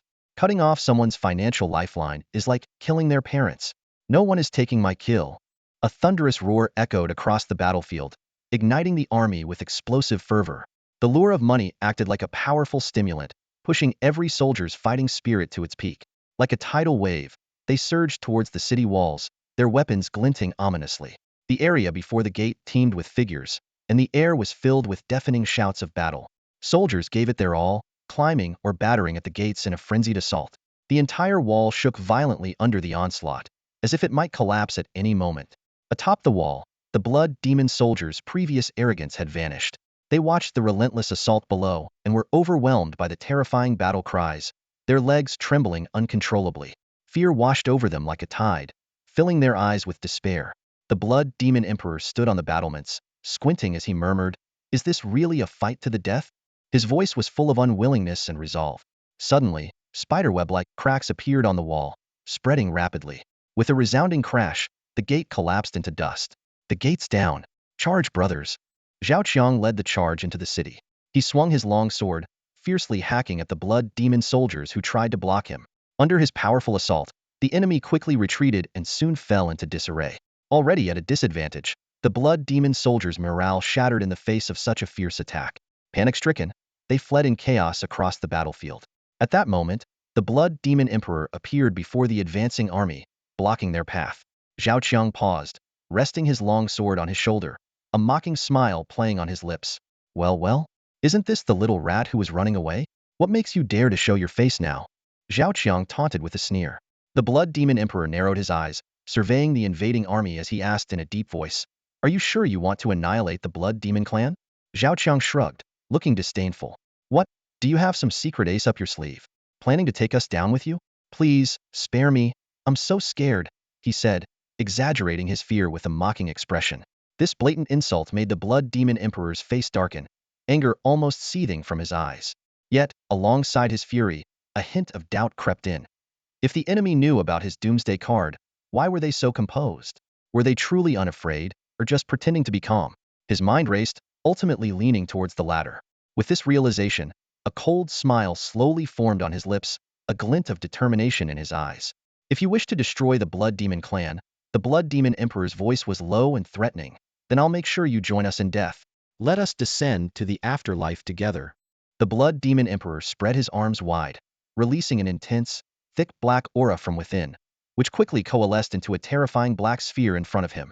The surrounding air grew heavy and oppressive, causing some of the weaker fighters to feel dizzy and overwhelmed by a sense of helplessness. Su Guangyan's eyes narrowed as his staff glowed brightly, dispelling the encroaching demonic energy. He turned to Zhao Qiang with a worried expression. "Old Zhao, aren't you scared?" Zhao Qiang shrugged nonchalantly. "It's just death, right? What's there to be afraid of?" Su Guangyan looked as if he might burst into tears. "I'm scared I won't be able to drink calcium milk after I die." Zhao Qiang patted Su Guangyan's shoulder reassuringly, whispering, "Don't worry, we have a trump card up our sleeve." "Where?" Zhao Qiang gestured with his eyes toward a figure in the crowd. "See him over there?" Following his gaze, Su Guangyan's mouth twitched. "Feng? Are you kidding me? He's only at the third transformation." Believe it or not, just stay put and enjoy the show," Zhao Qiang said with a mysterious smile. Before entering the demon's lair, Jiang Yi had told Zhao Qiang that Feng possessed a life-saving trump card. Even if the Blood Demon Emperor wanted to go down with them, that skill could ensure the safety of the entire army. As for what exactly it was, Jiang Yi had kept it a secret. You'll find out when the time comes.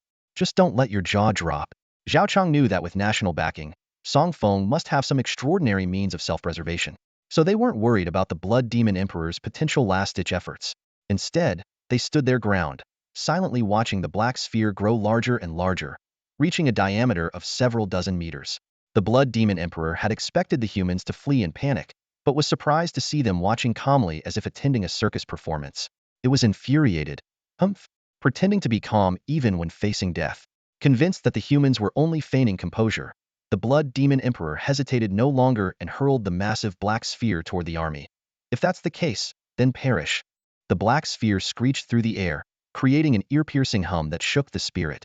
As the sphere approached, Feng shouted, "Everyone, stay where you are.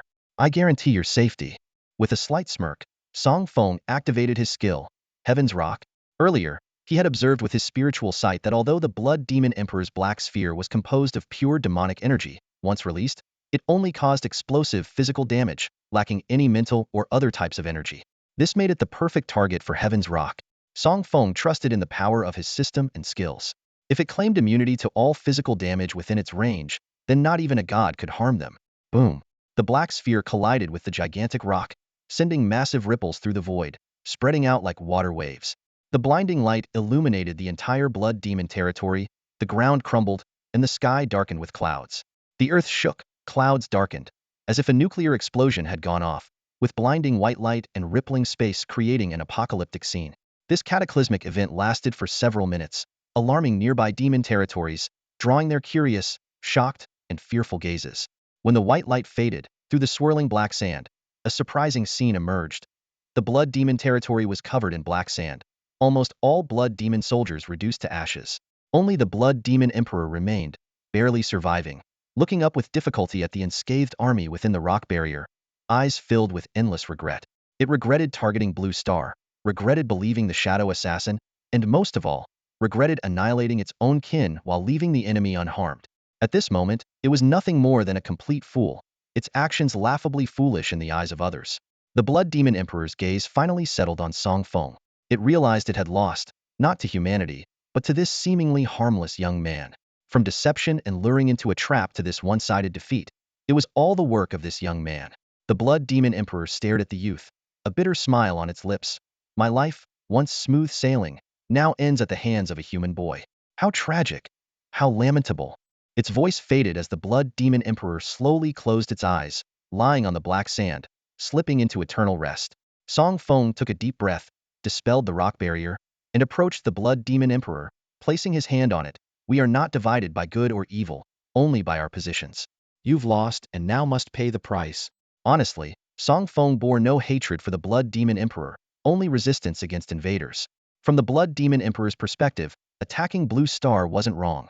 Rather, it was a hero among its kind, a pride of its ancestors. But differing positions meant there had to be a victor and a loser, and the Blood Demon Emperor lost, so it had to face the consequences. Holy Lotus bloom. With Song Feng's words, countless pure white lotuses emerged, radiating an untouchable divine light, dispelling the black sand, consuming the demonic energy, and obliterating the Blood Demon Emperor. Under the holy light, the Blood Demon Emperor's body turned to ash, scattering in the wind. Song Feng stood up, his serious expression replaced by a joyful smile of victory. We won! We won! We won! Cheers erupted across the battlefield, sweeping through like a tidal wave. Victory is ours! The soldiers shouted excitedly, their faces beaming with the joy of triumph. All thanks to Song Feng. Someone shouted, if it weren't for him, we'd all be dead. Song Feng? That's Feng Shan. Another voice chimed in, Feng Shan is amazing. Suddenly, the chant of Feng Shan is amazing echoed throughout the battlefield, and for the first time, Song Feng's name became widely known in this otherworldly realm. This might be the beginning, or perhaps the end. The future remains uncertain. Zhang Yi led his group towards Song Feng, a satisfied smile on his face. Xiao Feng, you really achieved something great this time, he said sincerely. If Song Feng hadn't acted in time, they might have faced total annihilation, or at least suffered heavy casualties. Zhao Chang laughed heartily, patting Song Feng on the shoulder. Song, my brother, you're incredible. I've always known you had the potential of a great warrior. Hu Liang stroked his beard, nodding with a smile. With young talents like Song Feng, the future of Longhua looks promising.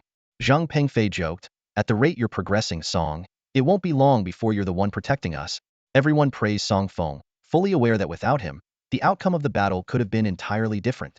However, the celebratory mood was short-lived. Suddenly, powerful auras surged from all directions.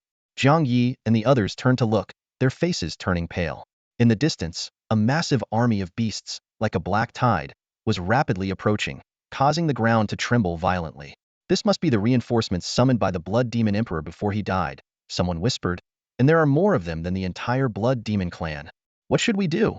Murmurs of concern spread through the expedition army. Zhao Chang looked at Song Feng, who was deep in thought, and asked, Song, if you were the leader, what would you do? Song Feng snapped out of his thoughts, a fiery determination in his eyes as he looked at the approaching beast army. A slight smile appeared on his lips. Of course, we fight. How can we miss such a great opportunity? If we scare them enough, they'll never dare to invade Longhua again. He continued, Since we need to establish our might, we must do it decisively. Simply defeating one blood demon clan won't suffice. It would only prompt the beasts to seek revenge. So, we must strike them all down. Make it so terrifying that the beasts fear humans from the depths of their souls. Zhao Chang's eyes gleamed with understanding. Good lad, that's exactly what I was thinking. He turned to the army and shouted, Brothers, are you afraid of death? No. The soldiers responded in unison. Zhao Chang nodded with satisfaction, his gaze sharp as he faced the beast army. Then follow me to battle. Charge! Charge! The army surged forward like a mighty dragon. Each soldier was like a scale, coming together to form an unstoppable force. As soon as the two sides clashed, the beast army's leader attempted to speak, but Zhao Chang's forces gave them no chance, launching a fierce attack immediately. The battle erupted in full force. Qin Bing stayed back with the long-range units, closely guarding Song Feng. As Song Feng listened to the spells being chanted around him, he carefully observed the battlefield. Although the beast army had the advantage in numbers, the human forces held a slight edge in overall strength. Considering all factors, the two sides were evenly matched, and without a major breakthrough, the battle could drag on indefinitely. No, this won't do, Song Feng suddenly said, startling Qin Bing. What's wrong? Qin Bing asked. Song Feng frowned and explained, if the battle drags on, both sides will suffer heavy casualties, and it will be hard to determine a winner. We're in the demon realm, not on Blue Star, and if they send reinforcements, we'll be isolated and helpless. Qin Bing furrowed his brow as well. You're right. So, what should we do? End the battle quickly. Song Feng's gaze fixed on the beast leader fighting Jiang Yi and the others, a confident smile playing on his lips. A decapitation strike. If their leader falls, their morale will plummet. Then we can launch a full assault and wipe out the beast army. Even if reinforcements arrive, they won't get here immediately. We can regroup and deal with them too. A brilliant plan. Qin Bing praised, but then he hesitated. But after defeating the first wave, won't our side also suffer heavy losses? Will we still have enough strength to fight the reinforcements? Song Feng smiled. That's when I come in. Uncle Qin, do you know the nickname I gave myself? Qin Bing shook his head. The Elixir Kid, Song Feng said proudly. I have enough pills to distribute one to every soldier. Hearing this, Qin Bing couldn't help but chuckle at the fitting nickname. But how do we quickly take down their leader? Qin Bing asked. It seems like our captain and the beast leader are evenly matched.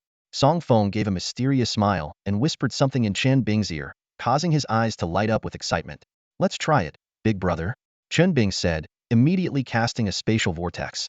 Song Feng and Qin Bing quickly entered the vortex, disappearing from sight. Meanwhile, the battle between the humans and the beasts raged on, with the battlefield engulfed in smoke and the air filled with the deafening sounds of war cries. Amidst the chaos, no one noticed that Song Feng and Qin Bing had quietly slipped away. The two were now lurking beneath a massive wall several kilometers away, cautiously surveying their surroundings. Once they confirmed there was no danger, they exhaled deeply, excitement gleaming in their eyes. Big brother, didn't you say we're supposed to carry out a decapitation strike? Why the change of plans to a stealth mission? Qin Bing asked in a hushed tone, his brow furrowed. Song Feng cracked a sly smile. With our abilities, we'd just be spectators on the battlefield. Better to come here and gain something for the nation. He glanced around the beast's territory as if admiring his own backyard. This is a major beast clan. There might be some incredible treasures waiting for us. But how does this relate to the decapitation plan? Chun Xian was still puzzled. Youth, patience is key. Song Feng replied with a knowing air. After we empty the treasury, we'll make a scene and send a messenger to the battlefield. Do you think the beast leader can focus on the fight with news of a break-in? Definitely not. Chun Xian realized. Exactly. Song Feng chuckled with satisfaction. Then Uncle Jiang and the others can seize the opportunity to attack, making it easy to defeat the beast army. We can then coordinate from within and take over this territory. This trip to the demon realm won't be in vain. Chun Xian gave a thumbs up. Brilliant. Your mind is really sharp, big brother. Initially, Song Feng's plan was to hide in the shadows and let Chun Xian launch a surprise attack on the beast leader, disrupting their rhythm and creating a chance for Jiang Yi and others. But then he thought, since they're in the demon realm, they might as well gain something. Thus, the decapitation plan transformed into a treasure hunt, a win-win situation of profit and chaos. Despite the risks, Song Feng and Chen Xian worked seamlessly together. Song Feng was the shield, and Chen Xian the swift runner, making them an unbeatable rogue duo. Let's move. Song Feng used a mystical technique to render himself nearly invisible, his presence vanishing. Stay hidden in the void and follow me. Our primary goal is to locate the treasury. If in doubt, use space teleportation, understood? Understood. Chun Xian nodded, disappearing on the spot. As a spatial expert, Hiding in the void was his specialty. Treasure hunt, commence. Song Feng whispered as he phased through the wall like a ghost, entering the beast's territory. With his keen eyes, he discerned this was the domain of the Zisha demon clan, a top-tier force in the demon realm alongside the blood demon clan. Song Feng activated his keen senses, scanning the area within 100 meters for any signs. He surmised the treasury would be deep inside, so he floated inward, boldly passing right in front of Zisha demon clan soldiers. Huh, did I just see something? One soldier rubbed his eyes. Looked like a white shadow. His dozing companion glanced at him. You're imagining things. Who'd dare trespass on our Zisha demon clan's territory? Besides, for the wages they pay, is it worth risking our necks? Isn't slacking off more appealing? Such thoughts were common among the Zisha demon clan soldiers. Having lived in comfort for so long, only ever bullying others, they had never faced a threat. Their complacent lifestyle had eroded their vigilance. As Song Feng witnessed the lackadaisical defense of the Zisha demon clan soldiers, he shook his head internally, acknowledging the importance of crisis awareness. He recalled the wisdom of his ancestors. Diligence can prosper a nation, while complacency can lead to ruin. The significance of staying alert was undeniable. Song Feng moved unhindered, a sight that left the hidden Chen Xian in awe. He initially wanted to caution Song Feng to be more discreet and not act recklessly. However, the scenes unfolding before Chen Bing made him question reality. The soldiers of the Zisha demon clan seemed collectively blind, completely ignoring the massive white figure drifting by. Song Feng moved freely through enemy territory, unnoticed by anyone. This absurd situation made Chen Bing silently curse to himself. This is just too unbelievable. At that moment, Song Feng's attention was suddenly caught by something, his eyes sparkling with excitement. Chen Bing's voice echoed from the void, "Brother, did you find the treasure vault?" Song Feng shook his head, almost drooling. Not a treasure vault. Chen Bing was puzzled. Not a treasure vault? Then why are you so excited? Following Song Feng's gaze, he only saw a heavily guarded hill. Without Song Feng's extraordinary perceptive abilities, Chen Bing had no clue what treasures lay within the hill. That's a magic crystal mine, Song Feng explained excitedly in a low voice. Upon hearing this, Chen Bing's eyes widened instantly. The value of magic crystals was well known, just one could transform equipment and significantly boost combat power.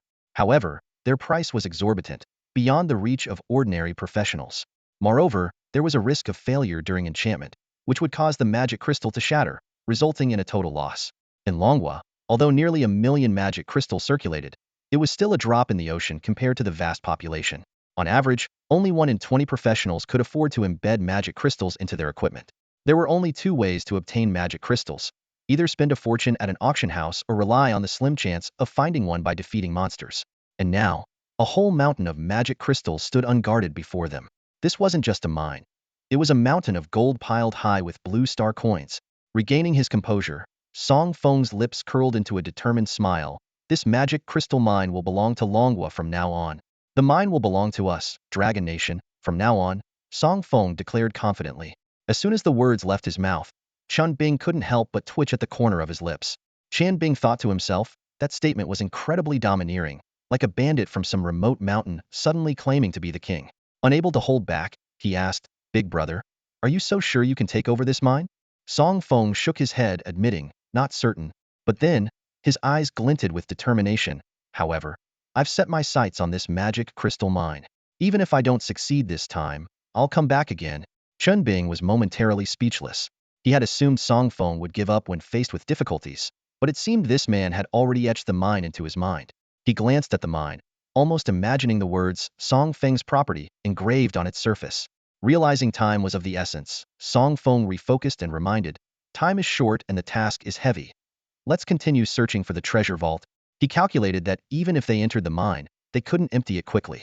It would be better to wait for the main force to capture it and then send in professionals to collect the crystals, avoiding any damage. Thus, Song Feng continued to delve deeper into the territory of the Zisha demon clan, his sharp eyes conducting a thorough search. Yet, despite nearly exploring the entire area, the treasure vault remained elusive. As the time limit for his ethereal technique was running out, Song Feng was still at a loss. Chen Bing's voice echoed from nowhere, "Big brother, should we keep looking?" "Yes," Song Feng replied firmly. Chen Bing questioned, "Why can't we wait for the main force to capture this place and then send someone to find it?" Song Feng expressed his concern. What if they realize they can't win and flee with the treasures amidst the chaos? Or if, like the Blood Demon Emperor before, they decide to destroy everything in a self-destructive explosion, the treasure vault would be reduced to ashes. Hearing this explanation, Chun Bing nodded in agreement, though he was still puzzled. But we've searched the entire Sha demon clan's territory and found nothing. If it's not on the ground, could it possibly be in the sky? Song Feng pondered this for a moment, then suddenly looked at Chun Bing. What did you just say? Chun Bing repeated, if it's not on the ground, could it be in the sky? The sky. Song Feng's mind lit up, and he swiftly gazed upwards.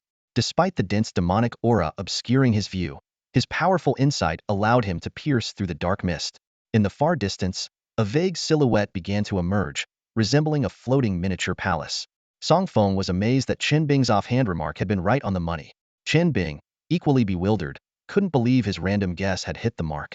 Did he possess some hidden talent for making things happen just by saying them? Song Feng turned to Chen Bing and asked, Uncle Chen, can you teleport me up there? Lacking the ability to fly, he needed Chen Bing's assistance to reach the airborne structure. Piece of cake. Chen Bing replied confidently. A crack in space appeared out of nowhere, and Song Feng stepped through, vanishing instantly. Meanwhile, high above, a small palace shrouded in black mist floated in midair, seemingly held aloft by some mysterious force. At the entrance, numerous formidable Sha demon clan soldiers stood guard, all top-tier fighters, alert enough to slice even a mosquito in half if it dared approach. Guided by Chen Bing, Song Feng navigated the void, arriving 100 meters from the palace, just within the range of his scanning ability. Without hesitation, he activated his insight, his eyes gleaming as if uncovering a remarkable secret. Seeing this, Chen Bing curiously asked, Big brother, is that the treasure vault we're after? Song Feng nodded excitedly, and it's filled with more treasures than I imagined. But the guards outside are too strong. Sneaking in unnoticed will be challenging. With the ethereal technique's time nearly expired and a 12-hour wait required to use it again, Song Feng knew he didn't have time to waste. He had to empty the vault quickly and then create chaos within the Sha demon clan's territory. Song Feng pondered deeply, contemplating how to enter the vault safely and retrieve all the treasures. It was indeed a tricky problem, and Chen Bing waited silently for Song Feng's decision. Then, a bold idea flashed through Song Feng's mind. He immediately deactivated the ethereal technique, aware of its ability to be toggled on and off, with a total usage time of 30 minutes before automatic deactivation. While inactive, the technique would recharge, slowly recovering the previously consumed time, much like a phone battery. Noticing the change in Song Feng's expression, Chen Bing's eyes lit up. Big brother, have you come up with a good plan? Song Feng nodded. I have one, but it's risky and I'm not sure if it'll work. What is it? Chen Bing asked eagerly. Song Feng took a deep breath and solemnly uttered two words. Mountain move. The mountain moving plan? Chen Bing was taken aback, furrowing his brow in confusion at this sudden proposal. Seeing his reaction, Song Feng quickly explained, I'll use the celestial stone skill to keep myself immobile while you safely transport me to the treasury's entrance. Then, I'll employ the ethereal immortal technique to enter, swiftly gather the treasures, and make a quick exit. As soon as he finished speaking, a hint of worry flashed in Song Feng's eyes. My biggest concern is whether you can successfully move my body while I'm using the celestial stone. Will the skill fail because of it? Though the plan sounded risky, given the current situation, it seemed worth a shot. Chen Bing gasped, brother, isn't this too dangerous? He couldn't help but admire Song Feng's audacious thinking. It was like playing a word game with the celestial stone skill staying immobile, yet being moved by someone else. The logic was practically flawless. Song Feng's gaze grew more determined. Since we've found this place, how can we give up so easily? His eyes burned with intensity as he glanced at the palace, a slight smile forming on his lips. The treasures inside could strengthen the Dragon Kingdom. Missing this chance might mean waiting a long time for another. Turning to Chen Bing, Song Feng's expression became serious. Uncle Chen, fortune favors the bold. If the plan fails, we retreat immediately. I'll boost your speed, and you can use spatial teleportation. The purple fiend demons won't catch us. Song Feng's words stirred something in Chen Bing. When he thought about it, even if they were caught, who could outrun them? A sense of excitement spread across his face. Brother, let's give it a try. With that, Chen Bing and Song Feng boldly walked through the void, making their way to the palace without any attempt at concealment. Halt! Take one more step, and you'll be killed without mercy. Several dozen soldiers of the purple fiend demons, who were guarding the palace, raised their spears, aiming them at the unexpected intruders. Song Feng and Chen Bing ignored the warning and continued forward. The soldiers exchanged glances, determination flashing in their eyes. Kill them. Leave none alive. Before the words had fully left their mouths, several soldiers charged. The fact that these two had found the place undetected indicated they were no ordinary foes. The soldiers held nothing back, unleashing their ultimate skill, Purple Fiend Sky Slash. Streaks of spear light sliced through the air towards Song Feng and Chen Bing. Facing the overwhelming aura, Song Feng smirked and whispered, "Celestial Stone." Among Song Feng's many skills, only the ethereal immortal technique required charging, while the others had no cooldown limits. As long as his mental energy held out, he could use them continuously. It was a hidden talent that could see ordinary professionals admitted to top academies. Whoosh! A massive stone phantom instantly formed, enveloping Song Feng and Chen Bing. The purple fiend demon's attack struck it, creating invisible ripples that radiated outward like shockwaves. The soldiers were unprepared for such a result. Before they could defend themselves, the immense force sent them flying back. Inside the stone barrier, only Song Feng and Chen Bing stood, with the rebound effect doubling the damage back at their attackers. Though the damage didn't seem massive, the simultaneous onslaught made the reflected damage terrifyingly powerful. Even with defense, it was enough to inflict serious harm. The soldiers had clearly underestimated this attack. Is that all? Song Feng taunted with a sly grin. "I'm right here, and I bet none of you dare to attack again." His words were like adding fuel to the fire, igniting the soldiers' rage. Whether they had attacked before or were merely watching, they all glared at Song Feng with fierce intent. With a shared nod, nearly all the soldiers attacked at once. If a few attacks couldn't breach the defense, what about dozens? Boom, boom, boom. They unleashed their ultimate skills, striking the stone barrier with force. But to their shock, the barrier not only withstood the barrage, but reflected a significant portion of the damage back at them. Instantly, the entire group of soldiers was sent flying, coughing up blood. Seizing the moment, Song Feng shouted to Chen Bing, "Uncle Chen, teleport me closer to the palace." Chen Bing reacted swiftly, tearing open a spatial vortex to transport Song Feng right in front of the palace, just a step away from the door. Seeing this, the purple fiend demon soldiers, despite their injuries, quickly stood up and surrounded Song Feng. "Stop right there. This is no place for you to cause trouble," barked the soldier of the Zisha demon clan, eyes gleaming with vigilance. Though they knew they were no match, they still put on a fierce front, hoping to intimidate the intruder with their chieftain's reputation. "I advise you to leave at once, or our chieftain won't show you any mercy." However, they clearly underestimated their opponent's courage.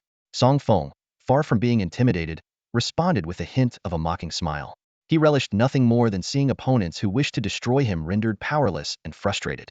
The Zisha demon clan soldiers' anger burned like a fiery blaze, their teeth grinding with fury, eager to tear Song Feng to pieces.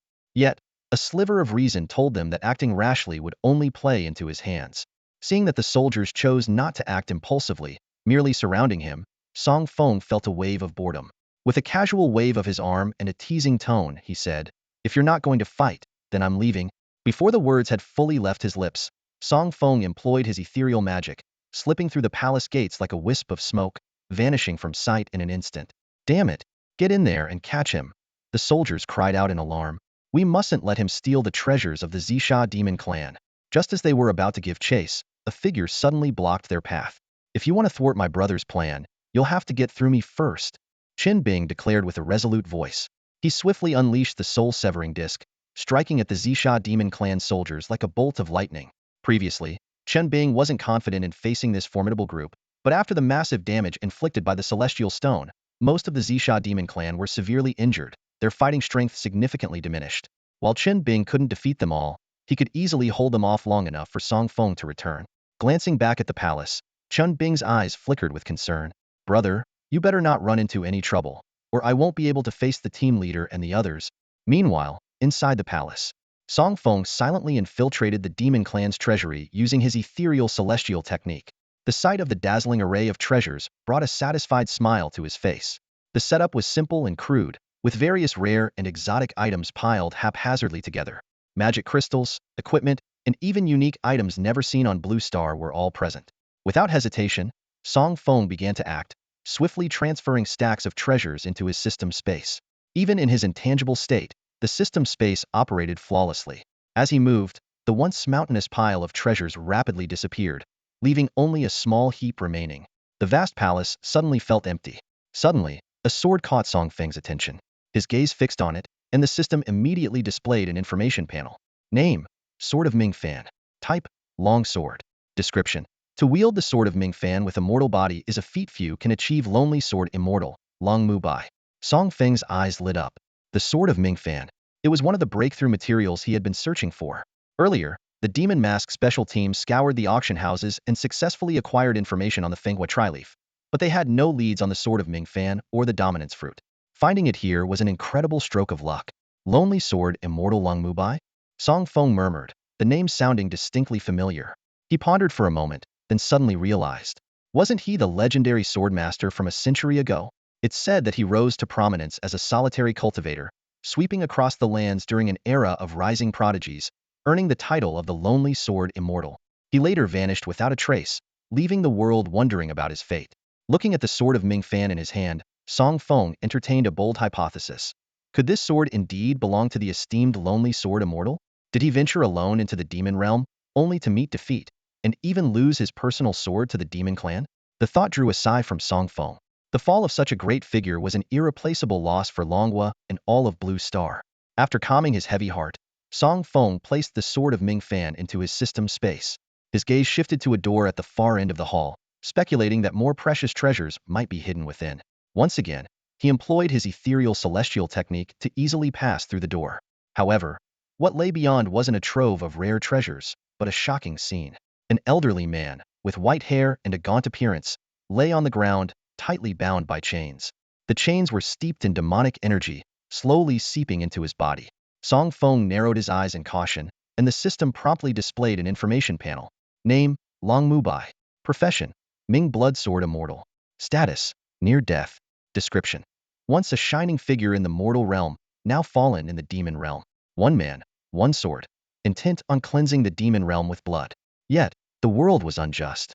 After vanquishing many demons, he was ultimately defeated, subjected to endless humiliation, and imprisoned in the demon realm's soul suppression palace, guarded by various demon clans in turn. Lonely Sword Immortal. Song Feng exclaimed, his pupils contracting sharply.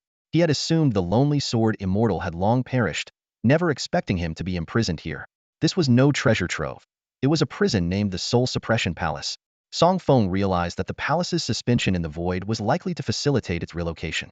The demon clan periodically changed guards and moved its location to prevent the human race from sending strong individuals to rescue him.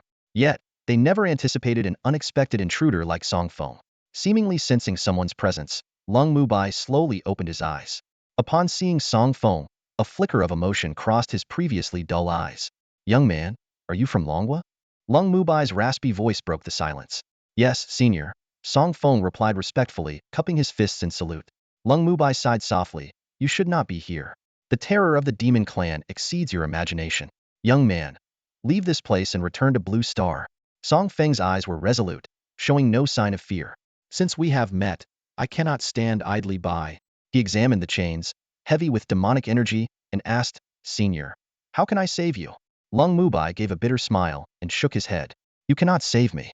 These chains, called the soul lock, suppress one's power and can only be undone if the imprisoned person's soul is scattered. Impossible to undo? I refuse to believe that. Song Feng insisted. He used his spiritual vision to observe closely, noting the demonic energy seeping into Long Mubai's body, corroding him and suppressing his strength, pushing him to the brink of death. Song Feng made a decisive move, activating his skill, Holy Lotus Emergence. As he spoke, a pure white lotus materialized, radiating sacred light. The starlight scattered, dispelling the demonic energy wherever it touched, converting it into spiritual energy that fed back to Song Feng. Long Mubai watched in astonishment as the demonic energy within him dissipated, his once dull eyes rekindling with vigor. He was too stunned to speak. The holy light persisted for 5 to 6 minutes, and the demonic energy within Long Mubai was finally eradicated. Overwhelmed with emotion, he asked, Young man, what is your name, and which faction do you belong to? Once I regain my freedom, I shall surely repay you. As the demonic energy vanished, he felt his strength gradually returning. Given enough time, even a partial recovery would enable him to break free from the chains and reclaim his freedom. Senior, my name is Song Feng. As for my allegiance, does Longhua count? Song Feng replied with a smile. Are you an official of Longhua? Long Mubai asked, surprised. Well, something like that. Song Feng nodded in confirmation. Song Feng. Song Feng. Long Mubai repeated the name softly, determined not to forget his savior. Song Feng noticed that Long Mubai's strength was slowly recovering, but the pace was too slow. He knew Chen Bing was still outside engaged in fierce combat with the Purple Demon Clan soldiers, and time was of the essence. Thus, he suggested, Senior, I might not have much time to wait for your natural recovery. How about I help you instead? Do you have a miracle elixir that can quickly restore vitality? Long Mubai inquired. Song Feng chuckled. I do, but it's not necessary. Saying this, he activated another skill, Holy light, divine healing. Wow! A beam of holy light burst forth from Song Feng's palm, instantly dispelling the gloom of the prison. Bathed in this light, Long Mubai felt an invigorating surge of life flowing through him. In the blink of an eye, he was restored from the brink of death to his peak condition. Feeling the surging power within, Long Mubai's eyes gleamed with intensity as the energy coursed through him. The unbreakable chains disintegrated into dust. Rising slowly, an expression of excitement appeared on his aged face. 100 years have passed, and at last, I am free from these shackles. He turned to Song Feng, bowing slightly with gratitude. Young friend Song, thank you for your life-saving grace. I shall never forget it. Song Feng offered a humble smile, handing over a few restorative elixirs to Long Mubai. Elder, my skill can only replenish your vitality. These pills will help restore your spiritual energy. Gratefully accepting them, Long Mubai swallowed the pills without hesitation. Suddenly, Long Mubai's eyes widened in amazement. Are these truly restorative elixirs? Such potent effects? He looked at Song Feng in disbelief. Young friend Song, have elixirs become this powerful in the present age? Just as Song Feng was about to explain, a loud crash echoed from outside the hall. Chen Bing was hurled inside, his face as pale as a sheet. Song Feng exclaimed, Uncle Chun, and used his ethereal technique to swiftly reach Chen Bing's side. Clutching his chest in pain, Chen Bing gasped, brother, run? The leader of the Zisha demon clan is here. Run? There's no chance of that now. A deep voice resonated. Entering the hall was a dark purple-skinned beast, crowned and wielding a spear, the leader of the Zisha demon clan, Hunyu. Song Feng quickly assessed Chen Bing's injuries and immediately cast a divine healing spell. The holy light shone brightly, and Chen Bing's severe injuries vanished in an instant. Observing this, Hunyu's eyes flashed with surprise, but soon returned to a steely calm. He regarded Song Feng and his companion with cold eyes. You humans are quite bold to trespass into the forbidden soul suppression hall of my demon clan. Such audacity. Don't blame me for being ruthless. As Hunyu prepared to strike, Song Feng hastily interjected. Wait, can you grant us one last question before we die? Hunyu questioned suspiciously. What is it? With a cheeky grin, Song Feng asked, what kind of magic crystals are in that magic crystal mountain on your territory? The question left not only Hunyu bewildered, but also Chen Bing. Narrowing his eyes, Hunyu asked, human, why do you want to know? Song Feng joked, that mountain will soon be mine, so I'm just getting ahead of things, making some arrangements. By the way, do you have any treasure troves around here? Feel free to tell me. I can take care of them for you. Hunyu's eyes filled with even more murderous intent. Human, facing death yet still so arrogant. It seems you wish for a fate worse than death. With that, he lunged at them with his spear. In the nick of time, the prison gates shattered with a thunderous crash, and a flash of sword light severed Hunyu's arm. Blood sprayed as the severed limb fell to the ground. Staggering back in shock, Hunyu looked toward the prison. An elderly man with white hair emerged slowly. Though he appeared frail, no one dared underestimate him. Chun Bing exclaimed, Senior Solitary Sword Immortal? Lung Mubai turned at the sound, a gentle smile on his face. Ah, it's young Chun. You've grown into a formidable warrior. Song Feng, puzzled, asked, Uncle Chen, you know Senior Solitary Sword Immortal? Chun Bing nodded excitedly. Of course. Senior Solitary Sword Immortal is my idol, and he's Junlin's father. What? The senior is Uncle Lung's father? Song Feng was astonished at how small the world seemed. Lung Mubai interrupted the reunion. Young ones, we'll catch up later. Let me deal with these little beasts first. Turning towards Hunyu, his expression turned icy. 100 years ago, it took over 10 demon clan leaders to barely match me, and in the end, you resorted to a sneak attack to defeat me, imprisoning me in this dark prison for nearly a century. You hoped to exhaust me with the soul lock, but you never anticipated that young friend Song and his companion would find this place. Today, the century-old grudge ends. Raising his right hand high, Lung Mubai brought it down with force. A blinding sword light cleaved the soul suppression hall in two. With a single strike, the hall was obliterated. The solitary sword immortal, truly terrifying. With a swift slash, a blinding sword light cleaved through the sky, instantly splitting the soul palace in two. The colossal structure crashed to the ground, raising clouds of dust and leaving a bottomless crater.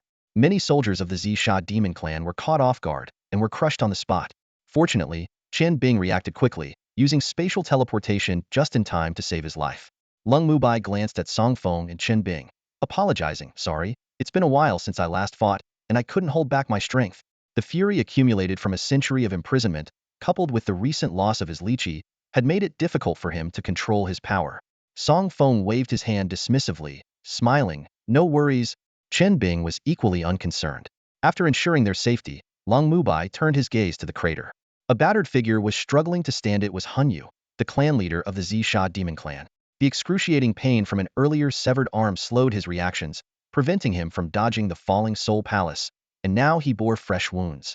Hunyu sneered, staring at Long Mubai. Humph, you were indeed powerful a century ago, but after being eroded by demonic energy for so long, your strength must not have fully recovered. That earlier slash was only because I was unprepared. Now that you've used it, you should be exhausted, right? Hunyu naively believed that Long Mubai had managed to sever his arm only because he was off guard. He had no idea that Long Mubai had fully regained his peak strength. Long Mubai responded calmly, whether I've recovered or not, you can find out. Humph. Playing tricks. Hunyu scoffed, but his body betrayed him. He leaped up, without underestimating his opponent, and unleashed his strongest move, hoping to suppress Long Mubai on the spot. However, facing this deadly attack, Long Mubai merely glanced at it, waved his right hand, and a sword light flashed like lightning. The spear light and sword light collided in the void, creating ripples. Hunyu was sent flying, spitting out blood. He stared wide-eyed at Long Mubai, incredulously asking, your strength has fully recovered? Long Mubai replied coldly, I said, the disgrace and hatred of the past century will be washed away with blood. He advanced towards Hunyu step by step, each step echoing like the footsteps of death, making Hunyu feel the approach of his demise. Fearfully, Hunyu retreated in disarray. No, stay away. He knew well the terror of Long Mubai. Even in the entire demon realm, those who could withstand him Hedon were few. As a branch clan leader, he had no choice but to flee. With this thought, Hunyu seized the moment and turned to run. He had lost all will to fight and only sought to preserve his life. Long Mubai sneered. Trying to escape? He pointed his fingers like a sword, aiming at Hunyu from 100 meters away. A sword light tore through the air, piercing Hunyu's thigh, causing him to lose balance and fall. With an icy gaze, Long Mubai declared, you won't die so easily. I'll make you repay the suffering of the past century 1,000 times over. He intended to unleash his pent-up anger on Hunyu. At that moment, numerous Zisha demon clan soldiers surrounded Long Mubai, Song Feng, and Chen Bing. How dare you attack the clan leader? Though filled with fear, they stood their ground for the sake of their clan's survival. Long Mubai ignored these small fry and continued forward. A trembling demon soldier shouted, stop, stop, one more step and you die. Seeing that Long Mubai remained unmoved, the demon soldiers exchanged glances and attacked in unison. They knew they were no match, but they aimed to stall Long Mubai, giving Hunyu time to escape. Yet, a strange scene unfolded. All soldiers within 5 meters of Long Mubai suddenly found their bodies slashed by invisible sword light. Instantly, blood and flesh flew, and a thick scent of blood filled the air. A domain. Chen Bing exclaimed. Song Feng had heard of the term but didn't fully grasp its meaning. Patiently, Chen Bing explained, the sword energy surrounding the lone sword immortal is a domain, awakened only by those of the 9th rank and above. There's a saying among the strong in the Dragon Kingdom, when a domain unfolds, gods and demons perish.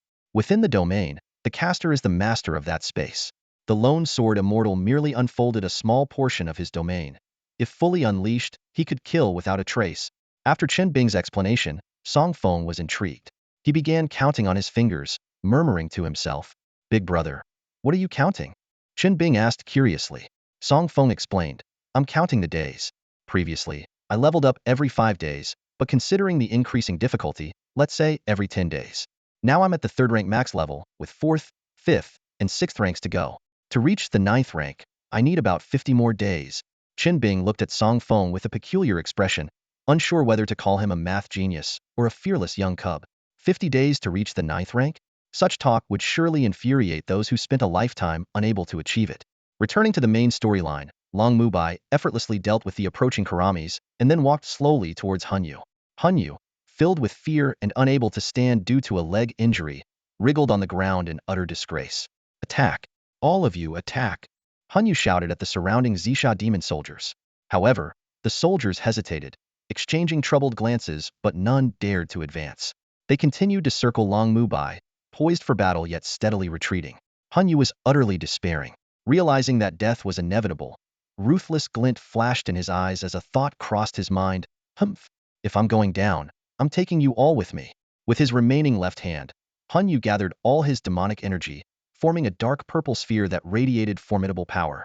Long Mubai said calmly, 100 years ago, Several demon clan leaders tried to perish with me by detonating their demon souls. Did they succeed? They didn't. So what makes you think you will? Hun Yu did not respond, instead casting a furtive glance towards Song Feng and his companion, a slight smirk playing at his lips. Long Mubai noticed these subtle movements, his eyes narrowing as a cold glint flashed across them. With a swift motion, Long Mubai pointed his sword, and a beam of light instantly pierced through the air. Before Hun Yu could react, his remaining arm exploded into a mist of blood. The dark purple sphere of energy dissipated into a burst of white light, vanishing into nothingness. At that moment, Hun Yu was completely defeated. Unable to even self-destruct, he was left to await his fate.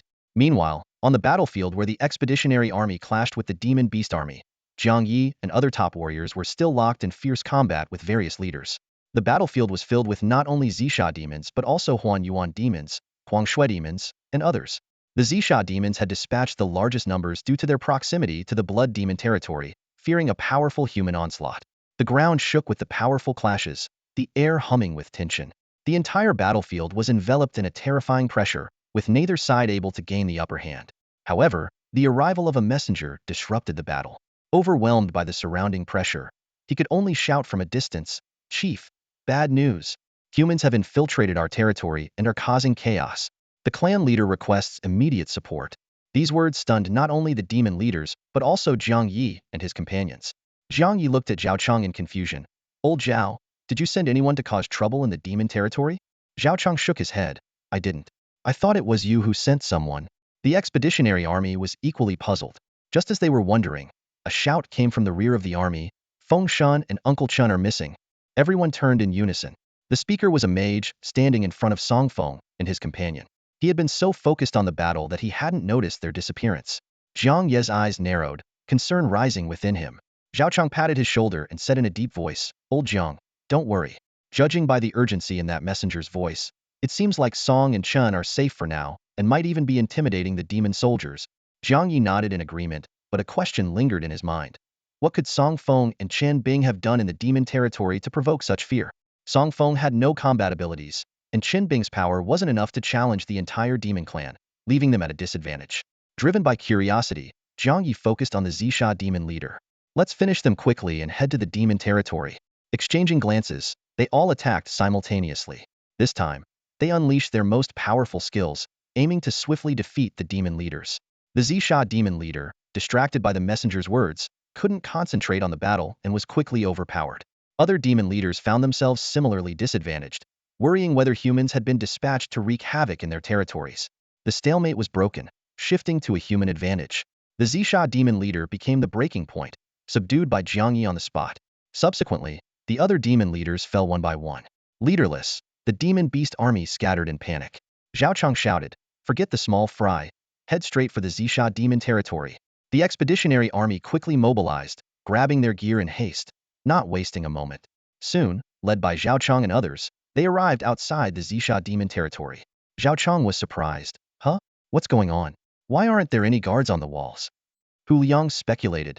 Could it be that the messenger was deceiving us, luring us into a trap? Jiang Yi, deeply concerned for Song Feng and his companion's safety, said, "That's possible, but we don't have the luxury of time to ponder. Even if it's a trap, we must press on." With that, he dashed inside. The 4 members of the Sword Ghost squad followed without hesitation. The special squad led by Zhang Pengfei moved like phantoms in their wake. Zhao Chang instructed, "Well, clear the way, the rest of the army follow." He then hurried into the territory. However, the scene inside the Zixia demon territory left Jiang Yi and his companions utterly stunned. The bodies of numerous Zixia demons were piled up like a mountain, each one bearing terrifying sword wounds. Beside this gruesome heap stood 2 figures, one elderly and one young. "Hey, boss, you got here so quickly." Chen Bing exclaimed excitedly as he saw Jiang Yi and his team arrive. Jiang Yi looked around, worriedly asking, "Where's Qiufeng?" Chen Bing pointed towards the distant mountains, explaining with a smile, "You mean Big Brother? He's gone to the magic crystal mines. It's a huge mine, and he's been eager to get there for a while." Relieved to hear that Song Feng was safe, Jiang Yi relaxed but then sternly pulled Chen Bing's ear, scolding, "Do you realize how dangerous it is to trespass into demon territory?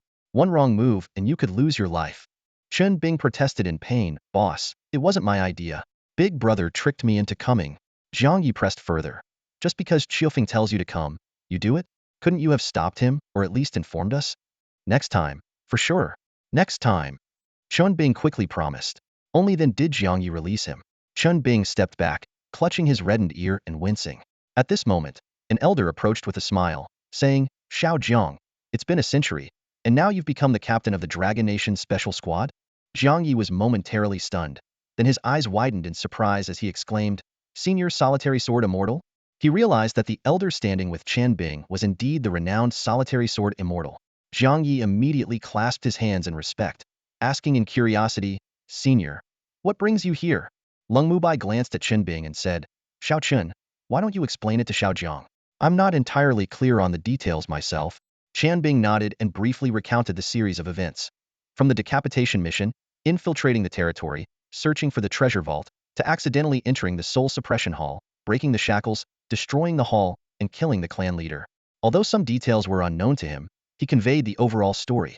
Lung Mubai stroked his beard, saying with satisfaction, Ha ha ha, I owe my survival to the help of Young Song and Xiao Chun. Jiang Yi commended. Wooing, well done. Rescuing Senior Solitary Sword Immortal certainly makes up for your past mistakes. He then glanced at Lung Mo before turning back to Lung Mubai, considerately suggesting, Senior, why don't you catch up with Junlin first? We'll mobilize the army to clean up the battlefield. We'll see you shortly.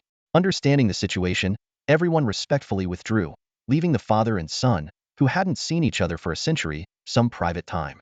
Lung Mubai looked at Lung Mo, his expression filled with guilt. Xiao Mo, how have you been these past 100 years? Lung Mo remained expressionless, as if speaking to a stranger, and simply replied, I've been fine. These three simple words brought comfort to Lung Mubai. His eyes unknowingly welled up, tears of either sadness or joy shimmering within them. Deep within the realm of the Purple Fiend clan, Song Feng stood inside a magic crystal mine, surrounded by a dazzling array of purple glowing crystals. He quickly collected these precious magic crystals into his system space, feeling secretly delighted. These crystals weren't just treasures to enhance his skills, they also offered additional benefits when used for enchanting. Using his insightful spirit eye, Song Feng discovered these crystals were called Purple Source Crystals. While not as valuable as the Nightfall magic crystals from the ruins of Oblivion, they were still highly sought after by major forces outside. Song Feng was thrilled. This trip to the demon world was truly rewarding. After gathering the crystals from the ground, Song Feng looked up at the unmined crystals on the walls.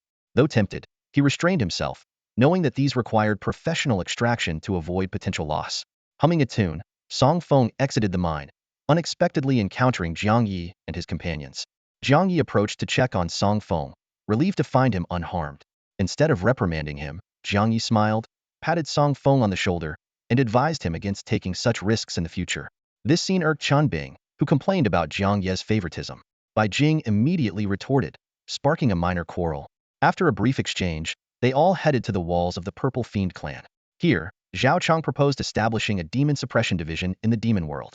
Jiang Yi expressed concerns, but Zhao Chang explained his crisis response plans, including creating a giant space tunnel for safe evacuation.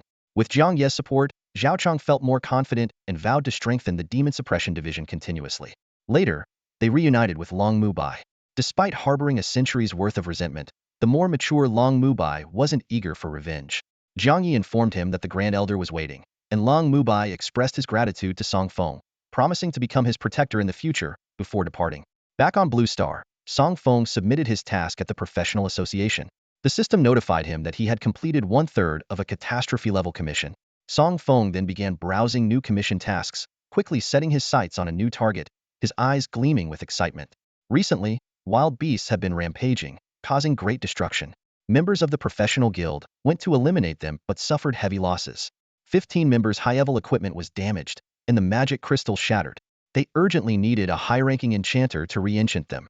The guild issued a task with generous rewards: Ba Yuan fruit, bamboo spirit flower, and nether source grass. Song Feng and his group stood in front of the guild's task bulletin board, their attention caught by this enchanter-exclusive commission. Jiang Ye's eyes lit up. This is not only a chance to improve our skill proficiency, but also to get Ba Yuan fruit. Exactly, Song Feng nodded. It's one of the 3 breakthrough materials. The Mo Mian team searched all the major auction houses without finding a trace, and here it is. They exchanged smiles, secretly pleased. For other enchanters, this task might be daunting, but for Song Feng, it was just a matter of time. Song Feng approached the counter and handed his tablet to the staff. Hi, I'd like to take on task number 0039, the enchantment mission. The staff took the tablet, operated it for a moment, and then handed over a token. This is the task token. It contains detailed information about the mission goals and location. Song Feng took the token and immediately checked the details. Task objective: enchant 15 weapons using magic crystals. Task location: Jiangxing Magic Pavilion. The Magic Pavilion, much like the Danxiang Pavilion, is a state-run organization responsible for training enchanters. Ordinary professionals can also post enchantment commissions here, which members of the pavilion can take on. Although enchanters are not very common in Longhua, the Magic Pavilion is widespread. Led by Jiang Yi and others, Song Feng arrived at the Jiangxing Magic Pavilion. After presenting the task token, he was taken to the entrance of an enchantment room. A staff member explained, "Inside this room are the 15 pieces of equipment. We will reward you based on the number of successful enchantments." "What if I complete them all?" Song Feng asked curiously. The staff member was taken aback, then laughed. "Sir, you must be joking. These are high-grade pieces requiring magic crystal enchantments, which are very challenging. Even the pavilion master couldn't guarantee a 100 success rate. Whether it's possible or not, we'll see," Song Feng replied, stepping into the enchantment room. The staff watched Song Feng's back, puzzled. He looked familiar, but where had she seen him before? Could he be a top-tier enchantment master? But he seemed too young. Shaking her head, she returned to her work. Jiang Yi and the others waited in the lounge. Vanderhua suggested, "Since we're just waiting, why not place some bets? Let's wager on how long it will take Xiu Feng to complete the task. I bet one day, with 100,000 blue star coins." "Who's in?" The others quickly joined in. Chen Bing, 12 hours, 100,000. Nan Gongmu, 18 hours, 100,000. Jiang Yi, 10 hours, 100,000. Bai Jing, 6 hours, 100,000. Lung Imo, 3 hours, 100,000. Lung Mo's prediction shocked everyone. Vanderhua thought, 3 hours to enchant 15 high-grade pieces? Did they think Song Feng was a superhero? Vanderhua added some rules. The actual time can have a half-hour margin. For example, if Wu Wing bets on 12 hours, then 11 hours and 30 minutes to 12 hours and 30 minutes counts as a win. The winner will take the bets from the other 5, totaling 500,000 blue star coins. Although 500,000 wasn't much for them, everyone wanted to win for the sake of honor. Inside the enchantment room, Song Feng examined the 15 pieces of equipment and 15 magic crystals. The equipment wasn't too high grade, with the best being a king level piece. Most were elite level, a few rare level, and one king level. Compared to higher tier equipment, these were easier to enchant, and the effects would be more pronounced. Song Feng carefully inspected the magic crystals, noting their varied attributes, some focusing on speed, others on defense, and some on strength. Despite the task seeming straightforward, Song Feng didn't dare be careless. He sat cross-legged, took a deep breath, and began focusing on the enchantments. 3 hours flew by. Song Feng looked at the 15 successfully enchanted pieces and the significant increase in his skill proficiency, surprised at how quickly time had passed. A system notification sounded. Ding. Star-absorbing enchantment technique upgraded to 3 stars. Upgrade rewards have been automatically deposited into the system space. Please collect them promptly. Star-absorbing enchantment technique 3 stars. You can absorb the power of the stars, infusing it into magical devices, granting them extraordinary power. Your enchantment success rate is 100, with a 15 chance of additional special enhancements, and enchantment effects are at least 30 higher than the original value. Looking at the system panel, Song Feng's lips curled into a smile. This was a massive win. The recent star level upgrade didn't introduce any new effects. It merely increased the probability of triggering special effects for skills from 5 to 15. Although this change was minor, Song Feng remained undeterred. He knew that with persistence, he would eventually elevate his skills to the highest level. Curious about the promotion rewards, Song Feng retrieved a small box from the system space. Upon opening it, a pale blue crystal lay quietly inside. The spirit eye promptly displayed an information panel, and as Song Feng glanced over it, his face lit up with joy. This special magic crystal, known as the Yuhua crystal, can be embedded in a companion weapon, enhancing it as the weapon's level increases.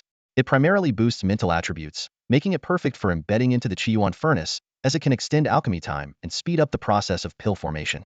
Eager to proceed, Song Feng began the operation. He took out the Qiyuan furnace, which floated before him, and with his hands emitting specks of starlight, he carefully fused the Yuhua crystal with the furnace. Half an hour later, Song Feng let out a long breath and a joyful smile spread across his face. He immediately checked the information panel. Name: Qiyuan furnace. Type: alchemy furnace. Grade: unknown. Description: 100 success rate in alchemy. Isn't that easy? Anonymous. Additional effect: pill spirit gift. Upon successfully crafting a pill, 50 of the mental energy consumed will be returned.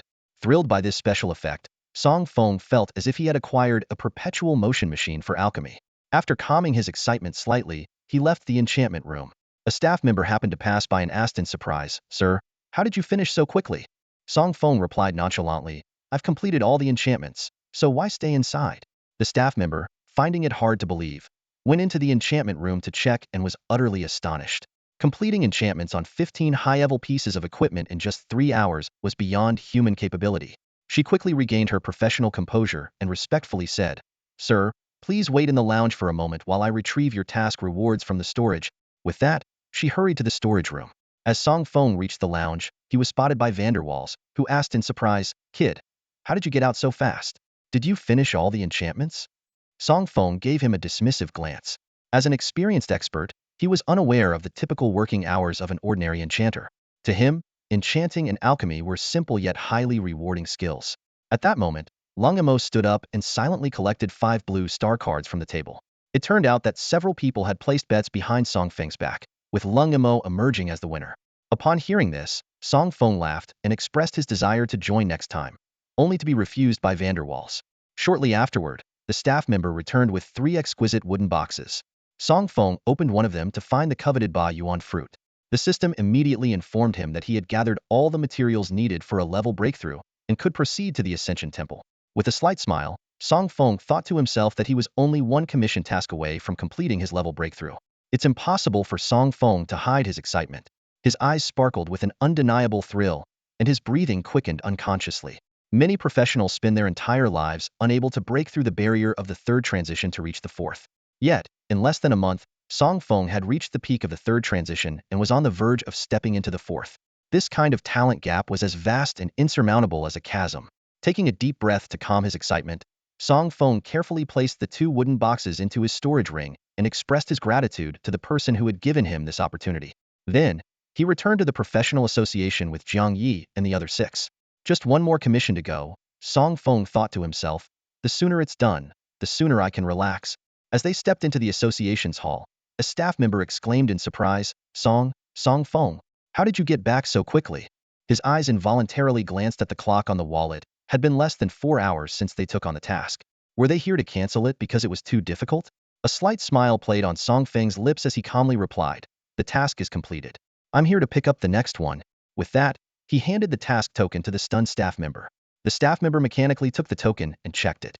When he saw the task completed status, his eyes widened in disbelief. 3 hours to enchant 15 high-level pieces of equipment? Even as an outsider, he knew how incredible that was. However, being a professional, he quickly composed himself. After a brief moment to collect his thoughts, he smiled and handed the tablet back to Song Feng. "Thank you," Song Feng said, taking the tablet and heading to the lounge area, where he swiftly scrolled through the screen, searching for his next task. It didn't take long for his eyes to fix on one. This one, he murmured to himself, carefully reading the task details. Commission task, hidden crisis. Level, catastrophe. Recommended level, 7th transition. Description. In the chief forest of Sioux City, due to its remote location, no professionals have ventured in to hunt monsters for years. As a result, the monsters have rapidly multiplied, causing significant environmental damage. Please proceed promptly to reduce the monster population to prevent a large-scale beast tide attack on the City Professional Association. This was a relatively standard task, mainly involving monster extermination to prevent a beast tide. For high-level professionals, it wasn't particularly challenging, though it was classified as a catastrophe level due to its unpredictability. With so many monsters, one could easily be ambushed and fall if not careful. But Song Feng wasn't worried. With 2 special teams escorting him, he only needed to wait for the task to be completed. Approaching the counter, Song Feng handed the tablet to the staff member. "I'd like to take on task number 0284. "All right, please wait a moment." The staff member took the tablet and skillfully operated the computer. Moments later, he retrieved a token from the drawer and handed it to Song Feng with a smile. "Please take your task token, Mr. Song." "Thank you." Song Feng accepted the token and left the professional association. They didn't linger. Chen Bing found an open space and immediately cast a spatial teleportation spell with the target set to Chief Forest in Sioux City. Song Feng and Jiang Yi, along with the other 6, stepped into the portal and vanished instantly. Just as the spatial vortex was about to close, 6 shadows swiftly darted in led by Zheng Pengfei. It was the Mo Mian special team. Their task was to remain hidden and protect Song Feng from any ill-intentioned attackers. In just a few days, the Mo Mian team had silently dealt with nearly 100 foreign assassins and shadow agents targeting Song Feng. Without their covert protection, things wouldn't be as peaceful on the surface. Song Feng's keen insight allowed him to perceive all of this, and he felt immense gratitude towards the Mo special team. He secretly resolved to enchant their equipment as a token of appreciation when he had the time. Su City is located north of Jiang City, with a forest. The Qi forest is the task's destination lying between the two cities. Since it's closer to Su City, it falls under its jurisdiction. With a soft sound, the spatial vortex opened slowly outside the Qi forest. 13 figures emerged, but 6 quickly vanished without a trace. Jiang Yi took out a token and, after a simple operation, a prompt appeared before Song Feng. Jiang Yi requests to bind a team contract with you, granting you all the experience. Do you agree? Agree. Song Feng accepted without hesitation. This wasn't the first time he had used this. Jiang Yi and the others had used it to help him level up before. Song Feng knew how exhilarating it was to have a flood of experience points pouring in. Jiang Yi surveyed the surroundings and quickly issued instructions. Wu Ying and Zhan Shun, stay here to protect Qiu Feng. The rest, come with me to hunt monsters in the forest, as quickly as possible. As soon as he finished speaking, Jiang Yi and the other 3 sprang into action. They drew their weapons and turned a group of goblins sleeping under a tree into a mist of blood. Without pausing, they continued deeper into the forest. Hey, get on, Wu Ying said to Song Feng, gesturing for him to climb onto his shoulder. Huh, is that really okay? Bai Jing hesitated for a moment, but then nodded and said, no problem, hop on. I can handle it. Immediately, Bai Jing's body began to expand at a visible rate, quickly growing to the height of a 3-story building, resembling a small mountain standing at the forest's edge. Song Feng nimbly leaped onto his shoulder, letting his legs dangle leisurely in the air. Chen Bing looked up at the scene with envy shining in his eyes. He couldn't help but ask, warrior, can I get a ride too? Bai Jing shook his head decisively. No, why not? Chen Bing asked, puzzled. Bai Jing replied with a serious expression. What if you take the opportunity to get back at me and knock me out with a fart? That would be disastrous. This bizarre reason left Chen Bing speechless. He pursed his lips, crouched down, and began drawing circles in the dirt with a stick, muttering softly to himself. Song Feng, being a humble support, knew he was of little use in this battle. Jiang Yi and the others were more than capable of handling the monsters, so he stayed outside the forest with Bai Jing and Chen Bing to wait. Meanwhile, deep in the forest, the battle raged on. Jiang Yi wielded a long sword, unleashing sharp sword beams with every swing, felling monsters in his wake. Nangong Mu, like a blood-soaked phoenix, danced among the monsters with her spear, her movements fluid and deadly, creating a flawless display of slaughter. Lung Emo wielded a black umbrella, sending out dark flashes with each cross swing, slicing the monsters into pieces. An invisible barrier formed around him, preventing any creature from approaching within 10 meters. Vanderwall, with dual pistols in hand, unleashed a storm of bullets, mowing down goblins as they darted through the forest. Soon, the number of monsters dwindled, leaving only a few fleeing deeper into the woods. Vanderwall surveyed the area, blew away the smoke from his gun barrels, and holstered his pistols at his waist. He sighed softly. We've almost cleared them out. If we keep going, there might not be any monsters left in this forest. Upon hearing Vanderwall's words, Jiang Yi and his companions immediately halted their actions. They glanced around in surprise to find that, without realizing it, most of the monsters in the Vitality Forest had already been defeated. The remaining creatures were either severely injured and barely hanging on or were too weak, trembling in fear. Some were intentionally spared by Jiang Yi and his team, knowing that completely wiping out the monsters would be unwise. They understood that if other adventurers came here to level up and found no monsters left, it would be quite embarrassing. All right, let's get out of here, Jiang Yi decisively instructed. The 4 quickly reached a consensus and began making their way out of the Vitality Forest. Meanwhile, outside the forest, Song Feng was waiting anxiously when a virtual panel suddenly appeared before him. Ding! Congratulations on successfully completing the commission. Please proceed to the Adventurers Guild to submit the task and claim your reward. Song Feng was momentarily taken aback, then broke into a joyful smile. He instinctively checked the time and was amazed to find that less than an hour had passed. The efficiency is off the charts, he thought to himself in admiration. Before long, Jiang Yi and the others appeared in his line of sight. Jiang Yi asked, Qiufeng, did the task notification come through? Yes, it just did. Song Feng nodded in confirmation, then curiously asked, Uncle Jiang, how does the task order know whether the mission is completed? Jiang Yi explained succinctly, the task order is connected to the global game system, allowing it to monitor the task progress in real time. Oh, so that's how it works, Song Feng realized, marveling at the wonders of the game system. Without delay, they used a spatial teleport to reach the Adventurers Guild. The staff member, surprised by Song Feng's swift return, rubbed their eyes in disbelief. Mr. Song, you're back already? Song Feng handed over the task order. I'm here to submit the task. The staff member examined the task order and was visibly astonished. They double-checked the time, stunned by the fact that in just 1 hour, Song Feng had cleared out most of the monsters in the Vitality Forest. Typically, other adventurers would barely have reached the forest in that time. Yet, Song Feng had not only completed the task but returned unscathed. The staff member quickly composed themselves and smiled. Mr. Song, your reward has been automatically sent to your inbox. Please check it at your convenience. As soon as they spoke, another panel appeared before Song Feng. Ding. Congratulations on successfully completing the breakthrough task. Please proceed to the advancement shrine for a level breakthrough. Beaming with excitement, Song Feng thanked the staff and immediately led his team to the nearby advancement shrine. After a simple registration, Song Feng entered an available room and began the process. In an instant, starlight emanated from the orb, enveloping him as his body underwent a silent transformation. Half an hour flew by. As the light faded, Song Feng emerged, taking a deep breath and marveling. I feel much stronger in every aspect. It's incredible. What thrilled him even more were the subsequent notifications. Your level has increased by 1. Congratulations, you've gained 240 free attribute points. Congratulations on reaching level 90. Your experience points have maxed out. Please complete the breakthrough task and seek breakthrough materials promptly. Unsurprisingly, his experience points had overflowed once again. Given the massive amount of experience accumulated and the extensive monster hunting in the Vitality Forest, all experience was allocated to Song Feng, causing his level to soar to the maximum for the 4th advancement. Song Feng playfully rubbed his forehead, a grin spreading across his face. Not being able to savor the slow journey of leveling up is a bit of a hassle, isn't it? He swiftly accepted the breakthrough task, glanced at it, and inhaled sharply. A bit challenging, but manageable, he muttered as he stepped out of the room. The group returned to the Danxiang Pavilion. Zhang Yi inquired, Xiaofeng, have you maxed out your level for the 4th advancement? Although he was aware of Song Feng's immense experience stockpile, he was still uncertain about the exact experience required for the 4th advancement, given Song Feng's unparalleled talent. Yes, I've maxed out the level for the 4th advancement, Song Feng replied with a smile, opening his skills panel. I've mastered 2 new skills. Take a look. The group eagerly focused on the skills panel. Celestial Shift 4-star.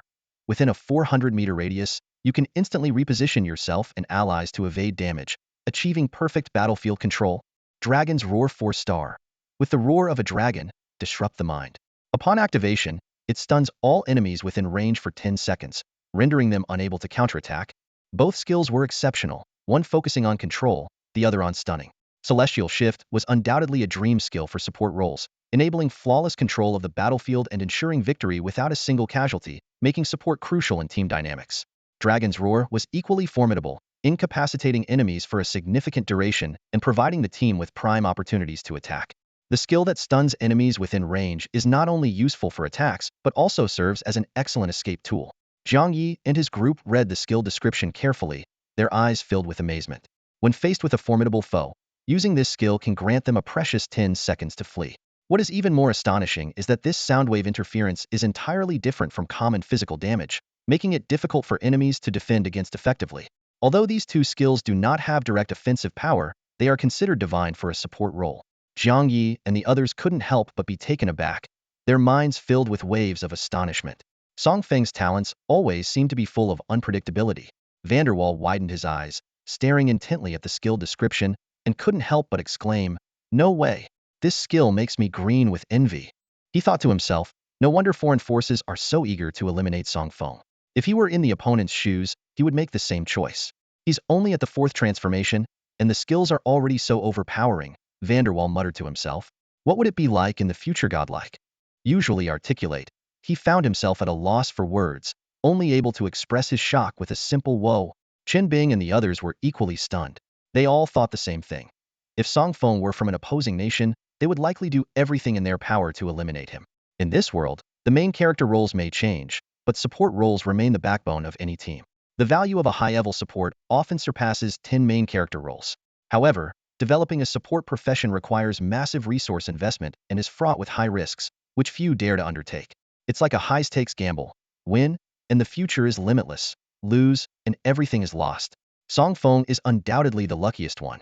His backing is the Dragon Nation, a powerful country with deep roots, vast territory, formidable strength, abundant resources, and unparalleled international standing. Every time Song Feng advances to a new level, his skills improve accordingly.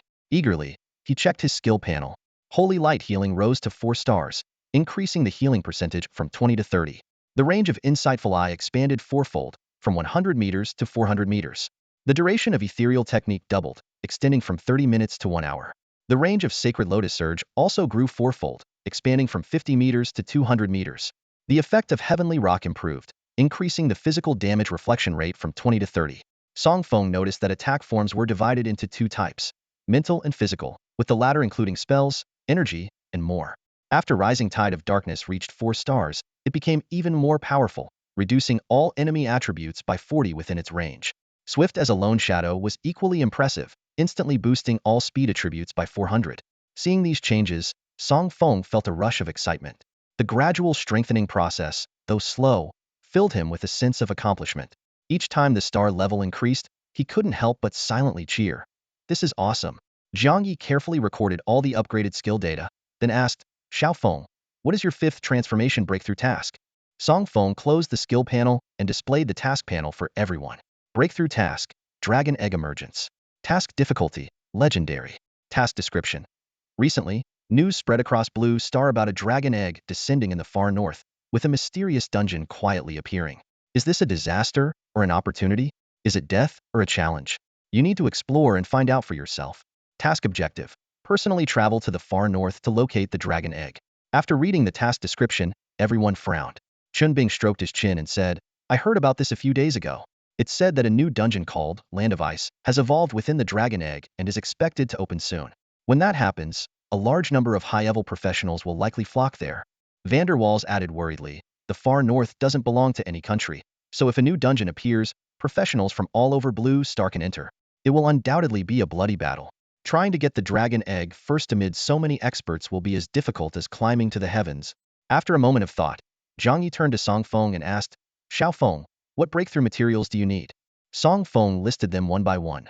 Frost flower, willow spirit tree sap, and condensed rhinoceros blood. Jiang Yi nodded. I've heard of these 3 things. They should be available at the auction house. We can purchase them when the time comes. He felt a sense of relief, grateful that the breakthrough materials were relatively easy to obtain. Feng, go rest in your room for now, Jiang Yi said. I'll report your breakthrough to the Grand Elder. That secret realm hasn't shown signs of opening yet, so you can conserve your energy. We might need your help when the time comes. Although Feng's level was low, his skills were still very useful to the team. In the event of facing formidable enemies, Feng's support could be the key to survival. Back in his room, Feng didn't rest. Instead, he used a special communication stone to summon Zhang Pengfei. Soon, there was a knock on the door. It's Zhang Pengfei. Uncle Zhang, come in. Zhang Pengfei entered the room, looking puzzled. Song, what did you need me for? Feng got straight to the point. Uncle Zhang, do you have any equipment that needs enchanting? Zhang Pengfei was momentarily surprised, then took out a long sword. This is the Zhixian sword, a high-level legendary sword that has been with me for decades. I've always wanted to have it enchanted by a skilled enchanter but feared it might get damaged, so I've delayed it until now. I've heard your enchanting skills are remarkable, and I'd like to give it a try. Feng examined the Zhixian sword closely and then gave Zhang Pengfei a confident smile. Uncle Zhang, don't worry. I have never failed an enchantment. After enchanting, this sword's attributes will significantly improve, and it may even gain special effects. Just wait and see. Seeing Feng's confident demeanor, Zhang Pengfei felt his worries significantly ease. With a smile, he said to Feng, Brother Song, I'll leave it to you then. Feng waved his hand dismissively and replied with a smile, no problem. He took out 6 exquisite pill pouches from his robe, each filled with various kinds of elixirs. Handing them to Zhang Pengfei, Feng explained, Uncle Zhang, these are all elixirs I've personally crafted. They're quite comprehensive, so you can distribute them as you see fit. Accepting the pouches, Zhang Pengfei hesitated. This is too much, isn't it? He wanted to refuse, but Feng didn't mind. Not at all. I can make these in less than half a day, Feng said, sounding boastful, but this reassurance allowed Zhang Pengfei to accept the gift graciously. Carefully storing the pouches, Zhang Pengfei bowed slightly, expressing his gratitude. All right then. On behalf of the entire Demon Face squad, thank you.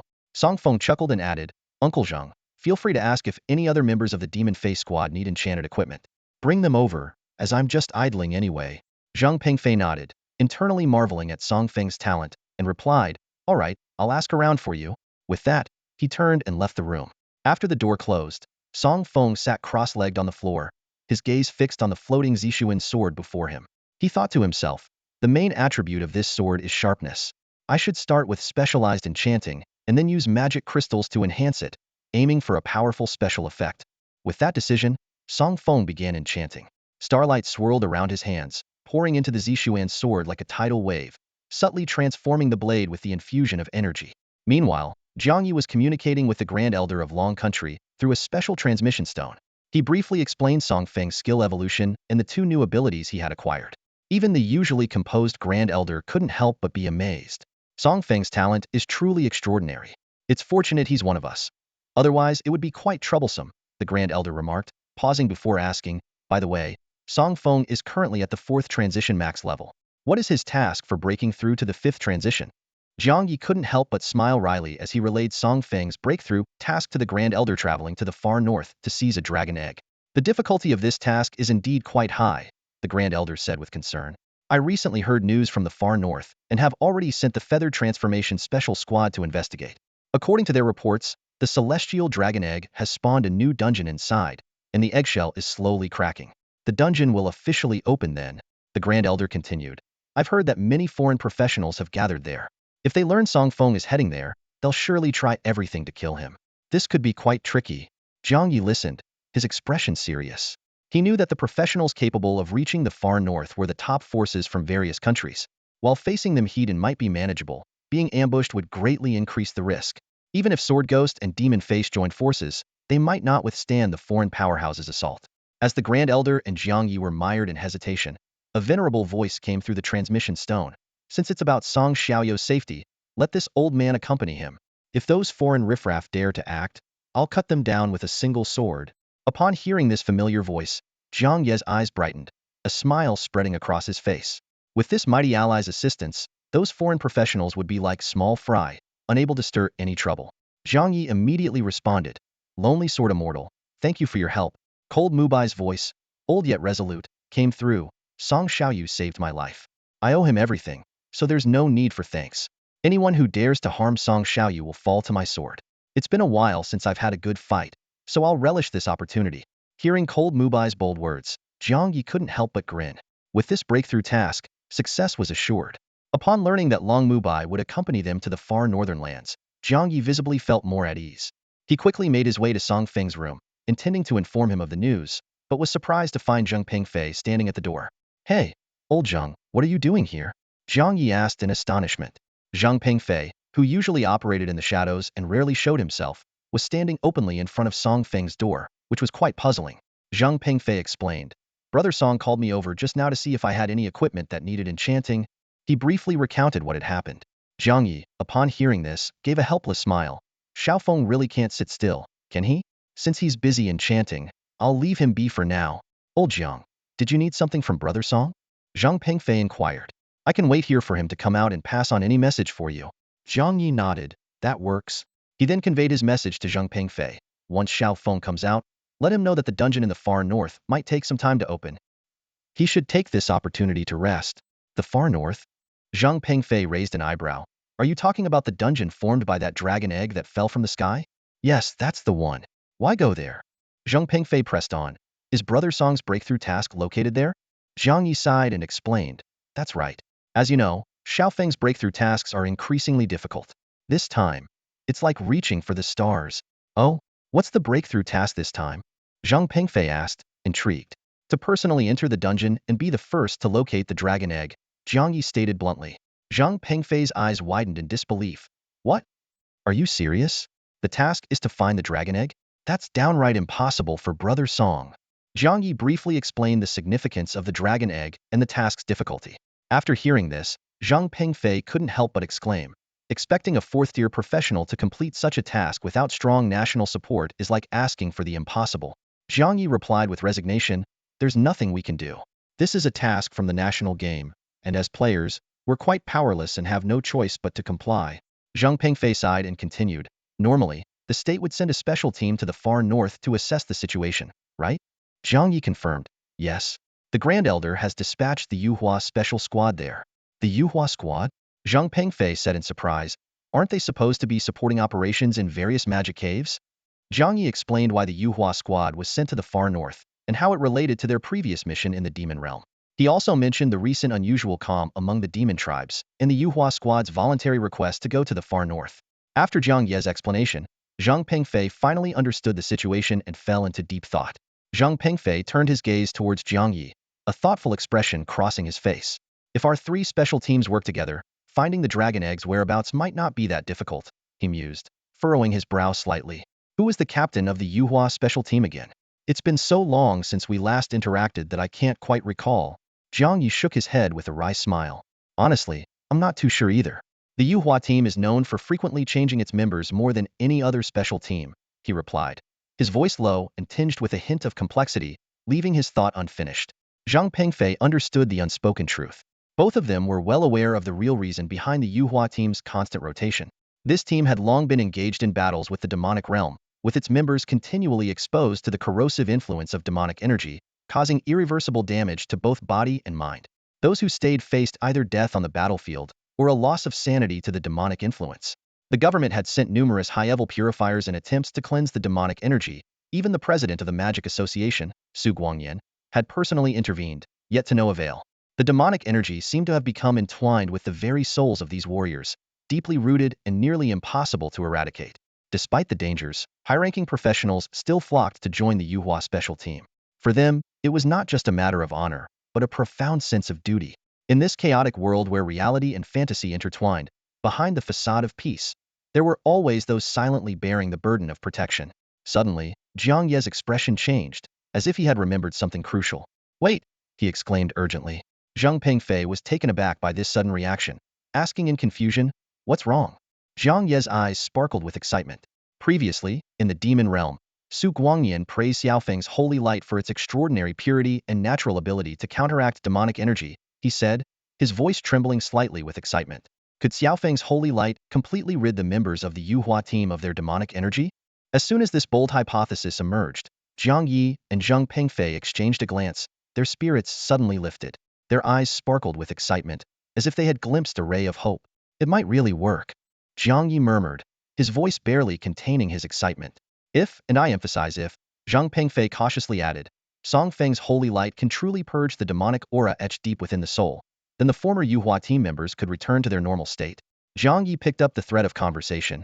We could completely reform a Yuhua 2.0. Moreover, this would mean that the Yuhua squad and the many soldiers guarding the demon lair wouldn't have to worry about the corruption of demonic aura. Let's give it our all. Zhang Pengfei clenched his fist. Even if the demonic aura penetrates deep into the soul, it will still succumb to Song Feng's holy light. Their excitement cooled slightly as Jiang Yi reminded them, of course, all these assumptions hinge on the effectiveness of the holy light. If it proves ineffective, it's all just empty talk. I think there's a good chance, Zhang Pengfei recalled. Little Feng previously managed to purge the demonic aura from the Crimson Flame Phoenix. Jiang Yi nodded in agreement, but added, however, that bit of demonic aura is nothing compared to the vast amount accumulated in the Yuhua team members. It's like comparing a minor to a major. So, whether or not it will work, only practice will tell. Jiang Yi stroked his chin, lost in thought. Zhang Pengfei suggested, we could head to the extreme north ahead of time to meet with the special Yuhua team and have Brother Song give it a try. Yes, if it really works. Jiang Ye's eyes gleamed with anticipation. We'll see the emergence of a powerful, experienced Yuhua 2.0 special team. Ha ha ha, let's hope so, Zhang Pengfei laughed. As captains of the special team, they understood the importance of such a team to Longhua. Forming another special team would significantly enhance Longhua's overall strength, making it easier to fend off the invasion of the demon lair. After a brief chat, Jiang Yi got up to leave. He needed to arrange for people to search for breakthrough materials for Song Feng in the auction houses and guilds of major cities, hoping to find them soon for peace of mind. Zhang Pengfei leaned against the wall, arms crossed over his chest, waiting quietly at the door. Time ticked by, and hours passed in the blink of an eye. Phew.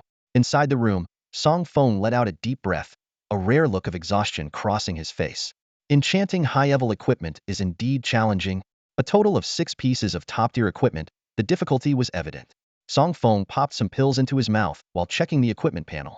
All attributes had seen a significant boost, with added special effects that greatly enhanced the owner's power. Uncle Zhang, come in, Song Feng called out, aware of Zhang Pengfei waiting at the door. Zhang Pengfei walked into the room with a smile. Song Feng handed him the Zishuan sword. Uncle Zhang, take a look at how the Zishuan sword turned out after the enchantment. Zhang Pengfei took the long sword, and a description panel appeared. Name, Zishuan sword. Type, long sword. Grade, top tier. Description.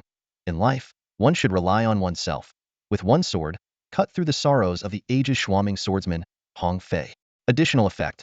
100 sword flow can conjure hundreds of swords, surging towards the target like a tide. Each sword dealing 5 of the total damage of the main body, with no upper limit on stacking. Zhang Pengfei's face showed amazement. The attribute boost is incredible, and this additional effect is surprisingly powerful. If all 100 swords hit, it would result in 500 extra damage. He looked at Song Feng with astonishment. Not only is your enchantment success rate high, but the effects are also outstanding. Are you sure you're just a 4th turn professional? That's unbelievable. Song Feng handed the remaining 5 pieces of equipment to Zhang Pengfei. Uncle Zhang, could you return these to their rightful owners? Zhang Pengfei stored the equipment in his personal space and conveyed Jiang Ye's message. Brother Song, Jiang just came by looking for you and asked me to pass on a message. Is it about the extreme north? Lately, it seems that's the only matter at hand, Song Feng inquired. Yes, Jiang wanted me to tell you that the instance in the extreme north won't be opening anytime soon. He suggests you take this time to rest and recharge, aiming to return to peak condition. Song Feng nodded in agreement, all right. Though eager to complete his breakthrough tasks, change professions, and reach the 9th turn awakening realm, the instance's opening couldn't be rushed. After a few more casual exchanges, Zhang Pengfei departed. You want me to rest? I refuse. Song Feng chuckled to himself. In his dictionary, there was only strive and no slack off. He immediately took out the Qiyuan heavenly furnace. The stockpile of pills in the system space had dwindled significantly and needed replenishing to maintain a sense of security. It's been a while since I last refined pills. It's time to boost the proficiency of the Yin Emperor's Soul Descend. Song Feng mused. So far, among all my skills, only the Yin Emperor's Soul Descend remains at 3 stars, while the rest are at 4 stars. Song Feng sat cross-legged on the ground, determined to use this time to elevate his star level. He took out a pile of colorful herbs from the system space and began the process of alchemy without hesitation. Under his control, the herbs gradually fused together, emitting a strange and enchanting fragrance. Meanwhile, an unexpected visitor arrived at the security booth of the tumbling garden. Jiang Yi pushed open the creaky wooden door, revealing a messy desk cluttered with cigarettes, alcohol, and various small cards. He raised an eyebrow and said, Old Song, you're living quite the life, aren't you? Jiang Yi casually picked up one of the small cards, which boldly read, Sexy Dealer Live, alongside an image of a seductive woman. Seeing this, Song Shan quickly stood up, snatched the card, and hastily shoved it into a drawer, explaining ahem, I found this while patrolling. You know, keeping the garden clean is part of my duty as a security guard. Jiang Yi was momentarily at a loss for words, only able to shake his head helplessly. Sensing the awkwardness, Song Shan took a cigarette from behind his ear, expertly lit it, and exhaled smoke rings that slowly drifted through the small booth. After a moment's hesitation, he pulled another cigarette from the pack and offered it to Jiang Yi. Want one? Old Song, you know I don't smoke. Jiang Yi declined with a smile. That's good. I was reluctant to give it away anyway. Song Shan sighed in relief, swiftly returning the cigarette to the pack. Jiang Yi looked at the scruffy, weary middle-aged man before him and couldn't help but fall into thought. The once handsome and talented prodigy he remembered had now ended up working as a security guard to pass the time. He opened his mouth, hesitated, but finally voiced the question that had been on his mind. Old Song, why are you so persistent? Knowing you, there must be some unspoken reason you're staying in Jiang City, right? Song Shan took a deep drag on his cigarette, exhaled a smoke ring, and his gaze turned deep and distant. He softly replied, Some things need to be done, and why shouldn't that person be me? Jiang Yi was puzzled, unsure what certain things Song Shan was referring to. No, the more people know about this, the more dangerous it becomes. Song Shan shook his head gently, a hint of caution flickering in his eyes. He quickly changed the subject, asking, How has my son been doing lately? Seeing Song Shan's serious expression, Jiang Yi realized the matter must be significant. Since Song Shan was unwilling to elaborate, it wasn't appropriate for him to press further. Adjusting his expression, Jiang Yi smiled. He's doing great. Xiao Feng's talent far surpasses that of other prodigies. He's steady, not arrogant or impatient, grateful, and willing to lead truly a promising candidate for a top-tier powerhouse. Upon hearing this praise, Song Shan straightened up, pride evident on his face. Haha, that's my boy. No doubt about it. He's exceptional. Jiang Yi shifted the conversation with a wry smile. However, the global game seems to be targeting him. Xiao Feng's breakthrough tasks are all legendary level, extremely challenging. It's impossible for him to complete them alone. His latest task is particularly daunting, has to personally venture to the new dungeon in the far north to find the whereabouts of a dragon egg. Song Shan sighed. Shaking his head, genius is often envied by the heavens. He squinted thoughtfully. What is the global game afraid of? Not wanting Xiao Feng to grow quickly? Song Shan continued. Throughout Longwa's history, many prodigies have amazed the world, only to fade away. Just like the once glorious solitary sword immortal Long Mubai, who rose strongly as a lone cultivator, defeating countless enemies, and was revered as Longwa's foremost sword immortal. Yet fate was cruel after his wife's death. He spent nearly a century seeking vengeance in the demon realm, and has been unheard of since. He must have perished in another world. No, no, no, you've got it wrong. Jiang Yi smiled mysteriously and then recounted everything that had happened in the demon realm to Song Shan. Upon learning it was Song Feng who rescued Long Mubai, Song Shan's face showed surprise and pride. Jiang Yi, reminiscing about the days they fought side by side, said, Xiao Feng's talent surpasses ours, even more so than yours back in the day. He continued, with the solitary sword immortal back safe and sound, this news will soon spread across Blue Star. When that happens, those with ill intentions in other nations should behave for a while. Song Shan exhaled a puff of smoke, saying softly, yes, the solitary sword immortal will accompany us to the far north, not only to protect Xiao Feng but also to serve as a deterrent. Hearing this, Song Shan raised an eyebrow, clearly surprised. Jiang Yi explained, the solitary sword immortal says Xiao Feng is his savior, and he must protect him personally to be at ease. Song Shan squinted thoughtfully. The far north. It seems it's going to be lively this time. He stood up, retrieved 2 bottles of beer from a drawer, and looked at Jiang Yi. It's been a while since we had a drink together. Want to join me? Jiang Yi politely declined. As Xiao Feng's protector, I need to keep my mind clear at all times. I'll stick to tea instead. Ah, that's no fun. Song Shan waved dismissively. Who drinks tea instead of beer? Get out of here. Come back when you can drink. With that, he stood up and started to usher Jiang Yi out. Jiang Yi tried to resist, but was surprised to find himself restrained by some force. He was thus pushed out of the security booth, and the door closed behind him. Standing bewildered outside, Jiang Yi took a deep breath, gave Song Shan a long look, and then turned to leave. Song Shan watched Jiang Yi's retreating figure, then shifted his gaze to the shadows where several figures lurked. Once Jiang Yi was gone, the figures followed suit. Song Shan squinted, thinking to himself, Old Jiang, I'm sorry. My secrets are too many, and getting entangled with the shadow assassins would be troublesome. Time slipped by quietly, and 3 days passed in the blink of an eye. With his level at a 4-turn max, Song Feng no longer needed to eat to sustain his body. During these days, he tirelessly refined pills in his room, like an unceasing machine. Only when the herbs were exhausted did he stop. His efforts paid off as his proficiency maxed out, and his alchemy skill level increased. The system notification sounded. Ding! Congratulations, your Flame Emperor Soul Descent skill has been upgraded to 4 stars. The upgrade reward has been automatically sent to your system space. Please check it promptly. Flame Emperor Soul Descent 4 stars. With the assistance of the Flame Emperor Soul, your alchemy success rate is 100, with a 40 chance to enhance the pill quality, eliminate all side effects, and a 15 chance to add special effects. You can now simultaneously refine 2 pills. Looking at the upgraded skill panel, Song Feng's eyes shone brightly. The upgraded Flame Emperor Soul Descent not only increased the trigger rate but also added a new effect allowing him to refine 2 pills at once. This meant he could achieve double the results in the same amount of time, saving a significant portion of his alchemy time. As a cultured and refined individual, Song Feng refrained from using crude language and instead mused, Ah, the cow flies high on an airplane, truly remarkable. A poetic line paired with a witty saying, is this the romance of a cultured person? Upon learning about the newly added effects of the Yin Emperor's Soul Descent, Song Feng's face lit up with a wild, joyous grin, his eyes sparkling with excitement. A vivid picture formed in his mind. As his skill level increased, he could simultaneously craft multiple pills, perhaps even measure them by the pot. The thought of all the elixirs in the Dragon Kingdom being produced by him filled him with exhilaration. However, Song Feng quickly calmed down, realizing this was merely a beautiful fantasy. He was well aware that, throughout history and across the world, alchemists capable of crafting 2 pills at once were exceedingly rare. Let alone concocting a whole pot of pills. It was pure fantasy, something ordinary alchemists wouldn't even dare to dream of. After collecting his thoughts, Song Feng waved away the introduction panel and retrieved a rolled-up parchment from the system space. Carefully unrolling it, he discovered a pill recipe inscribed on it. Yun Ling Dan, he murmured to himself, furrowing his brow. Is this some long-lost elixir?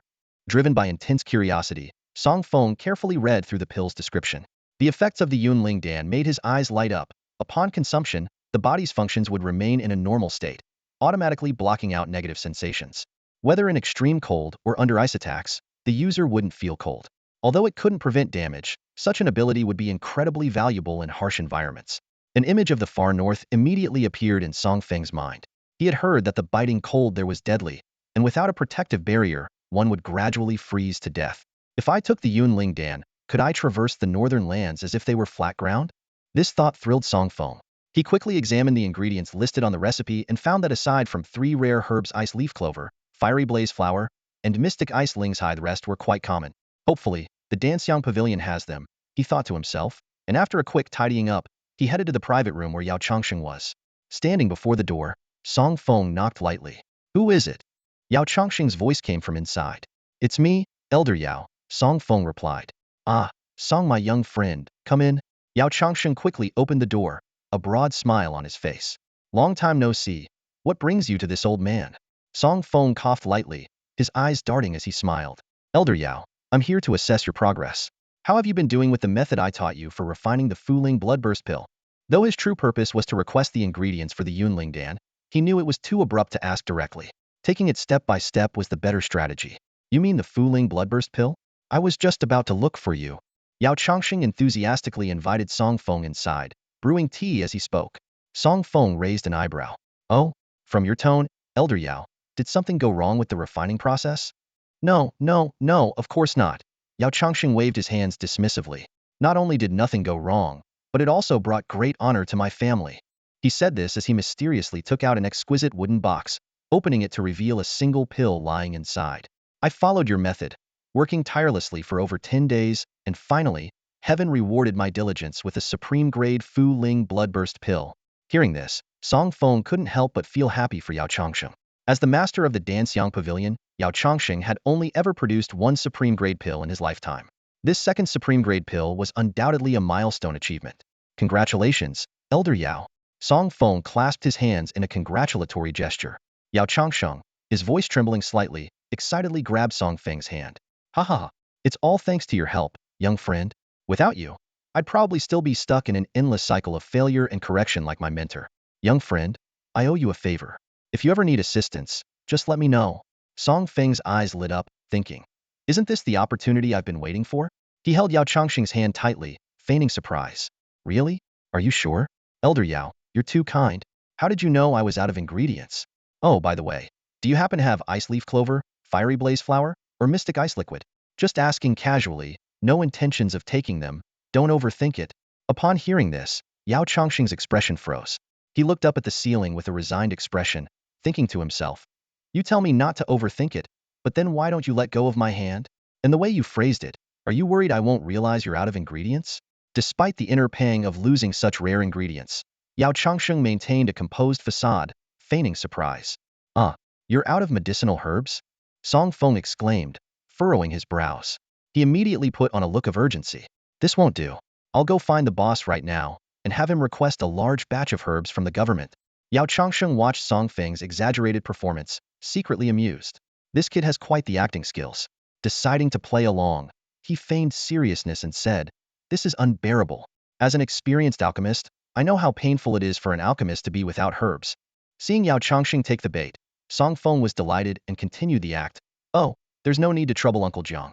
Besides, I'm under a tight schedule and need to quickly refine some elixirs to replenish our stock. Elder Yao, do you have any extra herbs in your Danxiang Pavilion? Could you lend me some? I promise to return them. Yao Changsheng couldn't help but admire the young man's performance. The two of them engaged in a spirited and intense verbal sparring match. If someone had passed by, they might have mistaken it for a street performance and perhaps even tossed a couple of coins into a teacup as a token of appreciation. Despite Yao Changsheng's cunning nature, he found himself defeated in this battle of wits. His mouth was dry, and his throat felt like it was on fire, prompting him to gulp down the tea in front of him. All right, enough fooling around. I admit defeat, Yao Changsheng said helplessly. He had to acknowledge that despite Song Feng's innocent demeanor, his tongue was as quick as a machine gun, leaving the older man completely bewildered. Yao Changsheng stood up and headed towards the door. Come on, I'll take you to pick out some herbs. Take whatever you need, it's on me. He silently added to himself, it's on me, but the government will foot the bill. As someone who had lived a century, Yao Changsheng knew well that one should never let oneself suffer a loss. With a victorious grin, Song Feng followed closely behind Yao Changsheng, as if fearing he might change his mind, maintaining only a couple of steps between them. Soon, they arrived at a mechanical door. Beside it sat two elderly men, eyes closed in apparent meditation, seemingly unaware of their approach. Song Feng scrutinized the two elders, speculating about their identities. However, when he used his spiritual sight, he discovered they were just ordinary people with no professions. Song Feng's mouth twitched in confusion as he asked, Elder Yao, who are these two? Yao Changsheng chuckled awkwardly. They're just a couple of old men. They're janitors, just taking a break here. Song Feng was taken aback. All that intense speculation for nothing, it turned out to be just a couple of janitors. He couldn't help but marvel at how reality often surpasses imagination in its unpredictability. As Song Feng silently repeated the phrase, in my dying illness, I was startled to sit up, only to find that the clown was myself. His eyelids began to twitch uncontrollably. At that moment, two elderly men slowly opened their eyes, sensing someone approaching. Upon seeing Yao Changsheng's figure, they jumped up as if electrified, hurriedly exclaiming in unison, Greetings, master. Their expressions were flustered, their eyes darting around like employees caught slacking off by their boss. Yao Changsheng chuckled, patting their shoulders in a relaxed manner. All right, you two keep up the good work. Sleep on the floor today, be the boss tomorrow. They nodded repeatedly, yes, yes. Okay, you can go back to what you were doing. Yao Changsheng waved them off. All right, all right. The two old men scurried away as if granted amnesty, disappearing from view in an instant. Watching this, Song Feng couldn't help but ask, Yao Lao, why did you decide to hire two ordinary elderly people? Yao Changsheng sighed and explained, it's been almost a century since reality and games merged, giving rise to countless new professions, including cleaners. Many wealthy families specifically hire such professionals because they clean quickly and safely. But in this profession-driven world, ordinary people who haven't transitioned struggle immensely. There are few jobs available for them, and the pay is meager, placing them at the bottom of society. He continued, should we just let them starve? Deny them a future from the age of 15? Especially these ordinary elderly people, who have no one to rely on or support them. Should we just let them fend for themselves? My capabilities are limited, but I try to help as many as I can. Yao Changsheng's eyes grew misty, as if lost in thought. I once lost my profession and lived as an ordinary person for a time. I was despondent for a long while, even considered leaving this world. But it was an unemployed elder who gave me an epiphany. There are many paths to success, countless roads in life. Why follow the crowd? Not having an awakened profession doesn't mean the future is dark. You can still shine and illuminate the world.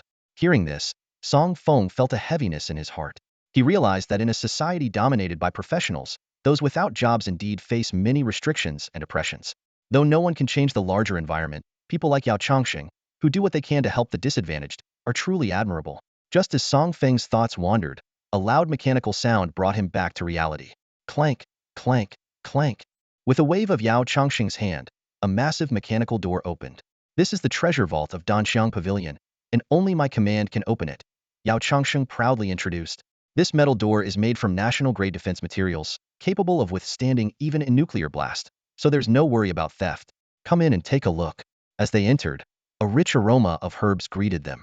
The room wasn't large, only a few dozen square meters, but its walls were lined with cabinets filled with herbs, nearly covering the entire surface. Yao Changsheng explained that these cabinets held hidden secrets, each inscribed with spatial marks. Though they appeared small, they could store enough herbs to fill the entire Danxiang Pavilion. Hearing this, Song Feng was secretly amazed, starting to calculate in his mind. Song Xiaoyu, these should be the 3 herbs you mentioned, right? Yao Changsheng said, as 3 cabinets opened, revealing herbs of various colors that floated into his palm: a pale blue 4-leaf clover, a reddish-brown flower, and a deep blue lingji mushroom.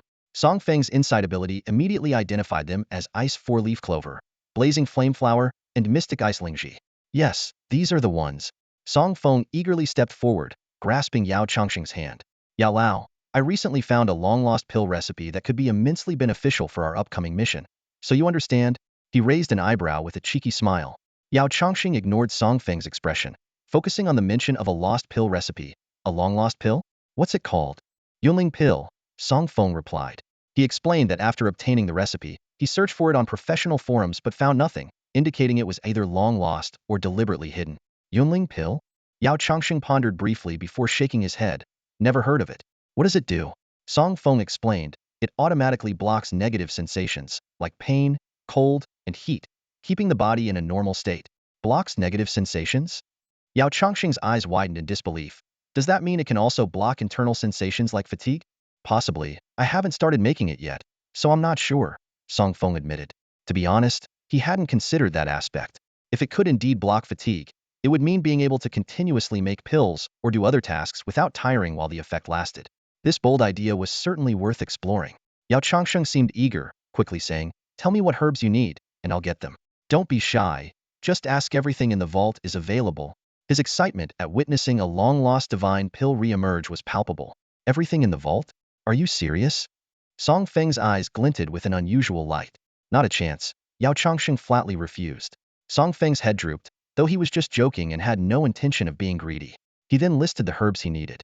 Yao Changsheng, familiar with the layout, swiftly gathered a large batch of herbs and led Song Feng to the exclusive alchemy room for the master. He arranged the herbs in midair for Song Feng.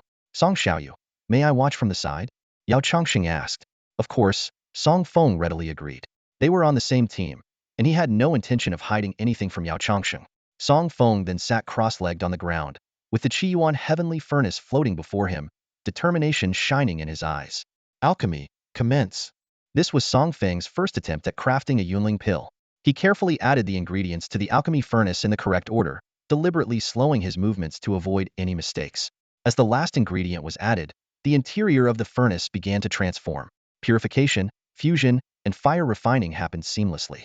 Suddenly, a faint glow appeared, and a pill emitting a soft light floated out of the furnace, hovering before Song Feng. Song Feng examined the low-grade Yunling pill closely. Although it wasn't of high quality, he was quite satisfied with it as a first attempt. He turned to Yao Changsheng, standing nearby, with a hint of pride in his eyes. Old Yao, care to give it a try? Yao Changsheng immediately picked up on Song Feng's little scheme and feigned anger.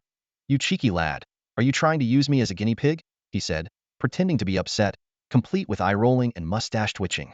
Realizing his plan had been seen through, Song Feng awkwardly prepared to take the pill himself. But just as he was about to put it in his mouth, Yao Changsheng snatched it away. I didn't say I wouldn't try it, he exclaimed, quickly swallowing the pill, as if afraid Song Feng might change his mind.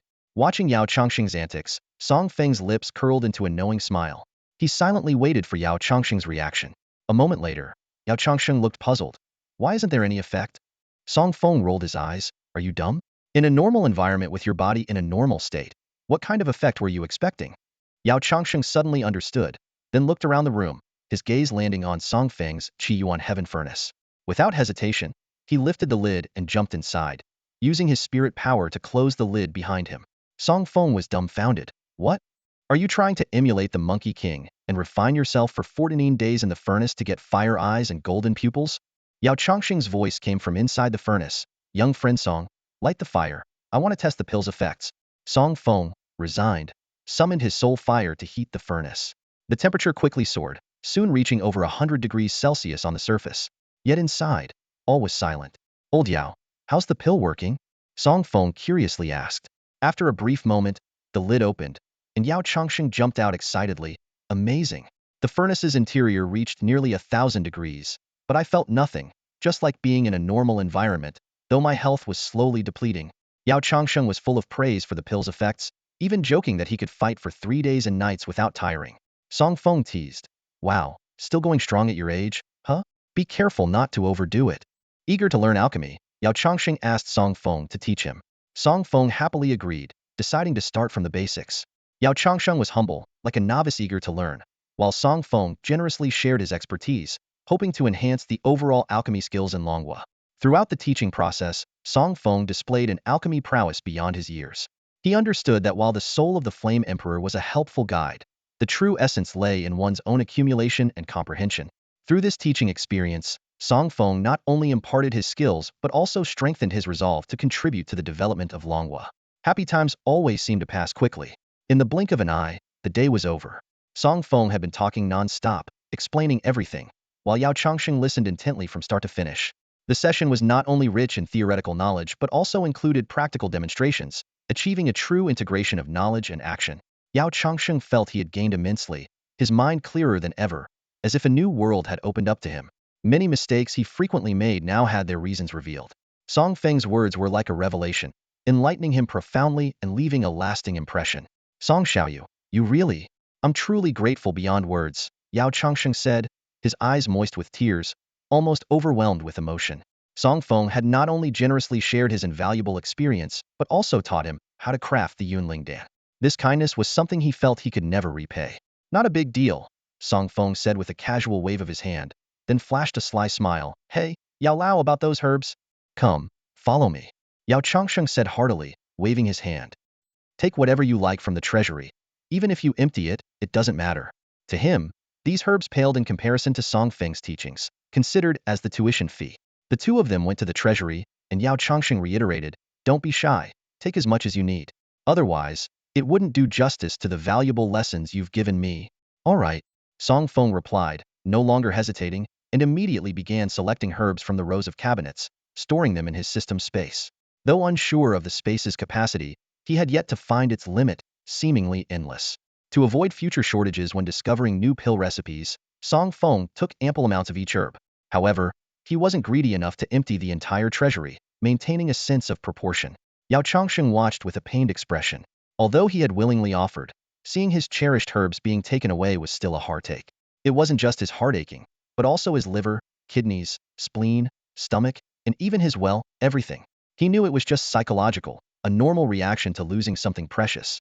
Song Feng spent several hours selecting herbs, not due to slowness, but because there were simply too many cabinets.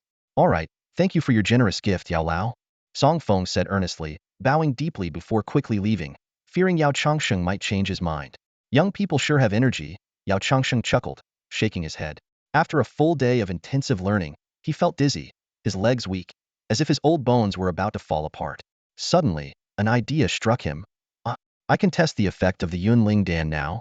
With that, he immediately swallowed one of the Yunling Dan that Song Feng had made earlier.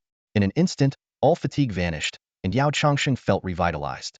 Although his body was still in a state of fatigue, his mind was unusually alert, as if he had taken a stimulant. "This Yunling Dan is incredible," he exclaimed. Back in his room, Song Feng sat cross-legged, took out the Qi Yuan Tian furnace, and began to make fire to refine pills. With so many herbs, he decided to try making 2 pills at once. This meant consuming double the mental energy, requiring even greater concentration. Song Feng held his breath, deliberately slowing down to avoid major mistakes. Time ticked by until 2 pills flew out of the furnace, and he finally breathed a sigh of relief, a smile on his face. Despite the doubled mental energy expenditure, he had saved half the time. From now on, he could make more pills in less time. Song Feng was full of anticipation for the future. In the following days, Song Feng stayed indoors, focusing on pill refinement. His mastery of the Yen Di Soul Descend technique improved rapidly, like an unstoppable force. He only paused when Jiang Yi came to call him. "Xiaofeng, the dungeon in the extreme north is opening in a few days. You should pack up, we need to leave early," Jiang Yi said. "All right, I'll be right there," Song Feng replied excitedly, quickly packing up and leaving the room. The extreme north is bone-chillingly cold. Without a protective barrier, you might freeze into an ice sculpture, Jiang Yi said, taking out a light blue full-body suit. "I bought this Xian Bing suit from the auction. It can withstand extreme cold, though it might slightly restrict movement." Looking at the suit, Song Feng's mouth twitched. "Uncle Jiang, can I refuse? Wearing a full-body suit as a man, it just doesn't feel right. Even if I wear other clothes over it, it still feels uncomfortable." Jiang Yi chuckled helplessly. "There's no choice. The extreme north is too cold, and you don't have a protective barrier.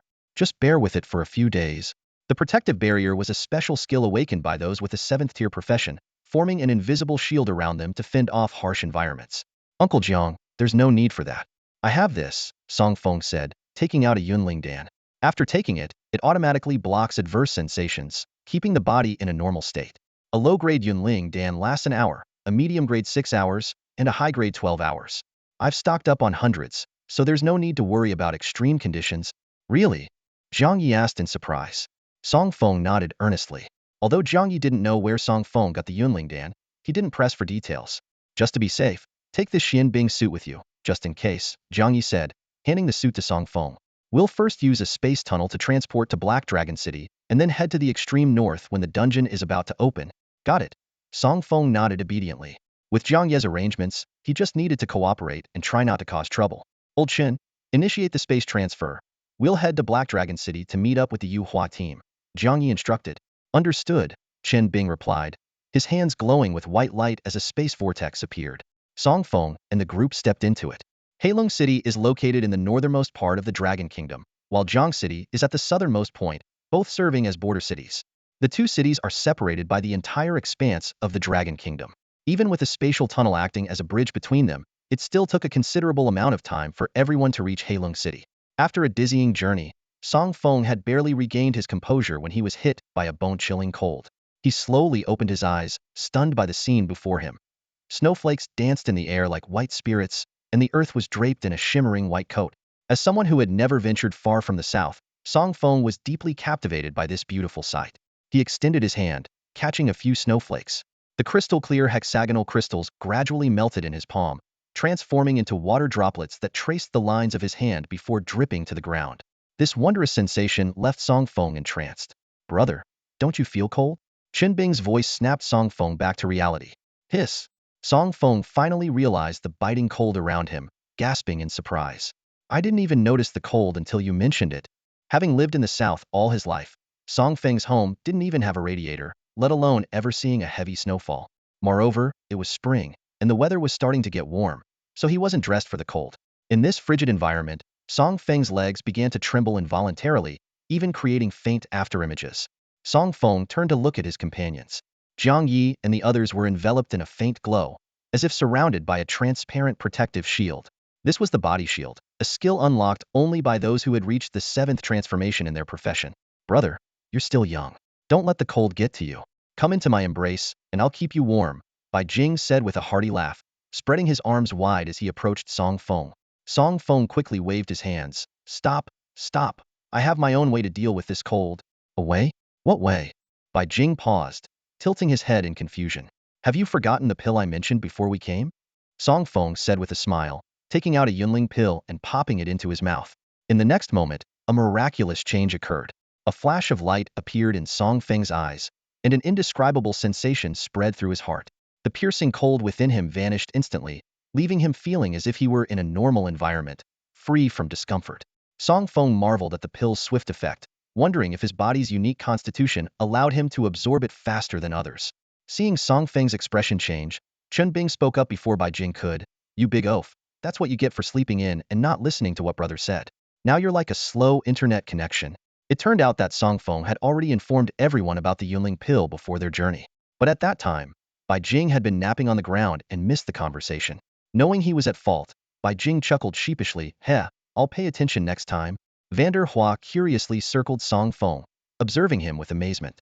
"What kind of creature are you, being able to concoct such an uncommon pill with such extraordinary effects? I must ask Brother Shan how he managed to have such a prodigious son like you." Hearing this, the corners of everyone's mouths twitched. While others focused on the pill's effects, Vander Hua's thoughts had wandered elsewhere, leaving them speechless. The atmosphere grew tense as silence fell over the group. Jiang Yi broke the silence first. "All right, let's stop fooling around. We should head to the Hongshan Inn to meet up with the Yuhua special team." Before their journey, Jiang Yi had received a message from the Yuhua special team. After learning their location, Jiang Yi led Song Feng and the others to the Hongshan Inn. Along the way, the passers-by gave Song Feng curious looks. This was because his attire was completely out of place for the surroundings. He wore a short-sleeved white shirt, while everyone else was bundled up in thick coats, as if they were from different worlds. Although Jiang Yi and the others were dressed similarly, they were surrounded by a protective golden glow, and many onlookers recognized them as powerful individuals of the 7th transformation or higher. Some passers-by even wondered if the young man was so numb from the cold that he couldn't feel anything. Of course, there were also many professionals who recognized Song Feng as the young man who had recently become popular on the forums. However, they didn't dare to exclaim or draw attention.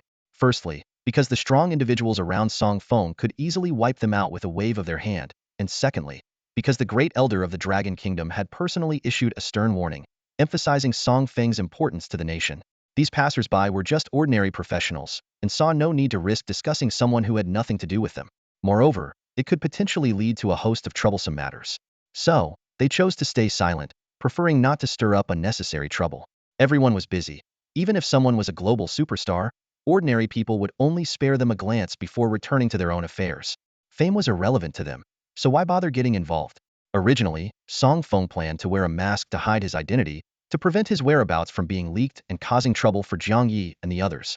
However, Jiang Yi stopped him. When Song Feng asked why, Jiang Yi revealed that Long Mubai would be coming to protect him. This news instantly reassured Song Feng, who had been a little worried. Who was Long Mubai? He was the man who could single-handedly fight his way in and out of the demon realm 7 times. If not for being ambushed, he would have caused significant damage to the demon realm. With Long Mubai overseeing things, if Song Feng lost even a single hair, it would be considered a failure on his part. As for any shadowy assassins, foreign forces, or ill-intentioned individuals, they would all be cut down with a single sword. Long Mubai wasn't afraid of anyone coming.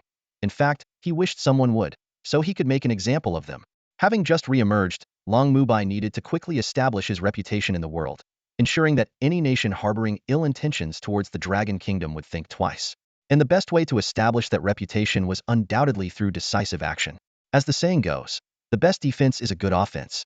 Today is an extraordinary day. The renowned Hongqian Inn in Heilong City has unexpectedly announced a temporary closure.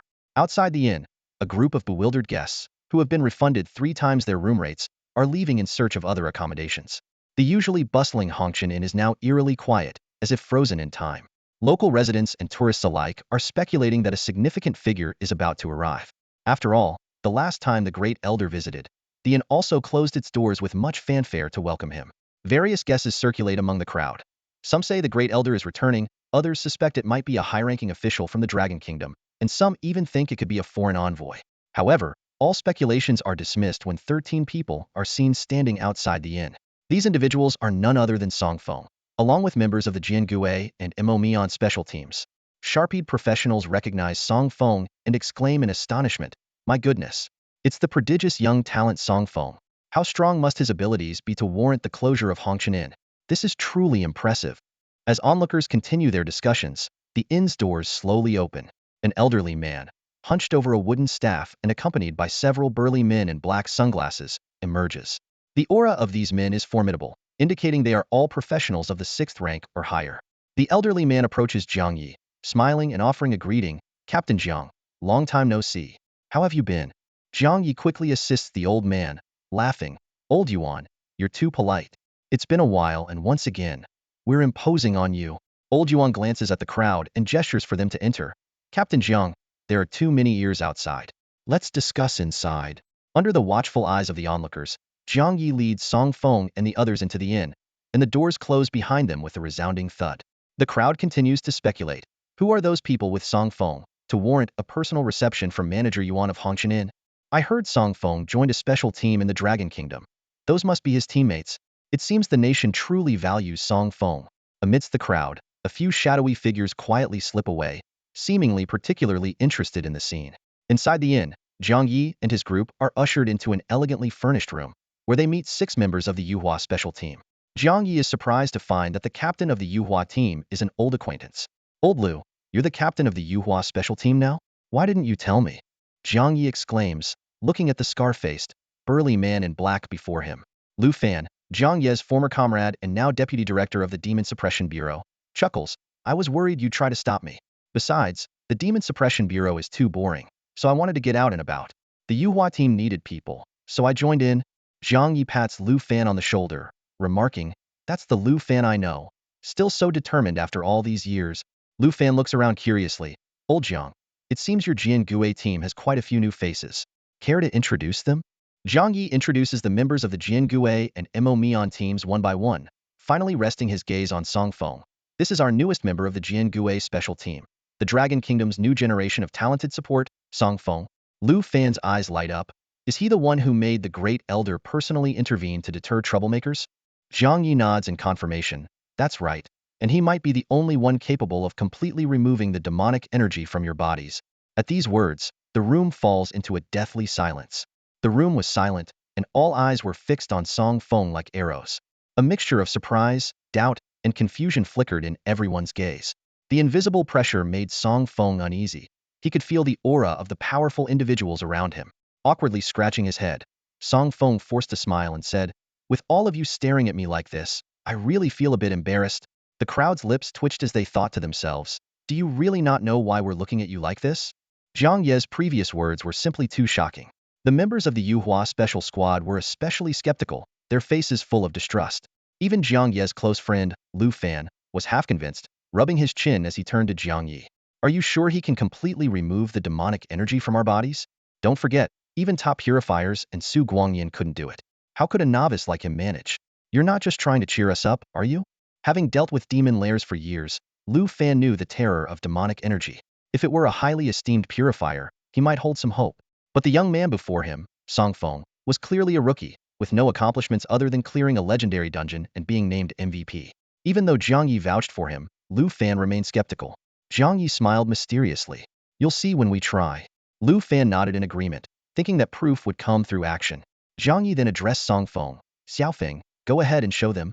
With a smile, Song Feng approached Lu Fan without hesitation and unleashed his skill, Holy Lotus Bloom. In an instant, pure white lotus flowers formed and rotated gently in midair, emitting a divine glow. Just a glance was enough to uplift one's spirits. Simultaneously, the sacred light flowed into Lu Fan. Lu Fan closed his eyes, a look of bliss on his face, as if he were experiencing a top-tier spa treatment.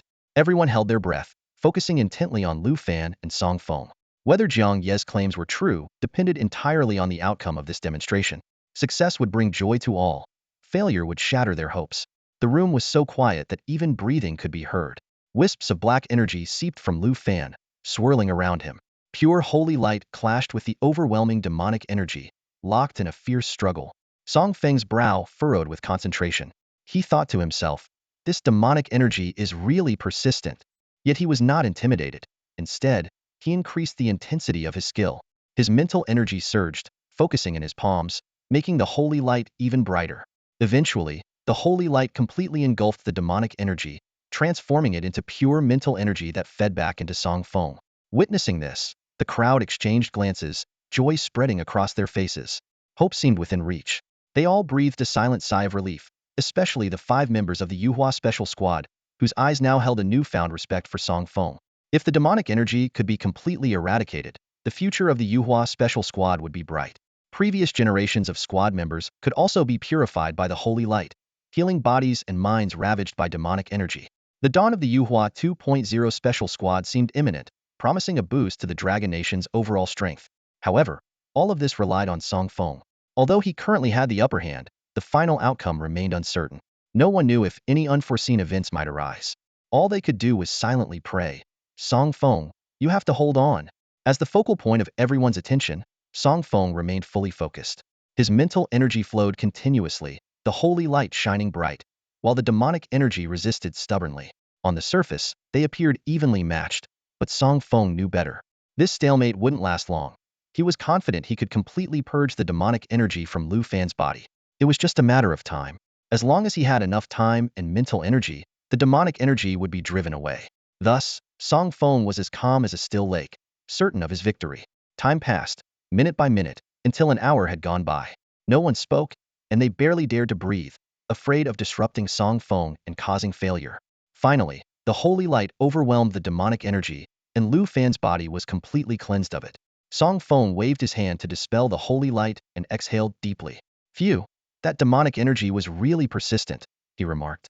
The demonic energy had been deeply rooted in Lu Fan, making it challenging to remove completely.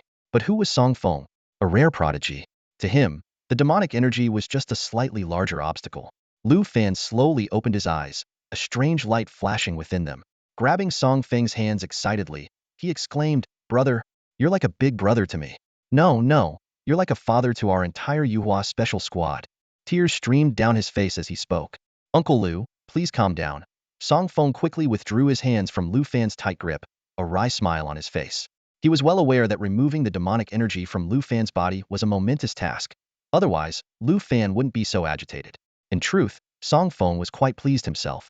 The ability to use his powers to aid a strong figure from Longhua filled him with pride. The nation had supported him, and in turn, he was giving back to its champions, enhancing the overall strength of the country, a mutually beneficial and win-win scenario. Uncle Lu, because the demonic energy has been in your body for so long, it's eroded a significant amount of pure energy, damaging your bodily functions to varying degrees. You won't be able to engage in intense combat for a while. Upon hearing this, Lu Fan's brows furrowed instantly, and his beard nearly stood on end. Unable to engage in intense combat? How is that possible? The dungeon in the extreme north is about to open, and if I can't fight, won't I just be a burden? Lu Fan was inwardly anxious. The mission of the Yuhua Special Squad was not only to investigate the dungeon in the extreme north, but more importantly, to ensure Song Feng's safety. Especially after witnessing Song Feng's miraculous holy light, Lu Fan's sense of duty intensified, and he secretly vowed to protect Song Feng at all costs. He quickly pondered. Numerous strong figures from various countries would be heading to the extreme north dungeon. If those with ill intentions decided to band together to eliminate Song Feng, the new talent from Longhua, relying solely on the 2 special squads, Sword Demon and Demon Face, might be risky. Better safe than sorry. With the combined protection of 3 special squads, Song Feng's safety would be more assured. Uncle Lu, please let me finish, Song Feng hurriedly explained. Although this situation is tricky, there's no need to worry. Once I recover some spiritual power, I can use the holy light again to restore your bodily functions. Lu Fan's face flushed with embarrassment as he scratched his head awkwardly. Oh, I see. I thought it would take a long time to recover, so I got a bit flustered. Brother Song, I hope you don't mind. It's all right, Uncle Lu. I understand you were thinking about the upcoming dungeon trip, Song Feng said with a smile, waving his hand. Everyone, please wait a moment while I recover my spiritual power. Sure, we're not in a hurry, take your time, Brother Song, Lu Fan began to say, but was left speechless by Song Feng's next action. Song Feng took out a large handful of spirit recovery pills and started popping them into his mouth like candy. Handful after handful, he didn't stop. This scene left everyone present stunned. The members of the Sword Demon Squad were somewhat accustomed to Song Feng's pill-eating habits and didn't react much, but the others were quite unsettled. Even Zhang Pengfei, the captain of the Demon Face Squad, was wide-eyed, as if witnessing something utterly astonishing. Consuming pills like that could be life-threatening. Lu Fan swallowed nervously, about to step forward to intervene, but Zhang Yi stopped him. Don't worry, old Lu, Xiao Feng knows what he's doing, Zhang Yi said. Though he had once been shocked by Song Feng's reckless behavior, he had come to accept it. After all, the talents of a genius are beyond ordinary understanding. Song Feng had been deliberately targeted by the national game, so having an extraordinary constitution made sense, right? But won't this cause his body to explode? Despite Jiang Ye's assurance, Lu Fan remained deeply concerned, fearing that Song Feng might explode on the spot. If Longhua's new generation genius support were to perish, everyone present would be held accountable as traitors to Longhua. Lu Fan clenched his fists tightly, his back drenched in cold sweat, hair standing on end, and goosebumps covering his skin. He was in a state of extreme tension, his worry evident. Having just owed Song Feng a favor, the thought of Song Feng dying in front of him would plunge him into a lifelong abyss of guilt. Even Lu Fan was so tense, let alone everyone else. The top experts of the Dragon Kingdom, despite their usually calm demeanor, were visibly affected by Song Feng's actions. Like Lu Fan, they all clenched their fists. These strong individuals, who had faced countless bizarre and terrifying events, were utterly astonished by Song Feng's behavior. The scene of Song Feng swallowing nearly 100 Huiling pills in one go was unprecedented, even among the well-versed alchemy circles. The crowd was taken aback, involuntarily exclaiming, "An unparalleled talent!" Under the shocked gazes of everyone, the pills in Song Feng's body were being refined at an astonishing pace. In the blink of an eye, his mental strength was fully restored to its peak. Feeling the surging power within, Song Feng couldn't hide his excitement. Uncle Lu, I can start treating your body now. Please make some preparations. Lu Fan glanced incredulously at the clock. In less than 10 minutes, Song Feng had completely replenished the massive amount of mental energy he had expended earlier. What was even more surprising was that he seemed utterly unscathed, as if the nearly 100 Huiling pills required no refining at all. Everyone present was dumbfounded, momentarily falling into silence. Lu Fan, regaining his composure, hesitantly asked, "Can we start now? Don't you need to rest a bit more?" Song Feng smiled calmly, "No need. I'm well aware of my condition." Seeing his composure, Lu Fan finally relaxed, breathing a silent sigh of relief. "I'm ready, let's begin," Lu Fan said. Song Feng nodded, and his hands immediately emitted a divine glow, slowly approaching Lu Fan. The holy light enveloped Lu Fan's body, continuously repairing damaged areas. Lu Fan felt a warm current flowing through his body, so comforting that he closed his eyes, feeling as if he were soaring through the skies of the 9 provinces. The treatment was as successful as Song Feng anticipated.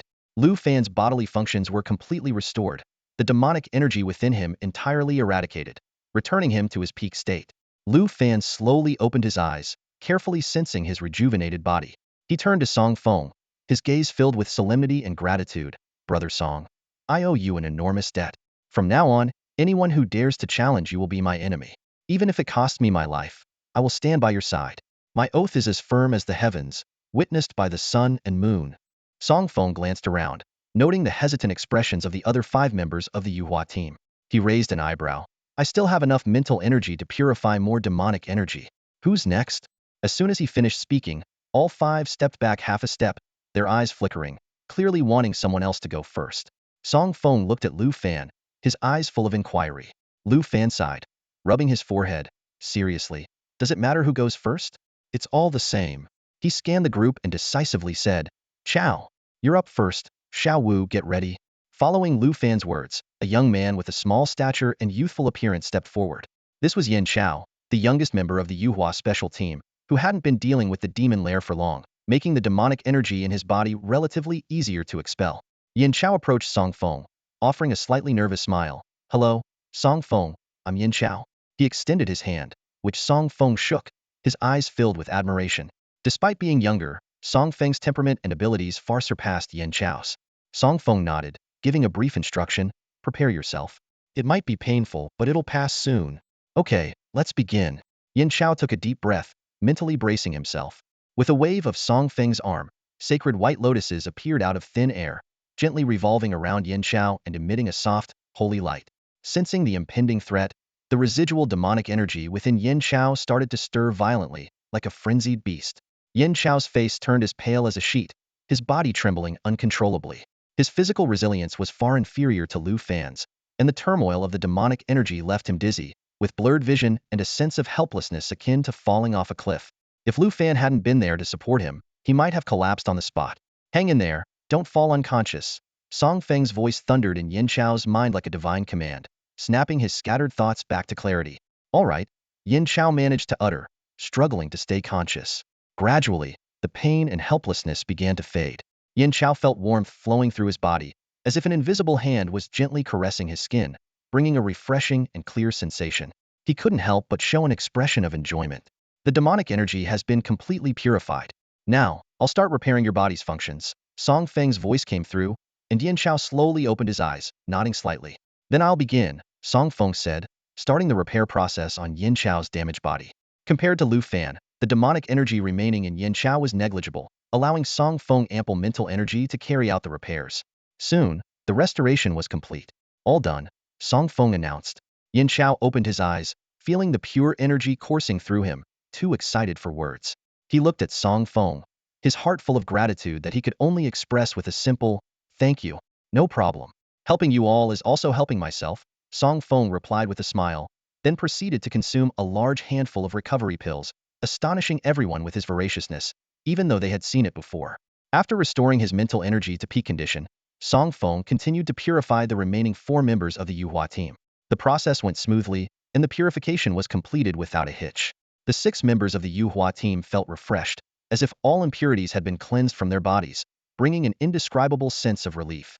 They bowed respectfully to Song Feng, their expressions solemn. "Thank you, Song Feng." Lu Fan looked at Song Feng earnestly and said, "Song Feng, our entire Yuhua special team owes you a huge debt. If you ever need our help, don't hesitate to ask. We'll be there, no matter the challenge." Song Feng had resolved a long-standing issue for Yuhua teams and the entire Dragon Nation. At that moment, he appeared almost godlike to them. Meanwhile, a nascent idea formed in their minds. If Song Feng could purify their demonic energy, perhaps he could also help previous generations of Yuhua team members. However, they tacitly agreed not to bring it up immediately. Song Feng had just finished purifying their energy, and they decided to wait until after completing the Northern Wilderness mission to discuss it. "Haha, if I ever need help, I won't hesitate to ask. Just promise not to find me annoying," Song Feng joked. "Impossible," Lu Fan replied firmly. "Our Yuhua team members are all stand-up people. We won't forget our debts." Just then, the innkeeper, Yuan Gang, spoke up. "As your host here at Hongchen Inn, please forgive any lack of hospitality." Jiang Yi quickly responded, "Mr. Yuan, time is tight. We need to prepare for the upcoming battle, and we apologize for keeping you waiting. We hope you understand."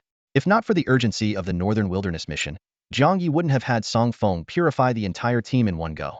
"Since it's mealtime, why don't you all join me in the private room so I can properly host you?" Yuan Gang suggested with a gentle smile. "Certainly, please lead the way, Mr. Yuan."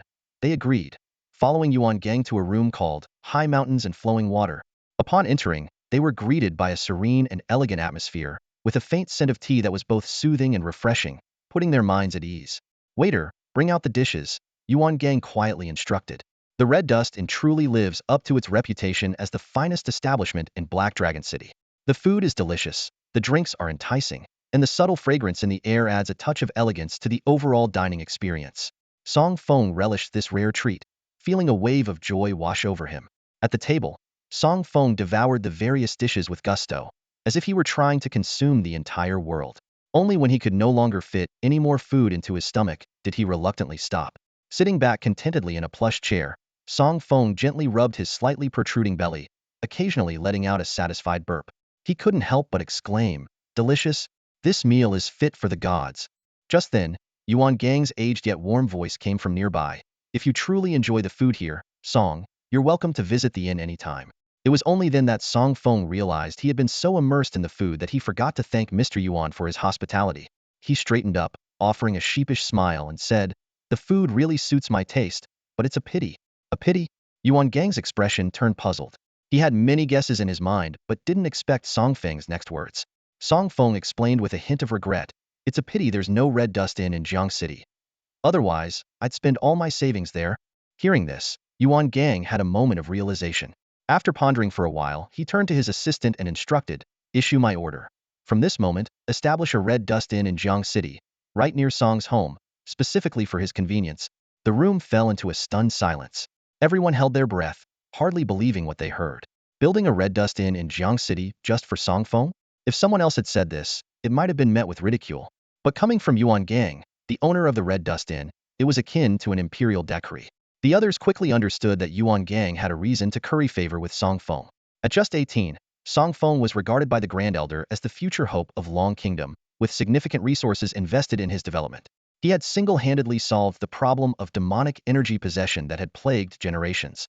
With exceptional talent, outstanding character, and formidable strength, his future was limitless.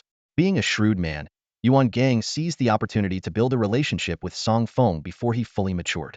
This approach seemed modest but was exceptionally wise. Song Feng was taken aback by Yuan Gang's generosity, feeling both honored and overwhelmed. He stammered, "Mr. Yuan, this is..." With a kind smile and a tone that held a bit of a request, Yuan Gang said, "Song, please accept it. Consider it an unconventional investment of mine. I don't expect anything in return, just that if you ever encounter any disasters, you might lend a hand to the Red Dust Inn." After considering for a moment, Song Feng decided there was no reason to refuse such a generous offer. He gratefully accepted. "All right then." Yuan Gang quickly produced a high-end, gold-embellished black card, handing it to Song Feng. "Keep this black card. It's your exclusive meal card. Once the Red Dust Inn in Jiang City is ready, just show this card to enjoy all the gourmet delights there. Everything is free. Eat as much as you want, just don't waste." After a brief moment of disbelief, Song Feng accepted the card with a smile, assuring, "Don't worry, Mr. Yuan. I'm not that kind of person." Yuan Gang nodded approvingly. "Yes, I trust your word." This scene left everyone in the room green with envy, wishing they could receive such treatment. Such a level of privilege was something even the Grand Elder might not easily obtain. Yet, they only dared to cast envious glances, not uttering a word. After all, Song Feng's talent was unparalleled, a prodigy of unparalleled caliber. On reflection, it seemed that it was Yuan Gang who was fortunate to have the chance to associate with him. After enjoying a sumptuous and delicious welcome meal, everyone returned to their respective rooms. In a private room known as Gulen listening to music, Song Feng was half laying on a soft bed, leaning against a pillow, with his right hand supporting his chin, his brows slightly furrowed in thought. The delayed opening of the dungeon in the far north was causing Song Feng some frustration. He realized he was in a bit of a quandary. There was nothing else to do, yet he couldn't complete the breakthrough task. This feeling of being stuck was uncomfortable, like an interrupted basic need. A thought flashed through Song Feng's mind: should he sleep for 3 days and nights to recharge? But he quickly dismissed the idea. As an 18-year-old, he felt a heavy sense of responsibility and couldn't afford to be idle. The nation hadn't yet prospered. How could he indulge in sleep? Alchemy. Start. Song Feng sat up with a flip, took out the Qiyuan heavenly furnace, and immediately immersed himself in alchemy. He knew the dungeon in the far north might harbor unknown dangers, so it was wise to stock up on elixirs. In the following days, Song Feng focused on both alchemy and enchantment, managing to balance the two. The proficiency of his divine skills, Flame Emperor Soul Descent and Star Absorption enchantment, increased rapidly, but reaching the next star level required an astronomical amount of proficiency. Song Feng decided to wait until he achieved the 5th transformation before crafting higher-level elixirs and enchanting advanced gear. Just as Song Feng was fully concentrated, a familiar voice called out, "Xiao Feng, are you busy?" It was Jiang Yi. "Uncle Jiang, the door's unlocked. Come in." Song Feng responded without looking up, continuing his alchemy work. Jiang Yi entered and, seeing Song Feng still engaged in alchemy, frowned. "Why are you still doing alchemy? Shouldn't you take a few days to rest?" Song Feng replied seriously, "Rest? No such thing. The nation hasn't prospered yet. How could I justify resting?"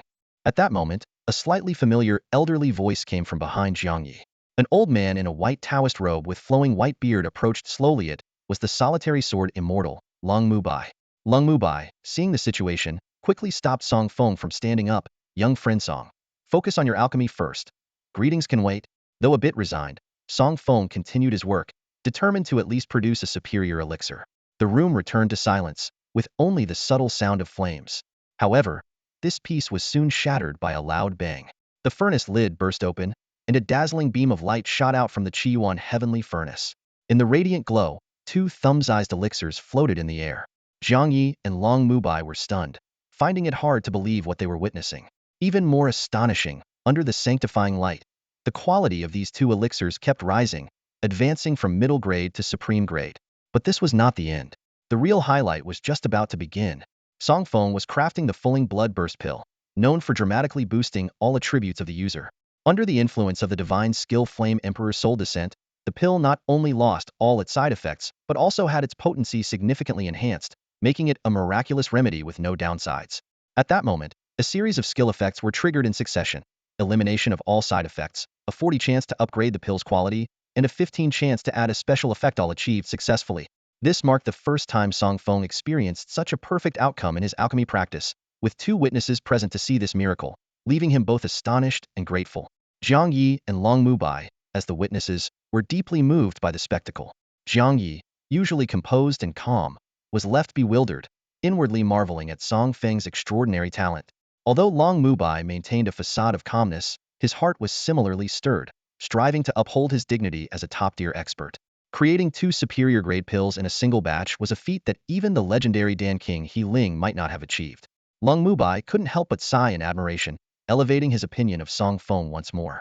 The tremendous commotion from the alchemy process drew the attention of the powerful individuals within the Red Dust Inn. As they witnessed the scene, they were all left in stunned silence. Crafting two superior-grade pills at once required unparalleled skill, and they stood frozen, gazing at the young figure bathed in holy light, as if the Pill Emperor had descended to the mortal realm. This astonishing phenomenon not only startled the inn's occupants, but also caught the attention of the entire Black Dragon City. In the City Lord's mansion, a middle-aged man in a dark purple coat sensed the anomaly and vanished instantly. Meanwhile, eyes from all over the city turned towards the Red Dust Inn, marveling at the pillar of light piercing the sky. Despite the biting cold, the city's residents bundled in thick cotton coats flocked to the streets, chattering and fixating on the earth-shattering spectacle. As the mastermind behind it all, Song Feng was ecstatic, staring at the two pills floating above his palm. When he checked the description panel, he was so shocked his eyes nearly popped out. Two top-grade Fulling Blood Burst pills, not only exceptionally potent, but each also with unique special effects. Curious, Long Mubai requested to see the pill descriptions. After viewing the panel, he could only describe the pills as divine. Other powerful figures arrived, and upon seeing the descriptions, they too expressed their amazement. Supreme elixirs. And not just one, but two. The effect of the elixirs displayed by Song Feng left everyone present utterly speechless. Aren't these forbidden elixirs? And yet, they have no side effects whatsoever. Such a terrifying effect can last a full 10 minutes.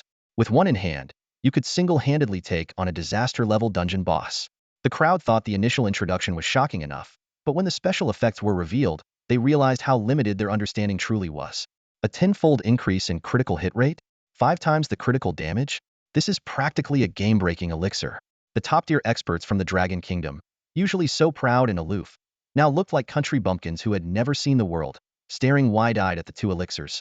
It was a comical sight, akin to a group of villagers visiting the city for the first time, marveling at everything around them. Even someone as experienced as Long Mubai couldn't help but be amazed after witnessing the miraculous effects of the Fulling Bloodburst elixir. In his century-long life, he had never encountered such extraordinary elixirs, and his heart was in turmoil. One could only imagine the level of shock felt by the others. Yuan Gang snapped out of his daze and turned to Song Feng, his face full of disbelief. "Young Song, did you really make these elixirs yourself?" The idea that an 18-year-old could produce two supreme elixirs at once was simply unbelievable. Had he not seen it with his own eyes, Yuan Gang would never have believed it. Song Feng smiled calmly and nodded. Of course. Though inwardly, he couldn't help but think, if I didn't make them, who did? Realizing he had asked a pointless question, Yuan Gang felt a bit embarrassed and explained, "I lost my wits for a moment, spoke without thinking. Please don't mind, young Song." He re-evaluated Song Feng, and his opinion of the young man soared even higher. "Wow, no wonder even the Grand Elder personally watches over you. Your talent is truly impressive," Yuan Gang praised sincerely. As the mysterious innkeeper of the Red Dust Inn, even he gave such high praise, so naturally, others chimed in with their agreement. In response to the flattery, Song Feng just offered a gentle smile. Having gone through experiences beyond what most could achieve in a lifetime, he had grown accustomed to such admiration. Just then, a booming voice came from outside the Red Dust Inn. "Old Yuan, I hear you've got quite a few guests from afar. Care to let me in to make their acquaintance?" Despite the walls, the voice was clear and resounding.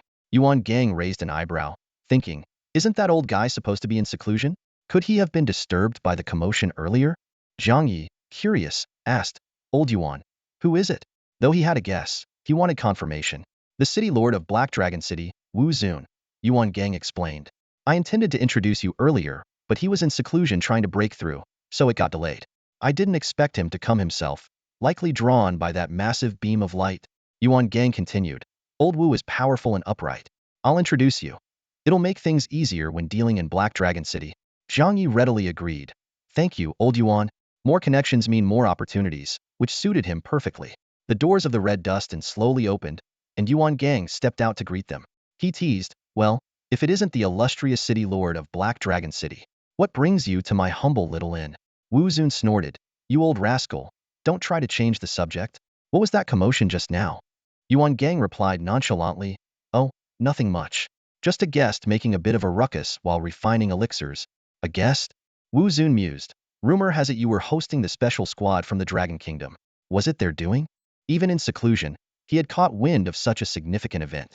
Had he not been at a critical juncture, he would have personally attended to it. Yuan Gang looked around and cautioned, "There are too many ears here. Are you sure you want to discuss it out here?" A crowd of curious onlookers had gathered, all straining their ears to listen in. Although most were ordinary townsfolk, who knew if there were spies from foreign factions or assassins among them, aiming to harm Feng and his group. Wu Zun nodded in agreement. "You're right. So, are you going to invite me in or not?" Yuan Gang rolled his eyes, retorting, "Don't you have legs? Or do you need me to hold your hand just to take a piss?" This quip sent the crowd into peals of laughter. Who would have thought the seemingly sage-like innkeeper of the Red Dust Inn could deliver such a humorous line? The contrast was indeed amusing. Wu Zun's face turned slightly red as he snorted and quickly walked into the Red Dust Inn. Yuan Gang muttered from behind, "Any slower and you'd dig a mansion with your toe." In the bustling conference room, dozens of powerful figures gathered together. The delegation from Heilong City was led by Wu Zun, and among the special team was Zhang Yi and his companions, though Feng was notably absent. Yuan Gang, acting as the intermediary, gave a brief introduction for both parties. The powerful individuals exchanged pleasantries, with curiosity and scrutiny in their eyes. Even if they might not have much interaction in the future, making acquaintances now could pave the way for future cooperation. Wu Zun laughed heartily, his gaze sweeping over each member of the special team. "I've long heard of the renowned special team of the Dragon Nation. Seeing you today, I must say, you live up to your reputation. Each of you carries an extraordinary presence." Zhang Yi responded with a smile. "Mayor Wu, you flatter us. Speaking of which, under your leadership, Heilong City has been thriving, with peace and prosperity. That's all thanks to your efforts." Their exchange was a textbook example of mutual flattery in business. Although their words might sound insincere, this was the essence of social interactions. Skipping this step could lead to unnecessary conflicts. Wu Zun bowed slightly, with an apologetic look. "You've come from afar, yet I, as the host, have failed to extend proper hospitality. Please forgive me." Yuan Gang pulled him up with a roll of his eyes. "Captain Jiang and his team aren't petty. Why bother with these formalities? It's a waste of time." Wu Zun scratched his head awkwardly and turned to Jiang Yi and his team. The special team members shook their heads, indicating they didn't mind. Jiang Yi said gently, "Mayor Wu, our mission is urgent, and we couldn't notify you in advance." "There's no need for self-reproach." Wu Zun nodded, then his expression turned serious. "The urgent mission you mentioned, could it be related to the dungeon in the far north?" Jiang Yi raised an eyebrow. "Oh, is Mayor Wu also interested in that dungeon?" "Yes, I'm concerned that the dragon egg from the sky might affect Heilong City, so I sent people to investigate," Wu Zun explained. Although he had been in seclusion, he was well informed about the outside world. "If you're planning to go there, I advise you to think it over carefully," Wu Zun said with a grave tone. Zhang Yi and his team frowned, sensing there was more to Wu Zun's words. Wu Zun clenched his fist, his eyes flashing with cold light.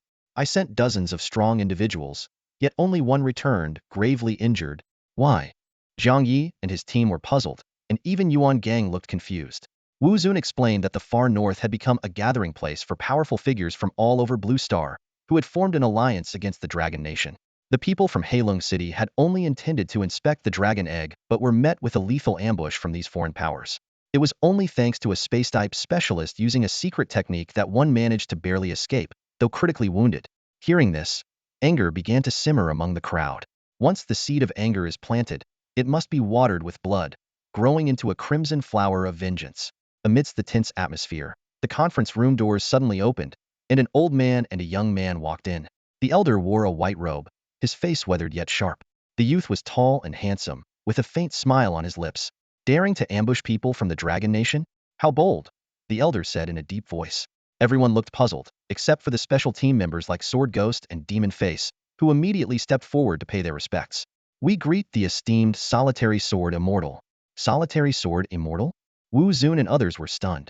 Could it be the one who subdued the 8 desolations and ventured into the demon realm a century ago? Song Feng nodded in confirmation, leaving the crowd even more shocked. They had believed the Solitary Sword Immortal had perished in the demon realm 100 years ago. This unexpected reunion was beyond belief. After the greetings, Long Mubai sat down, his gaze turning icy again. I heard everything you discussed. Is it true? Wu Zun nodded in confirmation. Long Mubai snorted, his eyes flashing with coldness. For a century, the Dragon Nation has developed quietly, never seeking trouble.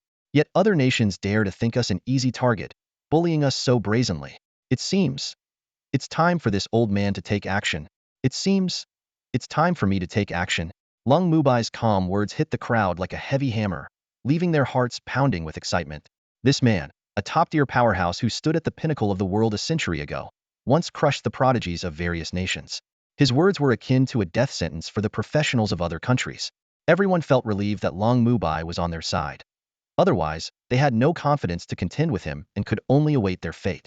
They couldn't help but wonder how the professionals from other countries would react upon learning that this Solitary Sword Immortal was still alive. Jiang Yi teased, Mayor Wu, are you still going to stop us from heading to the extreme north? Wu Zun shook his head with a wry smile. With the Solitary Sword Immortal here, it's not you I should be worried about, but the professionals from other countries. It seems their days of arrogance are numbered. At this, everyone exchanged smiles. With Long Mubai personally guarding them, even if foreign professionals joined forces to attack, they'd only end up being wiped out. Jiang Yi received a message from Chen Bing from the extreme north, indicating that the fluctuations around the portal were intensifying, and the dungeon was about to open. He announced, everyone, go back and rest. Be ready to set off at any time. The dungeon will officially open in 3 to 5 days. Lu Fan, eager for action, suggested, we've rested enough. Why not set off now? With Long Mubai overseeing them and Song Feng having just rid him of the demonic energy, Lu Fan was eager to test his new strength. Zhang Pengfei, captain of the Demon Face Special Squad, agreed. I support that. The foreign professionals have dared to bully our people, and we need to make a statement before entering the dungeon. Jiang Yi nodded in agreement, but the final decision rested with Song Feng. Everyone turned their eyes to Song Feng, who was sneakily eating fruit. Caught off guard, Song Feng looked up, his eyes clear yet slightly bewildered. What's going on? He placed the grape back on the fruit platter, stood up, and after a light cough, said seriously, actually, I think you all make good points. Jiang Yi gently reminded him, Xiaofeng, you're the chief commander for this mission. All actions are directed by you, and we are here to assist. Song Feng was momentarily surprised, then his lips curled into a smile. Then, let's set off immediately. Black Dragon City is located in the northern part of Longhua, and to reach the extreme north, they need to pass through Beixiong country. Fortunately, Beixiong country and Longhua have been allies for generations. When Jiang Yi presented the credentials of Longhua's special squad, Beixiong country allowed them to enter and even assigned a special envoy to warmly welcome them, displaying the grandeur of a great nation. Jiang Yi and his team had no intention of lingering. They swiftly crossed the border of the northern bear country and arrived at the far north. With the wind howling and the ground covered in snow, the group advanced cautiously. Suddenly, ripples spread through the air, and a black vortex appeared out of nowhere. From it emerged a familiar figure. It was Chen Bing, who had arrived earlier to scout the area. Captain, Chen Bing called out, but Jiang Ye's gaze was already fixed on his empty left sleeve. Jiang Ye's pupils contracted slightly, and his heart skipped a beat. Old Chen, your arm, Jiang Yi managed to say, his voice filled with shock and concern he couldn't hide. Chen Bing flashed a bright smile, as if discussing something trivial. Oh, you mean my left hand? I was ambushed when I first got here, and before I knew it, my left arm was cut off. It's no big deal, doesn't affect me much. Jiang Yi silently observed Chen Bing's empty sleeve, saying nothing for a long while. A mist of tears formed in his eyes as he struggled to control his emotions. After a moment, he asked in a deep voice, who did this to you? Chen Bing stroked his chin, as if recalling the fierce encounter. There were many of them. I was checking the area around the space portal when I sensed several powerful presences approaching. They surrounded me quickly and asked which country I was from. I truthfully answered that I was from the Dragon Country. Without hesitation, they attacked me with lethal force. He continued, after a few rounds, I realized I wasn't their match, so I seized the opportunity to escape using a space vortex. Still, they managed to sever my arm. After finishing, Chun Bing gave that same relieved smile. It's just an arm. No big deal. I still have my right hand. Hearing this, the group fell silent, the air seemingly frozen. Jiang Yi gave Chen Bing a deep look and stepped forward to firmly pat his shoulder. Old Chun, I'm sorry. This is my fault. I shouldn't have let you come here alone. It was my oversight. Captain, it's not your fault. Chen Bing, worried that Jiang Yi might feel guilty, tried to speak but was cut off by Jiang Ye's wave of the hand. Old Chen, do you remember what I told you when you first joined the team? Jiang Ye's voice was low and resolute. Chen Bing thought carefully for a moment and nodded. I remember. Jiang Ye's eyes were cold as he looked into the distance and spoke deliberately. A sword may break, but it cannot be destroyed. Those who damage the sword must be cut down. Those who damage the sword must be cut down. Chen Bing echoed, his eyes shining with determination.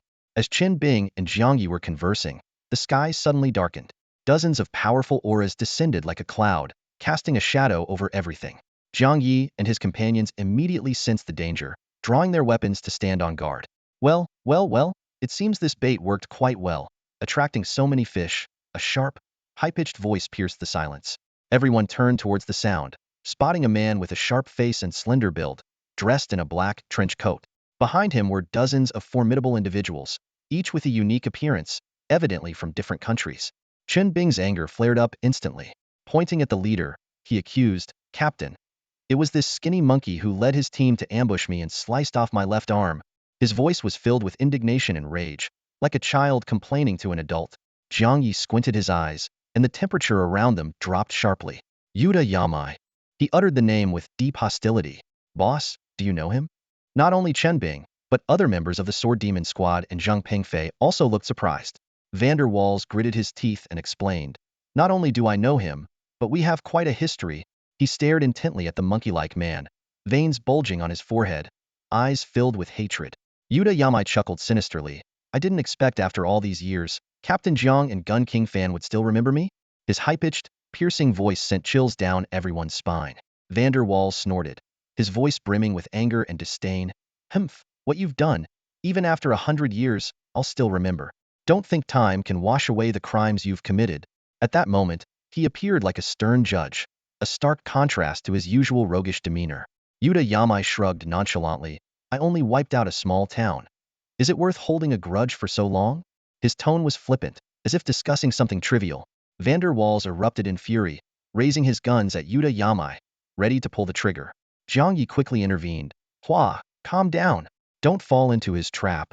Vander Waals snapped back to reality, reluctantly lowering his guns. But his gaze remained fixed on Yuda Yamai, filled with a desire for vengeance. Song Feng noticed something was off and quickly asked, Uncle Fan, what happened just now? Vander Waals explained. His voice carries a strange effect, easily manipulating the target's mind to bewitch and control them. Earlier, my emotions were swayed by his voice, causing confusion and chaos. If the boss hadn't spoken up, things could have gone terribly wrong. Everyone suddenly understood, and Zhang Pengfei recalled something, exclaiming, Wait, Yuda Yamai, with his eerie sonic abilities, and the massacre.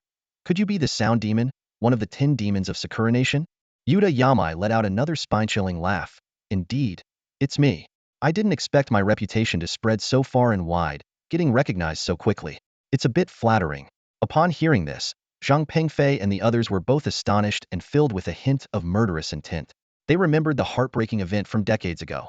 A coastal city in Dragon Country's East Lingqing was wiped out overnight by a beast tide, resulting in the deaths of 1 million citizens. The incident drew international attention swiftly. The leaders of the Dragon Kingdom, amidst their grief, keenly sensed something unusual. In the face of the sudden beast tide attacking the city, why did the powerful defenders not activate the city's protective barrier?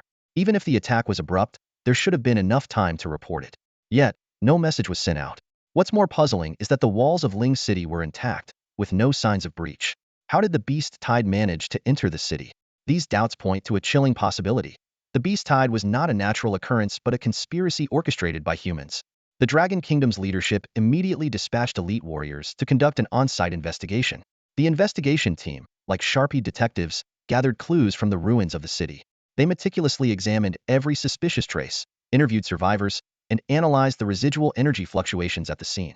After tireless efforts day and night, they finally pieced together the puzzle of the truth. Experts unanimously concluded with a chilling revelation. The mastermind behind this disaster was none other than the Sound Demon, one of the top 10 demons of the Sakura Kingdom. This was not mere speculation, but a deduction based on substantial evidence.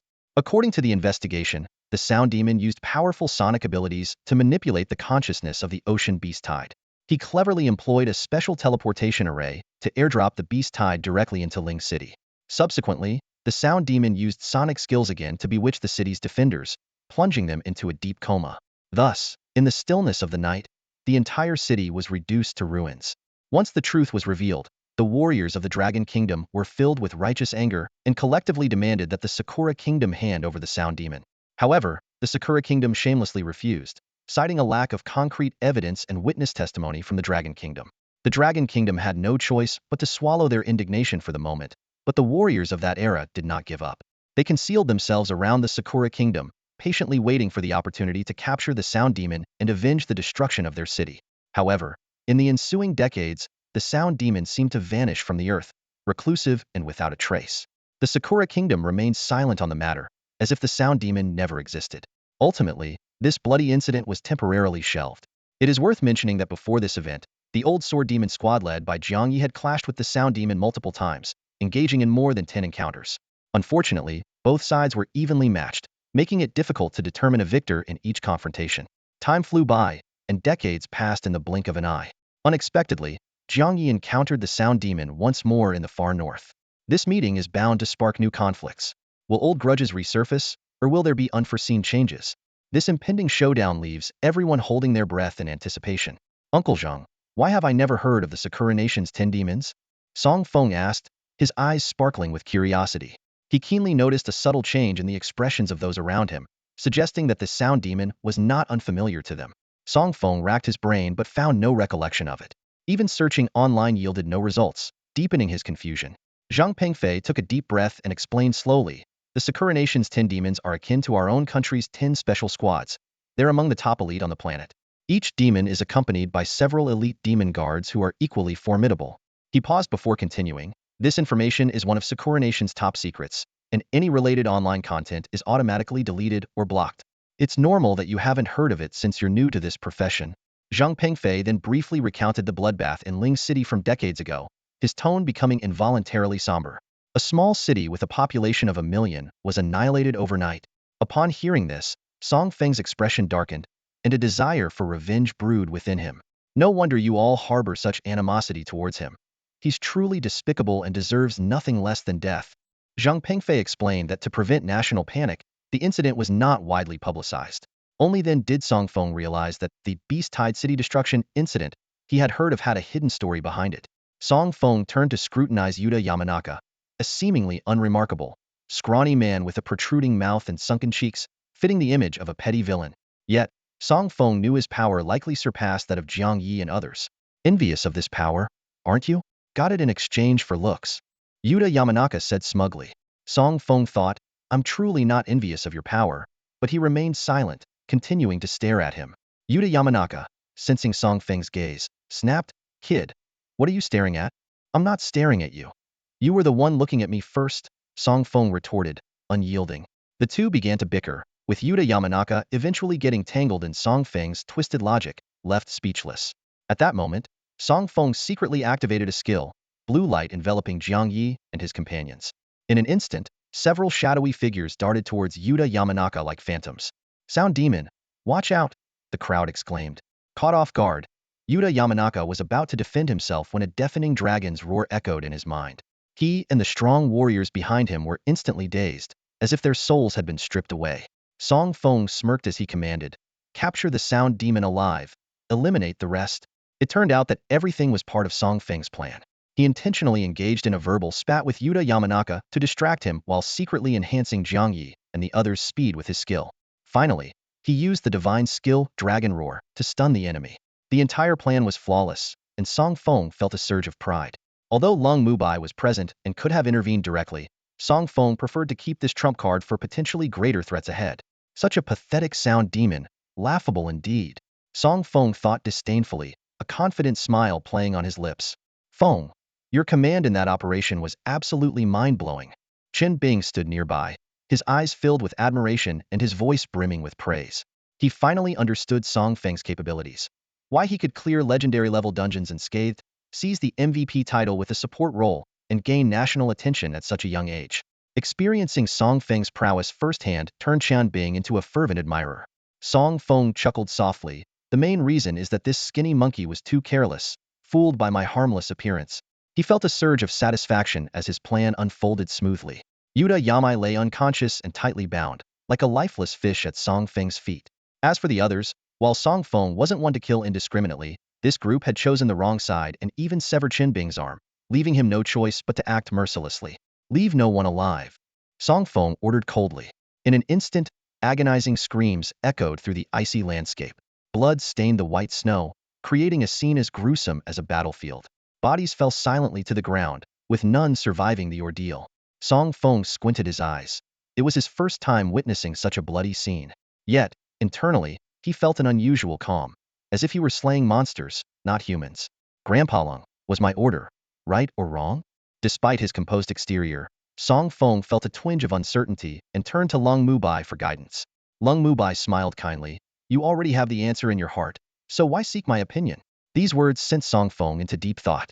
Indeed, he believed his decision was justified. These people deserve to die. Otherwise, they would only bring harm to more of their compatriots. Better to eliminate the threat now and deter other enemies. Lung Mubai continued. Some people deserve to die, some don't. The standard is for you to decide. Song Feng pondered this seriously and asked, what if my standards are extreme or don't align with others? Just be yourself, Lung Mubai replied with a smile. But what's the most important thing? What is it? Strength. Lung Mubai's gaze was profound, as if recalling past events. I've always believed that the strong change the rules, while the weak follow them. Only by becoming the supreme power can one crush the complex rules of this world. He turned to Song Feng, speaking earnestly. In this world where the strong prey on the weak, the powerful hold extraordinary status, while the weak struggle to protect themselves. It's a harsh truth, but it's a reality we must accept. You've just embarked on your professional journey, and it might be early to discuss this, but these truths will become evident to you in time. The difference between right and wrong often lies in a single thought. When uncertain, just follow your heart. Song Feng remained silent for a long time until Jiang Yi and the others returned victorious, snapping him back to reality. Xiao Feng, what should we do with Yuta Yamai? Jiang Yi asked, pointing to the unconscious Yuta Yamai on the ground. Song Feng pondered briefly and said, killing him outright would be a waste. First, let's send him to prison to enjoy some hospitality. If we can extract some secrets about his country, all the better. If he proves useless, we'll expose his deeds to the world. Let him kneel and repent in front of everyone, avenging the blood of 1,000,000 citizens of Lingsheng. Since foreign professionals dare to harm our people openly, there's no need for us to hide our strength any longer. It's time to show the fangs of the Eastern Dragon. Song Feng's words left the assembled warriors exchanging glances, eyes filled with both surprise and a hint of excitement. Such boldness at a young age made them feel a sense of shame. They had lived most of their lives yet lacked the courage of this young man. His words echoed thoughts they had long buried, daring to think but not to speak. Indeed, when one kneels for too long, standing becomes difficult. Song Feng's words were like a powerful stimulant, invigorating everyone present. These once ambitious and promising young talents had become overly cautious, constantly weighing consequences and losing the courage they once had to dream and strive. At that moment, they all straightened their backs, with a renewed determination shining in their eyes. Jiang Yi nodded in agreement. All right, let's do as you say. He then turned to Chen Bing and instructed, use spatial transmission to send the unconscious Yamakai Yute to the top prison in Longhua, where he can enjoy some family time. Jiang Yi reported the matter to the Grand Elder, who replied with a single sentence, follow Song Feng's instructions in all matters. Unless absolutely necessary, do not intervene. At that moment, Jiang Ye's perception of Song Feng changed completely. He no longer saw him as merely a talented young genius, but recognized him as someone with extraordinary intelligence, emotional maturity, and strategic thinking. Even though seasoned and cunning veterans might not possess Song Feng's level of foresight, Jiang Yi couldn't help but ponder. How could an 18-year-old have such a mature mindset? This question perplexed him. Yet, he realized that if Song Feng continued to grow successfully, he wouldn't just become one of Longwa's top powerhouses. He might also emerge as a legendary figure like Long Mubai, perhaps even surpassing him. With this realization, Jiang Yi looked at Song Feng intently, feeling an even stronger sense of purpose. Witnessing the birth of a legendary figure was a rare opportunity for Jiang Yi, and he vowed to protect Song Feng with his life. Song Feng noticed Jiang Yi's gaze and asked curiously, "Uncle Jiang, why are you staring at me?" Jiang Yi snapped back to reality and explained with a smile, "I just got lost in thought for a moment." Song Feng nodded, not thinking much of it. Just then, Chen Bing's voice suddenly drew everyone's attention. The spatial fluctuations near the dragon egg are intense. Everyone perked up as Chen Bing excitedly announced, "Great news! The secret realm is finally about to open. The hidden realm is about to open?" This statement was like a bolt of lightning, instantly igniting the enthusiasm of everyone present. The long-awaited moment had finally arrived, and each person's face was alight with barely contained excitement. Song Feng was no exception. His eyes sparkled with anticipation as he shouted, "Everyone, let's move out immediately." No sooner had he spoken than Chen Bing sprang into action. With a wave of his right hand, a swirling rift opened in the air. Without a moment's hesitation, Chen Bing stepped through first. The others exchanged smiles and followed closely behind, entering the rift one after another. The scene shifted abruptly, revealing a vast expanse of snow. They had arrived in the far north, where a gigantic dragon egg stood like a mountain piercing the sky. From above, the snowfield surrounding the egg was dotted with countless dark specks, which upon closer inspection, were revealed to be professionals from various nations, all awaiting the opening of the hidden realm. At this moment, two figures drew attention. One wore a blood-red robe, with horns protruding from his head and fangs bared. The other was clad in a dark purple robe, his handsome features accentuated by eyes glowing with mysterious purple light. They were the Blood Demon and Eye Demon, two of the top 10 demons from the Sakura Kingdom. The pair spoke in hushed tones, their expressions grave. "Where on earth is the Sound Demon?" Blood Demon frowned. "The hidden realm is about to open. I've sent him countless messages and made numerous calls, but there's been no response," Eye Demon replied, worry evident in his tone. "This isn't like him," Blood Demon mused. "The Sound Demon is usually so cautious." Eye Demon hesitated, then cautiously asked, "Do you think something might have happened to him?" Blood Demon clutched a dark obsidian talisman in his hand, muttering, "He mentioned catching a big fish before he left, eager to reel it in. Could he have run into trouble?" Eye Demon attempted to reassure him, "Maybe he's just too busy to reply." At that moment, hundreds of web-like cracks suddenly appeared on the surface of the giant dragon egg, expanding rapidly. Blood Demon turned to the egg, estimating, "At this rate, the hidden realm will open in less than an hour. I hope Sound Demon can make it back in time." The surrounding crowd noticed the changes in the dragon egg as well, and the atmosphere grew tense. Despite being high-ranking professionals from various countries, with the lowest being 5th-tier max level, they retreated several kilometers away, wary of being caught in unknown dangers. Just then, a booming voice shattered the silence. "A bunch of cowards! So many of you just standing around waiting for this stupid egg to crack on its own? Why not just smash it open?" All eyes turned to see a burly man striding forward, wielding a massive hammer, his face flushed and veins bulging like a human titan. "My God, that's the Rampage Ape Envoy, one of the 10 divine envoys from Asen Country," someone in the crowd exclaimed.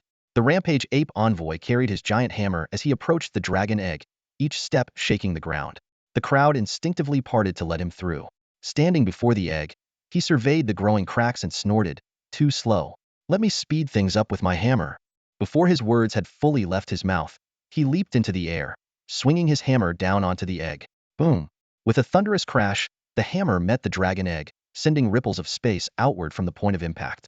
The resulting gale whipped up a blizzard, turning the area within several kilometers into a blinding whiteout. Everyone's vision was obscured, leaving them uncertain whether the Rampage Ape Envoy had succeeded in breaking the egg or been obliterated by the Hidden Realm's laws.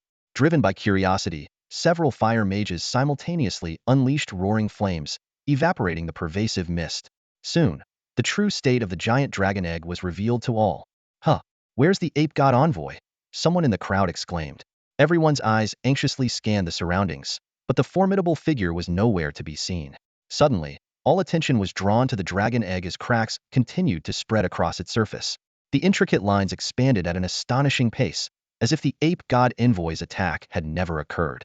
A chill ran up everyone's spines, reaching the tops of their heads. Could it be that the ape god envoy is already dead? This absurd thought quickly spread among the crowd like a plague after a brief moment of confusion. Fear engulfed everyone present like a tidal wave.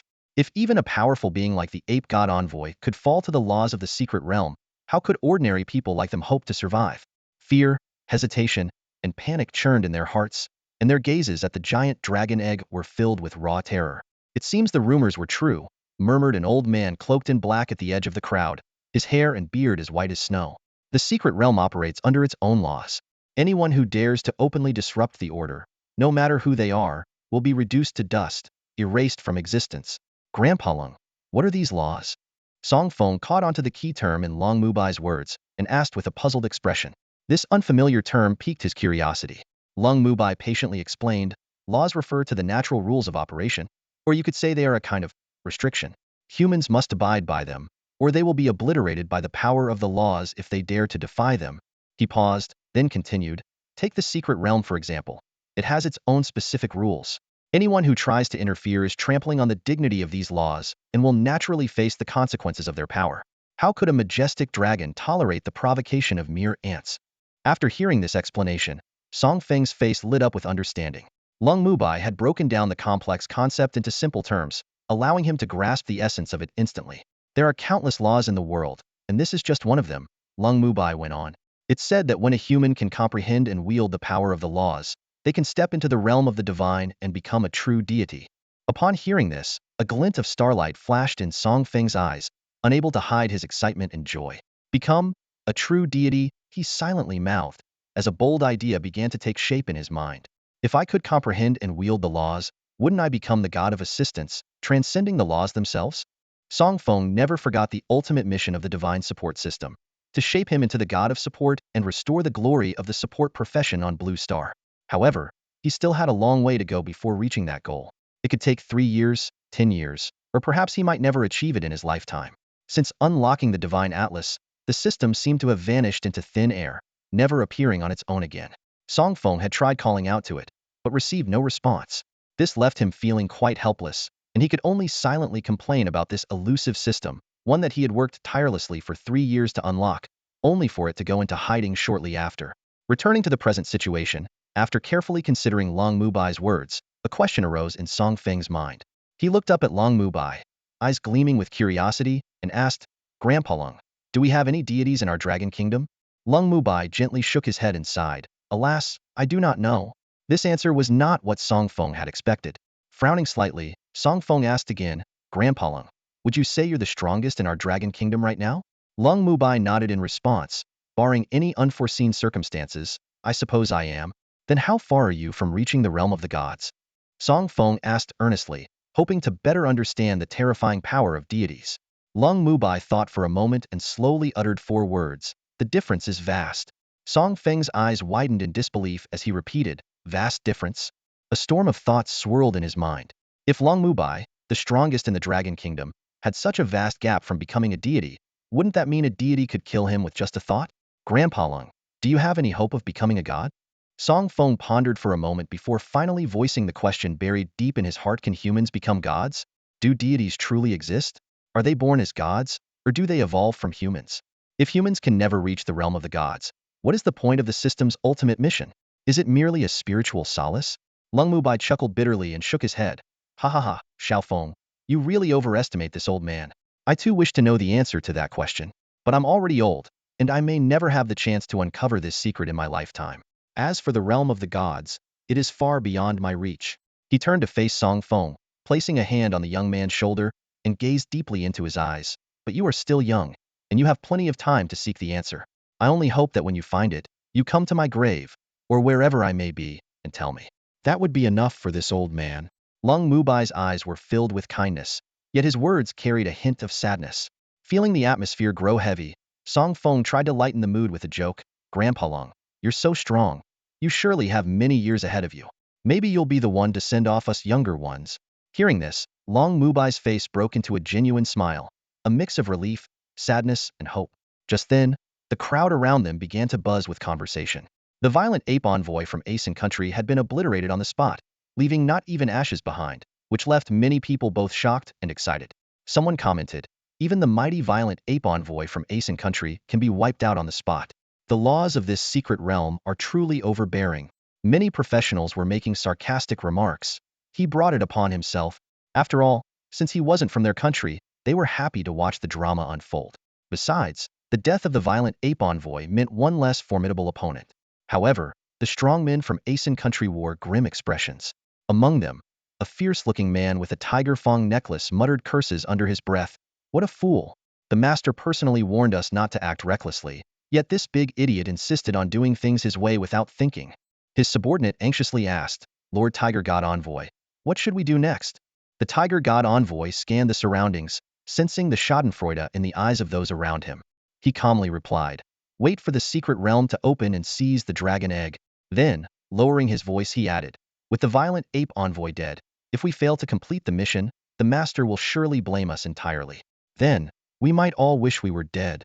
The subordinate asked worriedly, but without the support of the violent ape envoy, can we still complete the mission? The Tiger God Envoy contemplated for a moment, a slow smile forming on his lips. Since we've lost a key player, others shouldn't have it easy either.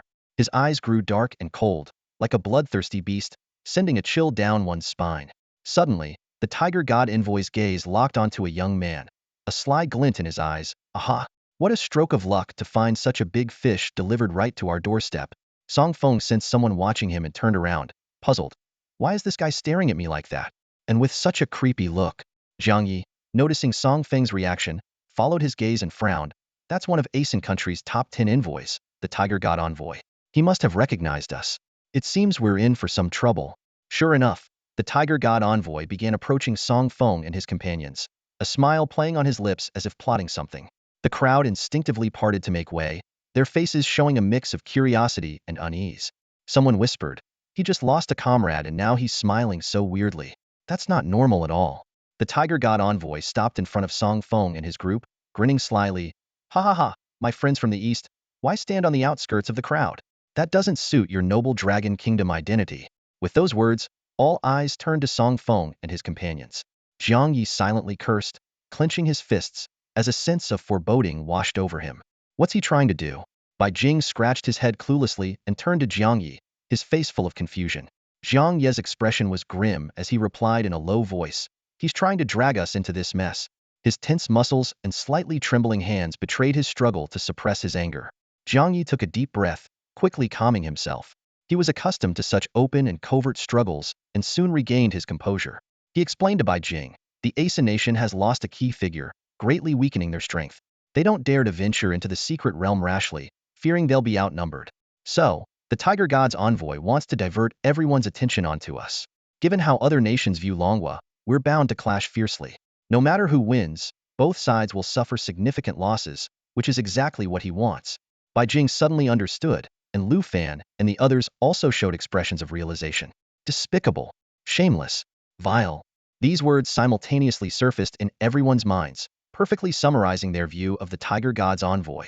The Tiger God's envoy seemed unfazed by their hostility, smiling as he approached, stopping at a distance of 50 meters. He feigned surprise and said, my friends from the east, why such hostility towards me? Earlier, I didn't see you and thought you were too distinguished to come to such a remote place. My apologies for the oversight, I almost missed the chance to meet you. His sarcastic tone was grating, as if mocking them for being practitioners from a great nation who had retreated to the outskirts like cowards. Bai Jing was instantly provoked.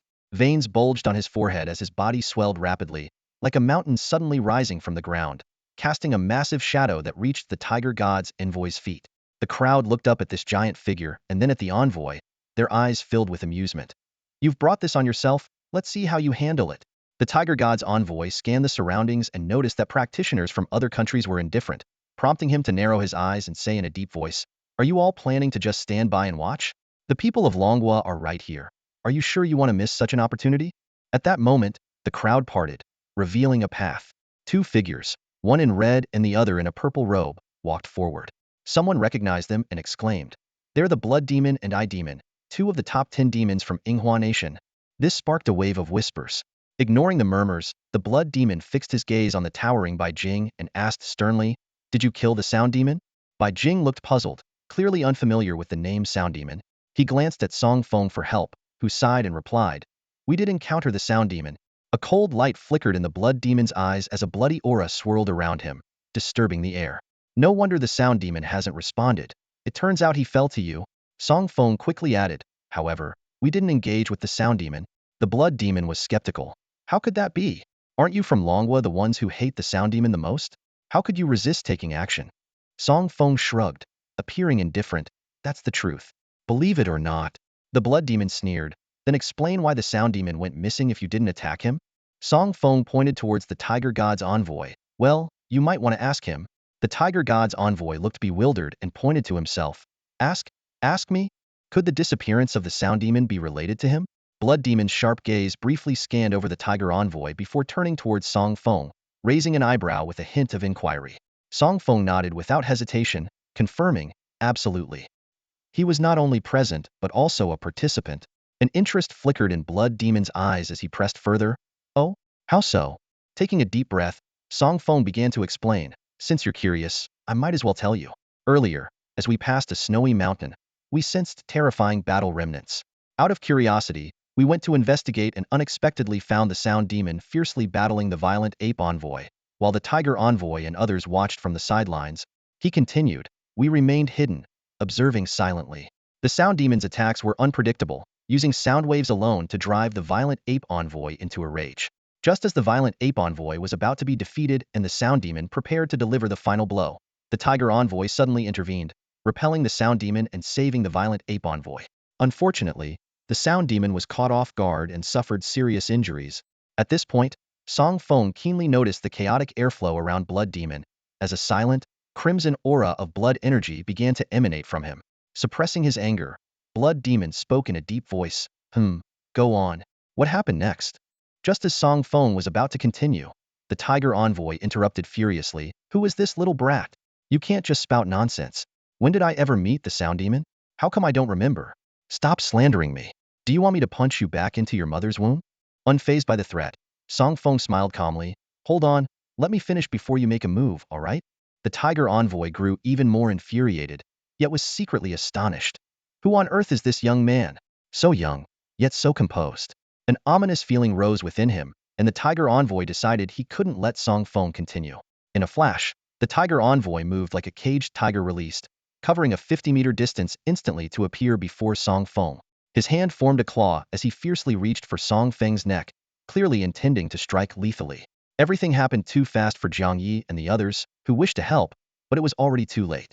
However, at the critical moment, a cold snort echoed, accompanied by a strong scent of blood. In a flash of red light, the tiger envoy was forced back several steps. It was Blood Demon who intervened. He glared coldly at the tiger envoy, his voice icy. Tiger envoy, what is this supposed to mean? Are you trying to silence a witness? Blood Demon had already reached a conclusion. The sound demon's disappearance was undoubtedly linked to the tiger envoy. Otherwise, why would he be so eager to act? Seeing this, the tiger envoy quickly defended himself. Blood Demon, don't listen to this Dragon Country guy's nonsense. Our A3 country has no grudges against your Sakura country, so how could we possibly attack the sound demon proactively? We don't have any disagreements, conflicts, or disputes, so why are you stopping me for no reason? Do you really believe the nonsense this guy is spouting? A sinister expression appeared on Shuemo's face, and his eyes were filled with murderous intent. He stared intently at the tiger god envoy, as if trying to see through him. The tiger god envoy felt a surge of panic, almost on the verge of tears. He realized he was trapped in a difficult situation. If you claim he's talking nonsense, then why were you so quick to attack him? Shuemo asked coldly. Why not let him finish what he has to say? Shuemo raised an eyebrow, scrutinizing the tiger god envoy, waiting for his response. The tiger god envoy stammered, unable to form a coherent sentence. He thought to himself, should I admit that I was afraid of that kid pulling tricks, which made me act hastily? Who would believe such an excuse? Besides, it's disgraceful for a top fighter from Asen to fear a trick from a young man from Longhua. Why aren't you speaking now? Shuemo's frown deepened, his eyes narrowing. His expression seemed calm, yet it was like the calm before a storm, ready to erupt at any moment. The tiger god envoy fell silent again. Suddenly, a realization dawned upon him. He didn't need to explain himself at all. He thought, I haven't done anything wrong, so why should I fear accusations? With this understanding, the tiger god envoy regained his composure. He stood upright, meeting Shuemo's gaze hidden, showing no sign of backing down. As a dignified tiger god envoy of Asen, why should I explain my actions to you? He said arrogantly. Others might fear your status as one of the top 10 demons of Sakura, but I have never regarded you with any importance. Known for his arrogance, the tiger god envoy's pride flared up when faced with Shuemo's scrutinizing gaze, and he retorted unreservedly. Shuemo exchanged a glance with Tong Imo, both sensing the murderous intent in each other's eyes. Showing your true colors so quickly? Shuemo sneered. It seems that what the person from Longwa said must be true. The tiger god envoy's behavior was as good as a confession. His arrogance only served to confirm the previous accusations. Seeing the blood demon and the opposing faction start exchanging harsh words, Song Feng suppressed a smile and decided to further fan the flames. Feigning seriousness, he said, "Don't rush into fighting just yet. Let me finish what I'm saying or it'll bother me." Upon hearing this, the blood demon replied in a deep voice, "All right, go on. That little cat won't lay a finger on you." His tone carried a hint of indulgence, almost as if he were addressing a cherished partner, both strong and domineering. Song Feng paused for a moment before continuing. "Where was I? Oh right, the sound demon was gravely injured." Afterward, the two sides engaged in a conversation, and I listened closely to understand the cause of their conflict. It all stemmed from an ice soul amulet. As soon as he finished speaking, someone nearby exclaimed, "Wait, what did you say? The ice soul amulet? Could it be the legendary sacred relic from the far north? Said to be formed from immense ice and snow power. It's rumored to nourish the soul and extend life." The crowd erupted into a buzz of discussion, clearly familiar with the ice soul amulet. Most powerful figures had heard of it. Song Feng nodded in confirmation. "Yes, it's indeed the legendary sacred relic from the far north, the ice soul amulet." He glanced at the tiger god envoy with a hesitant expression and added, "But whether it's real or not, I can't say for sure. It's just what I heard them mention." Everyone's gaze shifted to the tiger god envoy, including the blood demon and the eye demon, their eyes betraying a hint of greed, as if they had already forgotten about the sound demon's news. However, as the focus of attention, the tiger god envoy looked bewildered, filled with doubt. Had he lost his memory? Why didn't he remember clashing with the sound demon? As for the so-called ice soul amulet, he had never heard of it. Seeing the tiger god envoy's puzzled expression, the crowd began to cast skeptical glances at Song Feng. Someone murmured, "This guy doesn't seem to be pretending. He really seems unaware. Could it be that this kid from Longwa is making it all up?" The blood demon, losing his previous composure, urgently asked, "Kid, keep going. What happened next? Who ended up with the ice soul amulet? Where did the sound demon go?" His tone was filled with both concern for the sound demon's safety and a pressing curiosity about the amulet's whereabouts. Song Feng, hearing this, showed a look of regret, lowered his head, and sighed deeply, which puzzled everyone present. The blood demon frowned and asked, "Why aren't you continuing, young man?" Song Feng explained with a bitter smile, "It's not that I don't want to, but I'm worried you'll think I'm spinning a yarn if I do. If that's the case, I'd rather not say anything." The blood demon patted his chest and assured him, "Just go ahead and speak. No matter how far-fetched it sounds, I'll choose to believe you unconditionally." The eye demon stepped forward with a friendly demeanor and said, "Young man, although Sakura Country and Longwa don't see eye to eye, we're not all evil. If what you say is true, we're willing to temporarily align with Longwa." Reassured by their sincerity, Song Feng nodded and said, "All right then, since you're so earnest, I'll continue." He took a deep breath and resumed his tale. "We were hiding in the shadows, but when we heard about the ice soul amulet, we were just as shocked. We made a noise that caught the attention of the sound demon and others. With no other choice, we revealed ourselves, explained our intentions, and suggested fair competition for the amulet. After all, it's a legendary relic, who wouldn't be tempted?" So, after a brief discussion, the three sides decided to each send a representative to fight, with the last one standing declared the winner. The battle commenced, with the sound demon and the tiger god envoy teaming up. Our side sent Chen Bing from the Sword Ghost Special Squad, skilled in multi-person skirmishes, thinking he could seize the upper hand. Unfortunately, things didn't go as planned. Chen Bing was forced to retreat with a severed arm after being targeted by both the sound demon and the tiger god envoy. As he spoke, Song Feng brought Chen Bing forward. His empty left sleeve fluttered in the breeze. The bandage wound beneath, still oozing blood, staining the sleeve red. The injury was clearly recent. Witnessing this, the crowd collectively gasped, not just at Chen Bing's lost arm, but at how Song Feng's story matched the evidence perfectly. With this testimony, Song Feng's account seemed all the more credible. Song Feng's words instantly gained everyone's approval, filling the room with trust.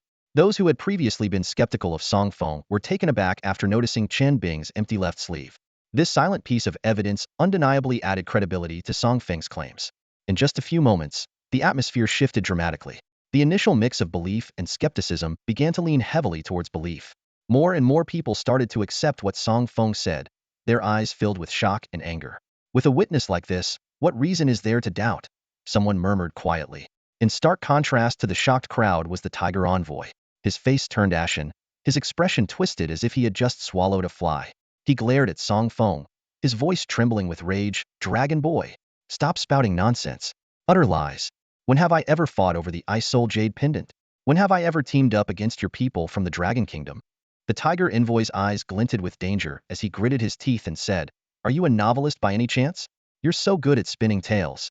I warn you, stop twisting the truth, or I'll take you down with me, even if it means my end." His every word dripped with menace, tinged with a hint of desperation. Spreading rumors is easy, debunking them is hard. The tiger envoy lamented internally. Song Feng's speech left him at a loss for how to explain. He had to admit, deep down, he admired Song Feng's eloquence. The demeanor, the rhetoric, the mannerisms, it all seemed as if he were naturally recalling past events. The tiger envoy felt helpless, silently sighing.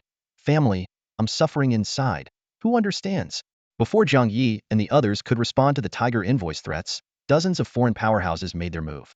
They stepped forward to stand in front of Song Feng, casting a warning glare at the tiger envoy. Their eyes seemed to silently convey, "I advise you to back off and not target this young man, or else death awaits." The tiger envoy was stunned. He widened his eyes in disbelief. "Wait, what? How is the situation a bit different from what I expected? Wasn't it supposed to be a united front against the Dragon Kingdom? How did I become the public enemy?" At this moment, the tiger envoy was drenched in sweat, with only one thought left in his mind. "Oh, I'm sweating bullets here."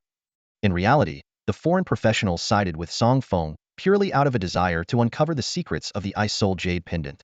Song Feng was well aware that these individuals were driven by self-interest and were as fickle as weeds. Once he lost his value, these so-called allies would abandon him without a second thought, not even offering a word in his defense. Even if the Tiger God envoy tore him to pieces, they would remain indifferent. Understanding this, Song Feng maintained a calm demeanor, a faint smile playing on his lips and a glint of amusement in his eyes. The situation was unfolding in an intriguing direction, he mused. The Tiger God envoy grew anxious and roared, "Do you really believe that kid's nonsense? He's from Long Country, our common enemy. We should unite against them, not suspect each other. This Long Country kid is clearly trying to sow discord. I've never met the Sound Demon, nor have I seen any Ice Soul Jade Pendant, let alone conspired with the Sound Demon to sever that person's arm. It's all fabricated by him." However, faced with the Tiger God envoy's near hysterical defense, the crowd responded with cold, mocking, even derisive looks. Someone remarked icily, "There are witnesses, and yet you still want to deny it? That person's severed arm is a recent injury. Was it all a meticulously planned act for this moment?" Another chimed in, "Exactly, if you're innocent, why so agitated? Show us evidence. Words alone prove nothing." The representative from Kimchi Country also spoke up. "Although our country doesn't get along with Long Country, it seems we can temporarily stand on the same side here. Tiger God envoy, I advise you to stay quiet and not interfere, or don't blame us for not giving Three Country any face." The sharp words pierced the Tiger God envoy like blades. Overcome with anger, he spat out a mouthful of blood, his face turning deathly pale. He wanted to speak, but sensing the intensified hostility from the crowd, he swallowed his words. Defeated, he hung his head, bewildered at how things had spiraled out of control. Seeing the Tiger God envoy finally subdued, the Blood Demon turned to Song Feng with a smile. "Young man, go on with your story. We will ensure your safety." Song Feng feigned a look of being startled, exhaling deeply. "All right." Nearby, Chen Bing couldn't hold back any longer and quickly returned to Jiang Yi and the others, whispering, "My goodness, Brother Feng is really good at bluffing. These people are completely taken in by him. If I hadn't been following him, I might have believed it too." Jiang Yi couldn't help but chuckle, but quickly regained his seriousness. As a dedicated protector, he remained vigilant, closely monitoring the surroundings, ready to shield Song Feng from danger at any moment. Song Feng continued weaving his tale.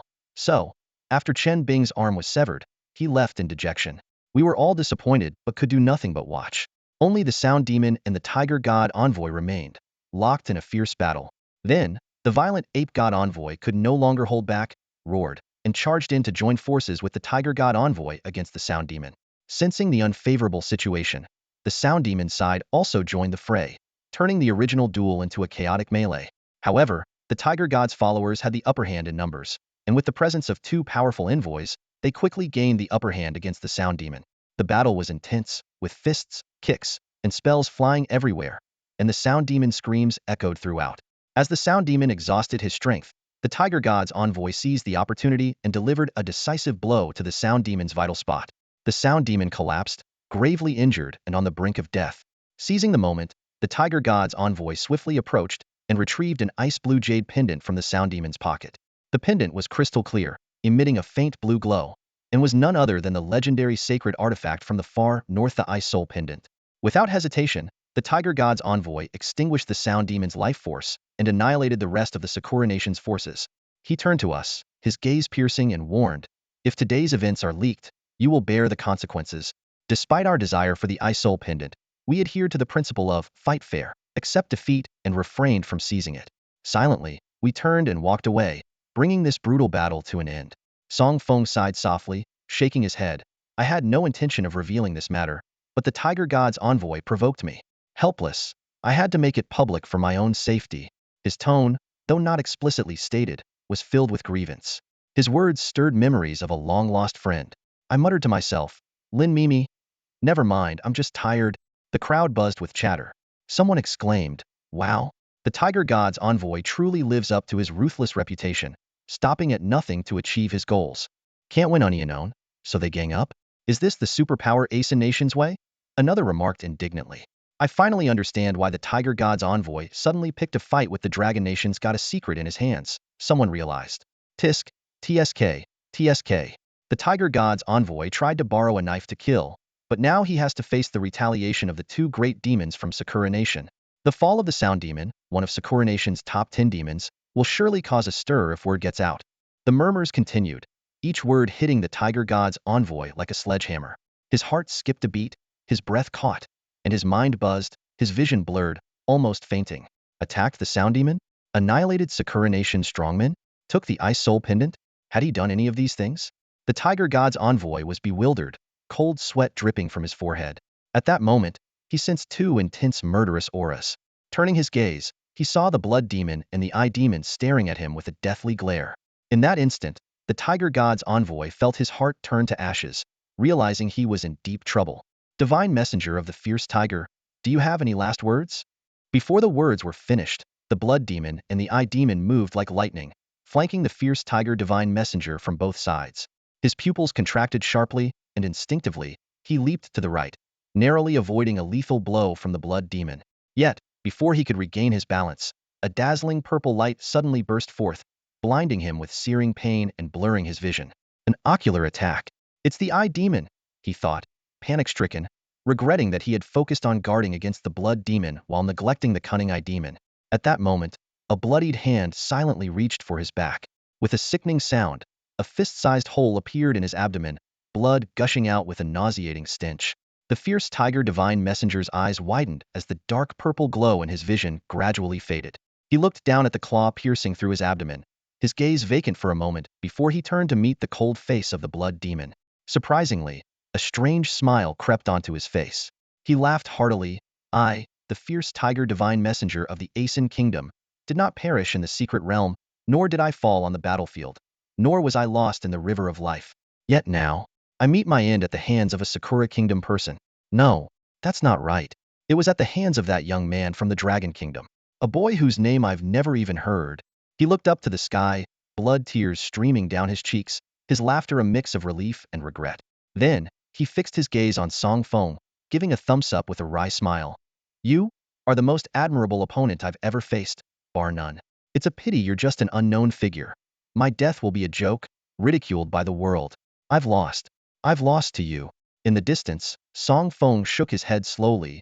"You didn't lose to me, but to the greed of human nature. If I hadn't mentioned the Ice Soul Jade Pendant, the outcome might have been different." The Fierce Tiger Divine Messenger paused, deep in thought. After a moment, he nodded, smiling bitterly and forlornly. "Yes, the greed of human nature is terrifying. For profit, people will turn black into white, fabricate the truth, and others will pretend to believe it." The light in his eyes gradually faded, his pupils turning gray as life slipped away. At that moment, he seemed to remember something and spoke with difficulty. "Oh, by the way, there's an error in what you said earlier that I need to correct." Song Feng met his gaze and said calmly, "The most admirable opponent in your life, Jamadi, is not an unknown figure. My name is Song Feng, a member of the Dragon Kingdom's Ghost Sword Special Unit. I will also be the future God of Assistance. You fell at my hands, worthy of your title as Asen Kingdom's Divine Messenger." A fleeting light flashed in the Fierce Tiger Divine Messenger's eyes as he murmured, "Song Feng, I'll remember you.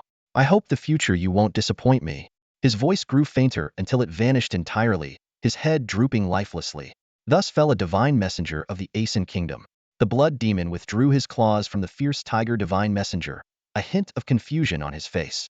Reflecting on the dying man's words, he sensed something amiss, as if there had been some injustice. However, the pressing issue was to find the Ice Soul Jade pendant. The blood demon quickly searched the fierce tiger divine messenger, rummaging through every part of his body, from clothing pockets to storage bags, shoe soles, and even undergarments, but found nothing. His brow furrowed deeper, his expression darkening like a stormy sky. Where else could he have hidden it? Could it be that he never had the Ice Soul Jade pendant? Have we all been deceived? The blood demon and the eye demon exchanged glances, a fierce glint in their eyes. Together, they turned to where Song Feng had been, but it was empty. Song Feng and Jiang Yi, along with the others, had vanished without a trace, as if they had evaporated into thin air. They are gone. The onlookers, too, finally realized what had happened, wearing puzzled expressions. Earlier, everyone's attention had been on the blood demon searching for the Ice Soul Jade pendant, and no one noticed Song Feng and his companions' movements. Now, as they looked around, there was no sign of them anywhere. Upon realizing that the Tiger God's envoy didn't possess the Ice Soul Jade pendant, everyone suddenly understood it was a diversion tactic. A murmur of shock rippled through the crowd as people anxiously glanced around, searching for Song Feng and his companions. Suddenly, a piercing shout cut through the air. "Look, they're at the secret realm's entrance." The words hit like a thunderclap, silencing the commotion in the far north. All eyes turned to the massive dragon egg, where Song Feng and his group stood calmly. The earlier chaos had drawn the attention of nearly every practitioner, including top experts from various nations, leaving the area around the dragon egg deserted. At that moment, Song Feng noticed the crowd's gaze and turned around, still wearing his innocent smile. "Wow, discovered so soon." Song Feng chuckled, "But unfortunately, it's a little too late. You all continue having fun. I'll be going ahead." Before he finished speaking, the crack in the massive dragon egg shattered, and pieces of the shell fell to the ground. A black vortex appeared out of nowhere, causing the surrounding space to ripple violently. In the blink of an eye, the entire dragon egg broke apart, and the black vortex expanded large enough for a person to pass through. Song Feng waved goodbye to everyone with a smile and stepped into the black vortex, disappearing instantly. Jiang Yi and others followed closely behind. As they left, Chun Bing couldn't resist making a face at the crowd, even sticking out his rear, provoking the professionals from various countries to launch skills at him in anger. Thankfully, Vanderwalls reacted quickly, pulling Chun Bing into the vortex just in time. Or else the prankster might have been in serious trouble. Despicable dragon country people. Blood demon seethed, his blood aura swirling, eyes burning like fire. "I will tear you to pieces." Being made a fool of and needlessly embroiled in a blood feud with Aeson country, all of this was caused by Song Feng. The murderous intent in blood demon's eyes was almost tangible, his face dark with rage. "Song Feng, today is the day you die." Blood demon spat through clenched teeth before darting into the spatial vortex, vanishing from everyone's sight. As Song Feng stepped into the secret realm, he was immediately greeted by a startled cry reminiscent of a monkey's call. Turning towards the sound, he saw Chen Bing curled up, his only remaining arm clutching tightly to his chest, and his legs visibly shaking at a high frequency. His lips were pale, his teeth chattering as he managed to stammer out, "I'm done for. My old cold legs are acting up again." Looking around, Song Feng noticed that Chun Bing wasn't the only one affected. Even the usually composed Jiang Yi was shivering slightly. Everyone had their necks hunched, bodies involuntarily trembling as if they were caught in a bone-chilling wind. Yet, Song Feng felt perfectly normal. He moved his limbs, spun around, and even hopped a couple of times without sensing anything unusual. This stark contrast left him puzzled. "Huh? Is it really that cold? Why don't I feel anything?" Chen Bing was jogging on the spot to warm up, reinforcing his protective barrier, but the biting cold still seeped through. Hearing Song Feng's musings, he paused, craning his neck with a bewildered look. "Feng, I'm almost frozen like an ice pop here. Why aren't you feeling anything?" Before he could finish, another gust of cold air snuck in through his collar, and he quickly retracted his neck with the speed of a startled turtle. "Cold? I don't feel it at all," Song Feng replied blankly, shaking his head. Upon hearing this, everyone turned their envious gazes towards him, internally sighing. Youth is indeed wonderful, so full of energy. The scene was a striking contrast. A group of high-level practitioners shivering uncontrollably, while Song Feng seemed unaffected. Jiang Yi pondered for a moment, then smiled as if something occurred to him. "Xiao Feng, do you remember that pill which keeps your body functions in a normal state?" Song Feng thought for a moment, then his face lit up with realization. "Uncle Jiang, are you talking about the Yunling pill?" "Yes, exactly. Jiang Yi nodded in confirmation. Song Feng finally understood. No wonder I didn't feel the cold. It's the Yunling Pill's effect. He went on to explain that the Yunling Pill was a reward for upgrading the Flame Emperor Soul skill, which automatically blocks negative sensations, keeping body functions normal. Even in extreme environments, the body operates as usual without discomfort. This effect sounded like an upgraded anesthetic, but there was a fundamental difference. Anesthetics eliminate all sensations, while the Yunling Pill selectively blocks negative ones, ensuring normal body function unaffected by external conditions. Song Feng recalled taking one before heading to Black Dragon City. He hadn't realized how long-lasting its effects were until Jiang Ye's reminder brought it to mind. Recognizing the importance of the Yunling Pill, Song Feng devised a plan. Luckily, I prepared in advance and made plenty of Yunling Pills. In extreme cold, combat effectiveness is significantly impacted. If everyone takes a Yunling Pill, we'll have a major advantage over practitioners from other countries. With this thought, Song Feng immediately took out a handful of Yunling Pills and handed them to Chen Bing. Uncle Chen, could you distribute these to everyone? Sure. Chen Bing promptly took the pills and swiftly distributed them to the group. Without hesitation, he popped one into his mouth. In the next moment, a miracle occurred. A white glow burst forth from Chen Bing's body, warm currents sweeping through him, banishing the cold entirely. He closed his eyes, stretched contentedly, and a look of sheer bliss spread across his face. Ah, that's the stuff. This sight left those who had been skeptical about the pill's efficacy utterly amazed. Soon after, over a dozen white glows lit up one after another, creating a scene akin to a dreamlike wonderland. This effect is incredible. I can't believe I've never heard of such a miraculous pill in all these years. I didn't expect much, just hoped it would block some of the cold, but it's completely gone now. Everyone was full of praise, looking at Song Feng with admiration. Jiang Yi nodded approvingly, giving Song Feng a look of commendation.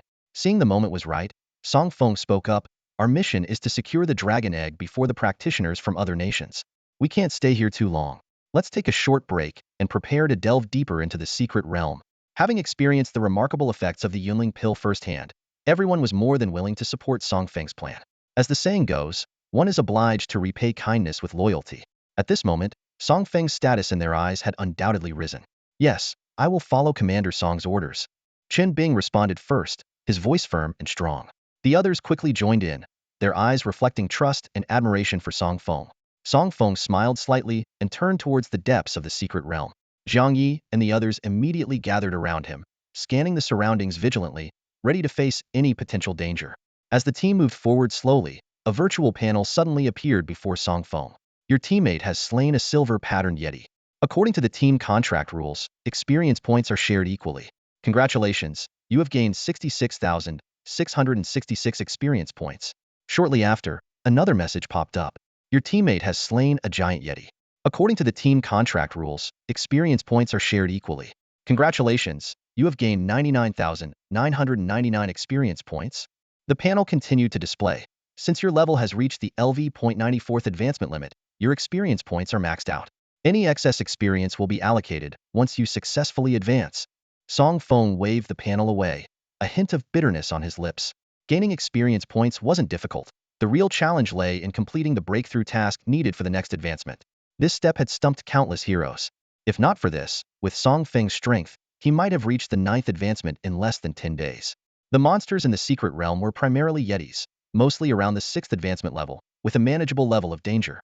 Song Feng observed the powerful figures clearing the path ahead, his thoughts drifting. Though they hadn't provoked the Yetis, they were blocked by thousands of them, forcing the team to battle, which significantly slowed their progress. Song Feng had once considered having Chen Bing use spatial teleportation to reach the depths of the secret realm and search for the dragon egg. However, this suggestion was immediately rejected by Jiang Yi. Jiang Yi explained that the secret realm, as an independent microworld, had solidified spatial laws. Recklessly using spatial teleportation could disturb these laws, triggering catastrophic spatial storms. Hearing this, Song Feng broke into a cold sweat, realizing how little he truly understood about these complex matters, despite his schooling. With no other choice, the team continued to proceed methodically along the established route, striving to reach the depths of the secret realm as quickly as possible to find the dragon egg mentioned in the breakthrough task. Time passed within the secret realm, and due to the difference in time flow between the realm and the outside world, they lost track of time. After an indeterminate period, the steadily advancing team suddenly halted. A virtual panel appeared before them all. Congratulations on passing the first valley of Ice Dragon Valley, the Yeti Camp. Please prepare yourselves to enter the next valley, Extreme Frost Storm. Seeing this message, Song Feng couldn't help but twitch his lips. This was just the first stage? Song Feng effortlessly passed through the first level of the Ice Dragon Valley, as if it were just a casual stroll. However, for Jiang Yi and the others, this initial challenge was anything but easy. Despite being skilled fighters of the 7th tier and above, the overwhelming number of 6th tier snow monsters quickly nullified their level advantage. After the battle, although there were no casualties, everyone was left with injuries. Even with the combined efforts of 3 elite teams from the Dragon Nation, the challenge was formidable, and this was only the first level. This raised concerns about the difficulties ahead. If each level increased in difficulty, what kind of horrors awaited them in the later stages? The fear of the unknown weighed heavily on everyone's minds. The onslaught of thousands of 6th tier snow monsters was merely an appetizer, and it was clear that this level of secret realm was not something one could easily walk away from unscathed. Concerns grew about the fate of the professionals from other countries, fearing many might meet their end here. As the commander, Song Feng understood the importance of morale. He spoke in a firm voice, "Everyone, this is just the beginning. We've got a long road ahead. Stay focused and keep moving forward." With that, he resolutely stepped forward, and the others steadied themselves and followed closely behind. The moment they stepped into the second level of the valley, a system notification sounded. "You have entered the second level of the Ice Dragon Valley Extreme Frost Storm." As the words faded, a fierce wind arose, carrying swirling snow in a massive tornado, sweeping through like a dragon. Song Feng's clothes flapped violently in the wind, and he had to crouch and lower his center of gravity to avoid being swept away. The blinding snow obscured their vision, and they could barely make out the shapes within a 3-meter radius. "Everyone, don't panic, listen to my commands." Song Feng's voice cut through the storm. "Gather around me, form a tight group, follow the previous path forward. Those with weaker defenses, move to the inside, and the stronger ones, take the outer positions." Responding to his command, the group quickly adjusted their formation. Song Feng activated his insightful spirit eye, taking in everything within a 400-meter radius. Suddenly, he shouted, "Uncle Lu, watch out for the attack coming from the front left." Although Lu Fan couldn't see clearly, upon hearing Song Feng's warning, he immediately reacted, launching a powerful punch in the indicated direction. With a boom, a massive icicle shattered into shards upon impact with his fist, dispersing into the wind. Lu Fan breathed a sigh of relief and gave Song Feng a thumbs up. "Well done, Song." However, his smile soon faded. Jiang Yi patted him on the shoulder and pointed to his fist, saying, "Old Lu, don't celebrate just yet, look at your hand." Lu Fan looked down to find his right fist encased in a layer of pale blue ice crystals, which were rapidly spreading. Unconcerned, he attempted to shatter the ice with his mental energy, only to realize his right hand had lost all sensation. "Why can't I feel my right hand?" Lu Fan's murmured words alerted the others to the seriousness of the situation, and the atmosphere grew tense. Song Feng keenly sensed the crux of the matter. His eyes, sharp and penetrating, scanned the crowd. "Lu Fan has been with us all along, doing the same things, so why has his right hand suddenly undergone a strange transformation?" His voice carried a hint of urgency. "The only possibility is the ice shard that was just shattered." Before anyone else could react, Song Feng pushed through the crowd to Lu Fan's side. In just a few seconds, the ice crystals had spread like something alive, completely encasing Lu Fan's forearm and rapidly advancing up his arm. Song Feng observed intently, a glint of starlight flashing in his eyes. His brow furrowed deeply. "The life force in your right hand is nearly gone. It's about to lose all vitality." Lu Fan was shocked to the core as he processed this. He focused on his senses and was horrified to find he could barely feel his right arm. It hung limply, swaying like a lifeless object in the breeze. Seeing this, Bai Jing anxiously stepped forward. "Brother Feng, should I just smash the ice crystal?" He raised his fist, ready to act. "No." Song Feng quickly stopped him. "The ice crystal has already merged with Uncle Lu's flesh. If you break it recklessly, his right arm might shatter along with it." Squinting, Song Feng examined the ice crystal, faintly seeing wisps of pale green gas emanating from its surface. "This ice crystal is potent. It seems to be more than ordinary ice and snow." He hesitated briefly, then his gaze turned resolute. "Maybe we should see if this skill works." Without delay, Song Feng decisively used his skill Holy Lotus Surge.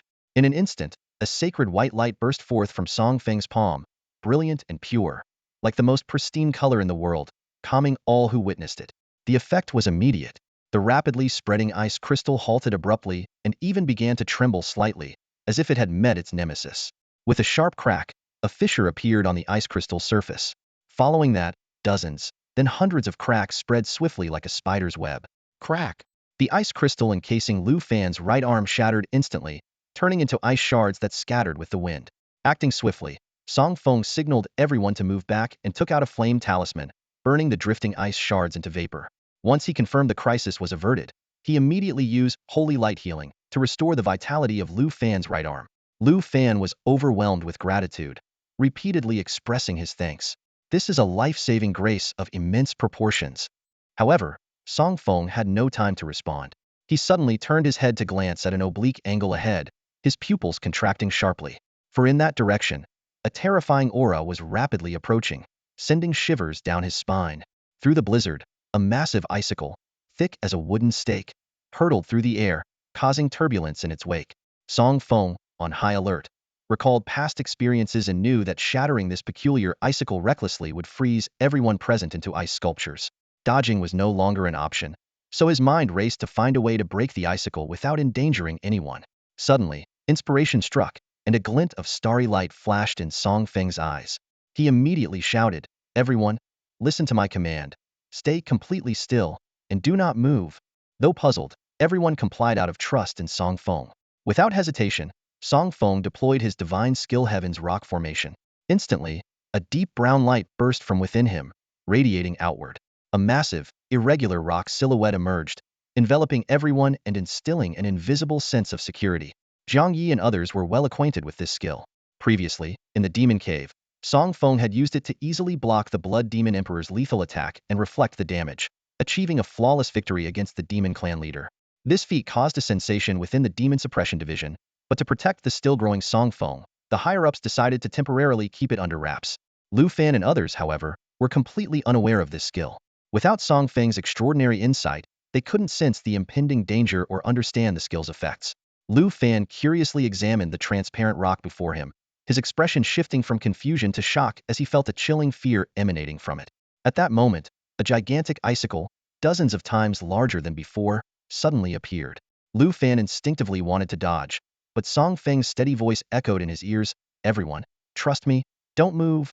This reassurance quelled Lu Fan's panic, and he steadied himself, confident that Song Feng could work another miracle.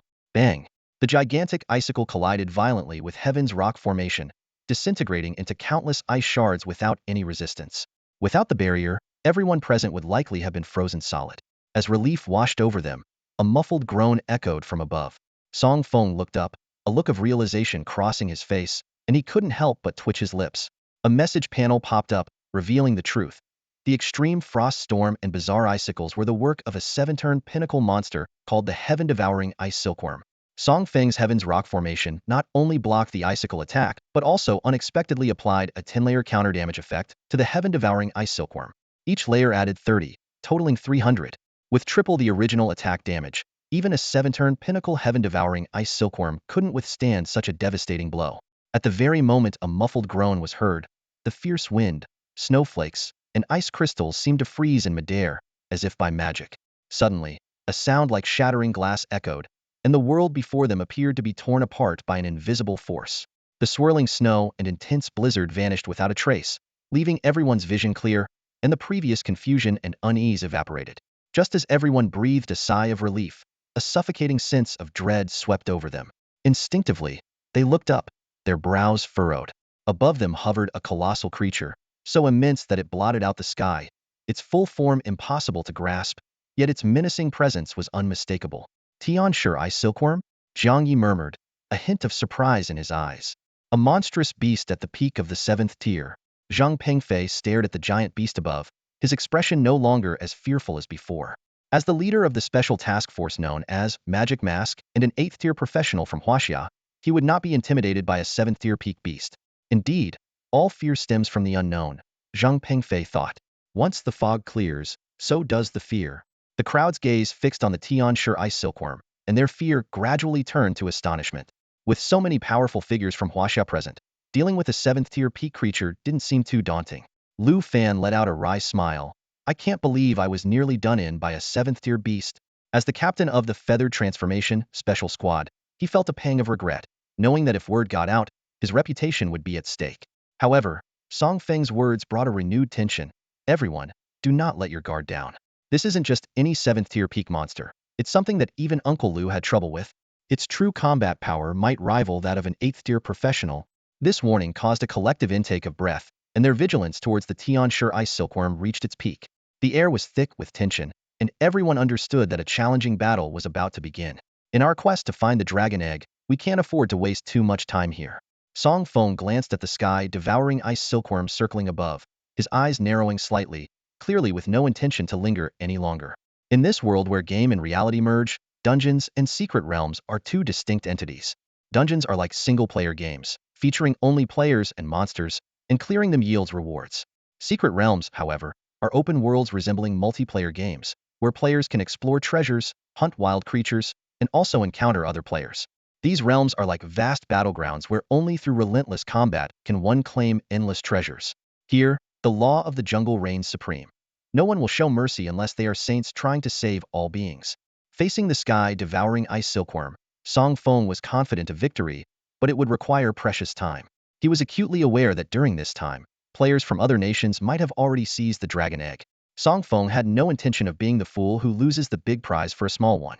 After careful consideration, only one thought remained in Song Feng's mind. Of all the 36 stratagems, fleeing is the best. He immediately activated his skill Swift as a shadow. A pale blue glow emanated from his palm, dispersing like dandelion seeds and attaching to his team.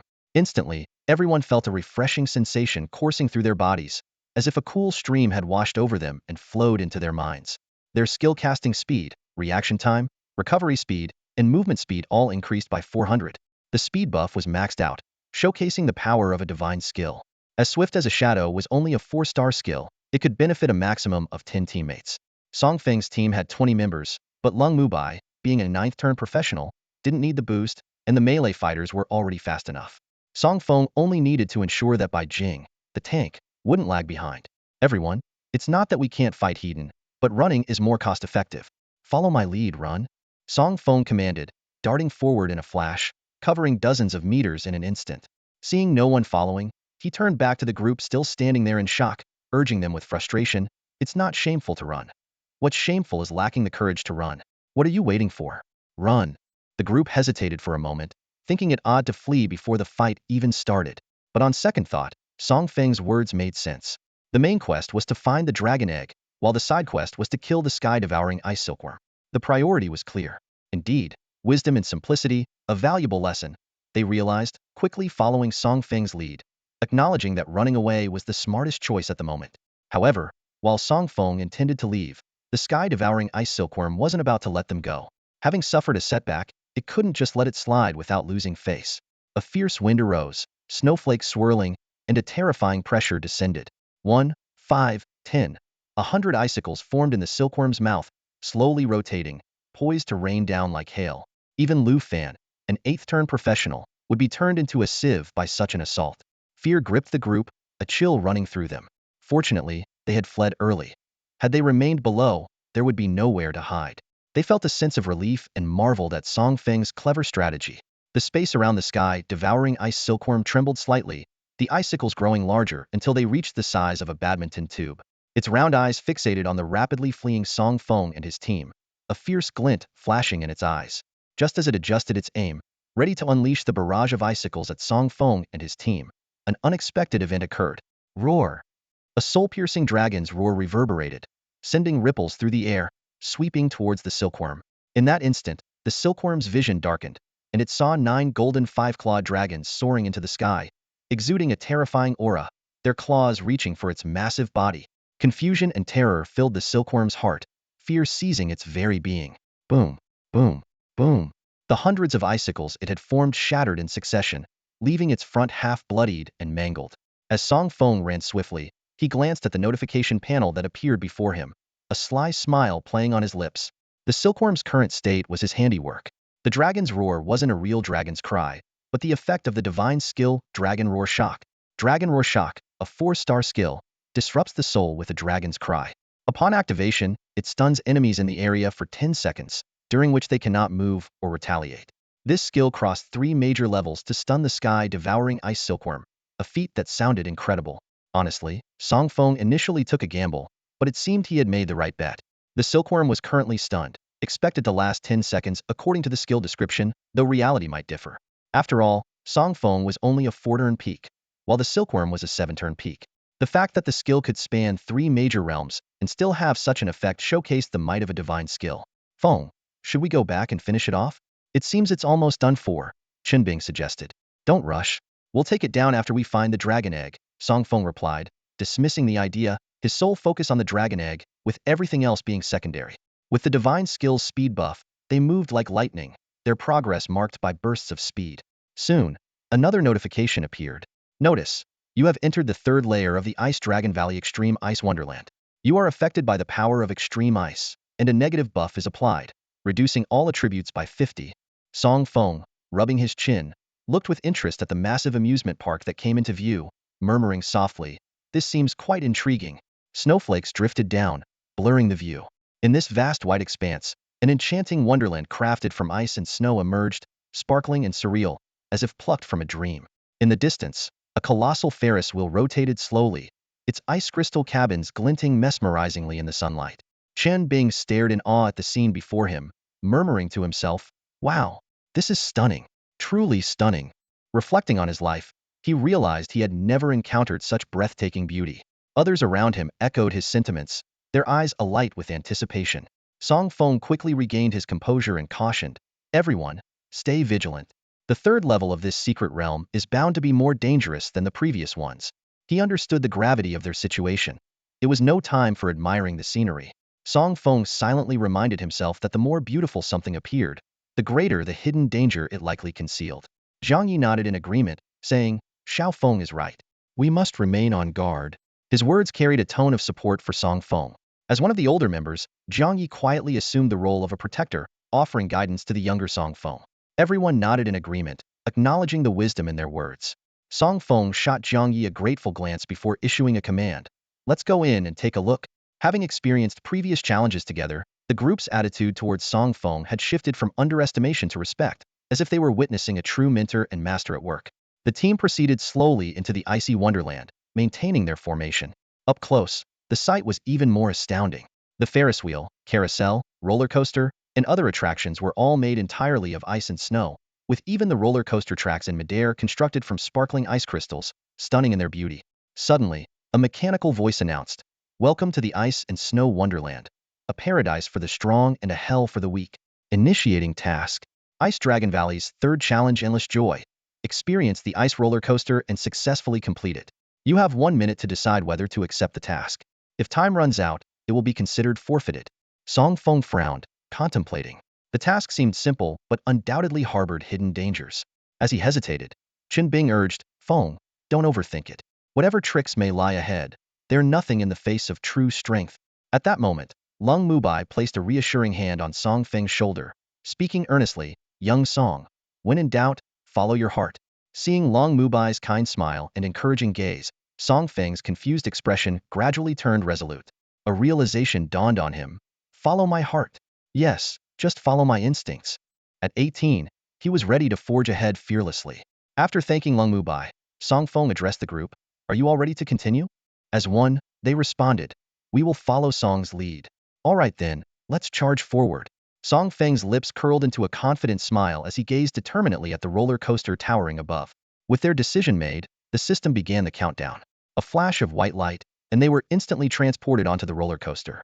This roller coaster resembled a massive ice crystal cart, devoid of seats or safety belts, yet spacious enough to accommodate 20 people standing comfortably. The icy surface emitted a chill, but thanks to the effects of the spiritual pills they had taken, no one felt too cold. Surveying the group, Song Feng called out, "Everyone, get ready. We're about to set off." Buzz. With a massive hum, the roller coaster suddenly lurched into motion. Song Feng gripped the handle tightly. It was his first time on a roller coaster in both his lifetimes. The tracks suspended high in the air, and the eerie curves made him gasp, filling him with a sense of fear. Yet, this fear was intertwined with anticipation, creating a fascinating inner conflict. Song Feng chuckled at himself. A typical case of being bad at something but loving it anyway. However, he quickly dispelled this light-hearted mood. This wasn't an amusement park. It was a perilous battlefield. A single misstep could cost him his life. Sure enough, the first challenge arrived swiftly, an aerial assault. The sky suddenly darkened as hundreds of creatures descended like a tidal wave. They resembled eagles, their feathers glinting like ice crystals, with fierce eyes. The dreadful pressure they exerted felt like an invisible mountain pressing down on everyone, leaving them breathless. What is this? The crowd exclaimed in shock. Song Feng promptly provided the answer. Ice falcons. His insightful spirit eyes had already revealed the creature's information panel. Level 6 to 7 transformations, skilled in long-range ice feather attacks, extremely difficult to handle. On the ground, such creatures would mean little to Chen Bing. But in the air, the situation was dire for everyone. Worse still, they were trapped in the mining cart, severely limiting their movement. Song Feng glanced below. The 100-meter height made him shiver. Suddenly, hundreds of ice falcons launched their attack. Countless ice feathers, sharp as blades, glinted menacingly. Just as the group prepared to defend themselves, Song Feng casually remarked, "Ladies and gentlemen, this attack isn't worth your effort. Save your strength for the challenges ahead. These small fry are mine to handle." With that, Song Feng raised his right hand, and a brownish-yellow light burst from his palm. The light rapidly expanded, forming an irregular defensive shield. "Divine skill, heavenly rock formation," the crowd exclaimed in awe. The ice feathers clashed fiercely with the shield, producing a piercing sound. Yet, within moments, hundreds of ice feathers crumbled into dust. Immediately, a terrifying energy began to accumulate within the shield, its intensity rising continuously. When the energy reached its peak, a deafening explosion erupted. Invisible energy ripples spread outward from the heavenly rock formation, sweeping toward the ice falcons like a tidal wave. They had no time to react, their eyes filled with terror. In the next instant, a blinding white light flashed, and all the falcons disintegrated into powder, scattering with the wind. The crowd stared in disbelief at Song Feng, who merely smiled calmly, hands clasped behind his back, eyes fixed ahead. This is just the beginning. More challenges lie ahead. Everyone, stop gawking and prepare for battle. The crowd exchanged glances, thinking to themselves, this isn't a challenge, it's clearly your grand show-off. After dealing with the ice falcon, no one let their guard down. The roller coaster continued to speed along the icy track, shrouded in a dense white fog that obscured the path ahead. Everyone felt a mix of anxiety and anticipation, as if the mysterious dragon egg was drawing ever closer. The roller coaster embarked on a series of thrilling maneuvers, shaped spins, vertical climbs, and sheer drops, completing numerous high-difficulty feats in the sky. Despite their formidable skills, they couldn't help but scream throughout the extreme experience. Among them, the young girl Nangang Mu's voice was the loudest. Her piercing shriek had such an incredible penetration that it made Vanderwall's eardrums ache. "Mu, could you lower your voice a bit? Uncle Hua's ears are about to burst." Vanderwall cried out, clutching his ears with a pained expression as if wearing a mask of agony. However, Nangang Mu was too caught up in her screaming to hear him, her voice nearly piercing the heavens, causing the entire icy track to tremble violently. Watching this scene, Song Feng silently marveled. Looks like Sister Mu has some potential in soundwave techniques. With these natural vocal cords and soundwave skills, who could withstand it? Just then, a sharp, jarring crack echoed around them, causing everyone to turn their heads in unison, their expressions instantly changing. Ahead, less than a few dozen meters away, the icy track had broken. The severed track fell straight to the ground, leaving a gap of about 10 meters. It dawned on them that they were hundreds of meters above the ground. If they fell from here, survival would be a slim chance, and broken limbs would be inevitable. Despair and fear enveloped them all. Even the usually composed Jiangyi broke into a cold sweat. Song Feng quickly regained his composure, his mind racing for a solution. Inspiration struck him as he recalled the inertia law from middle school. Listen to my command, everyone. Take out everything heavy you have, the heavier the better, and do it now. Though puzzled, with Long Mubai's support, everyone swiftly retrieved various heavy objects from their personal spaces and piled them onto the empty seats. As the roller coaster approached the gap, Song Feng clenched his fists tightly, beads of sweat forming on his forehead, silently praying, "Newton, bless us. Oh mighty physics." In the next moment, the roller coaster shot off the track, tracing a perfect arc through the air. Thanks to inertia, it didn't plummet directly but continued in its original direction. Fortunately, the other end of the broken track was slightly lower, allowing the coaster to land precisely back onto the track, with the wheels aligning perfectly. Everyone was left speechless, staring in disbelief at the scene. "No way. Is this even possible?" they exclaimed, feeling both awestruck and grateful for this heart-stopping moment. In that moment, all eyes turned to Song Feng, burning with admiration and envy as if gazing upon a war god. His actions not only led the team through a critical juncture but effectively saved everyone's lives. This life-saving debt would surely be carved into their memories, never to be forgotten. "Feng, you're incredible," Chen Bing exclaimed, quivering with excitement as he wrapped his remaining arm tightly around Song Feng's shoulder. Song Feng gently moved Chen Bing's arm aside and turned to take a deep breath. He had gambled and won. The scales of victory had tipped in their favor. Cheers erupted behind him. Commander Song, you're a genius. We should just call you the Sage Commander from now on. That plan was insane. I wouldn't have even dared to think of it. Commander Song, where did you learn such skills? I've lived most of my life and never heard of anything like it.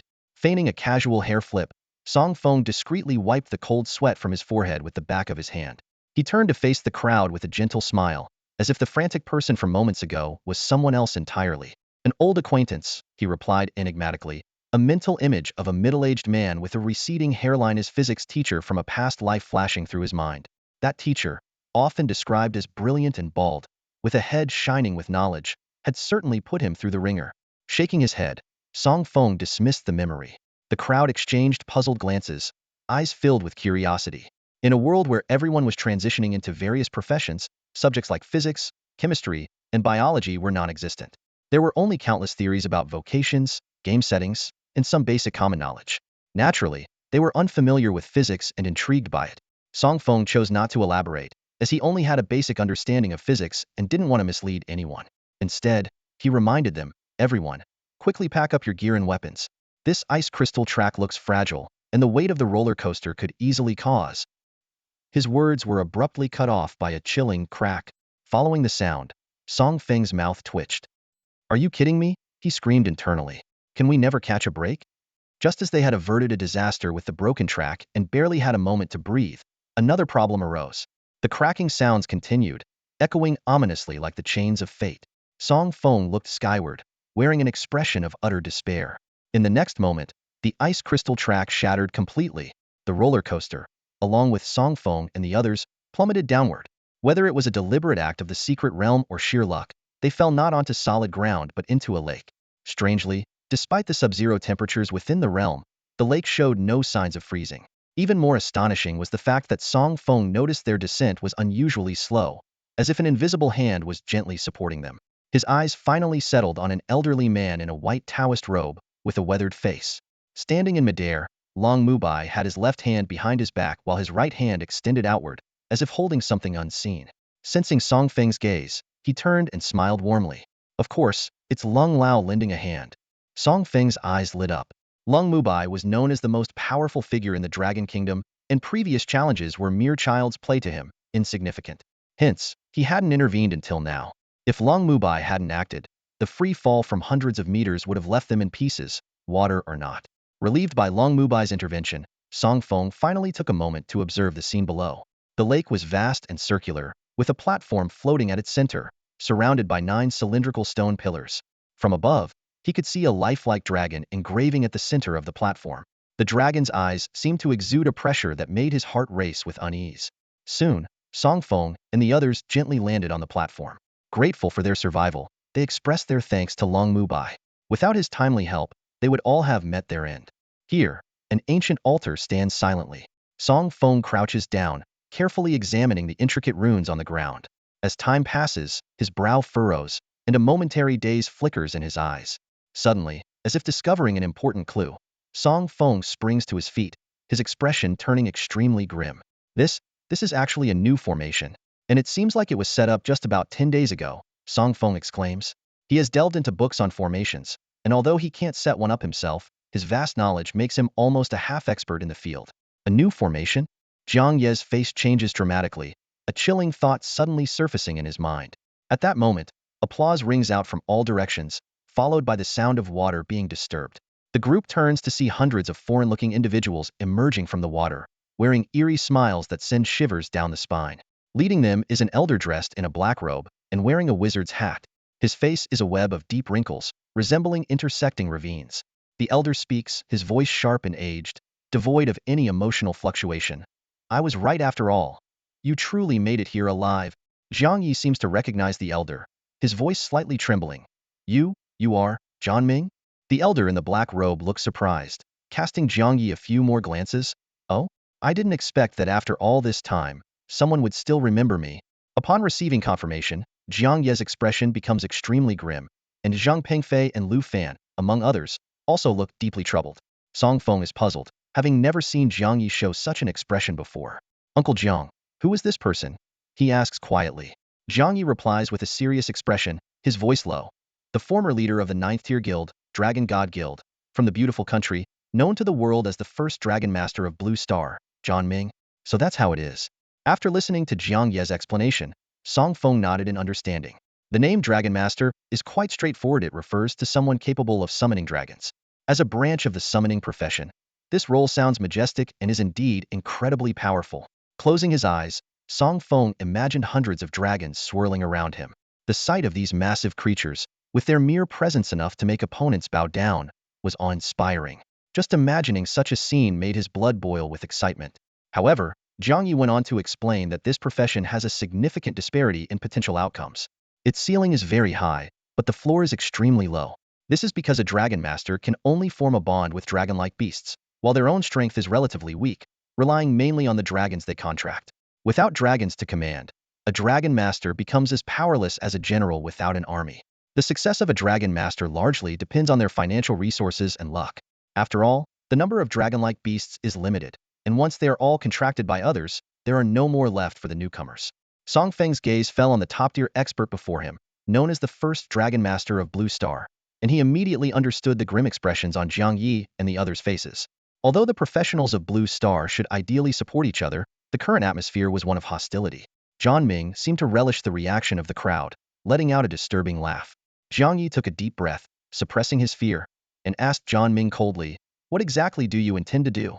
John Ming, as the hidden trump card of a powerful nation, rarely showed himself. His appearance in the secret realm clearly had a purpose. "What could I possibly want to do?" John Ming replied with a disconcerting smile that creased his face deeply. "I just wish to boost my nation's strength a bit before I die, and perhaps eliminate some foreign nuisances along the way." His calm tone sent chills down the spines of those present. Song Feng glanced around, noticing that almost all of the hundreds of professionals were from John Ming's country, with no trace of professionals from other nations. It was clear that the others were either trapped in the secret realm's challenges or had already fallen victim to these professionals. Alarm bells rang in Song Feng's mind. Could it be that this nation had discovered the secret of dragon eggs hidden within the realm? If so, the eggs might already be in their possession. Although this was merely a suspicion, the situation was undeniably perilous. After a moment of contemplation, Song Feng made up his mind and suddenly spoke. "Mr. John Ming, I imagine you wouldn't want the outside world to know about your nation's blatant killing of foreign professionals, would you?" "Oh, what are you trying to say?"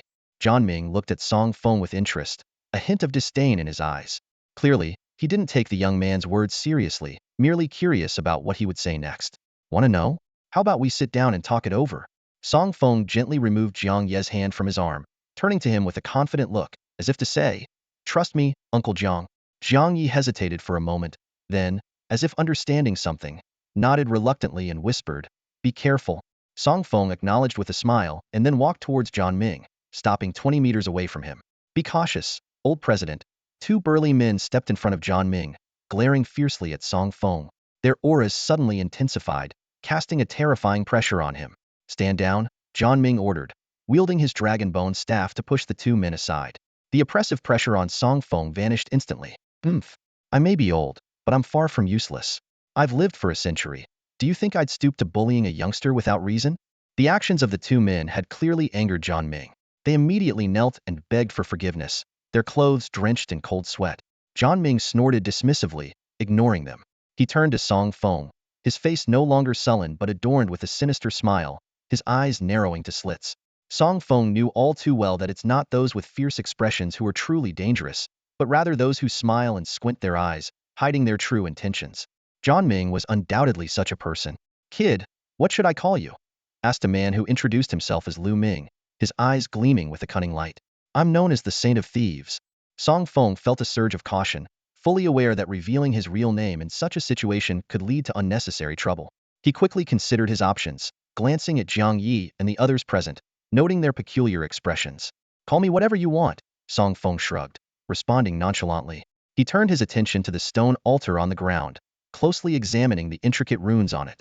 "I guess this is the dragon locking array?" Song Feng mused, stroking his chin thoughtfully. Hearing this, John Ming's smile froze momentarily but soon returned to normal.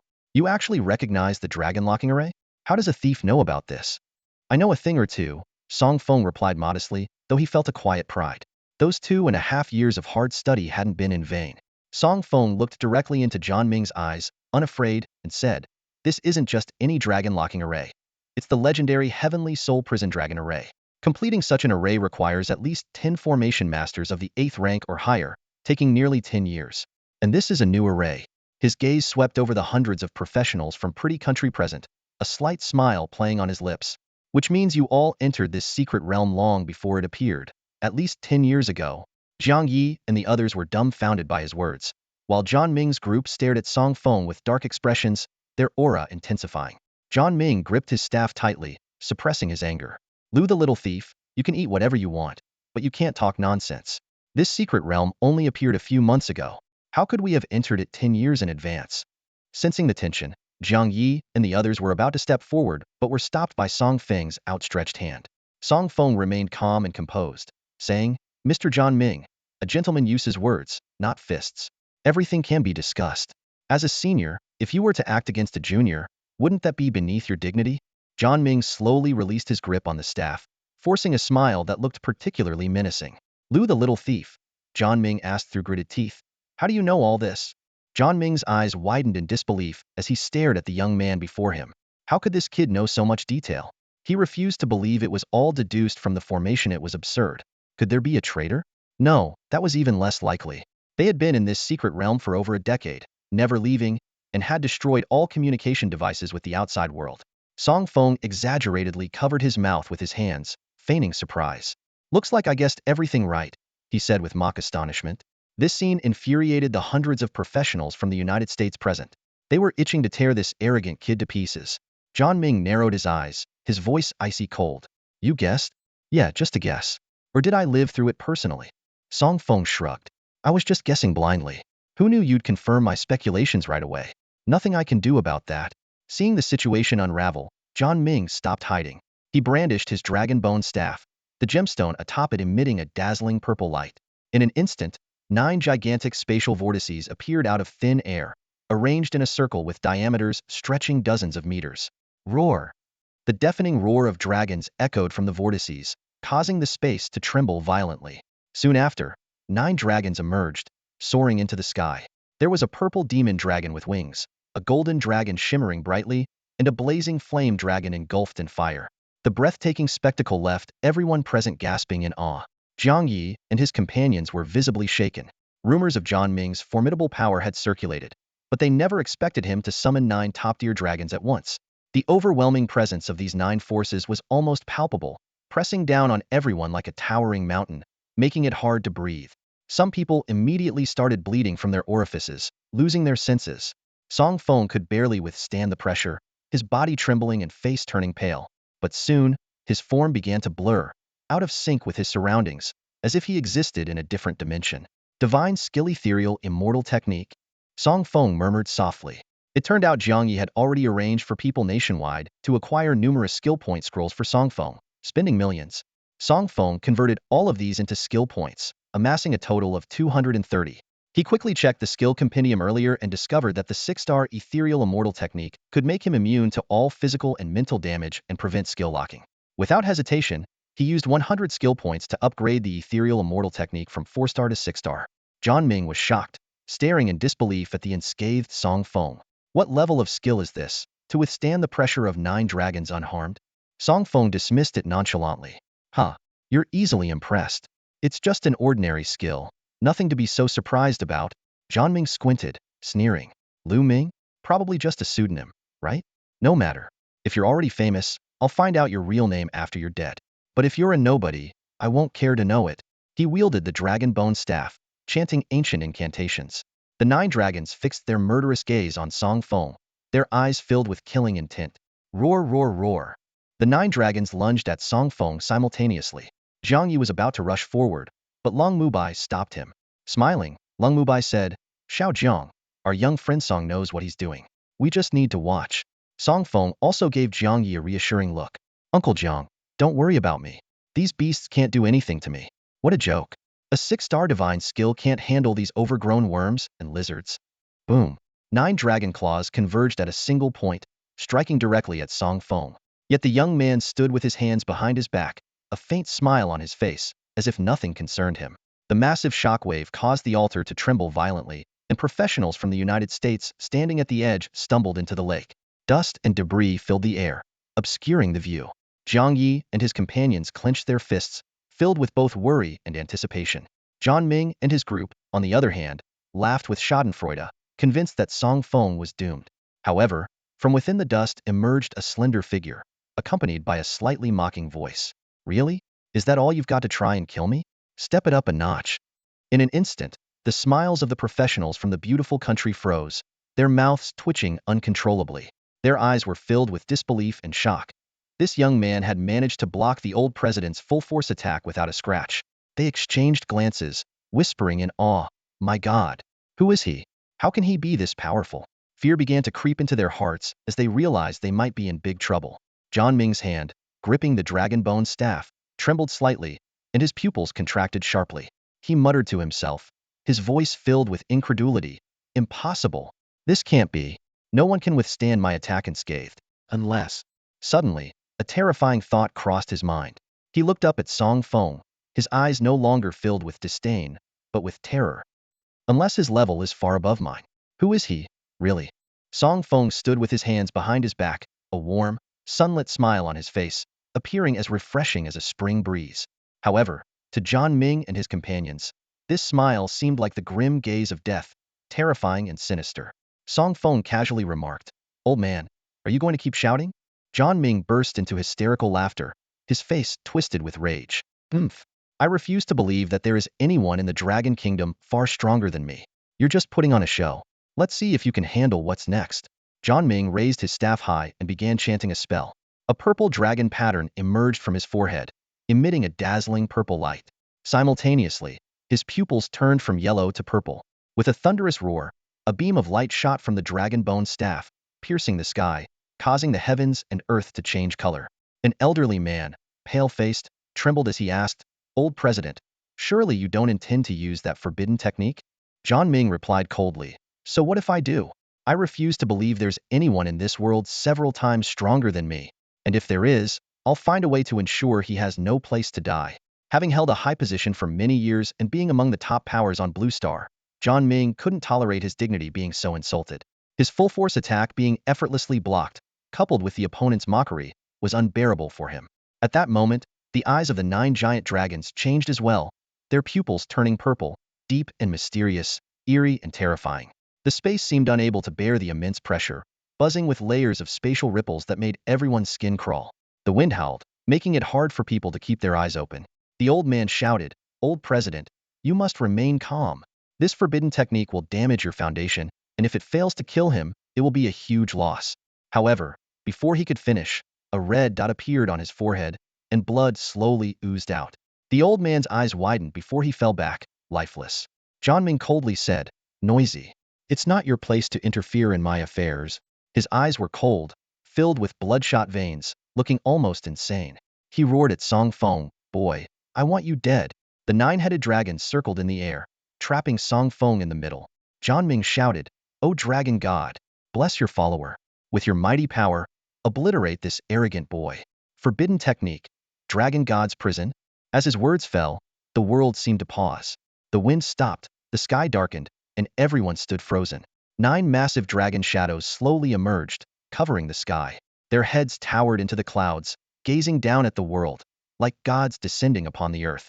Zhang Ming immediately knelt, prostrating himself in reverence. Follower Zhang Ming welcomes the dragon god. The other professionals from the beautiful country followed suit. Jiang Yi and his team looked grim. Despite being members of the Dragon Kingdom Special Squad, they stood no chance against a top-tier Blue Star powerhouse like Zhang Ming, let alone with him using the bizarre dragon god forbidden technique. The mere presence of it made their hearts tremble, filling them with a desire to retreat. The 9 dragon god shadows stared at Song Feng, their eyes calm yet harboring murderous intent. However, Song Feng looked merely curious, his eyes showing no fear, his body unaffected by the dragon god shadow's presence. Suddenly, a dragon's roar tore through the sky, and a crack appeared in the darkened heavens. A dragon head, emitting a dark purple glow, emerged, its eyes squinting as it gazed at the boy on the ground. It spoke, its voice booming like thunder, resonating across the entire secret realm. "Who are you?"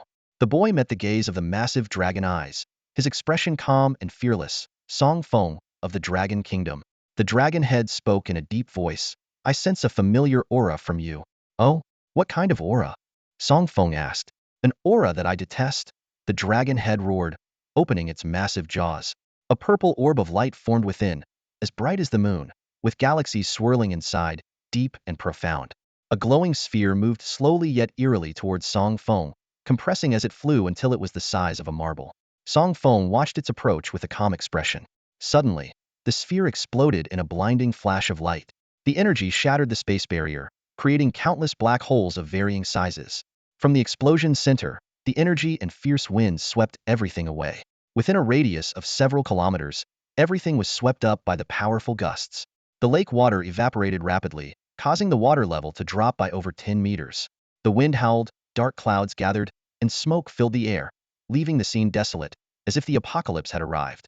High above, a pair of enormous dragon eyes flickered with disdain. Humph! It carries his aura but lacks his essence, just an ant.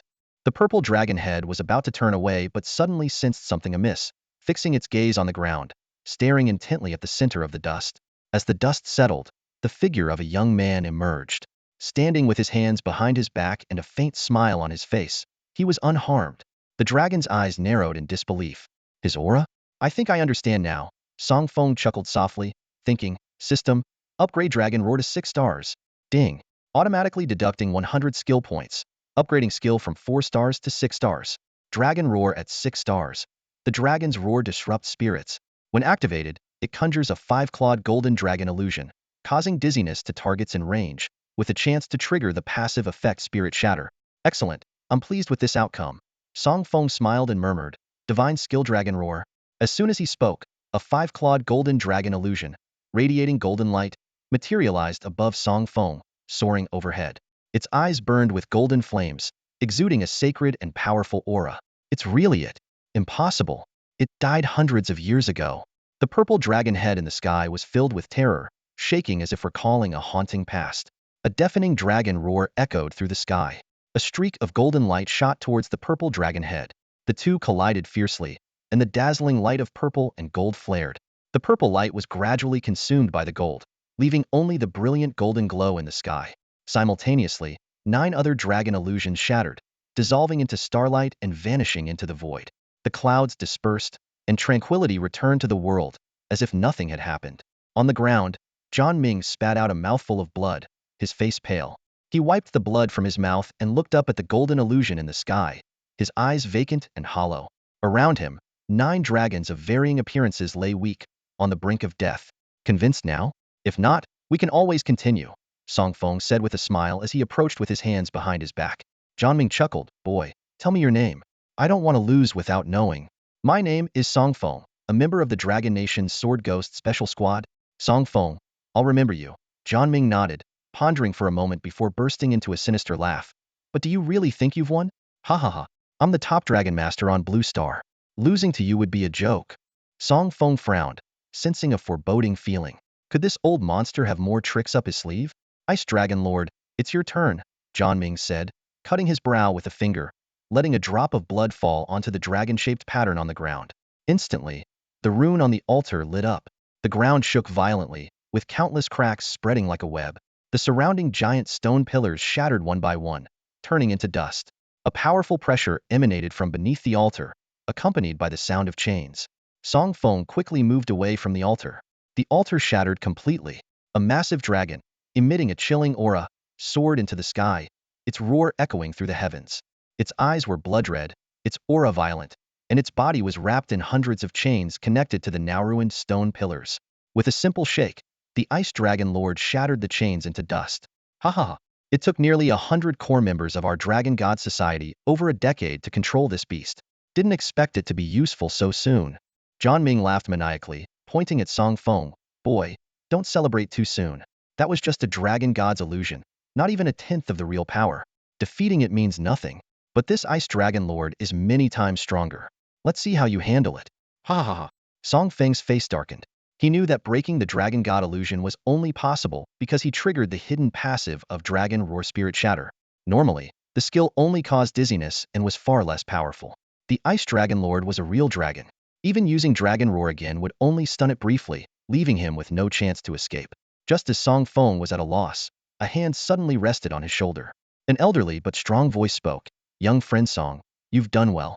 Leave the rest to me. Turning his head, Song Feng's eyes lit up. Not far away, Long Mubai stood in midair, dressed in white, exuding an imposing aura. Song Feng was secretly delighted, not expecting this venerable elder to appear at such a crucial moment. He recalled witnessing Long Mubai's astonishing power in the demon realm, slicing open the soul hall of the purple fiend demon clan with a single sword stroke and chasing the formidable Hunyu into a panicked retreat. Long Mubai's mastery of a domain that only a 9-turn expert could awaken was enough to rival the Ice Dragon Lord before them. John Ming squinted, scrutinizing Long Mubai, feeling a sense of familiarity, yet unable to recall where they had met. He attempted to gauge the man's strength, but was shocked to find himself unable to discern anything about the white-clad figure. With years of experience, John Ming realized that this person far surpassed him in power. Long Mubai smiled faintly and said, "Kid, it's normal that you don't recognize me. When my name was renowned, and I had bested the prodigious talents of various nations, you were probably still in diapers, crying your heart out. I am called Long Mubai, known to the world as the Solitary Sword Immortal. You may call me that as well." The Solitary Sword Immortal? John Ming's face turned deathly pale, stammering. "Weren't you said to have entered the demon realm 100 years ago to avenge your wife, and perish there? How can you be here?" Long Mubai's eyes turned cold. "Oh, how do you know such details?" He was inwardly shocked. This was top-secret information. Even those in the know had signed confidentiality agreements.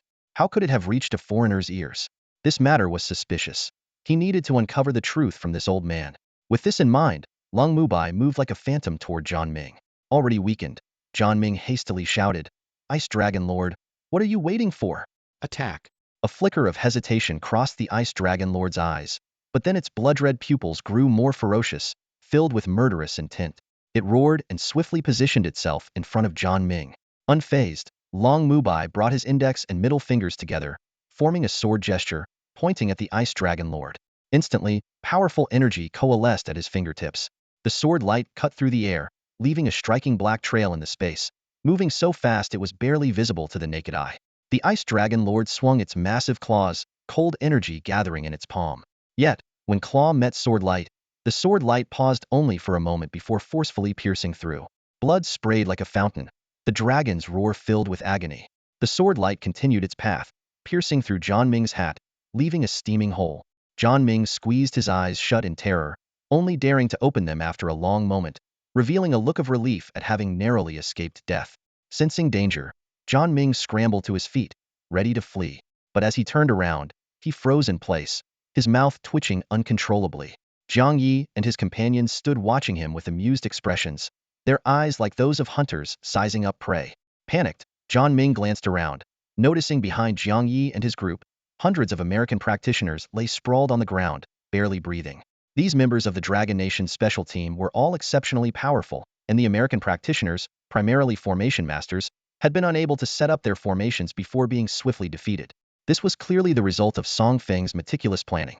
Jiang Yi had just regained his footing after being thrown by the shockwave when he caught Song Feng's meaningful glance.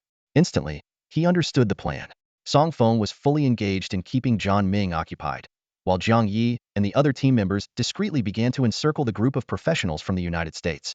"Since you're here, don't expect to leave unscathed," Jiang Yi thought to himself. Both sides launched their attacks simultaneously, forming a pincer movement. John Ming and his group were immediately thrown into chaos, trapped with no escape. John Ming's eyes flashed coldly, the red veins in his eyes revealing his anger and frustration. "You all really planned this well," he said through gritted teeth. Jiang Yi chuckled and shook his head, pointing to the slender young man approaching with his hands behind his back. "Mr. John Ming, it's not us who planned this, but him. Allow me to introduce," Jiang Yi continued.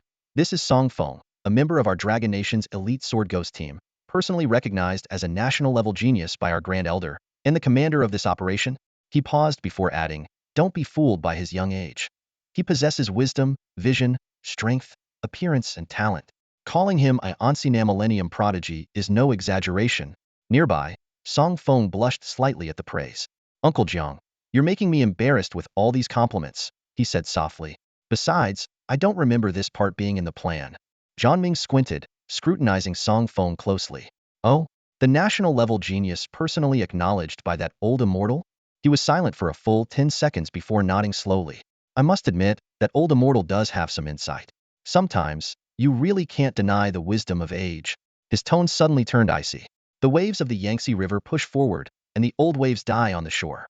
The future will belong to the young. Lowering his voice, John Ming let out a sinister laugh. But that will only be the young from my beautiful country. Before he finished speaking, John Ming raised his dragon bone staff high. The gem on the staff emitted a brilliant light, still powerful despite being slightly dimmer than before. Buzz, buzz, buzz. The space trembled violently as nearly 100 spatial vortices appeared out of thin air, densely packed like a giant beehive. The sound of dragons roaring emanated from the vortices, deafening and overwhelming. John Ming's eyes were as cold as ice, his voice low and despairing. I know I can't leave here alive. He paused, a hint of madness flashing in his eyes. So, let me take a few of you down with me before I go. That's all for today. Thank you so much for watching. I hope you guys enjoyed. If you wish to have another part of this recap, please give us at least 1,000 likes. Please don't forget to comment and subscribe to our channel for more content like this. Until next time.